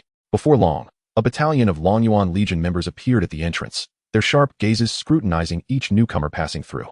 Others averted their eyes, unwilling to meet their stares. The Xiao family's actions were not mere theatrics aimed at intimidating the newcomers. Rather, they sought to identify any lurking night shadows within their ranks. Other families stationed nearby understood the Xiao family's objective, while they too shared an interest in the night shadows. Their strength was only average, some even below that, and they relied heavily on the Xiao family's protection, thus refraining from harboring any such ambitions. From a distance, Xiao observed this scene through his doppelganger's perspective, fully aware of the implications. However, he did not allow it to concern him unduly. At this juncture, he also spotted Xiao at the forefront of the crowd. The Bai family's influence in Jiancheng was at its zenith. Had it not been for the sudden emergence of the night shadows, Xiao's demonstrated prowess would undoubtedly have marked her as the prime candidate for this year's newcomer king. Consequently, many present had already recognized this paragon of excellence. Whether out of fear or a desire to ingratiate themselves, the majority preferred to avoid any confrontation with Xiao, especially given that she was flanked by Wang Cheng of the Wang family, an S-class talent, Lin Yong of the Lin family, an SS-class talent, and several other signs from allied families. Such a lineup naturally deterred others from approaching too closely. Xiao's gaze flickered over her figure, and he couldn't help but feel a sense of admiration. Indeed, being backed by a prestigious family makes a considerable difference. The noble aura emanating from her was quite palpable. However, at this moment, Xiao also noticed that among this group, apart from Xiao and a youth exuding a dark aura reminiscent of an assassin, everyone else, led by Wang Cheng, had gathered around a gray-clad boy who had just approached. Their demeanor was not obsequious, yet it was marked by a considerable respect. indicating the boy's extraordinary status. Xiao scrutinized the gray-clad youth closely, finding nothing particularly exceptional, which piqued his curiosity. At that moment, the gray-clad youth had just arrived, and Wang Cheng had already moved closer. Brother Peng, during this journey of exile, let us collaborate. We must leave our names on the leaderboard. The gray-clad youth was named Xiao Peng, and like Xiao, he was a mage. Moreover, he was one of the Xiao family's awakened members this year. Xiao Peng had awakened with an A-grade talent of flame enhancement. Although this talent was merely A-grade, it was quite rare. Its effects were not inferior to some S-grade or even SS-grade talents. However, his talent restricted him to the path of a violent fire mage. Coupled with the high demand for skill slots in mages, this was why his talent was rated A-grade. The flame enhancement skill not only amplified the damage of fire-based spells, but also had a certain probability of causing explosive effects, thereby increasing the area of effect of fire spells. While this skill might not exhibit significant power early on, its damage enhancement would become markedly apparent at levels 2 or 300. If Xiao Peng were merely a scion of a second or third-rate power, this talent might not serve him well. However, as one of the 8 great families of the Alliance, the Xiao family possessed ample resources to cultivate Xiao Peng. Thus, they had set a plan for him early on, aiming to elevate him beyond level 200 with minimal sacrifice of skill slots. Consequently, as of now, aside from a basic fireball and fire element mastery, along with the Inferno Dragon technique purchased at a premium by the Xiao family, Xiao Peng possessed no other abilities. It was precisely for this reason that his level had lagged behind the leading forces until now. Generally, few were aware of his existence. However, the elite of Wang Cheng's cohort were different. They were well aware of Xiao Peng's status within the Xiao family. Therefore, even though Xiao Peng's current strength might not match theirs, his future potential was certainly formidable. Holding such thoughts, Wang Cheng and the others, who were in the know, sought every opportunity to forge a strong rapport with Xiao Peng. At this moment, upon hearing Wang Cheng's words, Xiao Peng understood the unspoken implications. However, a mere disciple of a recently ascended second-rate family had no right to call him brother. He cast a sidelong glance at Wang Cheng and replied in a dismissive tone. You are merely S-grade. Do you truly think you are worthy of such familiarity? Wang Cheng's countenance stiffened. His intention to befriend had unexpectedly resulted in such humiliation, igniting a surge of anger within him. Xiao Peng seemed to sense his displeasure and contemptuously remarked, do not forget, that night shadow will appear soon. With the Xiao family's current standing, he will have no choice but to submit to us. Even such a person will have to obediently assist me in claiming the top of the leaderboard. Tell me, what qualifications do you possess? Suddenly, Xiao Peng shifted his tone, chuckling lightly. However, I do see some potential in you. I can offer you an opportunity to prove yourself. As long as you satisfy me, I would not mind incorporating you into Long Yuan. Wang Cheng suppressed the fury that threatened to erupt within him, yet he was also aware that Xiao Peng was indeed correct. No matter how powerful Night Shadow was, he was still just one individual. Given the Xiao family's strength, there was a significant likelihood they could subdue him. Setting aside Night Shadow's prowess, the fact that he had far outpaced others, being the first to reach level 50, was enough to demonstrate his exceptional leveling ability. With his support, Xiao Peng would indeed have no need to rely solely on himself. Furthermore, the Wang family was similarly dependent on the Xiao family, even if he felt deeply aggrieved. He could only endure. He even had to feign a grateful demeanor. I will follow your arrangements, Brother Peng. The others around Wang Cheng could only bow their heads in compliance. Observing Wang Cheng and his companion's obedient demeanor, Xiao Peng nodded, albeit nonchalantly. This scene sparked curiosity among many newcomers behind them, astonished that even the S-grade talent Wang Cheng was so subservient. However, it was not long before someone recognized Xiao Peng's identity. So it's Xiao Peng. No wonder Wang Cheng reacted this way. It turned out Xiao Peng was the grandson of a certain elder within the Xiao family. Despite possessing only an A-grade talent, he was still greatly valued by the Xiao family. That said, it was known that Xiao Peng pursued a violent fire mage path, resulting in low combat power in the early stages. How could he compete? Are you foolish? There are still Wang Cheng and the others. These families all depend on the Xiao family. Just look at how they are behaving, clearly intending to assist Xiao Peng in the competition for points. Oh, being born with a silver spoon is indeed different. What's so impressive? Let us not forget that our district has the formidable Night Shadow. Indeed, I almost forgot about Night Shadow, who is far ahead of everyone else, the first to reach level 50. With him around, Xiao Peng is unlikely to contend. Indeed, perhaps only the millennia-old Xiao Hao has a chance. An A-grade talent truly falls short. Xiao Peng caught snippets of their conversation, his expression turning icy as he scanned the crowd. In an instant, the discussions among the crowd fell silent. Though they felt disgruntled, none dared to offend Xiao Peng, for that would not bode well for them. Seeing the gossipers quiet down, Xiao Peng let out a cold laugh. He did not hold it against them. They were far too ordinary, akin to mere ants. Ants were not worthy of inciting his ire. Moreover, although he had awakened with an A-grade talent, he believed he would not be inferior to his distant cousin. With that thought, Xiao Peng's gaze shifted to the bowing by Xiao Xiao before him. By Xiao Xiao. You are worthy of joining my team. Come forward. Hearing Xiao Peng's lofty and indifferent command, Bai Xiao felt displeased. She was also familiar with Xiao Peng, having been warned by Bai Shanhe before her arrival to avoid offending him if possible. However, in her view, his words implied that while it was best not to provoke him, even if she did, it would not be a significant issue. With her pride. Upon hearing Xiao Peng's condescending tone, Bai Xiao chose to ignore him. Noticing her indifference, Xiao Peng's expression soured. Honestly, he held a slight interest in this woman from a lesser family. Not only was she extraordinarily beautiful, but she was also a rare SSS grade talent awakener. If he could win her over, he would garner even more attention from the Xiao family. Perhaps he would not surpass his cousin Xiao Hao. But securing a spot among the elders should not pose a challenge. Therefore, upon arriving in Dingfeng City, Xiao Peng's objectives included not only the journey of exile, but also the captivating Bai Xiao before him. Thus, seeing her disregard him, Xiao Peng coldly stated, Bai Xiao, do you refuse to assist me? Xiao Peng did not beat around the bush. He directly questioned her. As a member of the Xiao family, he believed he had the right to do so. Bai Xiao had little interest in someone with merely an A-grade talent and an average standing within the Xiao family. Her ambitions, having swelled after awakening her SSS grade talent, had reached unprecedented heights. She sought to ascend to the pinnacle of power, becoming a formidable force. This was certainly not something a mediocre Xiao Peng could assist her with. She was even too disinterested to engage in superficial pleasantries with him. You are merely an A-level awakener, and you presume to command me? Should you manage to defeat that night shadow, I might consider joining your ranks. With that remark, Bai Xiao strode to the side. Xiao Peng, witnessing this, felt his expression darken progressively, and coldly retorted, Bai Xiao, I extended this courtesy to you solely because of your decent appearance. It seems you are rather oblivious to the favor you are being granted. After a pause, Xiao Peng, brimming with confidence, continued, as for that night shadow you mentioned, he will soon become my subordinate. I offer you one final opportunity, should you forfeit this chance. Your journey down the path of exile will undoubtedly be fraught with challenges. Regrettably, Bai Xiao could not even be bothered to respond. This silence left Xiao Peng feeling humiliated. His gaze towards Bai Xiao was filled with resentment. Once the third elder had subdued that night shadow, he was eager to see how this haughty woman would react. Meanwhile, Bai Xiao, having distanced herself, activated her interface. Brother Xiao, have you given it any thought? I am well aware of your formidable strength. If you are willing to discreetly team up with me, the top position on the leaderboard shall be yours, and I will settle for second place. Should you agree, I can divulge the entirety of the 8 great families' plans to you. Brother Xiao, I recognize that you still harbor resentment towards me. But doesn't this indirectly prove that you still care about our relationship?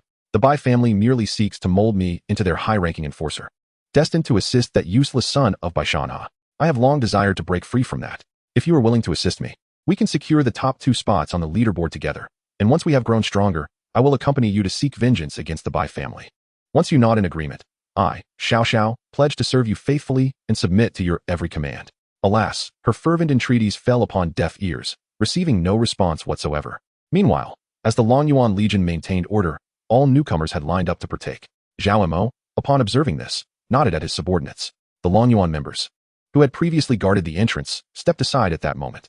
This maneuver instantly invigorated all the newcomers present. Even Xiao Peng and Wang Cheng momentarily set aside their own thoughts, clearly demonstrating that their regard for the path of exile surpassed that of ordinary individuals, perhaps even more fervently. However, just as Xiao Mo was preparing to issue orders for the newcomers to enter, a figure unexpectedly dashed toward the entrance amidst the incredulous gazes of the crowd. Bold, how dare you disrupt the order? Before he could finish, several Longyuan members rushed forward.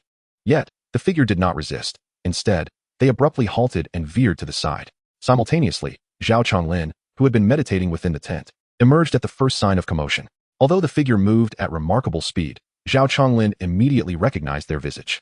With a mere glance, he identified the individual as the same person whose photograph he had seen in the archives of Yunqing No. 1. A glimmer of joy flashed in Zhao Chonglin's eyes. At last, you have arrived, he exclaimed. Yi Xiao, I know it is you. Join my Xiao family, and the resources we offer you will be second only to Xiao Hao's. At that moment, voices echoed from all directions. Yi Xiao, join my Qi family. The position of commander of the White Horse Legion will be yours. Yi Xiao, my Qin family can offer you an honorary elder position, second only to the family head and the 3 elders. Yi Xiao, my Wei family. Yi Xiao, my Chu family. As these voices rang out, ethereal figures emerged before the crowd. Zhao Chonglin's countenance shifted abruptly, yet he was not taken aback. He would have found it strange had these individuals not arrived. However, this was the Zhao family's territory, and there were not many from the other families present. He believed that Night Shadow was a discerning individual, capable of analyzing the pros and cons. As these figures appeared, the newcomers, who were just about to enter the path of exile, were left wide-eyed with astonishment. Many among them recognized the identities of the visitors. The Qi family, The Chu family, the Qin family, the Wei family. These were renowned entities among the 8 great families of the Alliance. It was astonishing that they had gathered here for a singular night shadow. Even if they were merely projections, it was enough to leave one in awe. Simultaneously, they realized that the figure who had just appeared was indeed Night Shadow, the legendary individual who had shattered the record for newcomers in the secret realm, becoming the unclaimed realm's master, significantly outpacing all others, and the first to reach level 50. In an instant, all eyes converged upon the somewhat slender figure not far away. Everyone widened their eyes, eager to catch a glimpse of this Night Shadow's true visage. However, at that moment, the figure in midair suddenly shattered into fragments, vanishing from sight. This bizarre scene left countless individuals in attendance utterly dumbfounded. What just transpired? How did they simply disappear? Could it have been a case of mistaken identity? Surely not. The members of the 8 great families are present, and if they were mistaken, it would be quite the embarrassment. Could it be that someone covertly intervened and eliminated Night Shadow? A flurry of discussions ensued. Yet, Xiao Chonglin was the first to regain his composure, his expression shifting dramatically. That was merely a projection.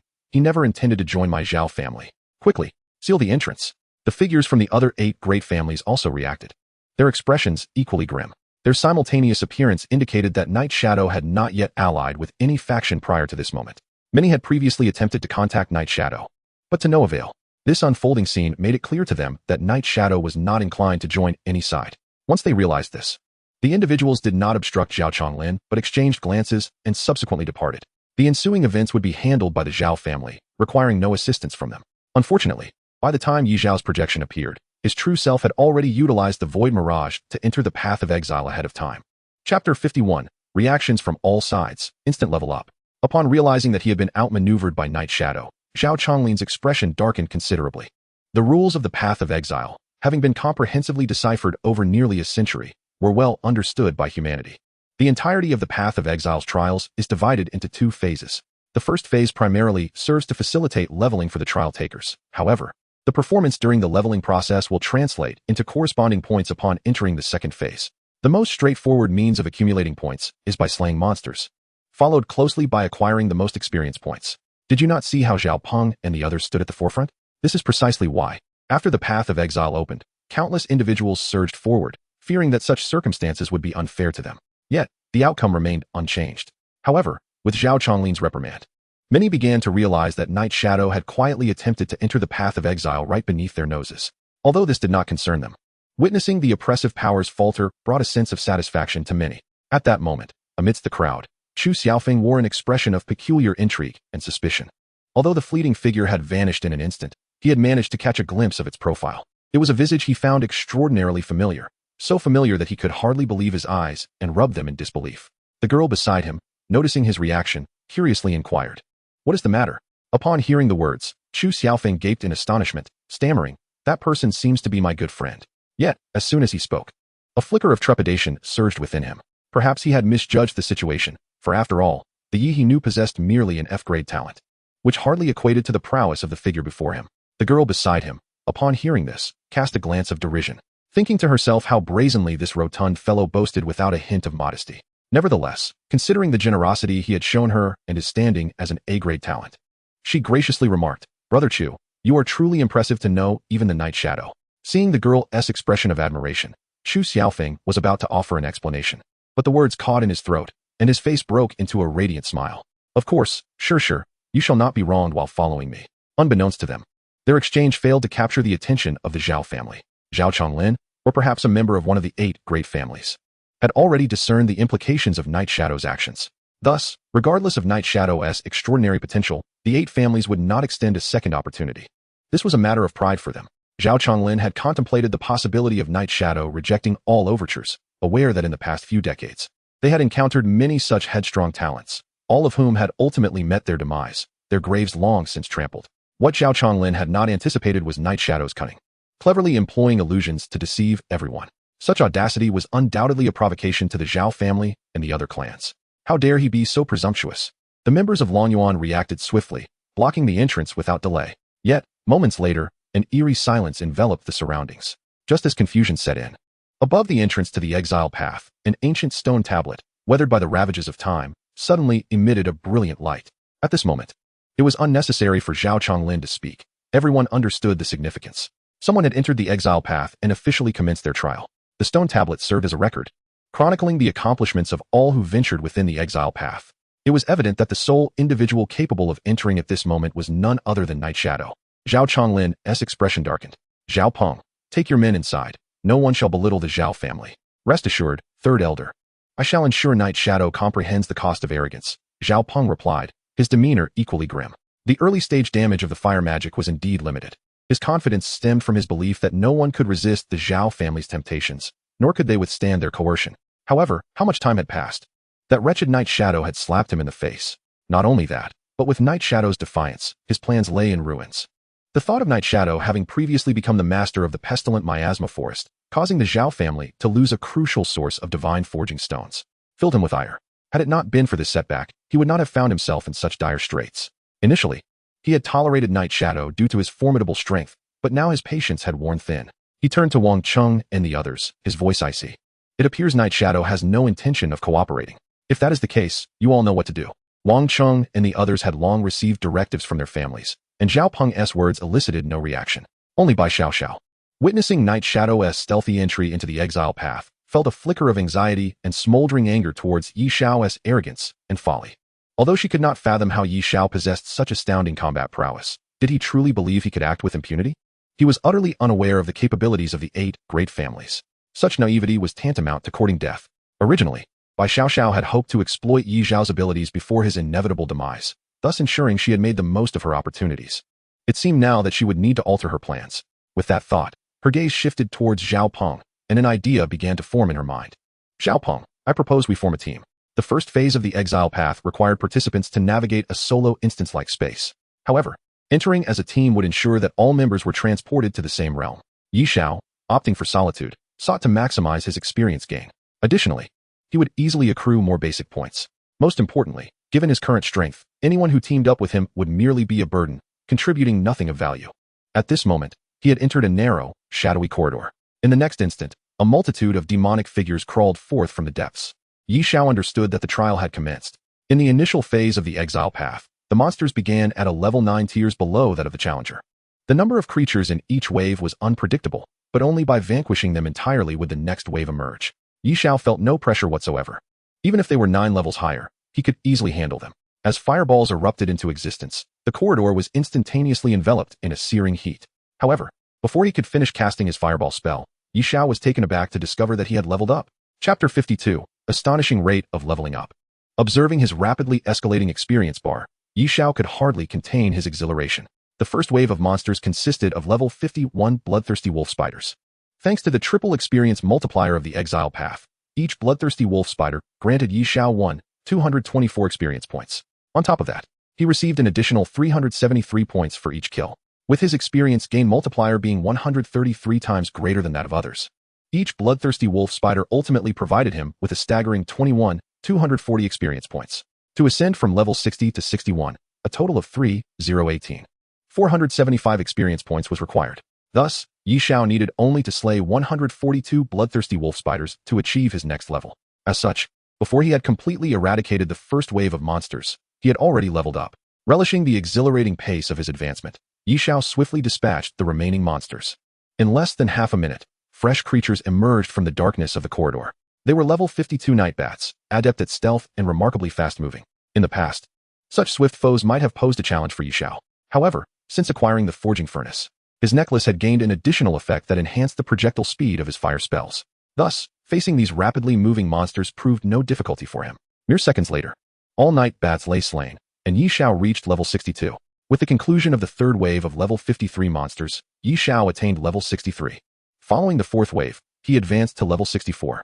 Before long, Yi Xiao's level surged from 60 to 65, all within a mere 3 minutes since entering the exile path. Coincidentally, at this moment, all the new recruits had just begun their journey into the exile path. Some of the slower newcomers even caught sight of the stone tablet displaying the leaderboard. Each wave of monsters cleared granted 1 point. The newcomer who killed the most monsters and gained the most experience would ultimately receive 60 and 100 points, respectively. Presently, Yi Xiao held the top position with an impressive 5 points, while below him, there was only emptiness, indicating that no other newcomer had yet completed a full wave of monster extermination. The crowd of newcomers lingering outside, upon seeing Yi Xiao's conspicuous score, could hardly believe their eyes. Why do I feel as if my vision is impaired? I haven't even entered yet. and Night Shadow has already cleared 5 waves of monsters? It is not that there is an issue with your eyesight. Rather, I suspect that the stone tablet is at fault. Has it really been less than 3 minutes since Night Shadow single-handedly eradicated 5 waves of monsters? Such a feat seems utterly preposterous. How did Night Shadow accomplish this? Does anyone even know his class? Yet, what does class have to do with it? None of the pre-transcendence classes possess area of effect damage capabilities, and even if one had the wealth to purchase high-level skill stones, they would be unable to learn them. While Bai Xiao and her companions were still embroiled in competition over their first class advancement, the illustrious Night Shadow had already reached level 50, a staggering 20 levels ahead. Shouldn't you be accustomed to this by now? That said, this speed of advancement is rather terrifying. Many newcomers yet to enter the exile path were thoroughly intimidated by Yi Zhao's astonishing monster-clearing speed. It wasn't just them, at this moment. Zhao Chonglin gazed at the glaring name upon the stone tablet, his expression darkening further. 2 years ago, Zhao Hao took a full 3 minutes to clear the first wave of monsters in the exile path. How could Night Shadow possibly be so swift? Zhao Mo, standing nearby, was at a loss for words. Initially, they speculated that perhaps Night Shadow had transitioned into a hidden class. However, investigations revealed that during their time in the Blackwater Canyon, numerous members from the Black Tiger and Silver Dragon legions witnessed Night Shadow casting Fireball. Thus, it was certain that Night Shadow's class was that of a mage. Yet, even a mage with overwhelming power could not single-handedly annihilate monsters. The first wave alone consisted of at least 200 creatures. Even if one were to slay one per second, it would still take roughly 3 minutes. Yet Night Shadow had vanquished 5 waves. This left Zhao Mo utterly perplexed. More importantly, while Zhao Hao had also been capable of instantaneously killing monsters in the early stages, his leveling speed had never approached that of Night Shadow. To reach such heights, unless Night Shadow had acquired advanced experience-related skills. Wait, a chilling thought suddenly struck Zhao Mo. 2 years ago, Zhao Hao's rapid growth could be attributed, aside from his inherent SSS level talent, to the substantial support he received from the Xiao family. Among this support, the most crucial element was the divine forging stones. Within the entire Xiao family, aside from a few core members including himself, no one was aware that Zhao Hao had possessed 10 skill slots while still in the novice zone. It was this advantage that allowed him to learn the most practical skills of his current stage, enabling him to reach level 50 in just 7 days. But what of Night Shadow? He hailed from an ordinary family and lacked the means to purchase divine forging stones. Yet, he had not forgotten that the miasma hidden forest had been conquered by him. The Xiao family was undoubtedly the most aware of the happenings within. This implies that Night Shadow had a significant opportunity to acquire a plethora of skill stones, which could account for his rapid level increase. Upon realizing this, Zhao Mo hurriedly relayed his analysis to Zhao Chonglin. Zhao Chonglin's heart raced upon hearing this revelation. It must be true. Night Shadow must have consumed our Xiao family's divine forging stones, which is why he is so averse to joining us. He fears retribution from the Xiao family. Zhao Mo added. Furthermore, I suspect he might even intend to leverage this against us. However, his current self-preservation capabilities are still inadequate, hence his restrained actions. Upon hearing this, a fierce glimmer ignited in Zhao Chonglin's murky eyes. Night Shadow must not be allowed to remain. Zhao Mo nodded in agreement, reassuringly stating, Rest assured, Elder. The young Scions accompanying us this time are all exceptionally talented and formidable warriors. With their combined efforts, even the former young master Zhao Hao would find it challenging to contend. Night Shadow's cleverness may ultimately lead to his downfall. Upon hearing Zhao Mo's words, Zhao Chonglin's demeanor returned to normal. I had forgotten, with the ban imposed by the 8 great families, Night Shadow is unlikely to escape the exile path. Meanwhile, within the Bai family's encampment nearby, Bai Shan seethed with anger as he gazed at the name Night Shadow inscribed on the stone tablet. What on earth was Bai Xiao doing? How could she fail at such a trivial task after all the effort I have invested in her? Night Shadow's strength only deepened by Shanha's resolve to recruit him. If Night Shadow could indeed join the Bai family, merely stalling the Xiao family for 2 years would enable him to elevate the Bai family to new heights. In Bai Shanha's eyes, given by Xiao's beauty, status, and their emotional bond, the success rate of this endeavor should exceed 90. Yet now, with Night Shadow already demonstrating extraordinary prowess in the exile path, Bai Xiao had provided no response. How could this not infuriate him? Simultaneously, within the exile path, Bai Xiao ultimately chose to team up with Xiao Peng. Firstly, her class remained primarily supportive, albeit her talent allowed her to unleash bursts of extraordinary combat power for brief periods. This was only suitable for combat, certainly not for leveling purposes. Hence, she had previously sought collaboration with Yi Xiao while adopting a lowly posture, recognizing his rapid leveling speed as a key factor. She had initially shared Bai Shanha's belief that her beauty, status, and their mutual affection would easily sway Yi Xiao. However, she never anticipated that despite her humble approach and willingness to compromise, Yi Xiao would reject her outright. This provoked a simmering anger within Bai Xiao. Ultimately, in desperation, she chose to join forces with Xiao Peng. At this point, aside from Xiao Peng, The remaining members of their team, such as Wang Cheng and Lin Yong, were all familiar faces. Though Lin Yong harbored no particular feelings toward Zhao Peng, he felt compelled by familial obligations and by Xiao Xiao's choice to join the team. It could be said that this 10-member squad was recognized as the strongest in the current exile path, even ranking among the elite in the entire immortal world. In second place was their old rival, another team led by Su Yu. Alright, dealing with Night Shadow will be our focus in the second phase. For now, let's prioritize leveling up. Zhao Peng surveyed the group and naturally began issuing commands. With your strengths, it should be a mere formality to secure first place in the first phase, correct? Wang Cheng forced a smile and replied, in terms of team quality, no one in the 702 novice zone can surpass us. A newcomer from a lesser family chimed in. Indeed, Night Shadow was far too impulsive to enter alone. He is destined to have no part in this first phase. Lin Yong cast a disdainful glance at Wang Cheng. Why waste words? The monsters have already appeared. Let's get to work. Bai Xiao Xiao, meanwhile, chose to remain silent, casting various enhancement buffs on everyone. Although Night Shadow's arrival had initially disrupted their morale, the upcoming battles posed little challenge for this group of prodigies, thus the overall atmosphere remained relatively relaxed. 3 minutes later, as the final monster fell, Zhao Peng laughed heartily. Excellent. This speed is nearing its limit. My cousin Zhao Hao's pace back in the day was no more impressive. Wang Cheng, eyeing the team's performance, felt a slight lift in his spirits, his face adorned with a smile. Lin Yong continued to stand quietly to the side, yet a hint of satisfaction could be discerned in his gaze. As for Bai Xiao Xiao, she had anticipated these results and felt no particular surprise. As an SSS class talent awakened, was it not expected for her to possess such exceptional monster clearing speed? Chapter 53, Wind System Skills, Legendary Equipment. With a resounding thud, the level 60 bloodthirsty long-haired tiger collapsed.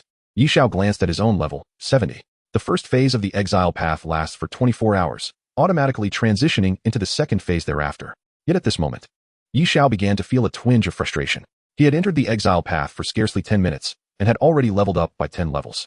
Moreover, each wave of monsters escalates in level by 1 compared to the preceding wave. At this rate, it is likely that he will attain level 90 in just a few hours. Such an unprecedented pace of advancement is astonishing. According to records, 2 years prior, Zhao Hao had only reached the threshold of the second transition at level 60 upon exiting the exiled path, which was the fastest record to date. In stark contrast, Xiao not only shattered this record within mere minutes, but also accumulated significantly more experience points in advancing from level 60 to 70 than Zhao Hao did. This extraordinary progression can be attributed to Xiao's remarkable monster clearing speed. His solo efficiency surpasses that of a team by no less than 5-fold. Additionally, he benefits from a tripled experience rate, further augmented by a 13-fold multiplier. When accounting for the extra experience bonuses, Xiao's leveling speed has reached over 300 times that of normal outdoor training. This calculation indeed seems reasonable, Xiao mused. Simultaneously, as the 10th wave of monsters concluded, Xiao encountered his first elite monster, Skeleton Leader Wind, Elite. Level, 60. Health, 100, 000. Attack power, 3, 300. Defense, 2, 400. Skills, Skeleton Summon, Storm Fury, Gale Shield. Description, buried within the eye of the storm, these withered bones have long been eroded by wind elements, granting them mastery over formidable storm powers. They can swiftly vanquish foes using storm attacks in battle. As soon as the skeleton leader emerged, Xiao sensed the air currents along the passageway sharpen. However, the attributes of the skeleton leader posed little threat to newcomers like Bai Xiao Xiao, let alone Xiao himself. Particularly, the wind attribute served to enhance Xiao's fireball spell, making it even more formidable. A barrage of fireballs erupted, propelled by the gentle breeze to strike the skeleton leader with haste. With a resounding crack, the wind elements intensified the flames. In an instant, the skeleton leader was reduced to a pile of ashes. Ding! You have slain the skeleton leader Wind, Elite, earning 287, 451 experience points. As the skeleton leader fell, a cascade of golden light shimmered forth, revealing a legendary piece of equipment. Beside it lay a skill stone, which caught Xiao's eye, prompting him to pick it up. Upon inspecting the skill stone's description, he discovered, Whirlwind Slash. Advance consumes 60 points of mana to unleash a spinning wind blade, dealing 18,008 intelligence points of wind damage to the target and knocking it back. To his surprise, it was a rare wind-type skill. Xiao had refrained from learning other elemental damage skills besides Fireball thus far, primarily because he initially focused on maximizing the efficiency of Fireball and, more importantly, due to the scarcity of other elemental skills. The known secret realms offered few opportunities to acquire wind-related skills, and the wind skill stones dropped therein required at least a second transition mage to learn. Consequently, low-level wind skills were exceedingly rare, and Xiao had yet to find any suitable wind skills to learn early on. This scarcity explained why mages in the Eternal Life world typically favored fire-based magic. To his astonishment, he discovered that wind skill stones could also be produced within the exiled path, a delightful surprise indeed. It must be said that the damage of whirlwind slash significantly surpassed that of fireball. With Yi Xiao's current intelligence, a single whirlwind slash could inflict 136 points of wind damage. Unfortunately, being an advanced skill stone, it was only available for purchase at the trading post in the beginner's area. At this stage, he could not stack it like fireball. Nevertheless, Yi Xiao was not lacking in skill slots, so without hesitation, he learned it. Next, Yi Xiao began to examine the legendary equipment in his possession. It was a pair of trousers, skeleton pants, legendary. Agility, 180. Intelligence, 120. Effect 1, movement speed increased by 30. Effect 2, your skills are enhanced by the wind, increasing accuracy by 50. Required level, 70. Although it boasted legendary quality, its overall attributes did not quite match those of mythical gear. Nonetheless, at this stage, it was considered a remarkable item. Yi Xiao promptly proceeded to refine it. Subsequently, the skeleton pants gained a refining attribute. Refining effect.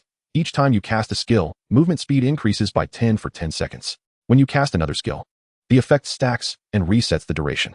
Yi Xiao was elated. While the refining effect alone seemed decent, he was already accustomed to his extraordinary talents. He understood just how significant this refining effect would be for his enhancement. With the dual casting ability, he could release Fireball a total of 100 times at level 1, calculating a 10 increase in movement speed per cast that amounted to a total increase of 1,000, equivalent to 10-fold. If calculated per second, Yi Xiao could unleash 200 fireballs, resulting in a movement speed increase of 20-fold. Coupled with the skill haste, it was unlikely that anyone could catch a glimpse of his figure. Unless faced with indiscriminate area attacks, any single target damage would struggle to land a hit on him. Initially, Yi Xiao had considered the skeleton pants merely a temporary solution. Although legendary equipment was undeniably precious, he had grown somewhat accustomed to mythical gear, thus not placing excessive importance on it. However, with the introduction of this refining effect, unless the next set of equipment he acquired could yield a similar effect, the skeleton pants would remain irreplaceable. Overjoyed, he donned the gear just as a new wave of monsters appeared. Without hesitation, he launched a fireball. Indifferent to the fate of the monster, instead reveling in the lightness of his feet, akin to the wind. In the blink of an eye, he vanished from his original position, reappearing at the far end of the passageway. Witnessing his astounding speed, Yi Xiao's heart brimmed with uncontainable joy. Chapter 54, a dreamlike speed of leveling up, achieving level 90. In Dingfeng City, at the entrance of the exiled path, nearly an hour had elapsed since entering. The rankings on the stone tablet were gradually increasing. However, everyone, including Zhao Chonglin, found themselves deep in contemplation as they gazed at the first name leading the board. The top position still belonged to Ying, whose score displayed 30 points. For Zhao Chonglin and his companions, well versed in the exiled path, the significance of these 30 points was crystal clear. It indicated that Ying had completed 30 rounds of monsters in less than an hour, including at least 2 elite monsters. The enigmatic scoring system left everyone puzzled, as Zhao Peng, currently in second place, had only accumulated 10 points. It was speculated that Zhao Peng had just encountered his first elite monster. Such speed was already quite impressive, only slightly slower than Zhao Hao's initial performance. However, in comparison to Yi Ying's outstanding achievements, it appeared trivial. The gap between the two was not merely a difference of 20 points. It was well understood that with each passing round, the strength and number of monsters would increase, requiring exponentially more time. Completing 30 rounds in under an hour, averaging less than 2 minutes per round, did not even account for the time spent defeating the 2 elite monsters. At this moment, all eyes were fixed on the numbers on the stone tablet, and a shared thought echoed in their minds. Could it be that the prowess of Nightshade is sufficient to annihilate everything? This notion evidently surpasses the comprehension of countless individuals. Zhao Chonglin gazed at the glaring numbers, and despite decades of cultivation, he found it challenging to maintain his composure. His intent to eliminate Nightshade intensified. Such a person, regardless of whether they choose to ally with other factions, must not be allowed to remain. Allowing them to persist would pose a significant threat to Zhao Hao. In an era, only one genius is requisite. Zhao Hao embodies the most crucial hope for the Zhao family's future, and he would never permit any newcomer who might jeopardize Zhao Hao's existence to survive. Such a presence would present formidable obstacles to the Zhao family's subsequent plans. Contemplating this, Zhao Chonglin fixed his gaze upon the inscription of Nightshade on the stone tablet, and his mind began to plot. Meanwhile, Bai Shanhe, observing Nightshade's formidable achievements, was equally unsettled. Nightshade is undoubtedly the epitome of genius, and such talent ought to belong to the Bai family. Moreover, he was originally part of the Bai family. Yet, the outcome was that Bai Xiao had personally expelled him to the Zhao family. At that moment, Bai Shanhe was consumed by rage. He seemed to have forgotten that the initial reason for Bai Xiao's separation from Yi Xiao stemmed from the Bai family's own actions. Within the exile path, after an hour of combat, Zhao Peng and his companions successfully vanquished the skeletal elite. Upon witnessing the crimson light emanating from the fallen foe, A glimmer of greed flickered in their eyes. Even Bai Xiao displayed a hint of fluctuation in her demeanor. An epic piece of equipment had dropped. An unexpected stroke of fortune that took these noble descendants by surprise. Despite their exquisite attire, each piece had been painstakingly accumulated at considerable cost by their respective families. If they had expended excessive resources on equipment in the early stages, their subsequent gains would have been significantly diminished. Thus, this solitary epic item held considerable allure for Xiao Peng and his companions. However, with only one piece of equipment and 10 individuals, a peculiar stillness enveloped the air as they exchanged glances. Eventually, it was Bai Xiao who spoke. Since everyone desired it, let the equipment's attributes determine its rightful owner, ensuring no discontent among them. Upon hearing Bai Xiao's suggestion, the others fell silent before nodding in agreement. Yet, at that moment, Xiao Peng interjected. Wait, while the others may be reasonable, both you and I belong to the mage class. What if the item happens to be mage equipment? The others found his point valid. Their gazes shifting toward Bai Xiao. Unfazed by their scrutiny, Bai Xiao strode toward the equipment, which fortuitously turned out to be a piece specifically designed for mages. Without hesitation, she donned it upon examining its attributes. The others were momentarily taken aback by her actions, and Xiao Peng was incensed. Bai Xiao, what are you doing? Bai Xiao turned, her expression calm as she replied, this is mage equipment. Naturally, it rightfully belongs to me. Xiao Peng's fury escalated. I am also a mage. Why should it be yours? Do not forget that your Bai family still relies on my Xiao family. How dare you seize my equipment? Bai Xiao remained unmoved, her tone indifferent as she stated. Your ineptitude as a mage was clearly demonstrated in the prior battle. If you wish to achieve higher scores in the exile path, this equipment would be far more beneficial in my possession. Xiao Peng fell silent. His gaze coldly fixed upon Bai Xiao for a prolonged moment before ultimately refraining from further protest. The others recognized that they could not utilize the equipment either. Although they felt some regret, they tacitly accepted Bai Xiao's course of action. However, with the emergence of this equipment, the atmosphere within the team seemed to undergo a subtle transformation, an understanding shared among them all. Yet, Bai Xiao was entirely unconcerned. Had Xiao Hao been present, she would not have dared to act so boldly. But a mere Xiao Peng posed no threat to her. She was quite confident in that regard. Just as Bai Xiao's group nearly fell into discord over the epic equipment, in another realm, with the skeletal king thoroughly defeated by Xiao, his level ascended to a smooth and anticipated 90, meeting the prerequisites for third-tier advancement. The swiftness of this leveling was beyond Xiao's ability to articulate. In tandem, after encountering 2 rounds of elite monsters, Xiao obtained an additional 5 skill stones for Whirlwind Slash, bringing his total to 6. Thus, his wind damage capabilities were now marginally sufficient. Furthermore, the Skeletal King had once again bestowed upon Xiao a legendary piece of equipment. Alongside the previous acquisition, he now possessed 2 additional legendary items aside from the skeletal trousers adorning him. To his surprise, he discovered that these 3 pieces of equipment constituted a complete set, and the set attributes were exceedingly rare, leaving Xiao astonished. Chapter 55, The Skeletal Set, An Unexpected Boss. Xiao first proceeded to refine the 2 newly acquired skeletal pieces before reopening the equipment panel to review them. Skeletal Pauldrons, Legendary. Stamina, 150. Intelligence, 290. Refinement Effect, increases fire resistance by 1,000 points. Effect, upon receiving an attack, there is a 15 chance to release a wind shield, absorbing 10 points of elemental damage. Wearing level, 70. Skeletal Crown, Legendary. Agility, 225. Intelligence, 225. Refinement Effect, enhances the projectile speed of all fire skills. Effect, when receiving fatal damage, releases a powerful storm that repels surrounding enemies and inflicts 30 points of area damage. Wearing level, 70. While both pieces of equipment boasted only a single effect attribute, their 4-dimensional enhancements surpassed those of the previously acquired skeletal trousers by approximately 150 points. The refinement effects were not overly surprising to Xiao. An increase was expected, and it was commendable. However, having grown accustomed to mythical-grade equipment, these 3 skeletal items were not irreplaceable. Nevertheless, as he had yet to equip any of the 3 slots, donning them resulted in a noticeable enhancement to his attributes. After all, these were merely 70-level items, collectively providing Xiao with an impressive 1,190 points of attributes. It is worth noting that the total base attributes of a 70-level practitioner barely reach 1184 points. Hence, these 3 items effectively doubled his attribute points, validating their legendary quality. Of course, even more significantly, these 3 skeletal items formed a cohesive set. Upon wearing them, Xiao activated the set attributes. All element resistance, 700. After equipping them, Xiao opened his panel. ID, Nightshade. Level, 90. Class, Mage. Free attribute points, 0. Attributes, Strength, 272. Stamina, 524. Agility, 1518. Intelligence, 3,179. Health, 176290. Mana, 34,690. Skills, Fireball. Mana Spring, Experience Surge. After allocating the free attribute points to agility, combined with the equipment's bonuses, Xiao's agility surpassed 1,000, reaching 1158 points. This exceeded the agility of an average 70-level agility-based practitioner. Yet he was a mage, a veritable tank of a mage. Xiao was momentarily stunned by his own extraordinary attributes. Beyond the visible panel, Xiao's resistance is equally formidable. His fire resistance peaks at an astonishing 25,407, rendering him almost immune to 90 of fire damage. Only an incantation with the might of a nuclear explosion could breach this defense. Following closely is his poison resistance, which stands at 12,168 points. Poison damage typically manifests as a persistent form of harm, with limited single-hit damage.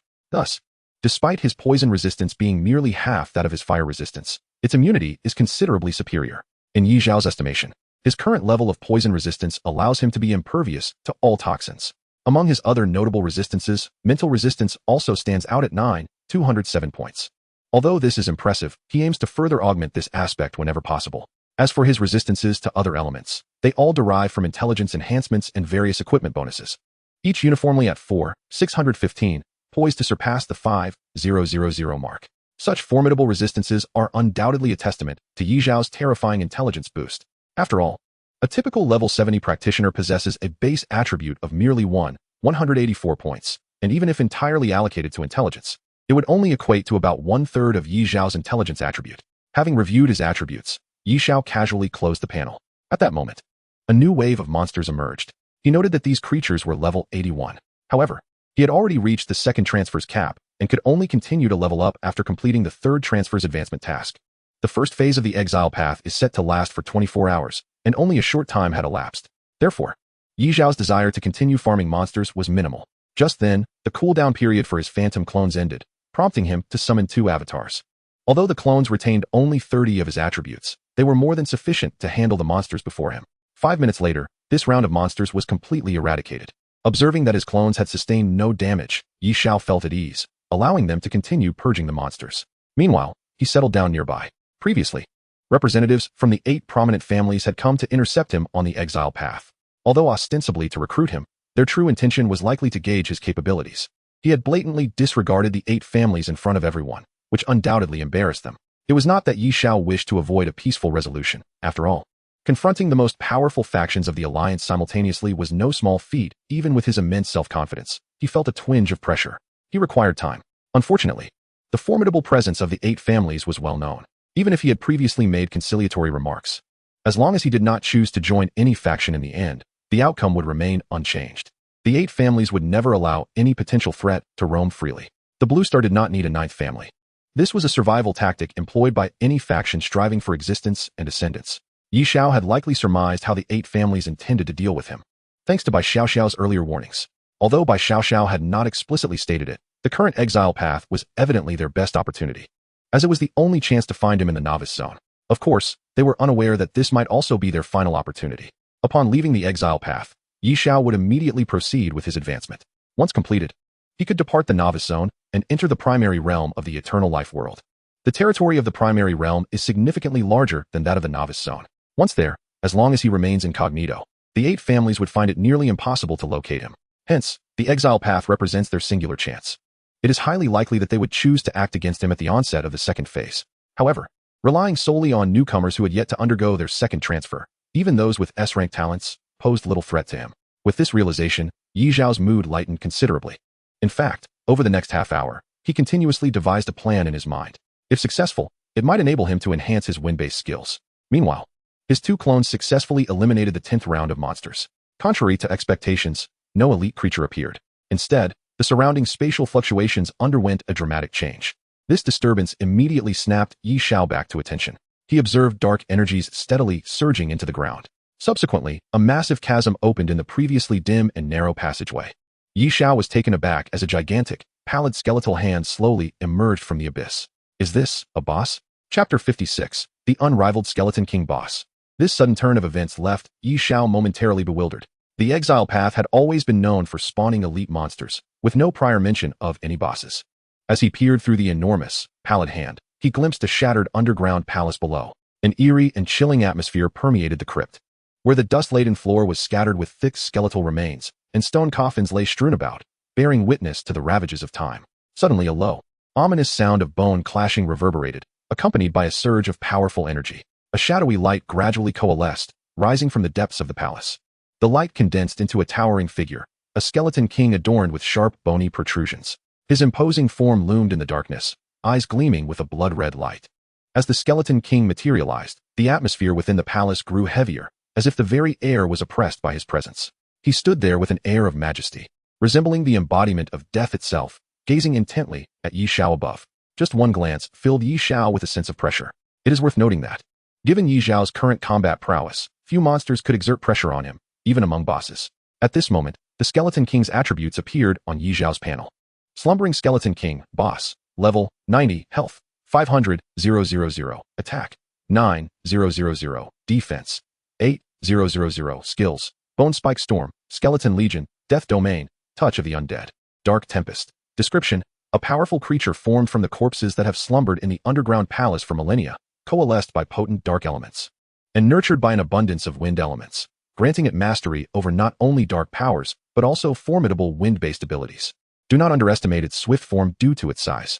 Such formidable combat capabilities, with a staggering 500,000 health, and both attack and defense nearing 10,000. Xiao quickly discerned that the Skeleton King was not merely a creature of the undead, it also wielded potent wind-based skills. The peculiar combination of wind and darkness prompted Xiao to furrow his brow. However, this also clarified why the elite monsters he had previously encountered predominantly exhibited wind attributes. Suppressing his surprise, Xiao did not wait for the Skeleton King to fully materialize. He unleashed a fireball spell into the chasm. However, to Xiao's astonishment, the Skeleton King's magical resistance seemed extraordinarily high, exceeding his expectations. Under dual casting, Xiao's fireball spell consisted of 100 fireballs, yet it only inflicted 20,000 points of damage on the Skeleton King. To put it into perspective, Xiao's fireball spell now dealt a staggering 8,783 points of damage per individual fireball. Yet, upon striking the Skeleton King, each fireball merely caused 200 points of damage. Xiao's brows knitted tightly, perplexed by this outcome. The Skeletal King possesses a formidable defense of 8,000 points, and even if he were entirely resistant to magic, it would be implausible for his fireball spell to inflict such meager damage. Moreover, the venomous assault would have no effect whatsoever on the Skeletal King. In a moment of urgency, Xiao attempted to employ the whirlwind slash he had just learned, but it only resulted in a paltry reduction of 1 hit point. Shaking his head, Xiao chose not to dwell on it further. Although the fireball could only deal 20,000 points of damage, the boss's health totaled 500,000. It merely meant spending a few more seconds in combat. With this thought, Xiao resumed his offensive with fireballs directed at the Skeletal King. Meanwhile, the Skeletal King had already leapt from the ground. In response to Xiao's assault, he suddenly exhibited an astonishing speed that belied his imposing form, swiftly retreating. In the next instant, a multitude of fireballs struck the ground before him. Xiao calculated that over half of his fireballs had missed their target. It is worth noting that the trajectory of his fireballs had been enhanced by several pieces of equipment, granting them incredible speed. Yet, the colossal Skeletal King managed to evade them, leaving Xiao with an unsettling sense of dissonance. The Skeletal King's stark white, rigid visage unexpectedly bore a hint of mockery. Then, under Xiao's watchful gaze, the Skeletal King brandished his hands, causing a myriad of bone spikes to erupt from his body, hurtling towards Xiao at alarming speed. With keen eyes, Xiao discerned that these bone spikes were intermingled with lethal blades of wind. Was this the Skeletal King's skill, the Bone Spike Storm? Had this been prior to his current capabilities, Xiao might have had to endure the onslaught of the Skeletal King's Bone Spike Storm. With his health exceeding 170,000, he could withstand the attack, but this was no mere virtual game. Being struck by bone spikes would hurt. Thus, at the moment the spikes manifested, Xiao activated his Void Mirage. In an instant, his figure vanished. The Skeletal King, taken aback by this turn of events, was momentarily stunned. Suddenly, a barrage of fireballs materialized within a mere 2 meters of him. Boom, boom, boom. At such close quarters, the Skeletal King's defiance of physics was rendered moot, and he was engulfed by a torrent of fireballs. However, as a creature of the undead, despite the significant loss of health, he felt no pain and reacted swiftly. Withstanding the fireballs, he unleashed his skill, Touch of the Undead. A dark energy, reeking of decay, filled the space surrounding Xiao, threatening to consume all. Yet, as his Void Mirage was on cooldown, Xiao could not evade into the void in time. Fortunately, after refining the skeletal pants earlier, he had gained an acceleration effect. From the moment he first struck the Skeletal King to this very moment, his movement speed had increased by 530, or 25 times. With this newfound swiftness activated, His figure vanished once more, causing the skeletal king's attack to miss. However, Xiao did not retreat far. Instead, he circled around the skeletal king, continuously launching fireballs. Under normal circumstances, this might have been easy for the skeletal king to dodge, having learned from previous encounters. Yet, due to Xiao's hyperspeed movement, the trajectories of the fireballs transformed from straight lines into peculiar arcs. This unexpected outcome meant that despite the skeletal king's own rapid speed, he was still bombarded by numerous fireballs. Simultaneously, not far away, Xiao's two clones, under his command, were relentlessly harassing the skeletal king. Thus, the skeletal king's health plummeted at a visibly rapid pace. Witnessing this, Xiao felt a quiet sense of relief. The skeletal king's displayed strength had exceeded his expectations. Such power was not typical of a mere level 90 boss. He was equally convinced that even if all the elites in the Path of Exile were to unite against the skeletal king, they would hardly pose a challenge. Fortunately, all this culminated in a final, reluctant wail from the skeletal king. Though the entire ordeal lasted a mere 15 seconds, the peril it entailed left even Xiao astonished. As the skeletal king fell, a familiar and exhilarating radiance surged forth once more. Mythical Equipment. Chapter 57. The Mythical Windbone Staff of the Shadow Skeletal King. Upon witnessing the resplendent glow, Xiao's heart soared with joy as he hurriedly approached to collect it. In addition to the mythical item, the boss had also dropped 5 skill stones, marking a significant bounty. Among the 5 skill stones, 3 were for the Whirlwind Slash, while the other 2 belonged to the Dark Arts. Knight's Soul Erosion. Advanced infuses the target with shadow energy, dealing 10,005 intelligence points of dark damage to a single enemy and applying a lingering shadow brand effect. The shadow brand causes the target to receive 10 more damage for a certain duration, while reducing their movement speed and attack speed by 10 each. In terms of damage, dark skills are considerably inferior to their fire counterparts at the same level. Xiao paid little heed to this. The true strength of dark skills lies in their diverse functional effects. For instance, Knight's Soul Erosion not only inflicts damage but also brands the target, increasing the damage they receive while impairing their mobility and attack speed. This skill, when paired with advanced wind control skills, could potentially immobilize the target, rendering them unable to retaliate. Truly formidable. Moreover, with 2 Knight's Soul Erosion stones in his possession, and given his profound understanding of his transcendent talent, he was acutely aware of their effects.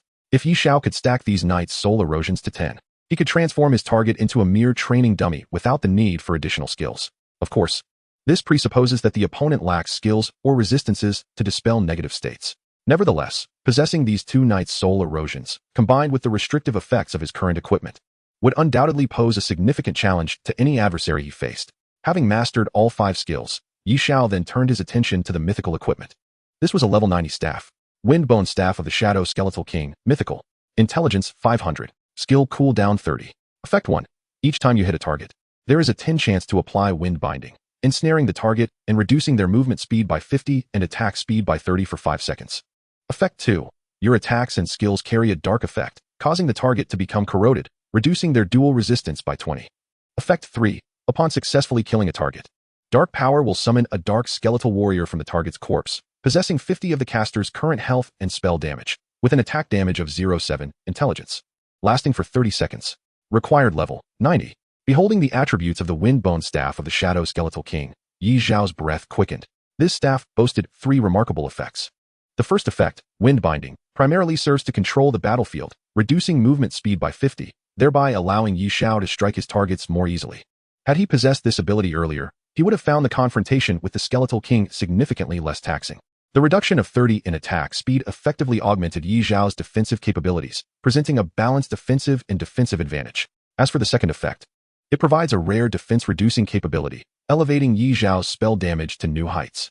This effect speaks for itself. The third effect, however, left Xiao utterly astonished. This ability belongs to a rare branch of summoning, specifically that of a necromancer. However, it can only summon from the corpses of foes he has personally vanquished. The capabilities of the summoned skeletal warriors are directly correlated to his own prowess. Xiao glanced at his life value, which stood at 176,290. The skeletal warrior possesses a life value of 50, translating to approximately 88,000 health points. This vitality is already comparable to that of a boss. As for the attack power of the dark skeletal warrior, while not exceedingly remarkable, it is certainly not something a typical level 90 player could easily disregard. Overall, the dark skeletal warrior serves a more significant role for Xiao as a frontline tank. For a moment, Xiao felt a peculiar sensation, despite being a violent mage. He seemed to drift further away from that identity, gravitating towards the role of a tank. Xiao was confident that, with his current defensive capabilities, no one at this level could surpass him if he were to venture into the frontline. Shaking his head, he dismissed this strange notion. Xiao initiated the smelting process using the furnace. Moments later, crimson flames engulfed the dark skeletal staff, causing the intricate runes etched upon its surface to glow eerily bright, exuding a chilling yet fervent aura.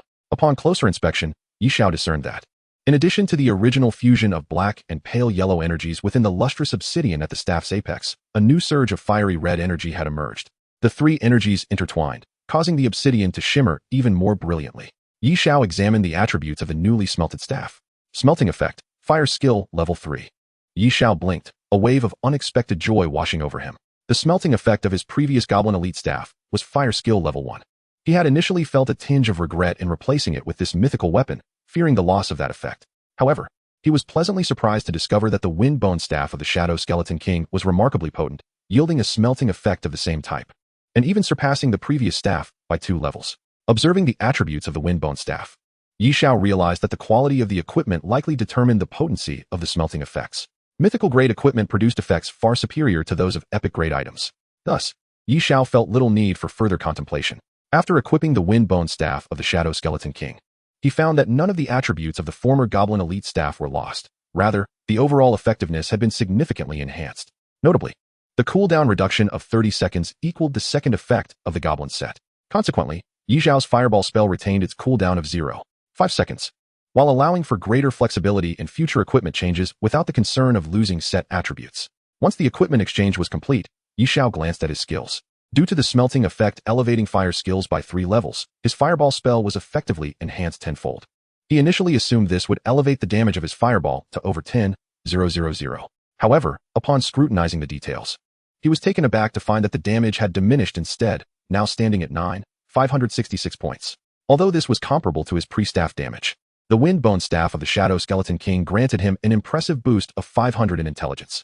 Moreover, with the fire skill level elevated by 3, Xiao's fire element mastery increased from a 20 damage boost to 40.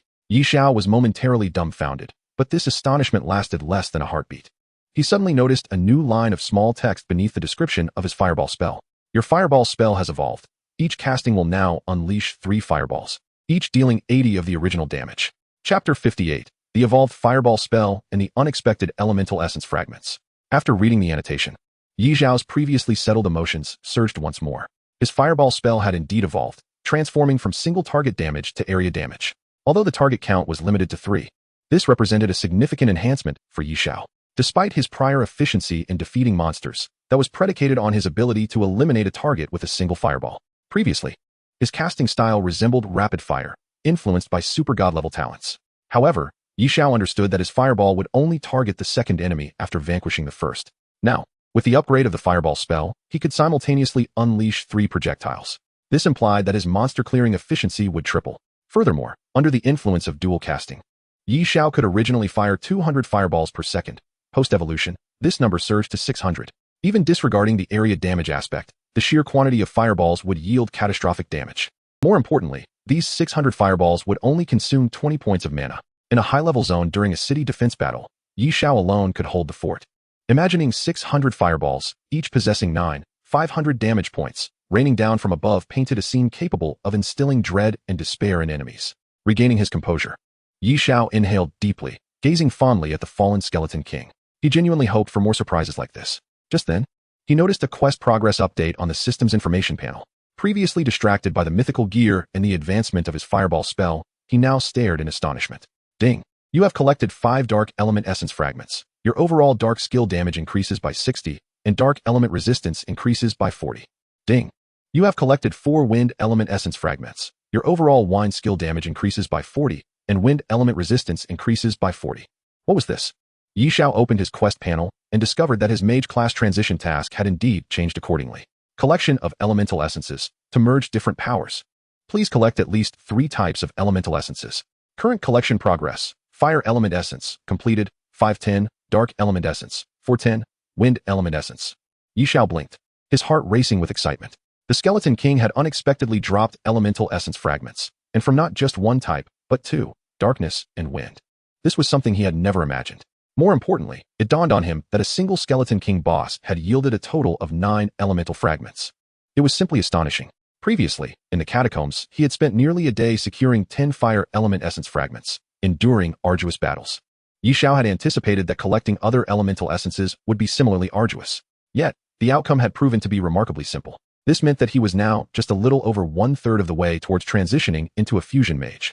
How could Yi Xiao not be elated by this development? However, as he calmed down, a question arose in his mind. Why were there elemental fragments within this path of exile? According to the earlier task description, elemental essences should only drop from creatures born of pure elements. Yet, the Skeleton King was clearly a dual-element creature, far removed from purity. Yi Xiao couldn't quite grasp this perplexing puzzle. However, in the next moment, from the cavern from which the Skeleton King had just emerged, a gust of wind infused with a profoundly dense aura of darkness continuously seeped forth from the depths of the underground palace. A flicker of realization ignited within Yi Xiao's mind, prompting a swift conjecture. He hurried to the edge of the chasm and peered into the subterranean chamber below. Although he had hastily glanced earlier, a closer examination revealed that the chamber was saturated with an overwhelming blend of dark and wind elemental energies. In that instant, Yi Xiao seemed to grasp the essence of the situation. This subterranean palace of the Skeleton King must harbor the very same conditions he had encountered in the prior cavern, rich in the essences of both darkness and wind. His eyes glittered with contemplative intensity. Such an opportunity was exceedingly rare. With the goal of transitioning into a fusion mage, it was illogical for Yi Xiao to disregard this chance. After all, his level had already reached 90, and there remained nearly a day until the conclusion of the first phase of the exile path. Continuing to linger here would merely squander time. Instead, he resolved to descend into the depths, where, should fortune favor him, he might swiftly complete his task and successfully transition into a fusion mage. With this determination, Yi Xiao leapt into the abyss without hesitation. In an instant, a powerful force of turbulence enveloped him, rendering his body uncontrollable. His vision was shrouded by a myriad of dense dark elements, obscuring his surroundings. Simultaneously, his breathing became increasingly labored as he descended. Fortunately, this disorienting sensation of weightlessness lasted only a brief span of 10 seconds. When his feet finally met the ground, Yi Xiao breathed a sigh of relief. The unsettling feeling of unrestrained descent had left him somewhat discomfited. However, at that moment, Yi Xiao abruptly realized that he was not standing on solid ground, but rather atop a mound of long-decayed bones.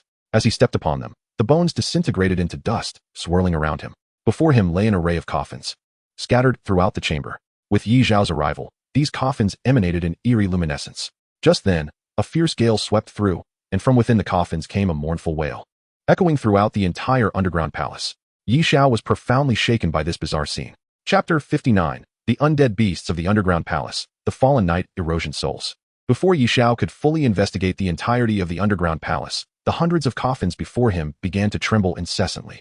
A cloud of decaying energy wafted from the coffins, coalescing into the rows of bones beneath his feet.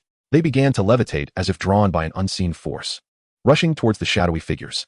Witnessing this, Yi Xiao felt a surge of foreboding. Yet, in the blink of an eye, the numerous bones gathered and took form, instantly materializing countless undead creatures before him. These creatures varied in type, yet shared a singular trait. Their bodies were suffused with a stench of decay and darkness. Yi Xiao was taken aback, but quickly regained his composure. The underground palace was situated beneath the earth, perhaps a part of the cavern he had previously explored. Only in this way could it explain how he had obtained the elemental essence shards from the Skeleton King. However, one question lingered in his mind. Logically, if a place could nurture the purest elemental environment, it should not harbor a second type of element. Yet, he had previously acquired as many as 5 shards of dark elemental essence from the Skeleton King, along with an additional 4 shards of wind elemental essence. How could this be reconciled? Yi Xiao did not ponder for long, as a multitude of undead creatures surged toward him, compelling him to address the immediate situation. Although these creatures were also level 90 and possessed attributes superior to those of typical 90-level monsters, they posed no threat to Yi Xiao at this moment. Alongside the 2 avatars he had just conjured, he unleashed an evolved fireball spell. A torrential barrage of fireballs rained down, and none of the creatures could withstand the onslaught. As these creatures fell, the third effect of the Shadow Skeleton King's wind staff manifested, birthing numerous dark skeleton warriors from the corpses of the dark creatures. In mere seconds, the number of dark skeleton warriors swelled into the hundreds. With these dark skeleton warriors as a barrier, the dark creatures could not breach their ranks. Soon, under the relentless bombardment of Yi Xiao's fireballs, the newly emerged creatures were entirely obliterated, leaving behind a scattering of glimmering skill stones on the ground. This time, Yi Xiao refrained from engaging directly and instead commanded his 2 avatars to clean up the battlefield. Moments later, he found himself in possession of 5 Night Erosion Soul skill stones, much to his surprise. It seemed these creatures could also drop skill stones. Before he could analyze this further, a fresh wave of decaying energy surged forth, bringing with it another horde of dark creatures. However, this time, Their attributes were significantly enhanced compared to the previous wave. Yet, they still struggled to pierce through the ranks of the Dark Skeleton warriors under Yi Xiao's formidable firepower. In no time, Yi Xiao acquired another 5 Night Erosion Soul Skill Stones. Then came the third wave, with the creatures growing stronger and their numbers increasing.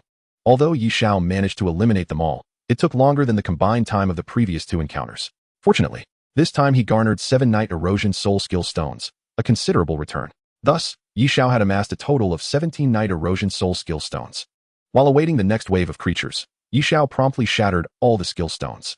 In an instant, his intelligence increased by 34 points, and his health surged by 400 points. After Yi Xiao finished mastering the skill, the dark creatures re-emerged.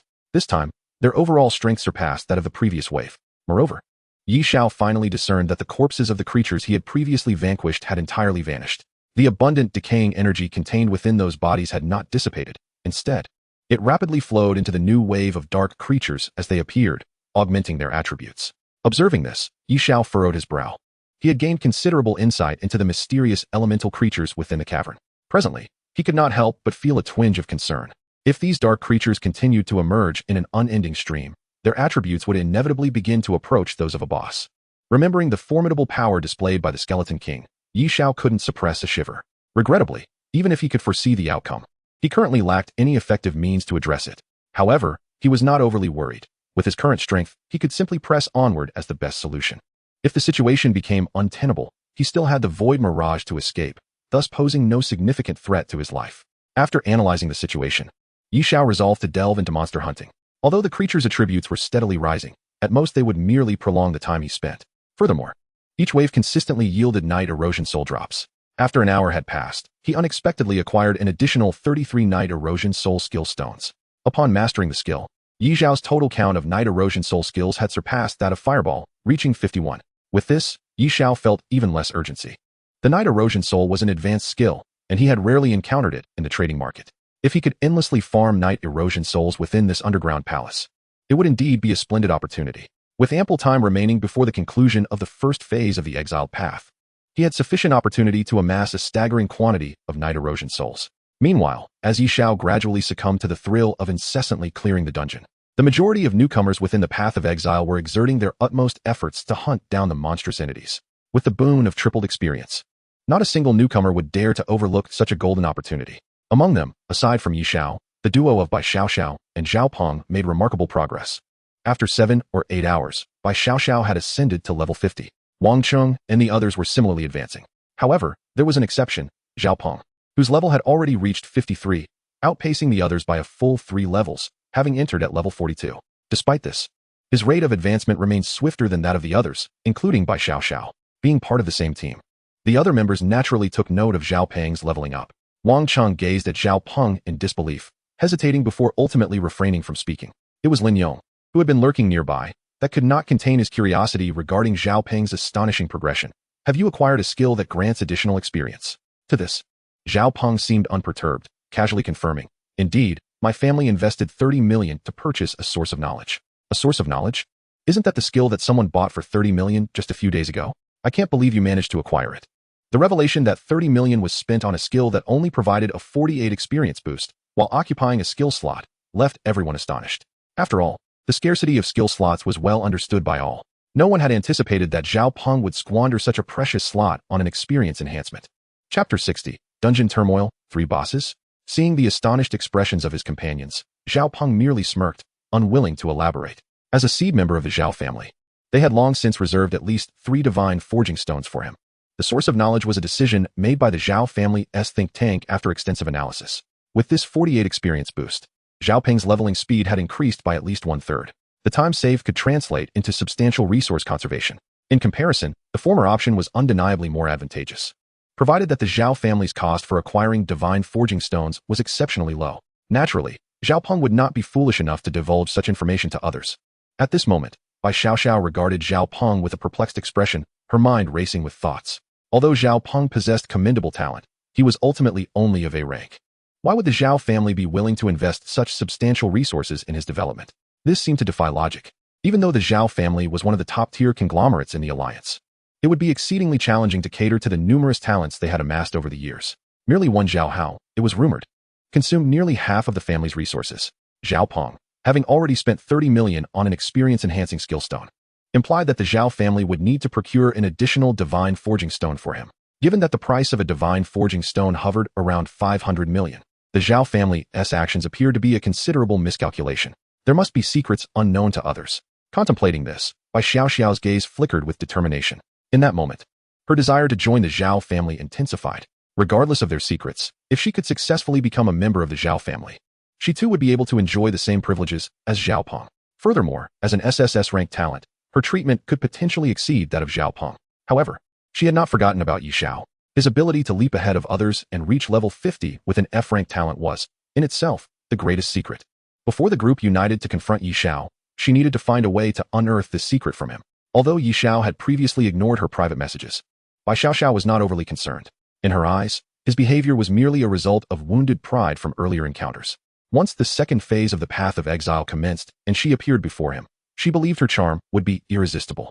With these thoughts in mind, Xiao began to eagerly anticipate the upcoming second phase of the Path of Exile. At that moment, outside, Zhao Chonglin had returned to the encampment. Upon seeing Zhao Mo enter, he inquired, "Has the score of Night Shadow remained unchanged?" Zhao Mo nodded. Since the score had halted at 40 points half a day ago, there had been no further updates. Zhao Chonglin's brow furrowed, and he murmured, 40 points indicates that Night Shadow has eliminated 40 waves of monsters. Given his level of 60, does that mean he faced off against monsters of level 90? It seems Night Shadow's combat prowess exceeds our expectations. Zhao Mo, feeling equally awed, remarked. Xiao Peng and the others have only managed to accumulate 20 points, while the third-ranked team has 19 points. Both teams are elite newcomers from our 702 novice area. I truly cannot fathom how Night Shadow accomplished such feats alone. However, Zhao Mo paused before continuing. Yet since reaching 30 points, Night Shadow has been eerily silent. Do you think he might? Zhao Chonglin glanced at Zhao Mo and responded. You are suggesting that Night Shadow has encountered an unforeseen incident? Zhao Mo nodded. Such occurrences were not unprecedented. Night Shadow, with an inflated sense of self-importance, had chosen to enter the Path of Exile alone, facing monsters of level 90. While he himself had yet to reach level 60, confronting high-level elite foes would likely be insurmountable. Zhao Chonglin contemplated this for a moment, recognizing the potential danger. After all, a newcomer yet to undergo their second-class transition, capable of challenging a level 90 elite monster, was an extraordinary anomaly. Should he grow stronger, it would pose a significant obstacle to Zhao Hao and the Zhao family's future plans. At this time, other faction representatives stationed nearby shared the same concerns as the Zhao family. The astonishing achievements of Night Shadow left many puzzled as to how he had managed such feats. However, all were acutely aware of one truth. If Night Shadow were allowed to continue his unchecked growth, it would not be long before an immensely powerful and terrifying individual emerged within the eternal life world. This was not a prospect they wished to witness. Meanwhile, within the dungeon, Xiao remained blissfully unaware that each of his actions sent ripples through the nerves of countless individuals outside. He tirelessly continued to eradicate the monstrous entities before him. As time slipped away, Xiao estimated that less than 2 hours remained until the conclusion of the first phase of the Path of Exile. Yet, the dark monsters before him showed no signs of abating. This suited Xiao just fine. After such an extended battle, his Dark Knight Soul Erosion skill had successfully accumulated to 285 instances, thanks to the vast number of dark monsters vanquished. During this time, Xiao had also tested the damage output of the 285 instances of Dark Knight Soul Erosion. Although the damage was far from the impressive figures produced by Fireball, and despite the terrifying attributes of these dark monsters bestowing them with high resistances, the results still left Xiao immensely satisfied. For any target struck by his Dark Knight Soul Erosion, even if they did not perish, the reduction of 2,850 in movement speed rendered them helpless, allowing the dark skeletal warriors to reap their due harvest. Boom. As hundreds of fireballs erupted once more, the dark creatures before him had vanished. Xiao let out a long, relieved sigh, having lost count of how many waves of these ominous entities he had faced. He only knew that their attributes were sufficient to obliterate an ordinary level 90 professional in an instant. His avatar swiftly collected the 5 newly dropped night-eroded souls, bringing his skill accumulation to 290. Xiao resolved to push forward and stack his skills to 300. This would not only grant him an additional formidable damage and control skill, aside from Fireball, but also enhance his future capabilities. However, just as Xiao eagerly anticipated the next wave of dark creatures, the ground ahead began to tremble violently. Suddenly, he witnessed 3 large gaping holes erupting from the earth. In an instant, 3 gigantic coffins, emanating an eerie glow, soared forth from the chasms. The overwhelming, deathly aura that filled the dungeon suddenly surged, excitedly rushing into the coffins. Before Xiao could assess their appearance, a loud crash resounded as the coffins exploded. In the blink of an eye, 3 towering bosses, comparable to the previously encountered Skeleton King, materialized before him, transforming into enormous, sinister shadows. The moment these shadows appeared, an icy chill enveloped the entire dungeon. All the bones on the ground simultaneously lifted and surged toward the looming shadows. As Xiao watched, the gathering bones began to coalesce, causing the shadows to gradually take form. This shocking spectacle left Xiao momentarily astonished. Soon after, the information about the three shadows appeared on his interface: Shadow Undead Lord, Boss; Dark Soul Envoy, Boss; Evil Skeletal Lord, Boss. To his surprise, all three were bosses at level 90. Upon inspecting their attributes, he noted that their health matched that of the previous Skeleton King, at 500,000, though their attack and defense attributes were slightly weaker. Nevertheless, having three such bosses was a daunting prospect, including the earlier Skeleton King. There were a total of 4 terrifying bosses hidden within this dungeon, far beyond the capabilities of any ordinary level 90 professional. Xiao glanced at the skills of the three bosses and discovered that aside from the death domain, which the previous Skeleton King possessed, their other skills were distinct. He realized that the continuous enhancement of dark creatures had culminated in the birth of these three bosses. It was hard to imagine that anyone entering this place could emerge victorious against the bosses before him. Chapter 61. The Eerie Bosses and Their Methods of Defeat. The Shadow Undead Lord, clad in a black robe with a grim visage, wielded a scythe and fixed a cold gaze upon Xiao. Flanking him were the Dark Soul Envoy and the Evil Skeletal Lord, both shrouded in a dark aura that exuded an unsettling evil presence. The appearance of the three bosses instantly unleashed a torrent of dark elemental energy throughout the dungeon. Even with Xiao's current resistances, he felt a slight suffocation. For a moment, Xiao was taken aback. The strength of these three bosses was indeed inferior to that of the dormant Skeleton King. However, the combined pressure they exerted was several times greater. Without further ado, Xiao initiated his attack. Alongside his two avatars, he triggered a double casting effect, rapidly conjuring hundreds of fireballs that shot forth like meteors, overwhelming the bosses in a blinding display of light. 900 fireballs illuminated the dungeon as brightly as day, dispelling the previous chill with a warm glow. Boom, boom, boom. The three bosses seemed caught off guard, whether due to surprise or some other reason, and did not choose to evade. All 900 fireballs struck the Shadow Undead Lord directly. Yet, in the next moment, an astonishing scene unfolded before Xiao's eyes. Upon contact with the bosses, the fireballs merely sparked dark ripples. According to the damage feedback on his panel, the 900 fireballs had inflicted only a few thousand points of damage to the boss. Xiao's complexion changed drastically. He was acutely aware of the damage his fireball spell could inflict. Having recently acquired nearly 300 skill stones, his intelligence had surpassed 4,000, reaching 4,183 points. The damage of a single fireball had broken the 10,000 mark, reaching 10,676 points. Excluding his avatars, his own fireballs alone should theoretically deal 3.2 million damage. How could the result be merely a few thousand? Xiao's mind raced. Although the bosses boasted high defenses, he possessed the Lava Blade ability, which reduced the target's fire element resistance by 50 points for each fire skill cast. This could stack up to 100 layers, effectively deducting 5,000 points of fire resistance. With this, combined with his existing penetration effects, it was inconceivable that he could inflict such minimal damage. Suddenly, Xiao recalled his earlier encounter with the Skeleton King, where his damage had also been absurdly low. Yet, he had managed to swiftly eliminate it through sheer overpowering force. But now, as the hundreds of flames dissipated, the Shadow Undead Lord revealed a disturbingly human-like grin. In the next instant, the Shadow Undead Lord and the other two bosses launched their assault simultaneously. An overwhelming tide of black energy surged from the three of them, and in the blink of an eye, countless black orbs erupted from their bodies, hurtling toward Xiao. Faced with this barrage of black orbs, Xiao furrowed his brow. The moment the three bosses struck, he understood that this was not an attack that any professional below the 3rd tier could withstand. In fact, even a 4th-tier professional would likely meet their demise here. However, Xiao was not concerned about enduring the boss's onslaught. After casting the 300 fireballs, his movement speed had escalated to an extraordinary level. With a mere flicker, he effortlessly evaded the range of the boss's skills. His sole focus was on how to vanquish the bosses, nothing more. Meanwhile, the Shadow Undead Lord appeared somewhat taken aback by Xiao's ability to evade their skills. Yet, in the next moment, the three bosses coordinated their movements, rushing toward Xiao from 3 distinct directions, effectively cornering him. Xiao was surprised to discover that these undead bosses possessed such intelligence. Without hesitation, he activated his skills, transforming into an afterimage as he broke through the blockade of the three bosses. Even while dodging, he unleashed countless fireballs. However, the outcome was the same as before. The damage remained at a mere few thousand. The battle continued as Xiao and the three bosses shifted positions, exchanging skills. Unfortunately, Xiao's speed was simply too great. He didn't even need to utilize Void Shadow. The boss's attacks could not graze his garments. Conversely, thanks to the sheer volume of his fireballs, he managed to strike the bosses. After a brief skirmish, Xiao finally discerned why these three bosses could withstand the high damage of his fireball spell. It all stemmed from their skill, Death Domain, which seemed capable of negating a substantial amount of damage dealt to them. Xiao could only describe it as somewhat outrageous. However, the previous Skeleton King had also possessed this skill, yet it did not exhibit the same degree of absurdity as these three bosses. With such perplexities in mind, Xiao began to observe more meticulously during the ensuing battle. Eventually, after a brief interval, he uncovered the secret of the three bosses.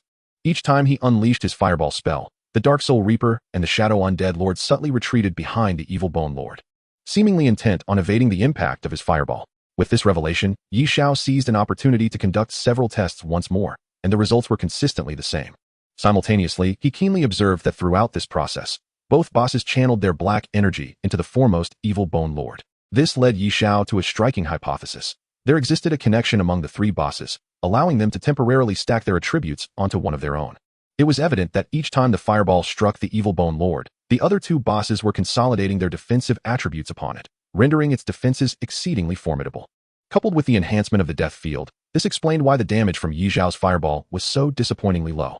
Having unraveled this mystery, Xiao couldn't help but marvel at the enigmatic effects of dark skills. Yet, in a flash, an idea struck him. If the bosses wielded dark skills, did he not possess any? Though he had but one, it sufficed. With this thought, Xiao maneuvered to create some distance. Perceiving his lack of action as a momentary lapse, the three bosses instantly dispersed and charged towards him from three different directions. Witnessing this scene, a flicker of dark light surged in Xiao's eyes. Night Devourer.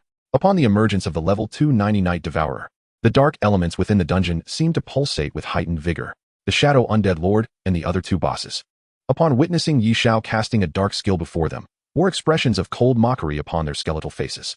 Xiao observed their expressions closely, yet he remained unfazed. Although he did not comprehend the source of their remarkable defenses, he did not intend to utilize Night Devourer for inflicting damage, as he had surmised. When the level 290 Night Devourer enveloped the three bosses in three waves, their pallid, bone-like visages froze in place. Their green flames for eyes flickered wildly. In the next moment, the three bosses began to thrash violently, emitting terrifying howls. However, all was in vain. A smile flickered across Xiao's face. The damage inflicted by Night Devourer was nearly negligible, yet his intention with it was never to deal damage, but rather to control. Although the three bosses belonged to the undead category and were dark creatures, which diminished the efficacy of each layer of Night Devourer, the cumulative effect of the level 290 Night Devourer had already reduced the boss's movement and attack speeds to an abysmal state. Moreover, his equipment boasted a series of wind effects. He was eager to ascertain whether the defenses of these three bosses could be stacked across distances. Fireball unleashed. The first target, the Shadow Undead Lord. The searing flames swiftly engulfed it. A piercing shriek echoed through the air. As Xiao observed the Shadow Undead Lord's rapidly depleting health, a smile curled at the corners of his mouth. Just as he anticipated, beyond a certain distance, the connection among the three bosses was utterly severed. Thus, the ensuing battle became exceedingly straightforward. Chapter 62, The Essence of Dark Elements Acquired, Bountiful Rewards. Moments later, after shattering the Shadow Undead Lord, Xiao once more employed Night Devourer on the remaining two bosses. Soon, the Evil Bone Lord followed suit and succumbed. Now, only the Dark Soul Reaper remained. Xiao replicated his tactics, casting Night Devourer upon it, and prepared to conclude this thrilling confrontation with a fireball. However, just as he was about to deliver the final blow to the Dark Soul Reaper, it unexpectedly spoke in a peculiar manner. "Do not kill me. I can assist you." The sudden voice took Xiao aback. A boss was speaking? In the eternal life world, while there were indeed creatures capable of speech, they were typically humanoid or exceptionally powerful bosses. The Dark Soul Reaper before him, despite its formidable appearance, was still merely an undead entity, a conglomeration of various souls. Logically, it should not be capable of speech. What assistance can you offer? The green flames in the Dark Soul Reaper's eye sockets flickered momentarily. As long as you spare my life, I can help you secure the first place in the second phase of the exile path, granting you access to that growth-type rare equipment. Xiao remained silent. The Dark Soul Reaper, sensing insufficient allure in its proposition, promptly added, "I can become your summoned entity. As long as you drip blood onto my forehead, you can summon me to fight for you at any time. How about it? My abilities are far more complex than you perceive." Yet, before the Dark Soul Reaper could finish its sentence, hundreds of fireballs had completely engulfed it. "Ah, damn it. You will regret this." Xiao smirked. "With my capabilities, the top rank on the Exile Path leaderboard is undoubtedly mine. Your offer is insufficient." With that, he shook his head. In truth, the primary motive behind his decision to eliminate the Dark Soul Reaper was its audacious proposal to become his summoned entity. He was not a summoner and possessed no ability to subdue creatures, let alone bosses. To Xiao, It seemed that the Dark Soul Reaper merely sought to deceive him into spilling his blood upon its forehead to unleash some dark skill against him. That was all. Of course, this was merely Yi Xiao's conjecture. Yet, even if he were mistaken, he held no regrets. The unpredictable nature of dark abilities made it unnecessary to take undue risks for an inconsequential level 90 boss. As for why the Dark Soul Reaper could speak, Yi Xiao, though curious, had no intention of delving deeper. At this moment, his primary concern was the rewards following the boss's demise. He first glanced at the panel information. Ding. You have collected 2 fragments of Dark Element Essence, increasing your damage with all dark skills by 20 and your Dark Element resistance by 20. Ding. You have collected 1 fragment of Dark Element Essence, granting you the Death Field. Death Field. Each time you cast a dark skill, a death field will stack upon you, reducing elemental damage by 200 for 10 seconds, with a maximum stack of 100. Each time a stack is added, the duration resets. Ding. 10 fragments of Dark Element Essence have combined into a perfect Dark Element Essence. Ding. You have fused the perfect Dark Element Essence, acquiring Dark Resurrection. Upon reading the information, Yi Xiao was overjoyed. He had not anticipated that the 3 bosses would yield an additional 5 fragments of Dark Element Essence.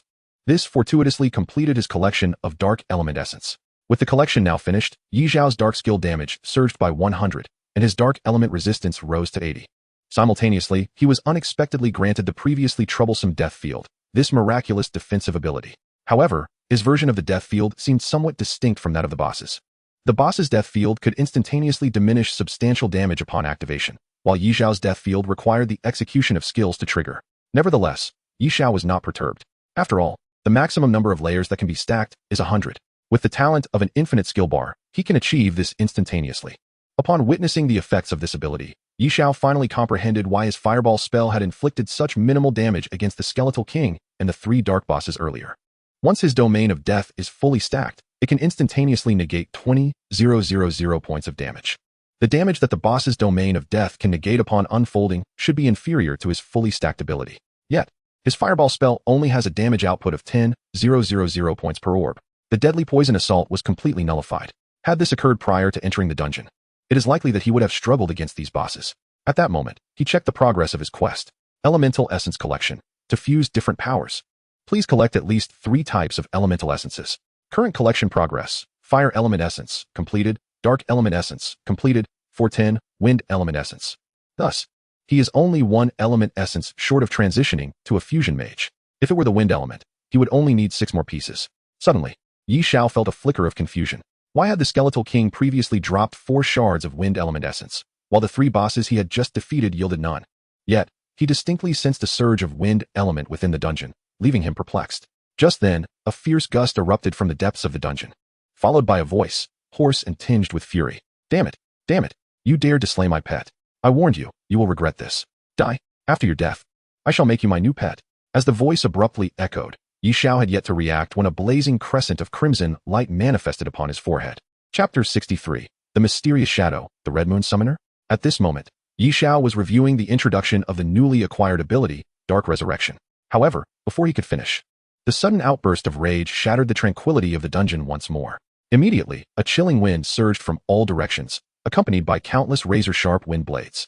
Although the origin of this voice remained unseen, Yi Xiao swiftly summoned a magical shield, alongside the starry shield he had just learned after his second advancement.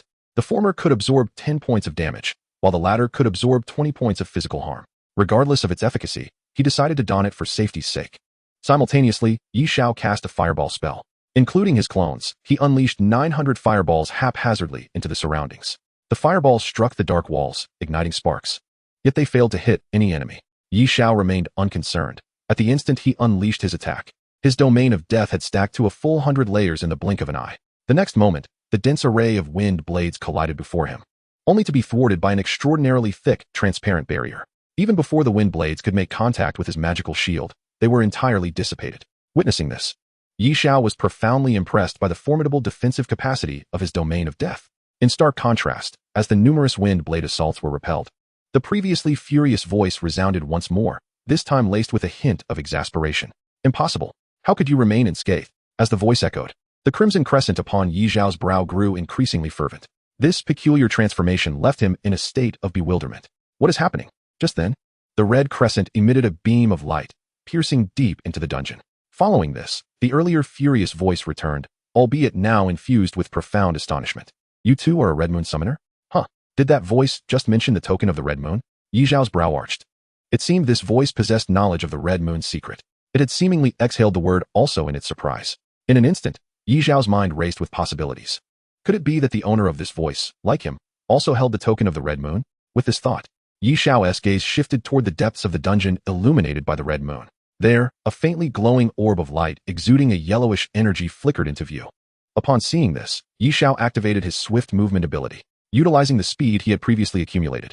He arrived at the deepest part of the dungeon in the blink of an eye. What met his eyes was a dilapidated grand door, at the center of which was the yellowish orb he had seen earlier. Why is there a glowing orb here?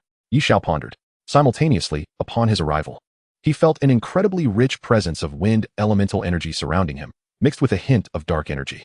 Yi Xiao dared not let his guard down, maintaining the activation of his domain of death. After scanning the vicinity and finding nothing, his attention was drawn back to the yellow energy orb. From it, he sensed a profound essence of wind elemental energy. Additionally, he noted that the orb appeared to be incomplete, possessing just over half of its full form. Yi Xiao's gaze sharpened as a possibility dawned on him. Could this be a shard of wind element essence? With this thought in mind, he reached out, intending to collect the yellow energy orb. However, just as his hand was about to graze the orb, a shadow appeared with astonishing speed, positioning itself before the orb. Simultaneously, the dilapidated door emitted a series of creaking sounds. In that moment, the orb was drawn into the door by a powerful suction, which then slammed shut. Watching the orb slip from his grasp, Yi Xiao's heart sank. Yet, he refrained from acting rashly, for the shadow had now revealed its form. Yi Xiao focused intently and discovered that the figure before him was, in fact, a human, clad in tattered black garments, with disheveled black hair matted with various unsightly substances. The figure's sunken eyes revealed a pale visage. A practitioner? An NPC? Or perhaps a humanoid boss? Yi Xiao's thoughts raced as he speculated about the identity of the shadowy figure. The figure's mental state appeared somewhat erratic. Upon noticing Yi Xiao, it began to mutter incoherently. A red moon summoner. Indeed a red moon summoner. Huh? Yes. Only another red moon summoner like me could possibly defeat that skeletal king. Only a red moon summoner would be drawn to the dark elemental essence shards dropped by the skeletal king entering this dungeon. Cackling, it continued. Heaven has truly favored me. I can finally leave this place. Haha. This time, I shall become the strongest. Observing the seemingly deranged figure, Yi Xiao's brow furrowed in concern. Nevertheless, amidst the disjointed phrases, he discerned some valuable information. This shadowy figure likely possessed knowledge about the situation here. Just then, the figure's laughter abruptly ceased, and it fixed a pair of crimson eyes intently upon Yi Xiao. Young man, do you wish to learn the secret of the red moon? Yi Xiao, upon hearing this, mused inwardly, as expected. This figure indeed seems well informed about the token of the red moon. However, he did not lower his guard and cautiously inquired, will you tell me?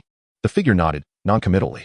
We are, after all, one and the same. There is nothing to conceal. Yi Xiao scrutinized the figure before him, hesitating to give an immediate assent. The mental state of this individual did not appear stable, and they seemed connected to the earlier three bosses. Under normal circumstances, such a situation, the shadowy figure had no compelling reason to remain imprisoned within the crypt. However, Yi Xiao appeared equally intrigued by the secret of the Red Moon's testament. Thus, he spoke up. What do you mean by the Red Moon Summoner? The figure responded readily. Those chosen by the Red Moon are bestowed with its power. You should be well aware of this. Yi Xiao nodded in acknowledgement. At that moment, the figure suddenly wore a peculiar grin. Yet, you remain oblivious to the fact that the power of the Red Moon not only enhances the prowess of its bearers, but can also place them in peril. Pausing, the figure glided closer, halting 2 meters away from Yi Xiao. And I am the prime example of this. As the figure approached, Yi Xiao felt a surge of caution, though he maintained a facade of calm. Observing Yi Xiao's wariness, the figure's crimson eyes glimmered with a strange intensity. Do not fear, we are both Red Moon summoners. Bound as cherished kin, I harbor no intentions of harming you. Yi Xiao scoffed inwardly. Given the figure's current exuberance and an almost predatory delight, the claim of not wishing to harm him seemed nothing short of deceit. Indeed, the figure appeared to lack patience. Upon noticing Yi Xiao's continued vigilance and his unwillingness to maintain the charade, a dark aura erupted from the figure. Yi Xiao was immediately engulfed by the menacing gale that rushed toward him from all directions. He had, of course, anticipated this. Flames erupted around him. Fireball technique. The clash of the two energies, one red and one black, produced a thunderous explosion that resonated throughout the crypt, shrouding the area in a cloud of dust and debris. Damn it! This place is supposed to only allow newcomers below level 90. How could you possibly possess such formidable power? Yi Xiao retorted with a sardonic smile, countering with 290 instances of Dark Knight soul erosion. In an instant, the figure's previously pallid visage transformed dramatically. It soon became apparent to the figure that it was rendered immobile. Familiar with the Dark Knight soul erosion, It felt a creeping terror wash over its ashen face as it realized its body had become rigid. However, the figure seemed endowed with considerable resistance to darkness, as the damage inflicted by the Dark Knight's soul erosion was minimal. This was fortuitous, for Xiao feared inadvertently slaying his adversary before he could unravel the mysteries that plagued his mind. Yet, in the next moment, an expression of sheer horror overtook the figure's features, contorting into a grotesque grimace. No, no, I do not wish to die. Release me. Let me go. Before Xiao could react, the figure erupted into a shrill, spiteful scream. You dare to kill me. I am the greatest shadow abyss blade, the future strongest of humanity. I cannot perish here. Before the figure could finish, Xiao watched in bewilderment as it collapsed, lifeless before him. Is it dead? In that moment of astonishment, the figure's right eye suddenly emitted a brilliant red light. The next instant, a crimson orb materialized before Xiao. Recognizing the familiar luminescence, Xiao was taken aback. Is this the Red Moon's testament? Suddenly, the red orb appeared to respond, darting straight toward Xiao's forehead. At that moment, the crescent red mark upon his brow grew exceedingly warm. Xiao realized he was powerless to impede the unfolding events, helplessly watching the red orb penetrate his being. Yet, in the next instant, information materialized before him. Infinite skill bar, godly level. Effect 1. You possess an infinite skill bar, unbound by the prerequisites for skill acquisition. Effect 2. Each skill you wield grants you an additional 3 points in intelligence. Chapter 64. Talent Upgrade, The Diary on the Wall. The Red Moon's Testament? Once more, the Red Moon's Testament. After absorbing the red orb, Xiao's talent unexpectedly underwent another upgrade. This revelation was entirely unforeseen. With the evolution of his talent, Xiao's intelligence attribute surged dramatically, skyrocketing from 4183 to 5291 points. This alone positioned his intelligence nearly on par with that of a level 210 pure attribute class. When factoring in his equipment, even a level 150 magic class could hardly rival his intelligence. Though the cause of this phenomenon eluded him, the unexpected boon brought forth an overwhelming euphoria. Yet, as he regained his senses and beheld the figure sprawled lifelessly on the ground, Xiao slapped his forehead in dismay. This deranged individual had not been slain by his Dark Knight's soul erosion, but had succumbed to the lethal poison instead. A wry smile crept across his face as he lamented the oversight. How unfortunate. However, he had no control over the passive nature of the lethal poison. It was an inevitability that accompanied any of his actions. Xiao felt a wave of frustration wash over him. He had hoped to extract some information regarding the red leaf, especially given the abruptness of the previous events, yet the soul informant had perished. It seemed he would be left without answers. With a heavy heart, Xiao shifted his gaze back to the dilapidated doorway before him. After a moment's contemplation, he raised his hand. Fireball technique. Perhaps due to the absence of the figure's influence, hundreds of fireballs shattered the crumbled door with ease. In the aftermath, a dimly lit passageway emerged within Xiao's sight. Shielded by 2 protective barriers and bolstered by the death domain, he stepped forward without hesitation.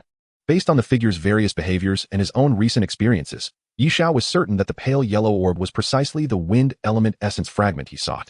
With only 6 fragments remaining to transition into a fusion mage, there was no reason for Xiao to abandon his pursuit.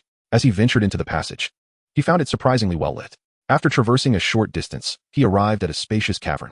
At the back of the cavern stood another door. Though its interior was obscured, the rich aura of wind element seeped through the cracks, filling the cave. Xiao's eyes sparkled with fervor as he raised his hand once more for a fireball technique. However, an inexplicable occurrence unfolded. This seemingly dilapidated door remained utterly unyielding. Even his fireball left no mark upon it. Elemental dispersion? The moment Xiao witnessed the fireball's contact with the door, an unseen force dissolved it instantly. He quickly grasped the situation. In the eternal life world, many mystical locations existed, including numerous former residences of hidden high-ranking NPCs. Such NPCs often established various defensive barriers around their abodes, the most commonplace being elemental dispersion barriers. However, following the obliteration of NPCs 80 years prior, these barriers had become extinct. Xiao had encountered mention of them in his previous studies, although he understood the underlying cause. Unless the energy within the barrier was depleted, not even a level 300 class could hope to shatter it.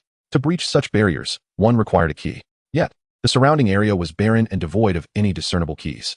Contemplating this, Xiao found his brow furrowing involuntarily.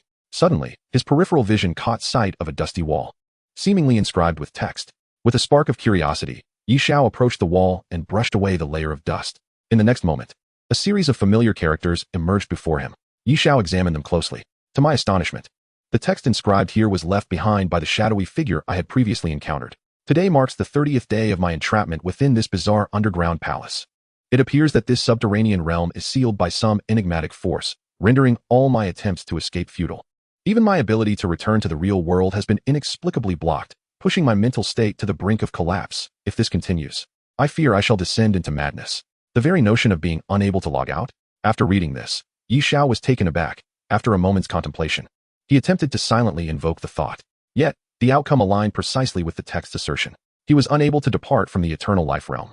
This realization weighed heavily upon Xiao's heart. Simultaneously, he comprehended that the figure he encountered was indeed human, just like himself. He understood why that shadow spoke in disjointed phrases and exhibited signs of madness. The root cause lay in the prolonged confinement within this underground palace, which had rendered his psyche incapable of enduring the strain, ultimately leading to his complete mental breakdown. The fact that Xiao could easily vanquish him suggested that this individual was not of a particularly high level. It is worth noting that even a level 200 practitioner can only remain in the eternal life realm for a maximum of 6 months. Surpassing this limit would invariably lead to a mental collapse. Of course, the aforementioned level 200 refers to an ordinary practitioner. For those whose attributes vastly exceed level 200, this duration could be extended further. At level 300, one could remain logged in for a year or two without any adverse effects. Nevertheless, Xiao now faced a similar predicament. Although his attribute points far surpassed those of practitioners at the same level, if he could not unravel the mysteries of this underground palace, his fate would mirror that of the shadowy figure, succumbing to insanity. The thought sent a shiver down Xiao's spine. At that moment, the writing on the wall ceased. Xiao hurriedly examined the other walls and indeed discovered a plethora of additional inscriptions. Today marks my 35th day of imprisonment in this strange underground palace, and I feel my mental fortitude nearing its limits. Yet, I have still not found a means to escape this place. I can only document certain crucial matters here, hoping that one day I might reclaim my identity. My name is Jiang Wei, an ordinary disciple from a third-rate faction, who once believed that my life would unfold in an unremarkable manner due to my D-grade talent. However, it seems fate has favored me immensely. During an expedition into a secret realm, I unexpectedly encountered a dying half-breed. I had heard from the elders of my clan that slaying a half-breed would yield a substantial amount of experience, so I disregarded her desperate pleas and killed her. To my surprise, I not only acquired a wealth of experience, but also unexpectedly obtained a wondrous object known as the Eye of the Red Moon from the half-breed. Upon reading this, Xiao was not only astonished but also fully convinced that what he had absorbed was indeed the Eye of the Red Moon. After absorbing this extraordinary eye, I was delighted to discover that my talent had been enhanced, and I was transported to a mysterious realm known as the Red Moon Space. Initially, I assumed this place to be akin to a secret realm. Little did I know, it was actually a hidden class transfer location. Xiao realized that Jiang Wei, like himself, had entered the Red Moon Space and had also obtained an opportunity for a hidden class transfer. However, what could have led to Jiang Wei's entrapment within this underground palace? With a hint of curiosity, Xiao continued to read on. After a brief contemplation, I ultimately accepted the transfer quest for the Shadow Blade of the Phantom. This was a rogue class that fused darkness and speed, appearing to be the most straightforward among the 3 hidden professions. The task required me to gather the essences of wind and darkness elements. Initially, I presumed it would be simple. However, it took me nearly half a year to barely complete the collection of the wind element essence. Although the time spent was somewhat lengthy, upon gathering the wind element essence, my strength received a tremendous boost, reinforcing my belief that I was the chosen one. However, everything changed once I entered the underground palace. Chapter 65, The Cause and Effect, Red Moon Space. Upon reaching this point, the text on the wall came to an end. Xiao's heart sank as he absorbed the implications of the written words. His own doubts multiplied. He too had acquired the Eye of the Red Moon only after slaying Shui Feng. The author of this text had similarly obtained the eye through the death of a half-breed. It seemed there was a profound connection between the Red Moon and the half-breeds. Yet, Xiao had perused numerous documents prior to this and had never encountered any mention of the Red Moon. He was left uncertain whether this was due to humanity's ignorance or if information regarding the Red Moon had been deliberately expunged from the records. With this thought, Xiao sighed softly. It appeared the eternal life realm harbored many secrets yet to be unveiled. Subsequently, Xiao circled the walls of the cave. Upon thorough examination, he experienced a moment of enlightenment, finally grasping what had transpired with Jiang Wei. This individual had indeed been remarkably fortunate. After collecting the wind element essence, he had perused a multitude of ancient texts and gathered substantial relevant information, ultimately leading him to this underground palace after 6 months. At that point, Jiang Wei's level had already fallen significantly, and his family had completely abandoned him.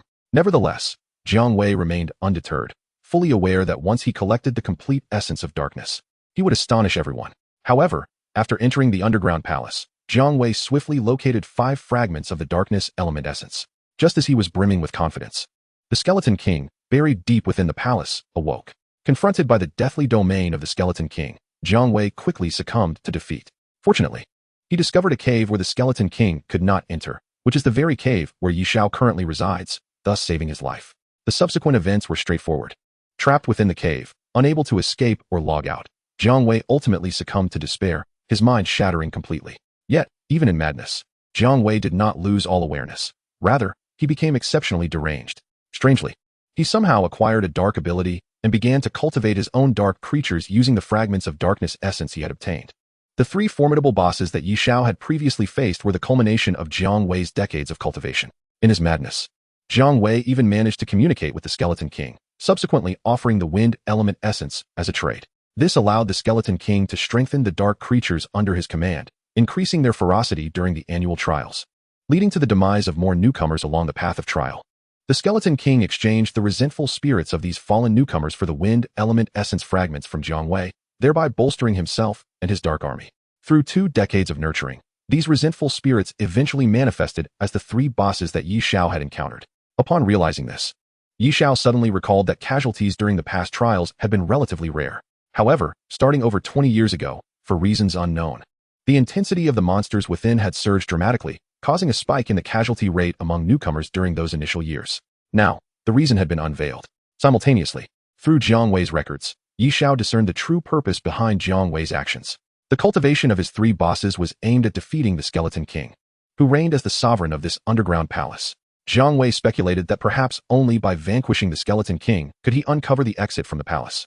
Regrettably, Jiang Wei's impatience led him to act prematurely several years ago. In the end, the 3 bosses proved to be no match for the Skeletal King, who had been empowered by fragments of wind elemental essence. This outcome led to the complete cessation of the transaction between Jiang Wei and the Skeletal King. For the following decade, the Skeletal King relentlessly attacked Jiang Wei and the 3 bosses without respite. Jiang Wei, however, was not inclined to surrender. Throughout these 10 years, he meticulously harnessed the dark energy within the underground palace, drawing strength from the 3 bosses. By the time he encountered Xiao, the capabilities of Jiang Wei's 3 bosses had nearly approached that of the Skeletal King. Yet, having learned from past experiences, Jiang Wei chose to bide his time, awaiting the moment when the 3 bosses would ascend to a higher level of power before striking down the Skeletal King. The subsequent events remain unchronicled in the diary, but Xiao was well aware that his arrival culminated in the demise of both the Skeletal King and Jiang Wei's 3 bosses, ultimately leading to Jiang Wei's own death at Xiao's hands. After perusing all of Jiang Wei's writings, Xiao swiftly organized his thoughts and soon felt a sense of relief. Jiang Wei's deductions were indeed accurate. Vanquishing the Skeletal King would grant passage from the underground palace, as Xiao himself had entered through the fissure created by the Skeletal King. A return along the same path would suffice. However, one critical point emerged. Jiang Wei's level had long surpassed 90. The path of exile permitted only new entrants each year, with a strict cap of 90 levels.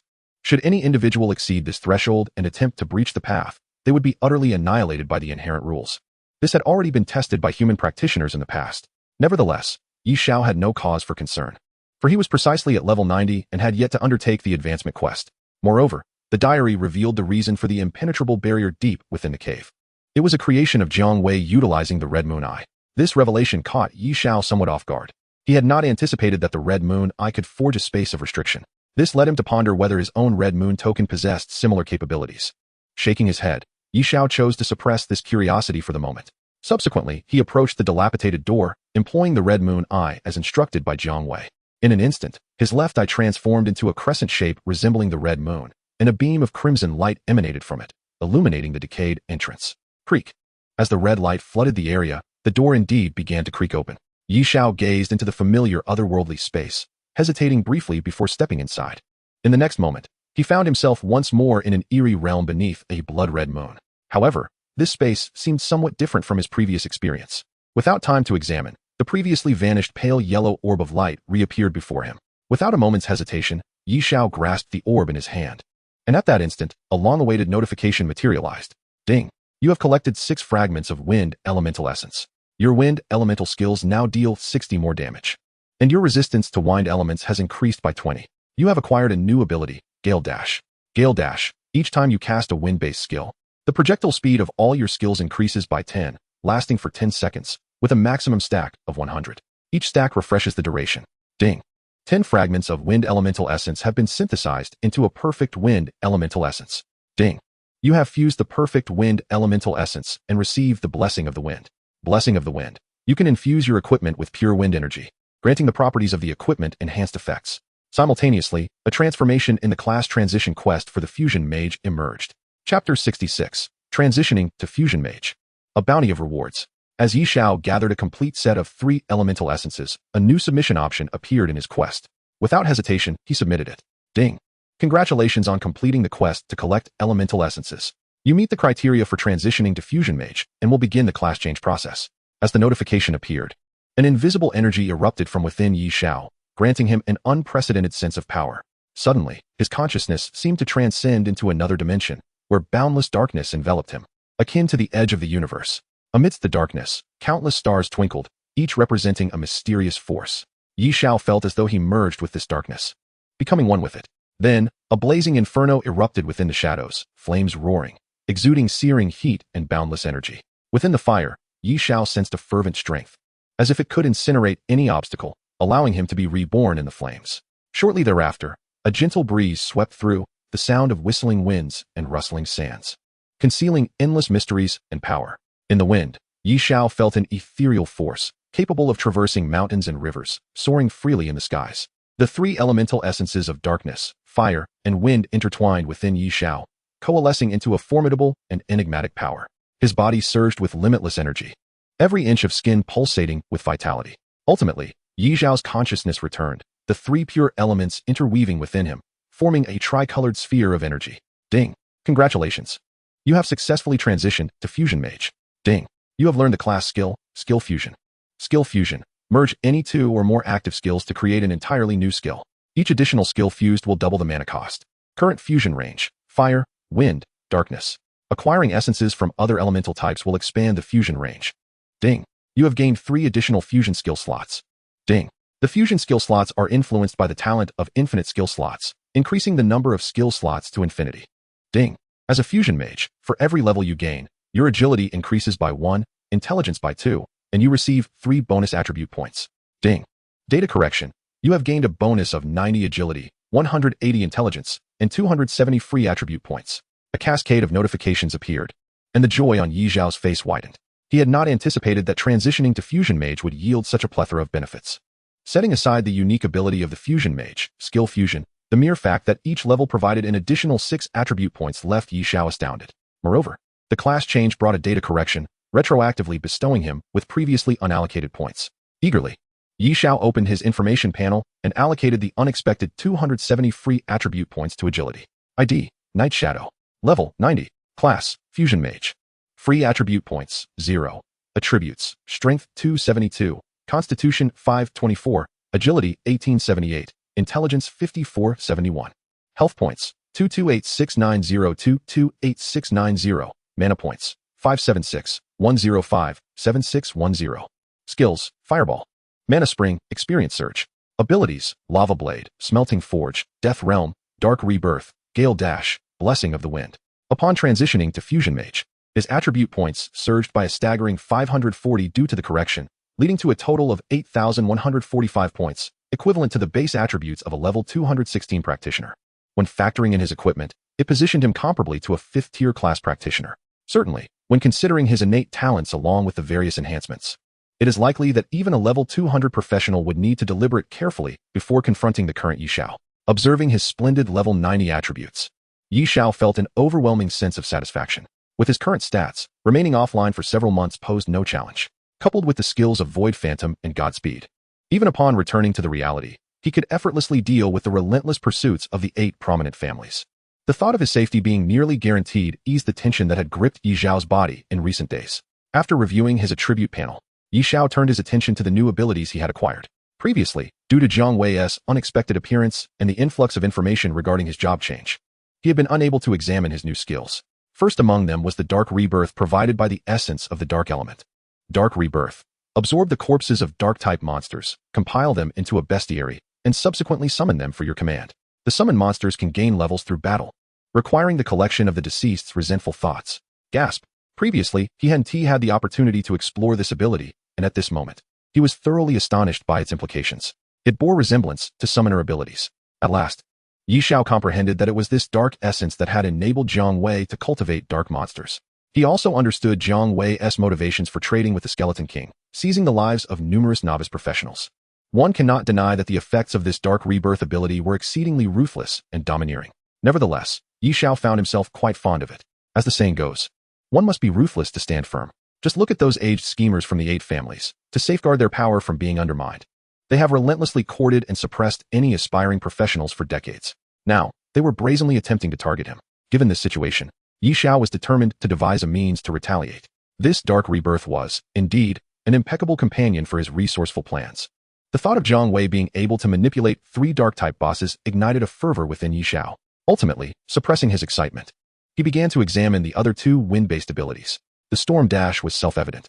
Xiao had already discerned that while the effects of abilities derived from each elemental essence varied, their patterns were similar.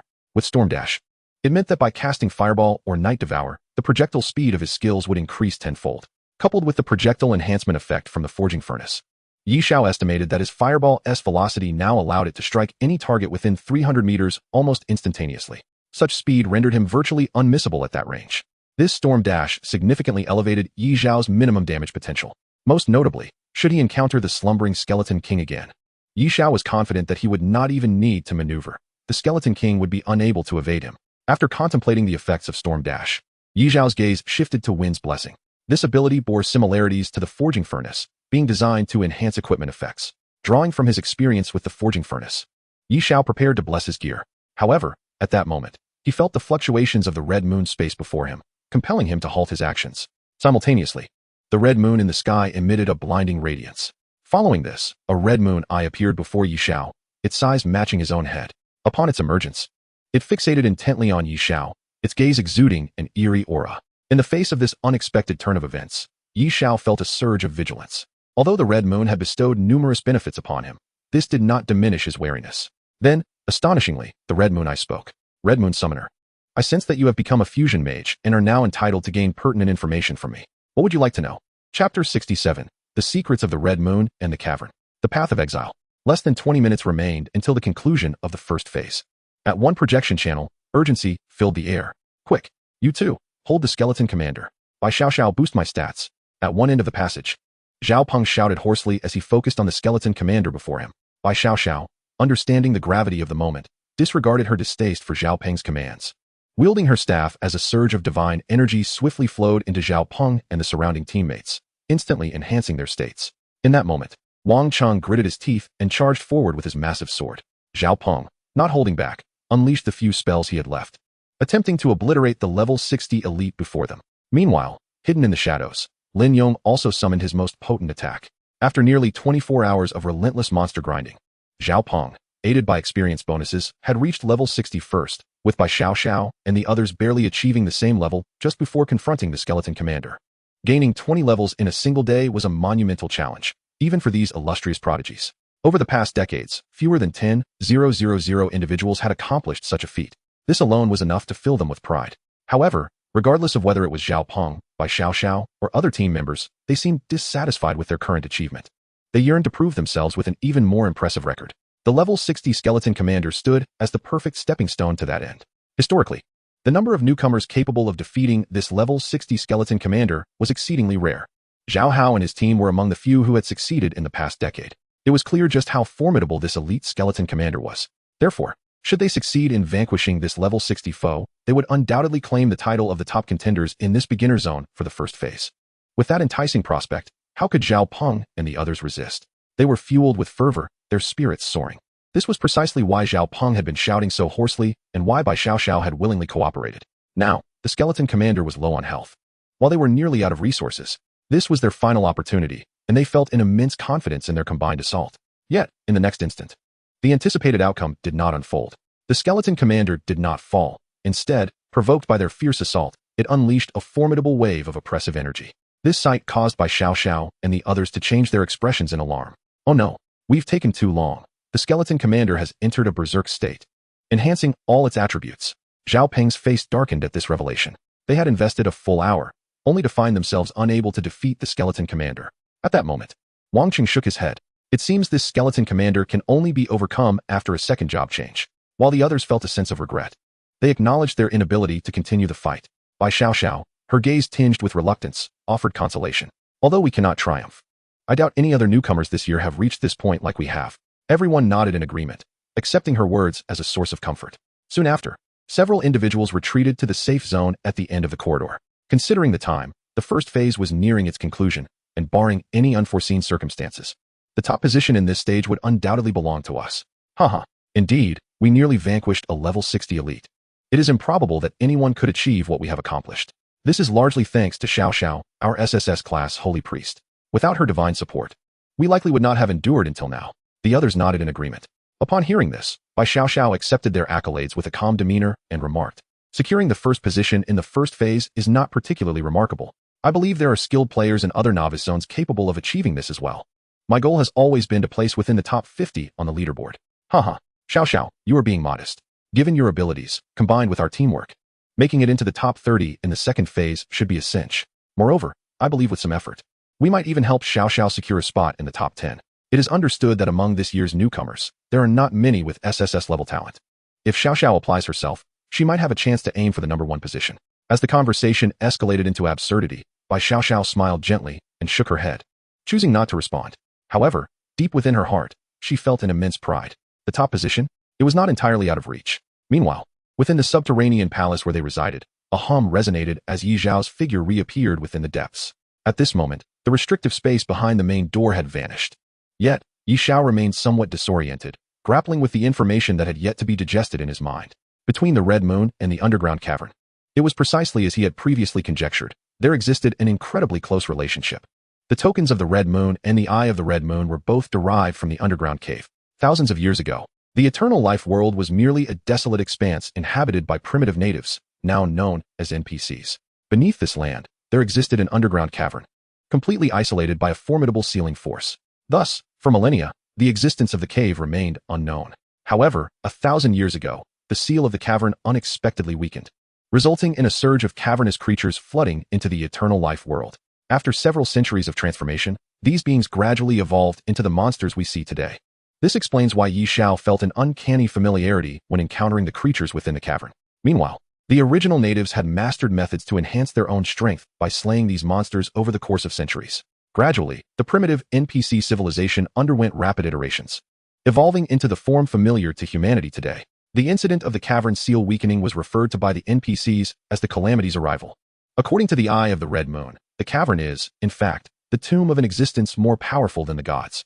The remains of this mighty being lie buried somewhere within the cave. The Red Moon itself is a restrictive artifact forged from all the divine weapons possessed by this being in life, intended to ensure the cave's safety and prevent the posthumous energy from spawning numerous destructive creatures. However, during the calamity, the damage inflicted upon the seal was so severe that the Red Moon could only barely maintain a temporary separation between the cave and the eternal life world by exhausting all its energy.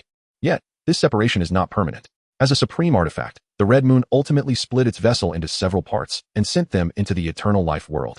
The tokens of the Red Moon and the Eye of the Red Moon are 2 of these fragments, also referred to as vessels. Anyone who obtains any one of these vessels will be regarded as a summoner by the Red Moon. Summoners can access the internal space of the Red Moon vessels to obtain opportunities for class transitions into hidden professions.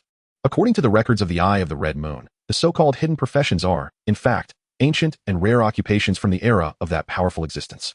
However, due to reasons unknown to the Red Moon, the practitioners of that era ultimately became extinct. The being buried within the cavern also suffered severe injuries at that time, leading to its downfall. The Red Moon's intention in this was to hope that someone would complete the trials of the Red Moon vessels, gain sufficient power, and enter the cavern to repair the broken seal. Chapter 68, Frenzied Fusion, a Tribute Surge. Repairing the seal of the cavern? Reflecting on the words of the Eye of the Red Moon, Xiao exhaled deeply. This is the task of the Red Moon Summoner. However, according to the Eye of the Red Moon, this is not a mandatory assignment, nor is there a time constraint. It is not that the Red Moon has forgotten this detail, but rather that at the time of designing this scheme, its energy was insufficient to impose any penalties. This is, in fact, a significant loophole. After all, if Xiao is unwilling, the Red Moon vessels have no means to compel him. Yet, Xiao finds this loophole quite satisfactory. The benefits of non-responsibility are that they are not burdensome to bear. Furthermore, according to the Eye of the Red Moon, there are a total of 7 vessels that the Red Moon split apart. Each possesses unique abilities. For instance, the Eye of the Red Moon not only contains various records about the Red Moon, but also possesses a capability known as the Restrictive Barrier.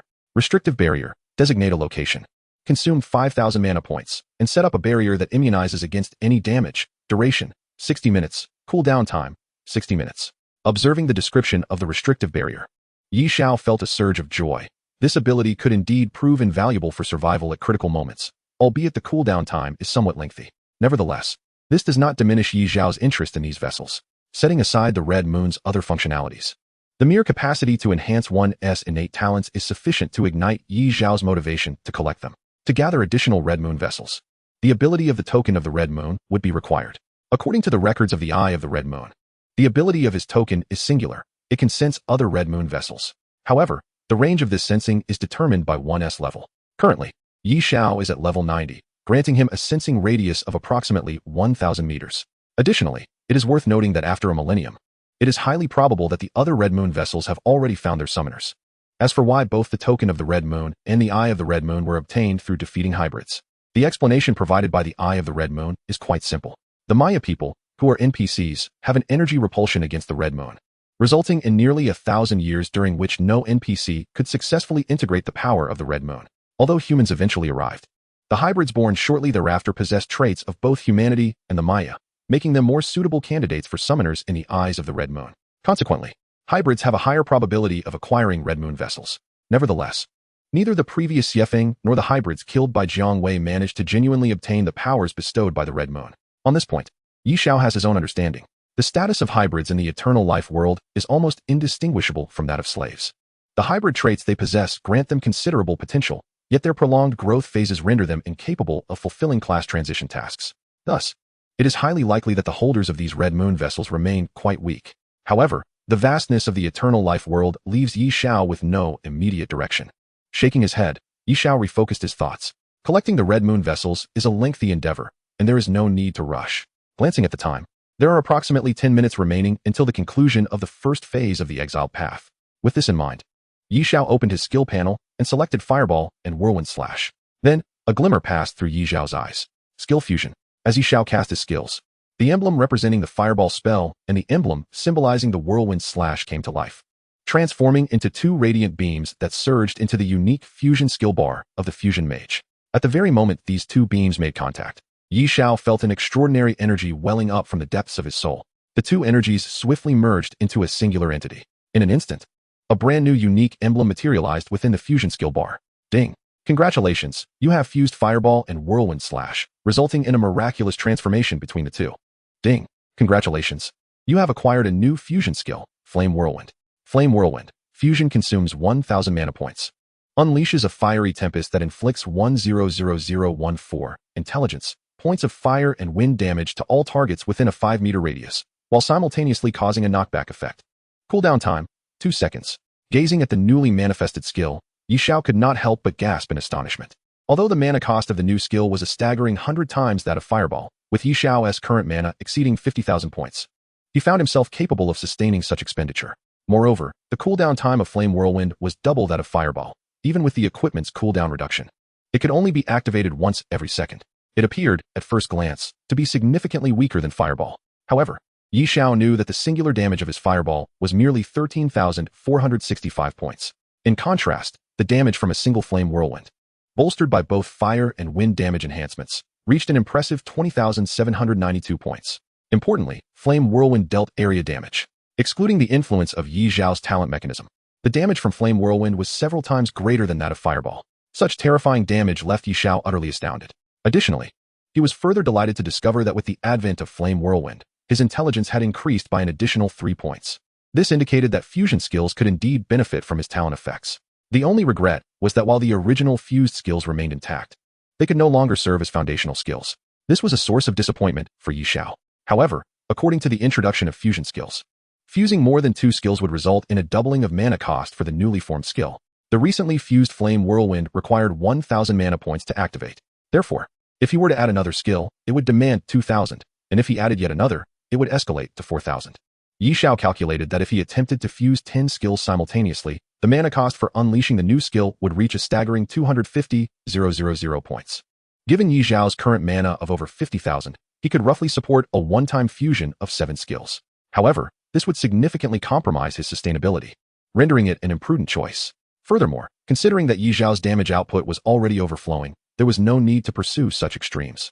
Thus, to maximize his intelligence, fusing skills in pairs was undoubtedly the optimal strategy. After a brief contemplation, Xiao resolutely proceeded to fuse the remaining 14 whirlwind slashes with 14 fireballs. In an instant, his fusion skill bar, previously barren, brimmed with 15 fusion skills. Consequently, his intelligence surged by an additional 45 points. Yet, this was not the conclusion. Next, Xiao fused the remaining 35 fireballs with 35 night erosion skills. Thus, his fusion skill bar was further augmented by 35 new skills. Embrace of the Netherfire. Embrace of the Netherfire consumes 2,000 mana points, unleashes an evil-laden Netherfire upon a single target, causing all damage received by the afflicted target to increase by 15 and reducing their movement and attack speeds by 10, while inflicting continuous damage of 5,003 intelligence points per second for a duration of 10 seconds, stacking up to a maximum of 100 layers. Cooldown time, 10 seconds. The effect of Embrace of the Netherfire transitioned from direct damage to a form of sustained damage akin to a venomous assault, while simultaneously inheriting the unique effects of night erosion, resulting in a slight enhancement. However, the mana cost was unexpectedly twice that of Flame Whirlwind. This indicated that the mana expenditure was not a fixed quantity, but rather varied based on the combination of different skills. Due to the limited quantity of fireballs, Xiao could only stack the Embrace of the Netherfire to a maximum of 35 layers. Although this was sufficient, in terms of control, it was inferior to the straightforward night erosion. After all, Xiao's super god level talent dictated that the potency of his skills was solely contingent upon the quantity of skills bearing the same name. Nevertheless, Xiao was not overly disheartened. After all, these 35 skills granted him a substantial boost of 105 intelligence points, along with an increase of 7,000 in maximum health. It was akin to a significant attribute enhancement. Finally, Xiao did not overlook the fusion of two defensive skills, Mana Shield and Star Shield. These two skills, being attribute-less, were naturally eligible for fusion. Star Guardian absorbs 10 of all damage, additionally absorbing 20 of physical damage. Cost, 1,000 mana points. Duration, 3 minutes. Xiao could only describe this effect as straightforward. It simply combined the effects of the two original skills. However, this allowed him to simultaneously cast 3 shields, resulting in a total damage absorption of 20 and an additional 40 physical damage absorption. This effectively doubled his defensive capabilities. Observing the addition of 51 skills to his repertoire, along with the significant boosts to his intelligence and health, Xiao was elated. Unfortunately, he had exhausted his supply of original skills for fusion, leaving him with a lingering sense of unfulfilled potential. Just then, a bell tolled suddenly. Xiao looked up and immediately understood that the first phase of the Path of Exile had come to an end. Chapter 69, Convergence, Encounter. As the bell chimed, the magical creatures that had previously filled the narrow passage receded like a tide, vanishing without a trace in the blink of an eye. In the next moment, a portal materialized at the end of the corridor, marking the entrance to the second phase of the Path of Exile. It must be said that after 24 hours of intense monster grinding, even by Xiao and Zhao Peng were feeling the strain, let alone the lower-level ordinary individuals. At this moment, upon seeing the teleportation point, all the newcomers collectively exhaled a sigh of relief and instinctively made their way towards the portal. Whoosh! Figures flickered into view at the entrance of a vast labyrinth. A continuous stream of newcomers appeared. Haha, finally done. That was so damn exhausting. Who says otherwise? I've been at it for 24 hours nonstop. Although it wasn't particularly dangerous, my legs feel a bit wobbly. By the way, this triple experience is fantastic. I've leveled up to 40. Uffed. What is so impressive about being level 40? I'm already at level 45. Hiss. Level 45? How did you level up so quickly? It's nothing. I entered at level 35, and I'm almost at 48 now. Perhaps due to the continuous combat over the 24 hours, the sight of such a lively crowd prompted everyone to engage in conversation. The atmosphere gradually grew more animated. However, at that moment, a flash of light appeared as another figure entered the labyrinth entrance. Upon seeing the newcomer, the excited discussions among the crowd came to an abrupt halt. Zhao Peng surveyed the surroundings, catching snippets of the previous conversations, and couldn't he help but sneer, a bunch of trash. How much did they drink to be puffing each other up like this? Upon hearing this, the faces of the crowd turned crimson, with several unable to hold back, retaliating with angry shouts. You speak as if you're so formidable. How many levels have you gained? However, as soon as he uttered those words, he was swiftly restrained by a companion beside him, who whispered a hasty admonition. Shu, are you out of your mind? He is Zhao Peng. Zhao Peng. Which Xiao? The person who had spoken earlier had yet to comprehend the gravity of the situation when Zhao Peng strode confidently to his side, with an expression of utter indifference. He remarked softly, since you are curious, allow me to enlighten you. I reached level 60 several hours ago. Is that satisfactory for you? Behind Zhao Peng, Wang Cheng and Lin Yong, though silent, displayed unabashed mockery in their eyes. In contrast, Bai Xiao maintained a demeanor of cool detachment, refraining from interjecting. Upon hearing Zhao Peng casually declare his level, the previously confrontational bystander instantly shrank in fear, repeatedly apologizing to Xiao Peng before hastily dragging his companion into the crowd. At this moment, he had come to recognize Xiao Peng's identity, a member of the Xiao family. Beyond that, the mere fact that Xiao Peng had attained the staggering level of 60 was sufficient to instill fear in everyone present. As anticipated, amidst the brief silence, a chorus of gasps erupted at the grand entrance of the labyrinth. Heavens! Xiao Peng is already level 60? That is utterly absurd. As fellow novice practitioners, isn't this disparity a bit too vast? I don't understand. In the past, those who reached level 60 were invariably prodigies with S-level talents. Wasn't Xiao Peng only A-level talent? You fool. He may be A-level, but did you not notice the S-level elite surrounding him? Wow. No wonder the Xiao family is one of the 8 great families. An A-level talent can command a full team of S-level prodigies to assist him in leveling up. It's simply incomparable. Listening to the astonished murmurs, Xiao Peng couldn't help but smile smugly. Meanwhile, Wang Cheng and Lin Yong frowned involuntarily. Although these individuals spoke the truth, their words sounded painfully abrasive. Bai Xiao, however, was not paying attention to the crowd's chatter at this moment. For her, the most pressing concern was finding Yi Xiao. Previously, during the first phase of the exile path, they had been unable to communicate due to being in different spaces. However, now that they had entered the second phase, they were all in the same region, and private messages could naturally be sent. Yet, Bai Xiao had just discreetly sent several messages to Yi Xiao, all of which had failed to send. This left her perplexed. Logically, the first phase, although arduous, was protected by safe zones and posed little risk. Why had Yi Xiao not yet arrived? As Bai Xiao pondered, a flash of light suddenly appeared. Following this, a tall and slender figure stepped into the labyrinth entrance. The commotion instantly roused the complacent Xiao Peng and the other astonished newcomers. At this point, nearly everyone had already entered the labyrinth, and there was no sign of Yi Ying among the crowd. Therefore, was this newcomer? Almost simultaneously, all eyes turned toward the figure. Bai Xiao, in particular, stealthily took a few steps closer. At that moment, Yi Xiao, who had just arrived, immediately spotted Bai Xiao, who was the closest to him. It had only been a few days since their last meeting. Yi Xiao vaguely remembered that when he had last seen Bai Xiao, she had exhibited a haughty demeanor, even bestowing upon him 30,000 eternal coins. Yet now, he noticed that her gaze held surprise and a palpable hint of affection. Instantly, Yi Xiao understood the situation and couldn't help but chuckle. This woman truly was something. However, before Yi Xiao could utter a word, Xiao Peng had already approached him with long strides, first sizing him up. This was the person known as Yi Ying. He looked just as he had in the photo. Although Xiao Peng was not particularly impressed by Yi Xiao's appearance, he nonetheless spoke with an uncharacteristically calm tone. Yi Ying? Yi Xiao regarded Xiao Peng. And although the latter's tone remained composed, the underlying arrogance was unmistakable. Thus, he blinked and replied, I am not. Xiao Peng's breath caught.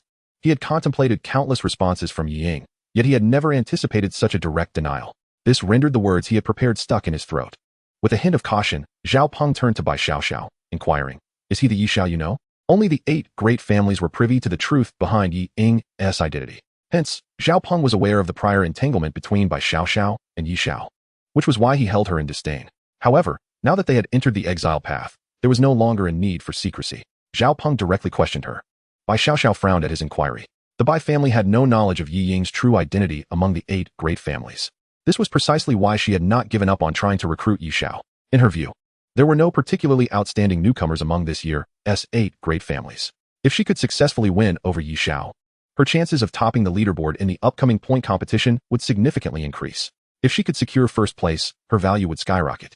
Yet now, Xiao Peng had bluntly asked, and if she answered, her subsequent actions would be severely compromised.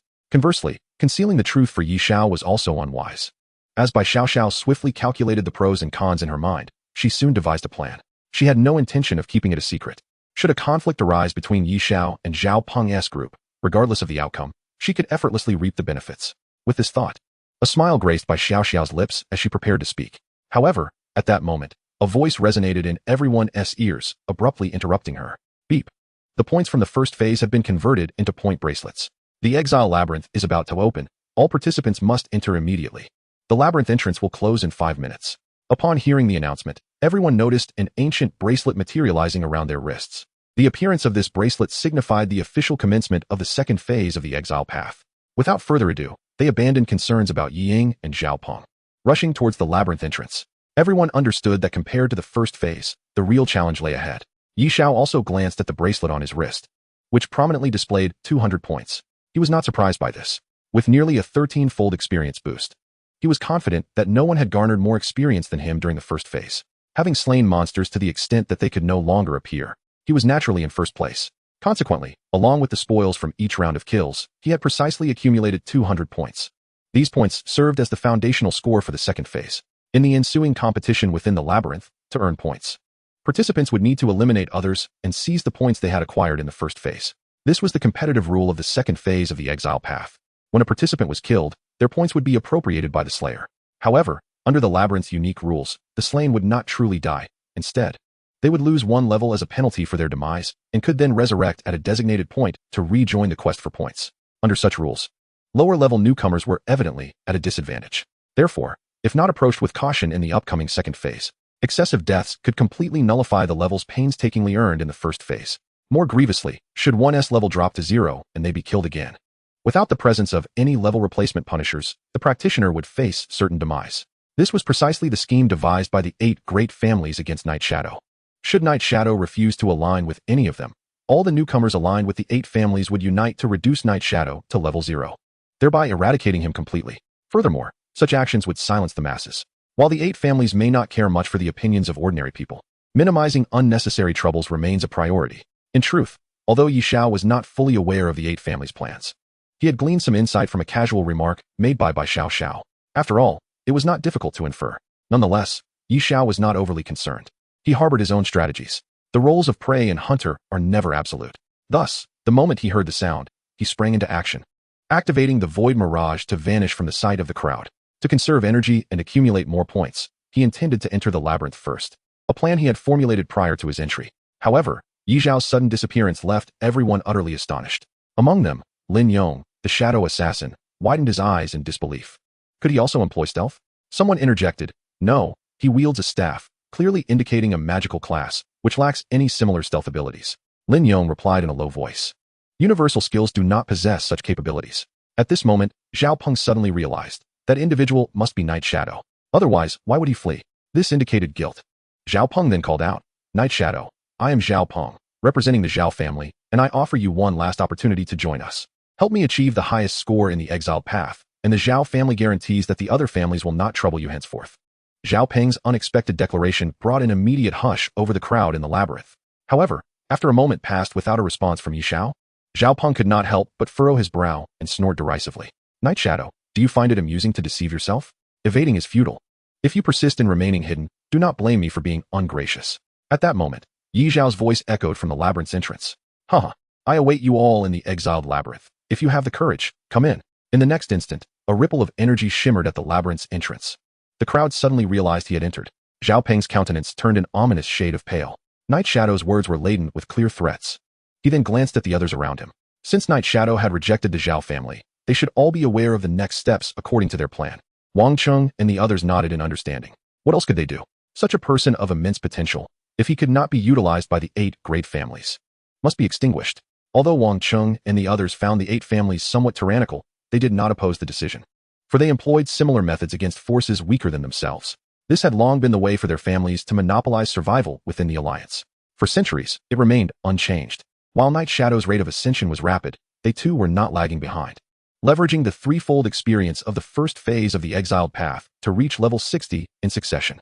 Thus, the advantage Night Shadow once held had dissipated. What could he possibly contend with? Meanwhile, Xiao, standing behind these individuals, observed with keen eyes. Yi Xiao had indeed seen her moments ago, but chose not to greet her, merely smiling to himself. This smile sparked an epiphany in Xiao. Yi Xiao must be aware of her predicament and feigned ignorance to avoid involving her. Indeed, he still harbored feelings for her, she mused. As for the absence of a reply to her private messages, she dismissed it as mere childishness. No matter how powerful you are, you will ultimately bow before me. With this thought, Xiao brimmed with confidence. Her perspective diverged from that of others. While many viewed Yi Xiao merely as someone who leveled up quickly, she had understood long ago, after he achieved an SSS rating in the novice secret realm, that his combat prowess was far from simplistic. Collaborating with others to eliminate Yi Xiao would yield less benefit than joining forces with him to dispatch the others. Securing first place would grant her greater leverage, paving the way for more choices in her future.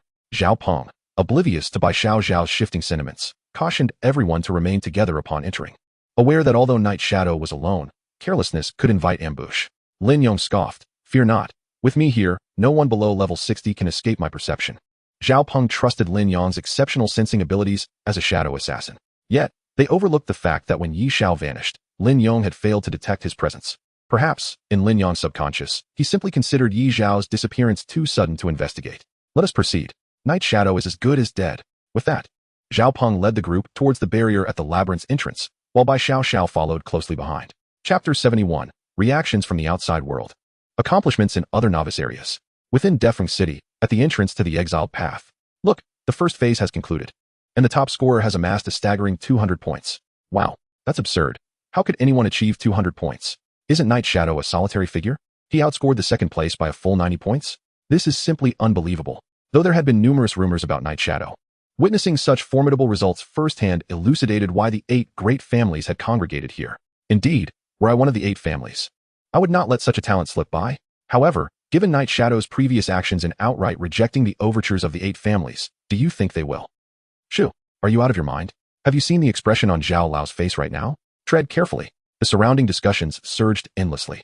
Everyone was astounded by the astonishing score of 200 points achieved by Night Shadow. At this moment, Zhao Chonglin's gaze was fixed intently on the name in the first row of the stone tablet, his expression unreadably grim. How could a solitary individual attain 200 points? Beside him, Zhao Mo resembled his name, silent and contemplative. Faced with Zhao Chonglin's inquiry, he found himself at a loss for words.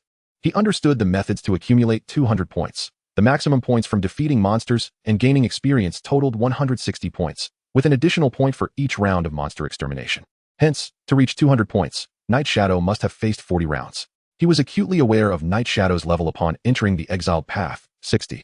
This meant the monsters he ultimately faced were at level 90. Even granting that a level 60 newcomer could advance to the second transition, accomplishing this was no easy feat. Even if Night Shadow possessed exceptional monster clearing abilities, how could he contend with the elites every 10 rounds? He was but one person.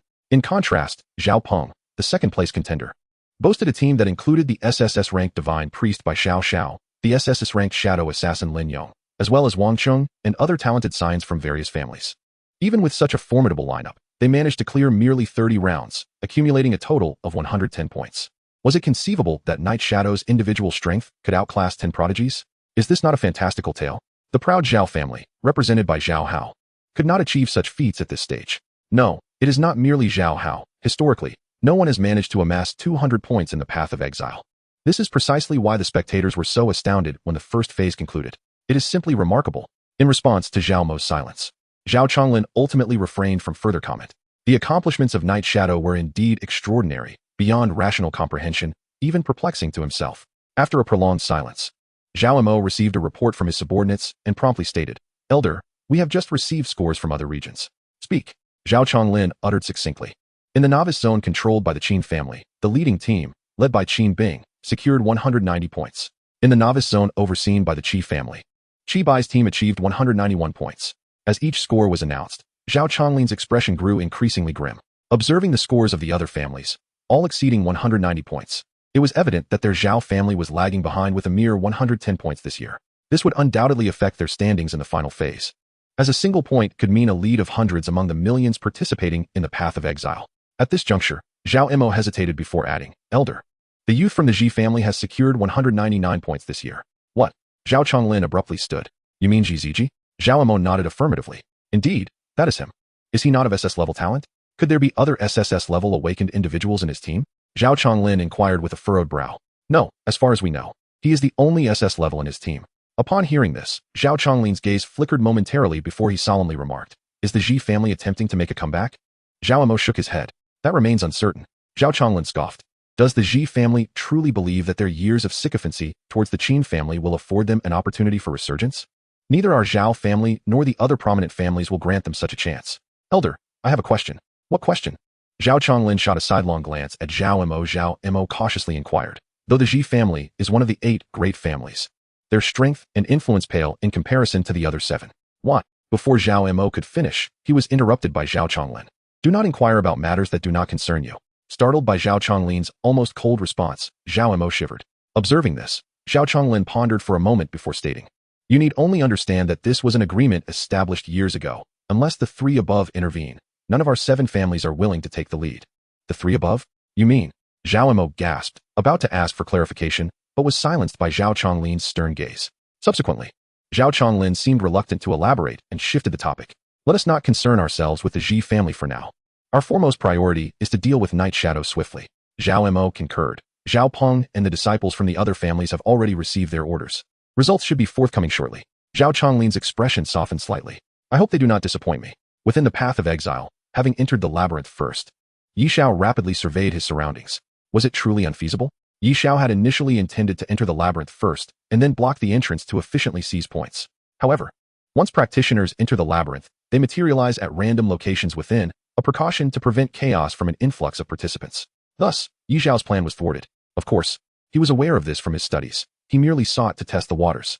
Even if his plan could not be executed, he felt no disappointment, for he possessed an alternative strategy. With this in mind, Yi Xiao activated his phantom clone.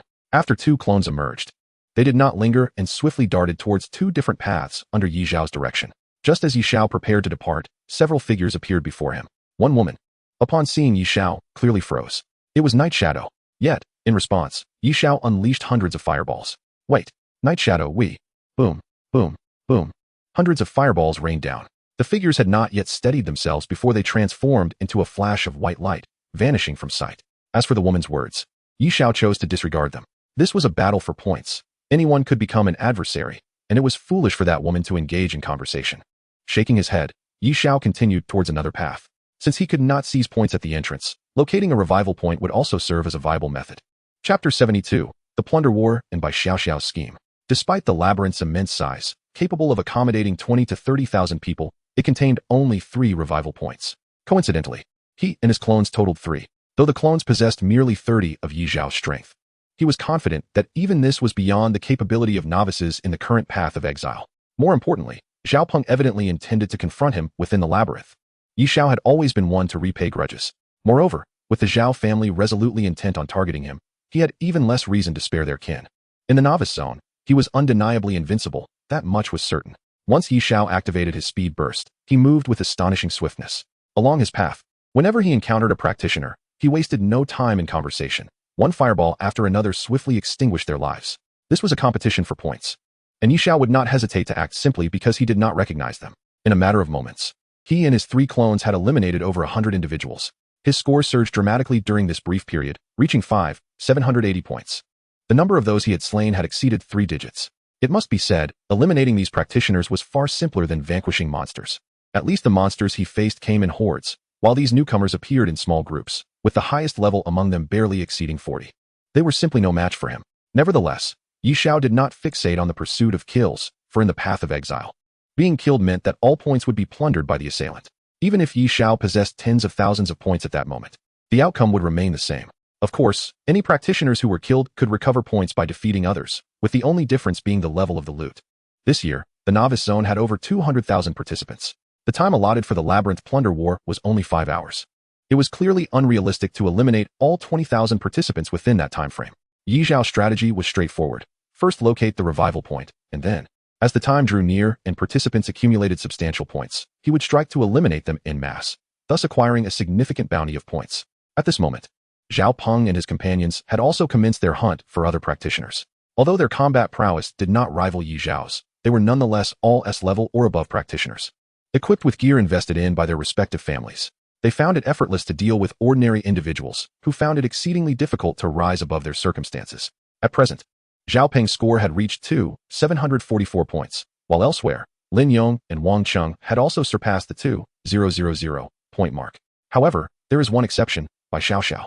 At this moment, she stands alone in a relatively secluded corner where no one passes by. She is not in a hurry about the points. Rather, she is attempting to contact Yi Xiao.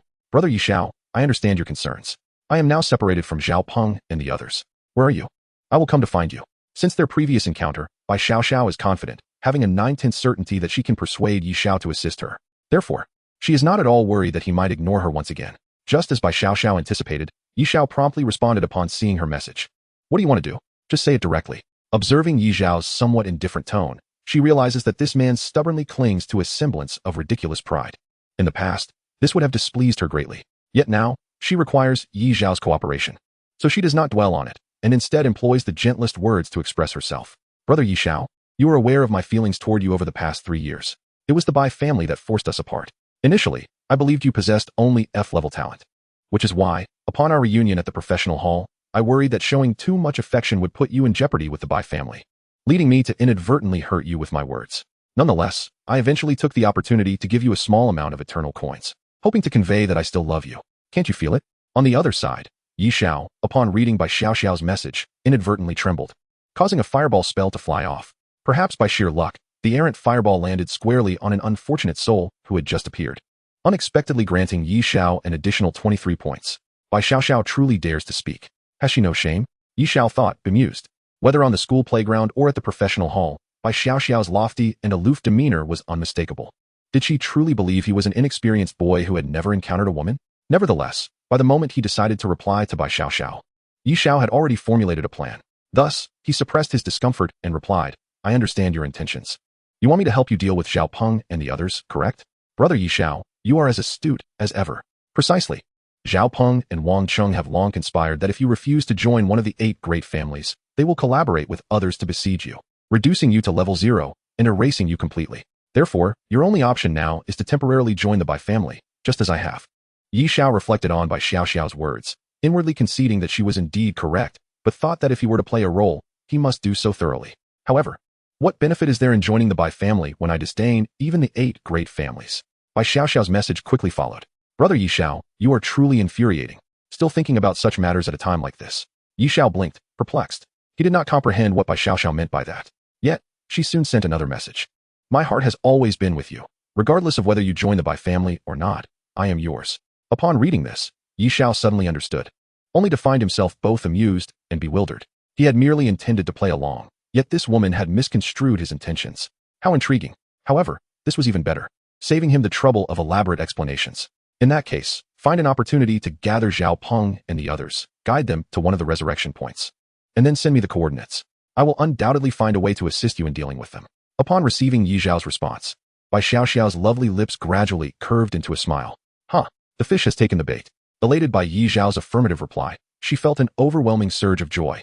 After confirming some details with him, she proactively contacted Xiao Peng and the others. Thus, her meticulously crafted plan had officially commenced its first step.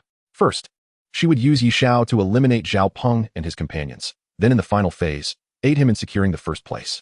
Afterward, she would leave the path of exile, shifting all responsibility onto Xiao. In this manner, she could ensure a smooth victory in the path of exile, reaping substantial rewards while extricating herself entirely from any blame. This plan was truly flawless. Chapter 73, The Surprise Attack at the Resurrection Point. In the path of exile, each professional is unable to see others' points, only their own current score. However, outside, the scores on the stone tablet are updated in real time. Therefore, when Xiao's score initially led by a wide margin, the expressions of Zhao Chonglin and the others darkened once more. As time elapsed, they soon noticed that for some unknown reason, the score of Night Shadow had stagnated, while Zhao Peng's point acquisition accelerated. In no time, he completely surpassed Night Shadow, claiming the top spot on the leaderboard.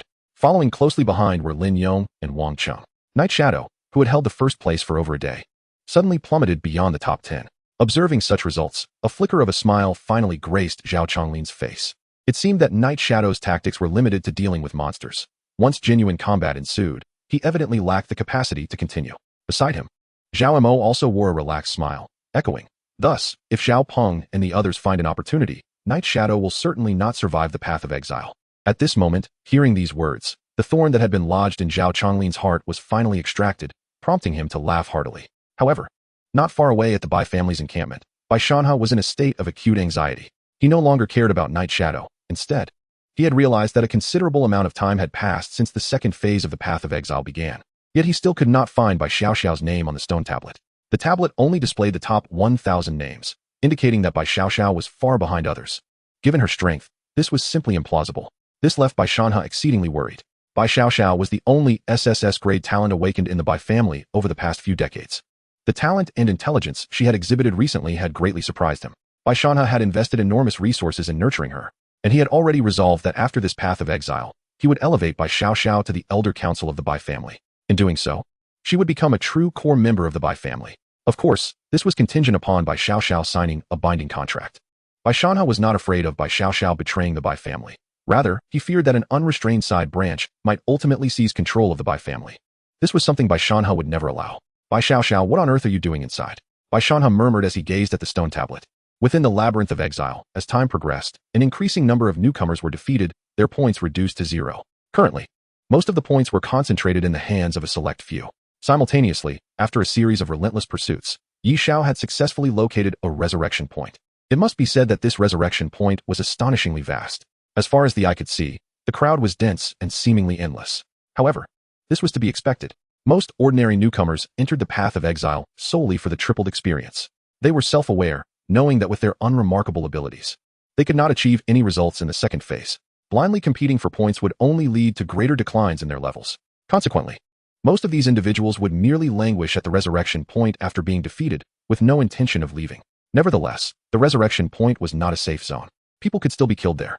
There had been no shortage of lunatics attempting such things in the past. However, the ultimate outcome was that these apathetic newcomers joined forces to eliminate him. After all, while I could grant you points, life is singular. Naturally, most individuals, upon noticing the absence of their point bracelets, would not senselessly massacre them. Thus, after decades of development, this rule became universally accepted. At this moment, Xiao had just arrived at the resurrection point, where he was immediately recognized by the newcomers lounging around. Look, it's Night Shadow. Ah, it really is him. He's quite handsome. What brings the esteemed Night Shadow to the resurrection point? Haha, I know. He must be fleeing from Xiao Peng and his crew, hoping to hide among us. But that's futile. With so many people here, he can't possibly remain unnoticed. I reckon Night Shadow is cornered and is resorting to desperate measures. TSK. He was so arrogant at the entrance, thinking he had some capability. Now it seems he was merely posturing. Sigh. The Xiao family is too domineering. It's exceedingly difficult for ordinary folks like us to make our mark. Cut it out. He was the one too stubborn to accept the olive branch extended by the 8 great families, so he deserves this fate. Are you so used to kneeling that you can't stand? Who the hell are you talking about? I'm talking about you. What are you going to do about it? I'm a level 46 warrior. Come fight me if you dare. Uft. So what if you're level 46? I'm not interested in bickering with you. The cacophony of voices reached Yi Zhao's ears, yet he paid them no mind. At this moment, he had already informed by Xiao of his situation at the resurrection point.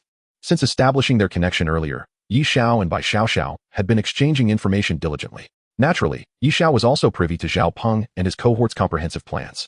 Clearly, everyone understood that leaving the exiled path would render the 8 great families' chances of capturing Yi Xiao again exceedingly slim, unless he were to make himself conspicuous. Thus, the families aimed to reduce him to level 0, erasing him completely. This aligned perfectly with his earlier conjectures. Of course, even if this were not the case, these prodigies would seize any opportunity to eliminate him multiple times. This would also serve to decelerate Yi Zhao's leveling speed, ensuring he would lose the title of newcomer king altogether. One could hardly expect these elites to adhere to the unspoken rules of the resurrection point. Such norms only applied to ordinary practitioners who posed no threat to them. At that moment, Bai Xiao had successfully reunited with Xiao Peng and his group. It was reasonable to assume that Xiao Peng would soon come looking for him. In fact, Yi Xiao need not have informed Bai Xiao himself. Among the throng at the resurrection point were those eager to curry favor with the Xiao family. Just as he appeared, he keenly observed several individuals with their heads down, seemingly reporting back. Yi Xiao made no effort to stop them. All he needed to do now was wait. Yet, there were always some who could not grasp the gravity of the situation. For instance, when Yi Xiao manifested in the crowd, a small faction began to stir. They had distinctly heard Xiao Peng's earlier threats against Night Shadow. Now, having finally encountered him, and with him being alone, they huddled together and devised a plan, expertly coordinating to move towards the outskirts of the crowd. At this point, Yi Xiao remained oblivious to their actions, standing somewhat dazed. Suddenly, dozens of figures surged from the crowd, launching a swift ambush against Night Shadow. The attackers coordinated their efforts well, unleashing a barrage of skills upon Yi Xiao in an instant. Meanwhile, they noticed Yi Xiao remained unresponsive, still standing there in a daze. Countless skills collided with Yi Xiao, producing thunderous explosions. The attackers wore expressions of ecstatic triumph. Haha. The number 1 newcomer is nothing special. If we kill him, perhaps I could enter the Dragon Abyss Legion's reserve camp. However, just as these individuals reveled in their elation, hundreds of fireballs materialized from thin air, moving at a velocity that nearly eluded their sight. In the next moment, a dazzling display of sparks illuminated the space, and the searing heat instantaneously incinerated the assailants. Simultaneously, Yi Zhao's figure reappeared before the onlookers, enveloped in a faint shield that shimmered with ethereal light. This spectacle left the newcomers utterly dumbfounded. They had witnessed firsthand the prior assault involving no fewer than 50 individuals. Yet, Yi Xiao not only remained unscathed, but had effortlessly obliterated the attackers with a mere gesture. Some unfortunate souls, caught too close to the conflagration, were also resurrected anew. Yi Zhao's astonishing display of power rendered the resurrection point eerily silent. He paid no heed to this reaction, instead scanning the crowd for the individuals who had just attempted to ambush him. Regrettably, there were simply too many people present. Although the assailants were momentarily stunned, they had not lost their wits entirely and refrained from revealing themselves again. This caused Yi Xiao to furrow his brow. He couldn't possibly decimate the entire crowd for the sake of a handful of fools. However, killing them would only lead to their level reduction. Unless he aimed to bring everyone down to level 0, he contemplated, ultimately shaking his head and choosing not to act. For one, such an endeavor would be an egregious waste of time and energy. Moreover, he had a plan that necessitated the presence of these individuals. If he eliminated them, where would he execute his scheme? While Xiao was deep in thought, a small team of 10 practitioners suddenly emerged from the crowd, seemingly emboldened as they stepped out of the resurrection point. The remaining onlookers stared in astonishment, perplexed by their intentions. Given the overwhelming power Xiao had just displayed, did they truly intend to engage him? Was there any difference between that and seeking death? Unbeknownst to them, the small team quickly maneuvered around Xiao from the side. Clearly, they had no intention of clashing with him. Instead, they aimed to exit through the only passage available at the resurrection point. However, an unexpected turn of events occurred. Without any prior indication, Xiao suddenly blocked their path. Off to deliver a message, are we? The 10-member team turned pale at his words. The leader, a burly man, quickly stammered, "No, you misunderstand. We merely intend to compete for some points." Before he could finish, hundreds of fireballs engulfed them. This sudden assault left the newcomers at the resurrection point in a state of shock. Why had he attacked them out of the blue? Those people had just revived and had no points to their names. The crowd could not comprehend the situation, and neither did Xiao intend to explain. He had already observed someone in the small team with their head down, clearly signaling to Xiao Peng. Of course, he could not be certain, which was why he had tentatively inquired. Despite the rapid denial from the other party, those behind them had shown a fleeting moment of guilt. Xiao perceived their reactions with clarity. Coupled with his earlier statement about reporting, which he had left ambiguous, their immediate denial only served to bolster Xiao's suspicions.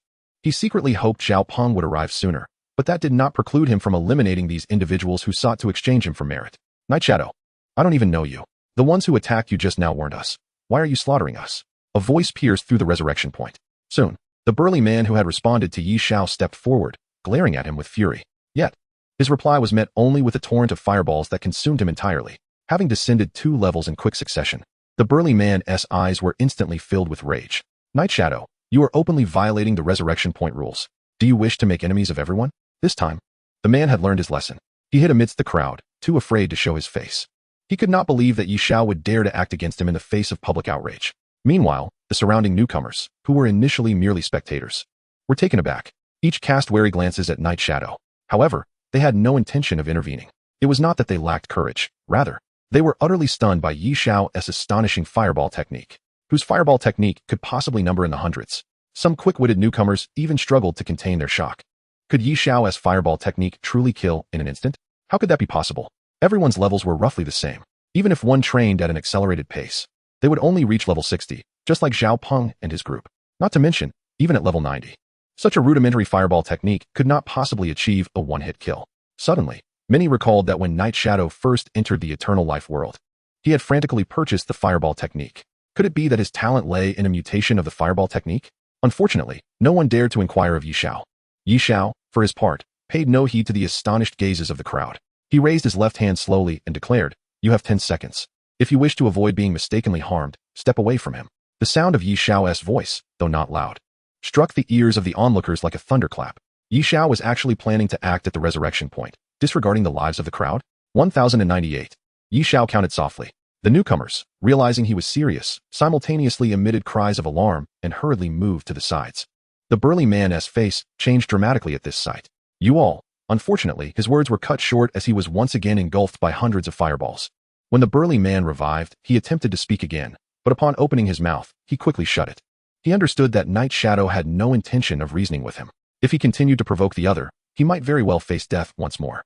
After all, he had only just reached level 38, and now, due to his misguided intention to assist Xiao Peng, he had suffered an unjust loss of 3 levels. With his initial death, he was now reduced to level 34. The experience required to regain those 4 levels would take an indeterminate amount of time to recover. In that moment, the burly man's heart ached with regret. However, just as he was about to back down and hide, Xiao spoke up again. "If anyone wishes to send a message, that is fine. You all should have picked up a whirlwind/skill stone during the first stage, right?" The crowd, uncertain of Xiao's motives, hesitated to respond. Xiao glanced at their reactions and smiled. "I am quite reasonable, if you wish to leave. A whirlwind/skill stone will serve as your toll. Do not worry that I am trying to deceive you. After all, you should be aware of the damage I just demonstrated. If I truly wished to slaughter you all, even combined, you would stand no chance." His domineering words ignited a sense of indignation within many. Yet, Recalling the scene of Yi Xiao's instantaneous defeat of the burly man, they could not deny the truth in his statement. Thus, the crowd chose silence. Seeing this, Yi Xiao was in no rush. Time was on his side. Sure enough, it wasn't long before someone could no longer hold their tongue. However, the speaker remained hidden within the crowd, afraid to reveal themselves. Night Shadow, we mean you no harm. In fact, we hold some respect for you. After all, you have achieved this much as an ordinary person, which truly gives us commoners a voice. Thus, they continued, could you do us a favor? My friends, and I merely wish to exit and compete for points. Yi Xiao smiled, no problem. The individual exclaimed in delight, thank you so much. Yi Xiao, unhurried, interrupted their gratitude. However, as I mentioned, the price is one whirlwind/skill stone for you and your team to leave. How can you be like this? The person, clearly agitated, retorted. Are you being too domineering? I don't even know you. Why should I give you face? Yi Xiao chuckled. Furthermore, this is a points competition. If you leave to compete for points, what if you surpass me? Wouldn't that create trouble for me? The hidden individual found themselves momentarily at a loss for words. After all, Yi Xiao's reasoning was sound, yet it left them feeling frustrated. Just then, another individual emerged from the resurrection point. Night Shadow, I have a whirlwind/skill stone. If I give it to you, you really want to attack? Yi Xiao smiled slightly. Of course not. Great. I trust you. With that, the person, accompanied by a group of teammates, approached Yi Xiao and retrieved a whirlwind/skill stone from their bag, handing it over before striding confidently towards the exit. Meanwhile, their teammates followed closely, eyes filled with caution and trepidation, as the gazes of countless onlookers were fixed upon them. Once this group passed Yi Xiao and exited through the passage, a collective sigh of relief escaped the crowd. Had they really made it through? How astonishing. Did Night Shadow not fear they would alert Zhao Peng and bring him back? The reasoning was perplexing. Night Shadow was undoubtedly a mage. Yet the whirlwind/skill stone was not particularly powerful. Was it truly worth endangering oneself for a mere skill stone? Oh, had I known it would be this simple. I should have acted sooner. While the whirlwind/skill stone could fetch some money, I hope to accumulate more points to secure a place in the final stage. TCH, Night Shadow already possesses the whirlwind/. What good is it to say such things now? Listening to the discussions around him, Yi Xiao interjected, perhaps you have misunderstood. I never stated I would only accept one whirlwind/. The crowd fell silent, gazing at Yi Xiao in disbelief. Yi Xiao continued, as long as you give me a whirlwind/, I will let you leave. I'll take as many as you have, with no upper limit. Pausing for a moment, Yi Xiao added in an enticing tone, consider this. How much is one whirlwind/ worth? If you leave here, find Zhao Peng and bring him back. Wouldn't you be able to form connections with those prodigies? The rewards would far surpass the value of a mere whirlwind/skill stone. The crowd exchanged glances, none able to fathom Night Shadow's true intentions. Nevertheless, his words were undeniably enticing. If they could bring Zhao Peng and his group here, regardless of whether genuine connections were formed, it was likely that, given Xiao's status, any rewards offered would exceed the value of a whirlwind/. In an instant, many hearts began to stir. One by one, individuals started emerging from the resurrection point. Witnessing this scene, Yi Xiao could hardly contain his glee. Soon, he would amass an astonishing number of whirlwind/. Truly, there was strength in numbers. The thrill of this free acquisition was simply delightful. As for whether others would perceive him as domineering and unreasonable, Yi Xiao remained unconcerned. The fact that he refrained from killing them was already his greatest act of mercy. Moreover, compared to himself, the 8 great families, or rather, any family with a semblance of power within the alliance, his actions were remarkably mild in comparison.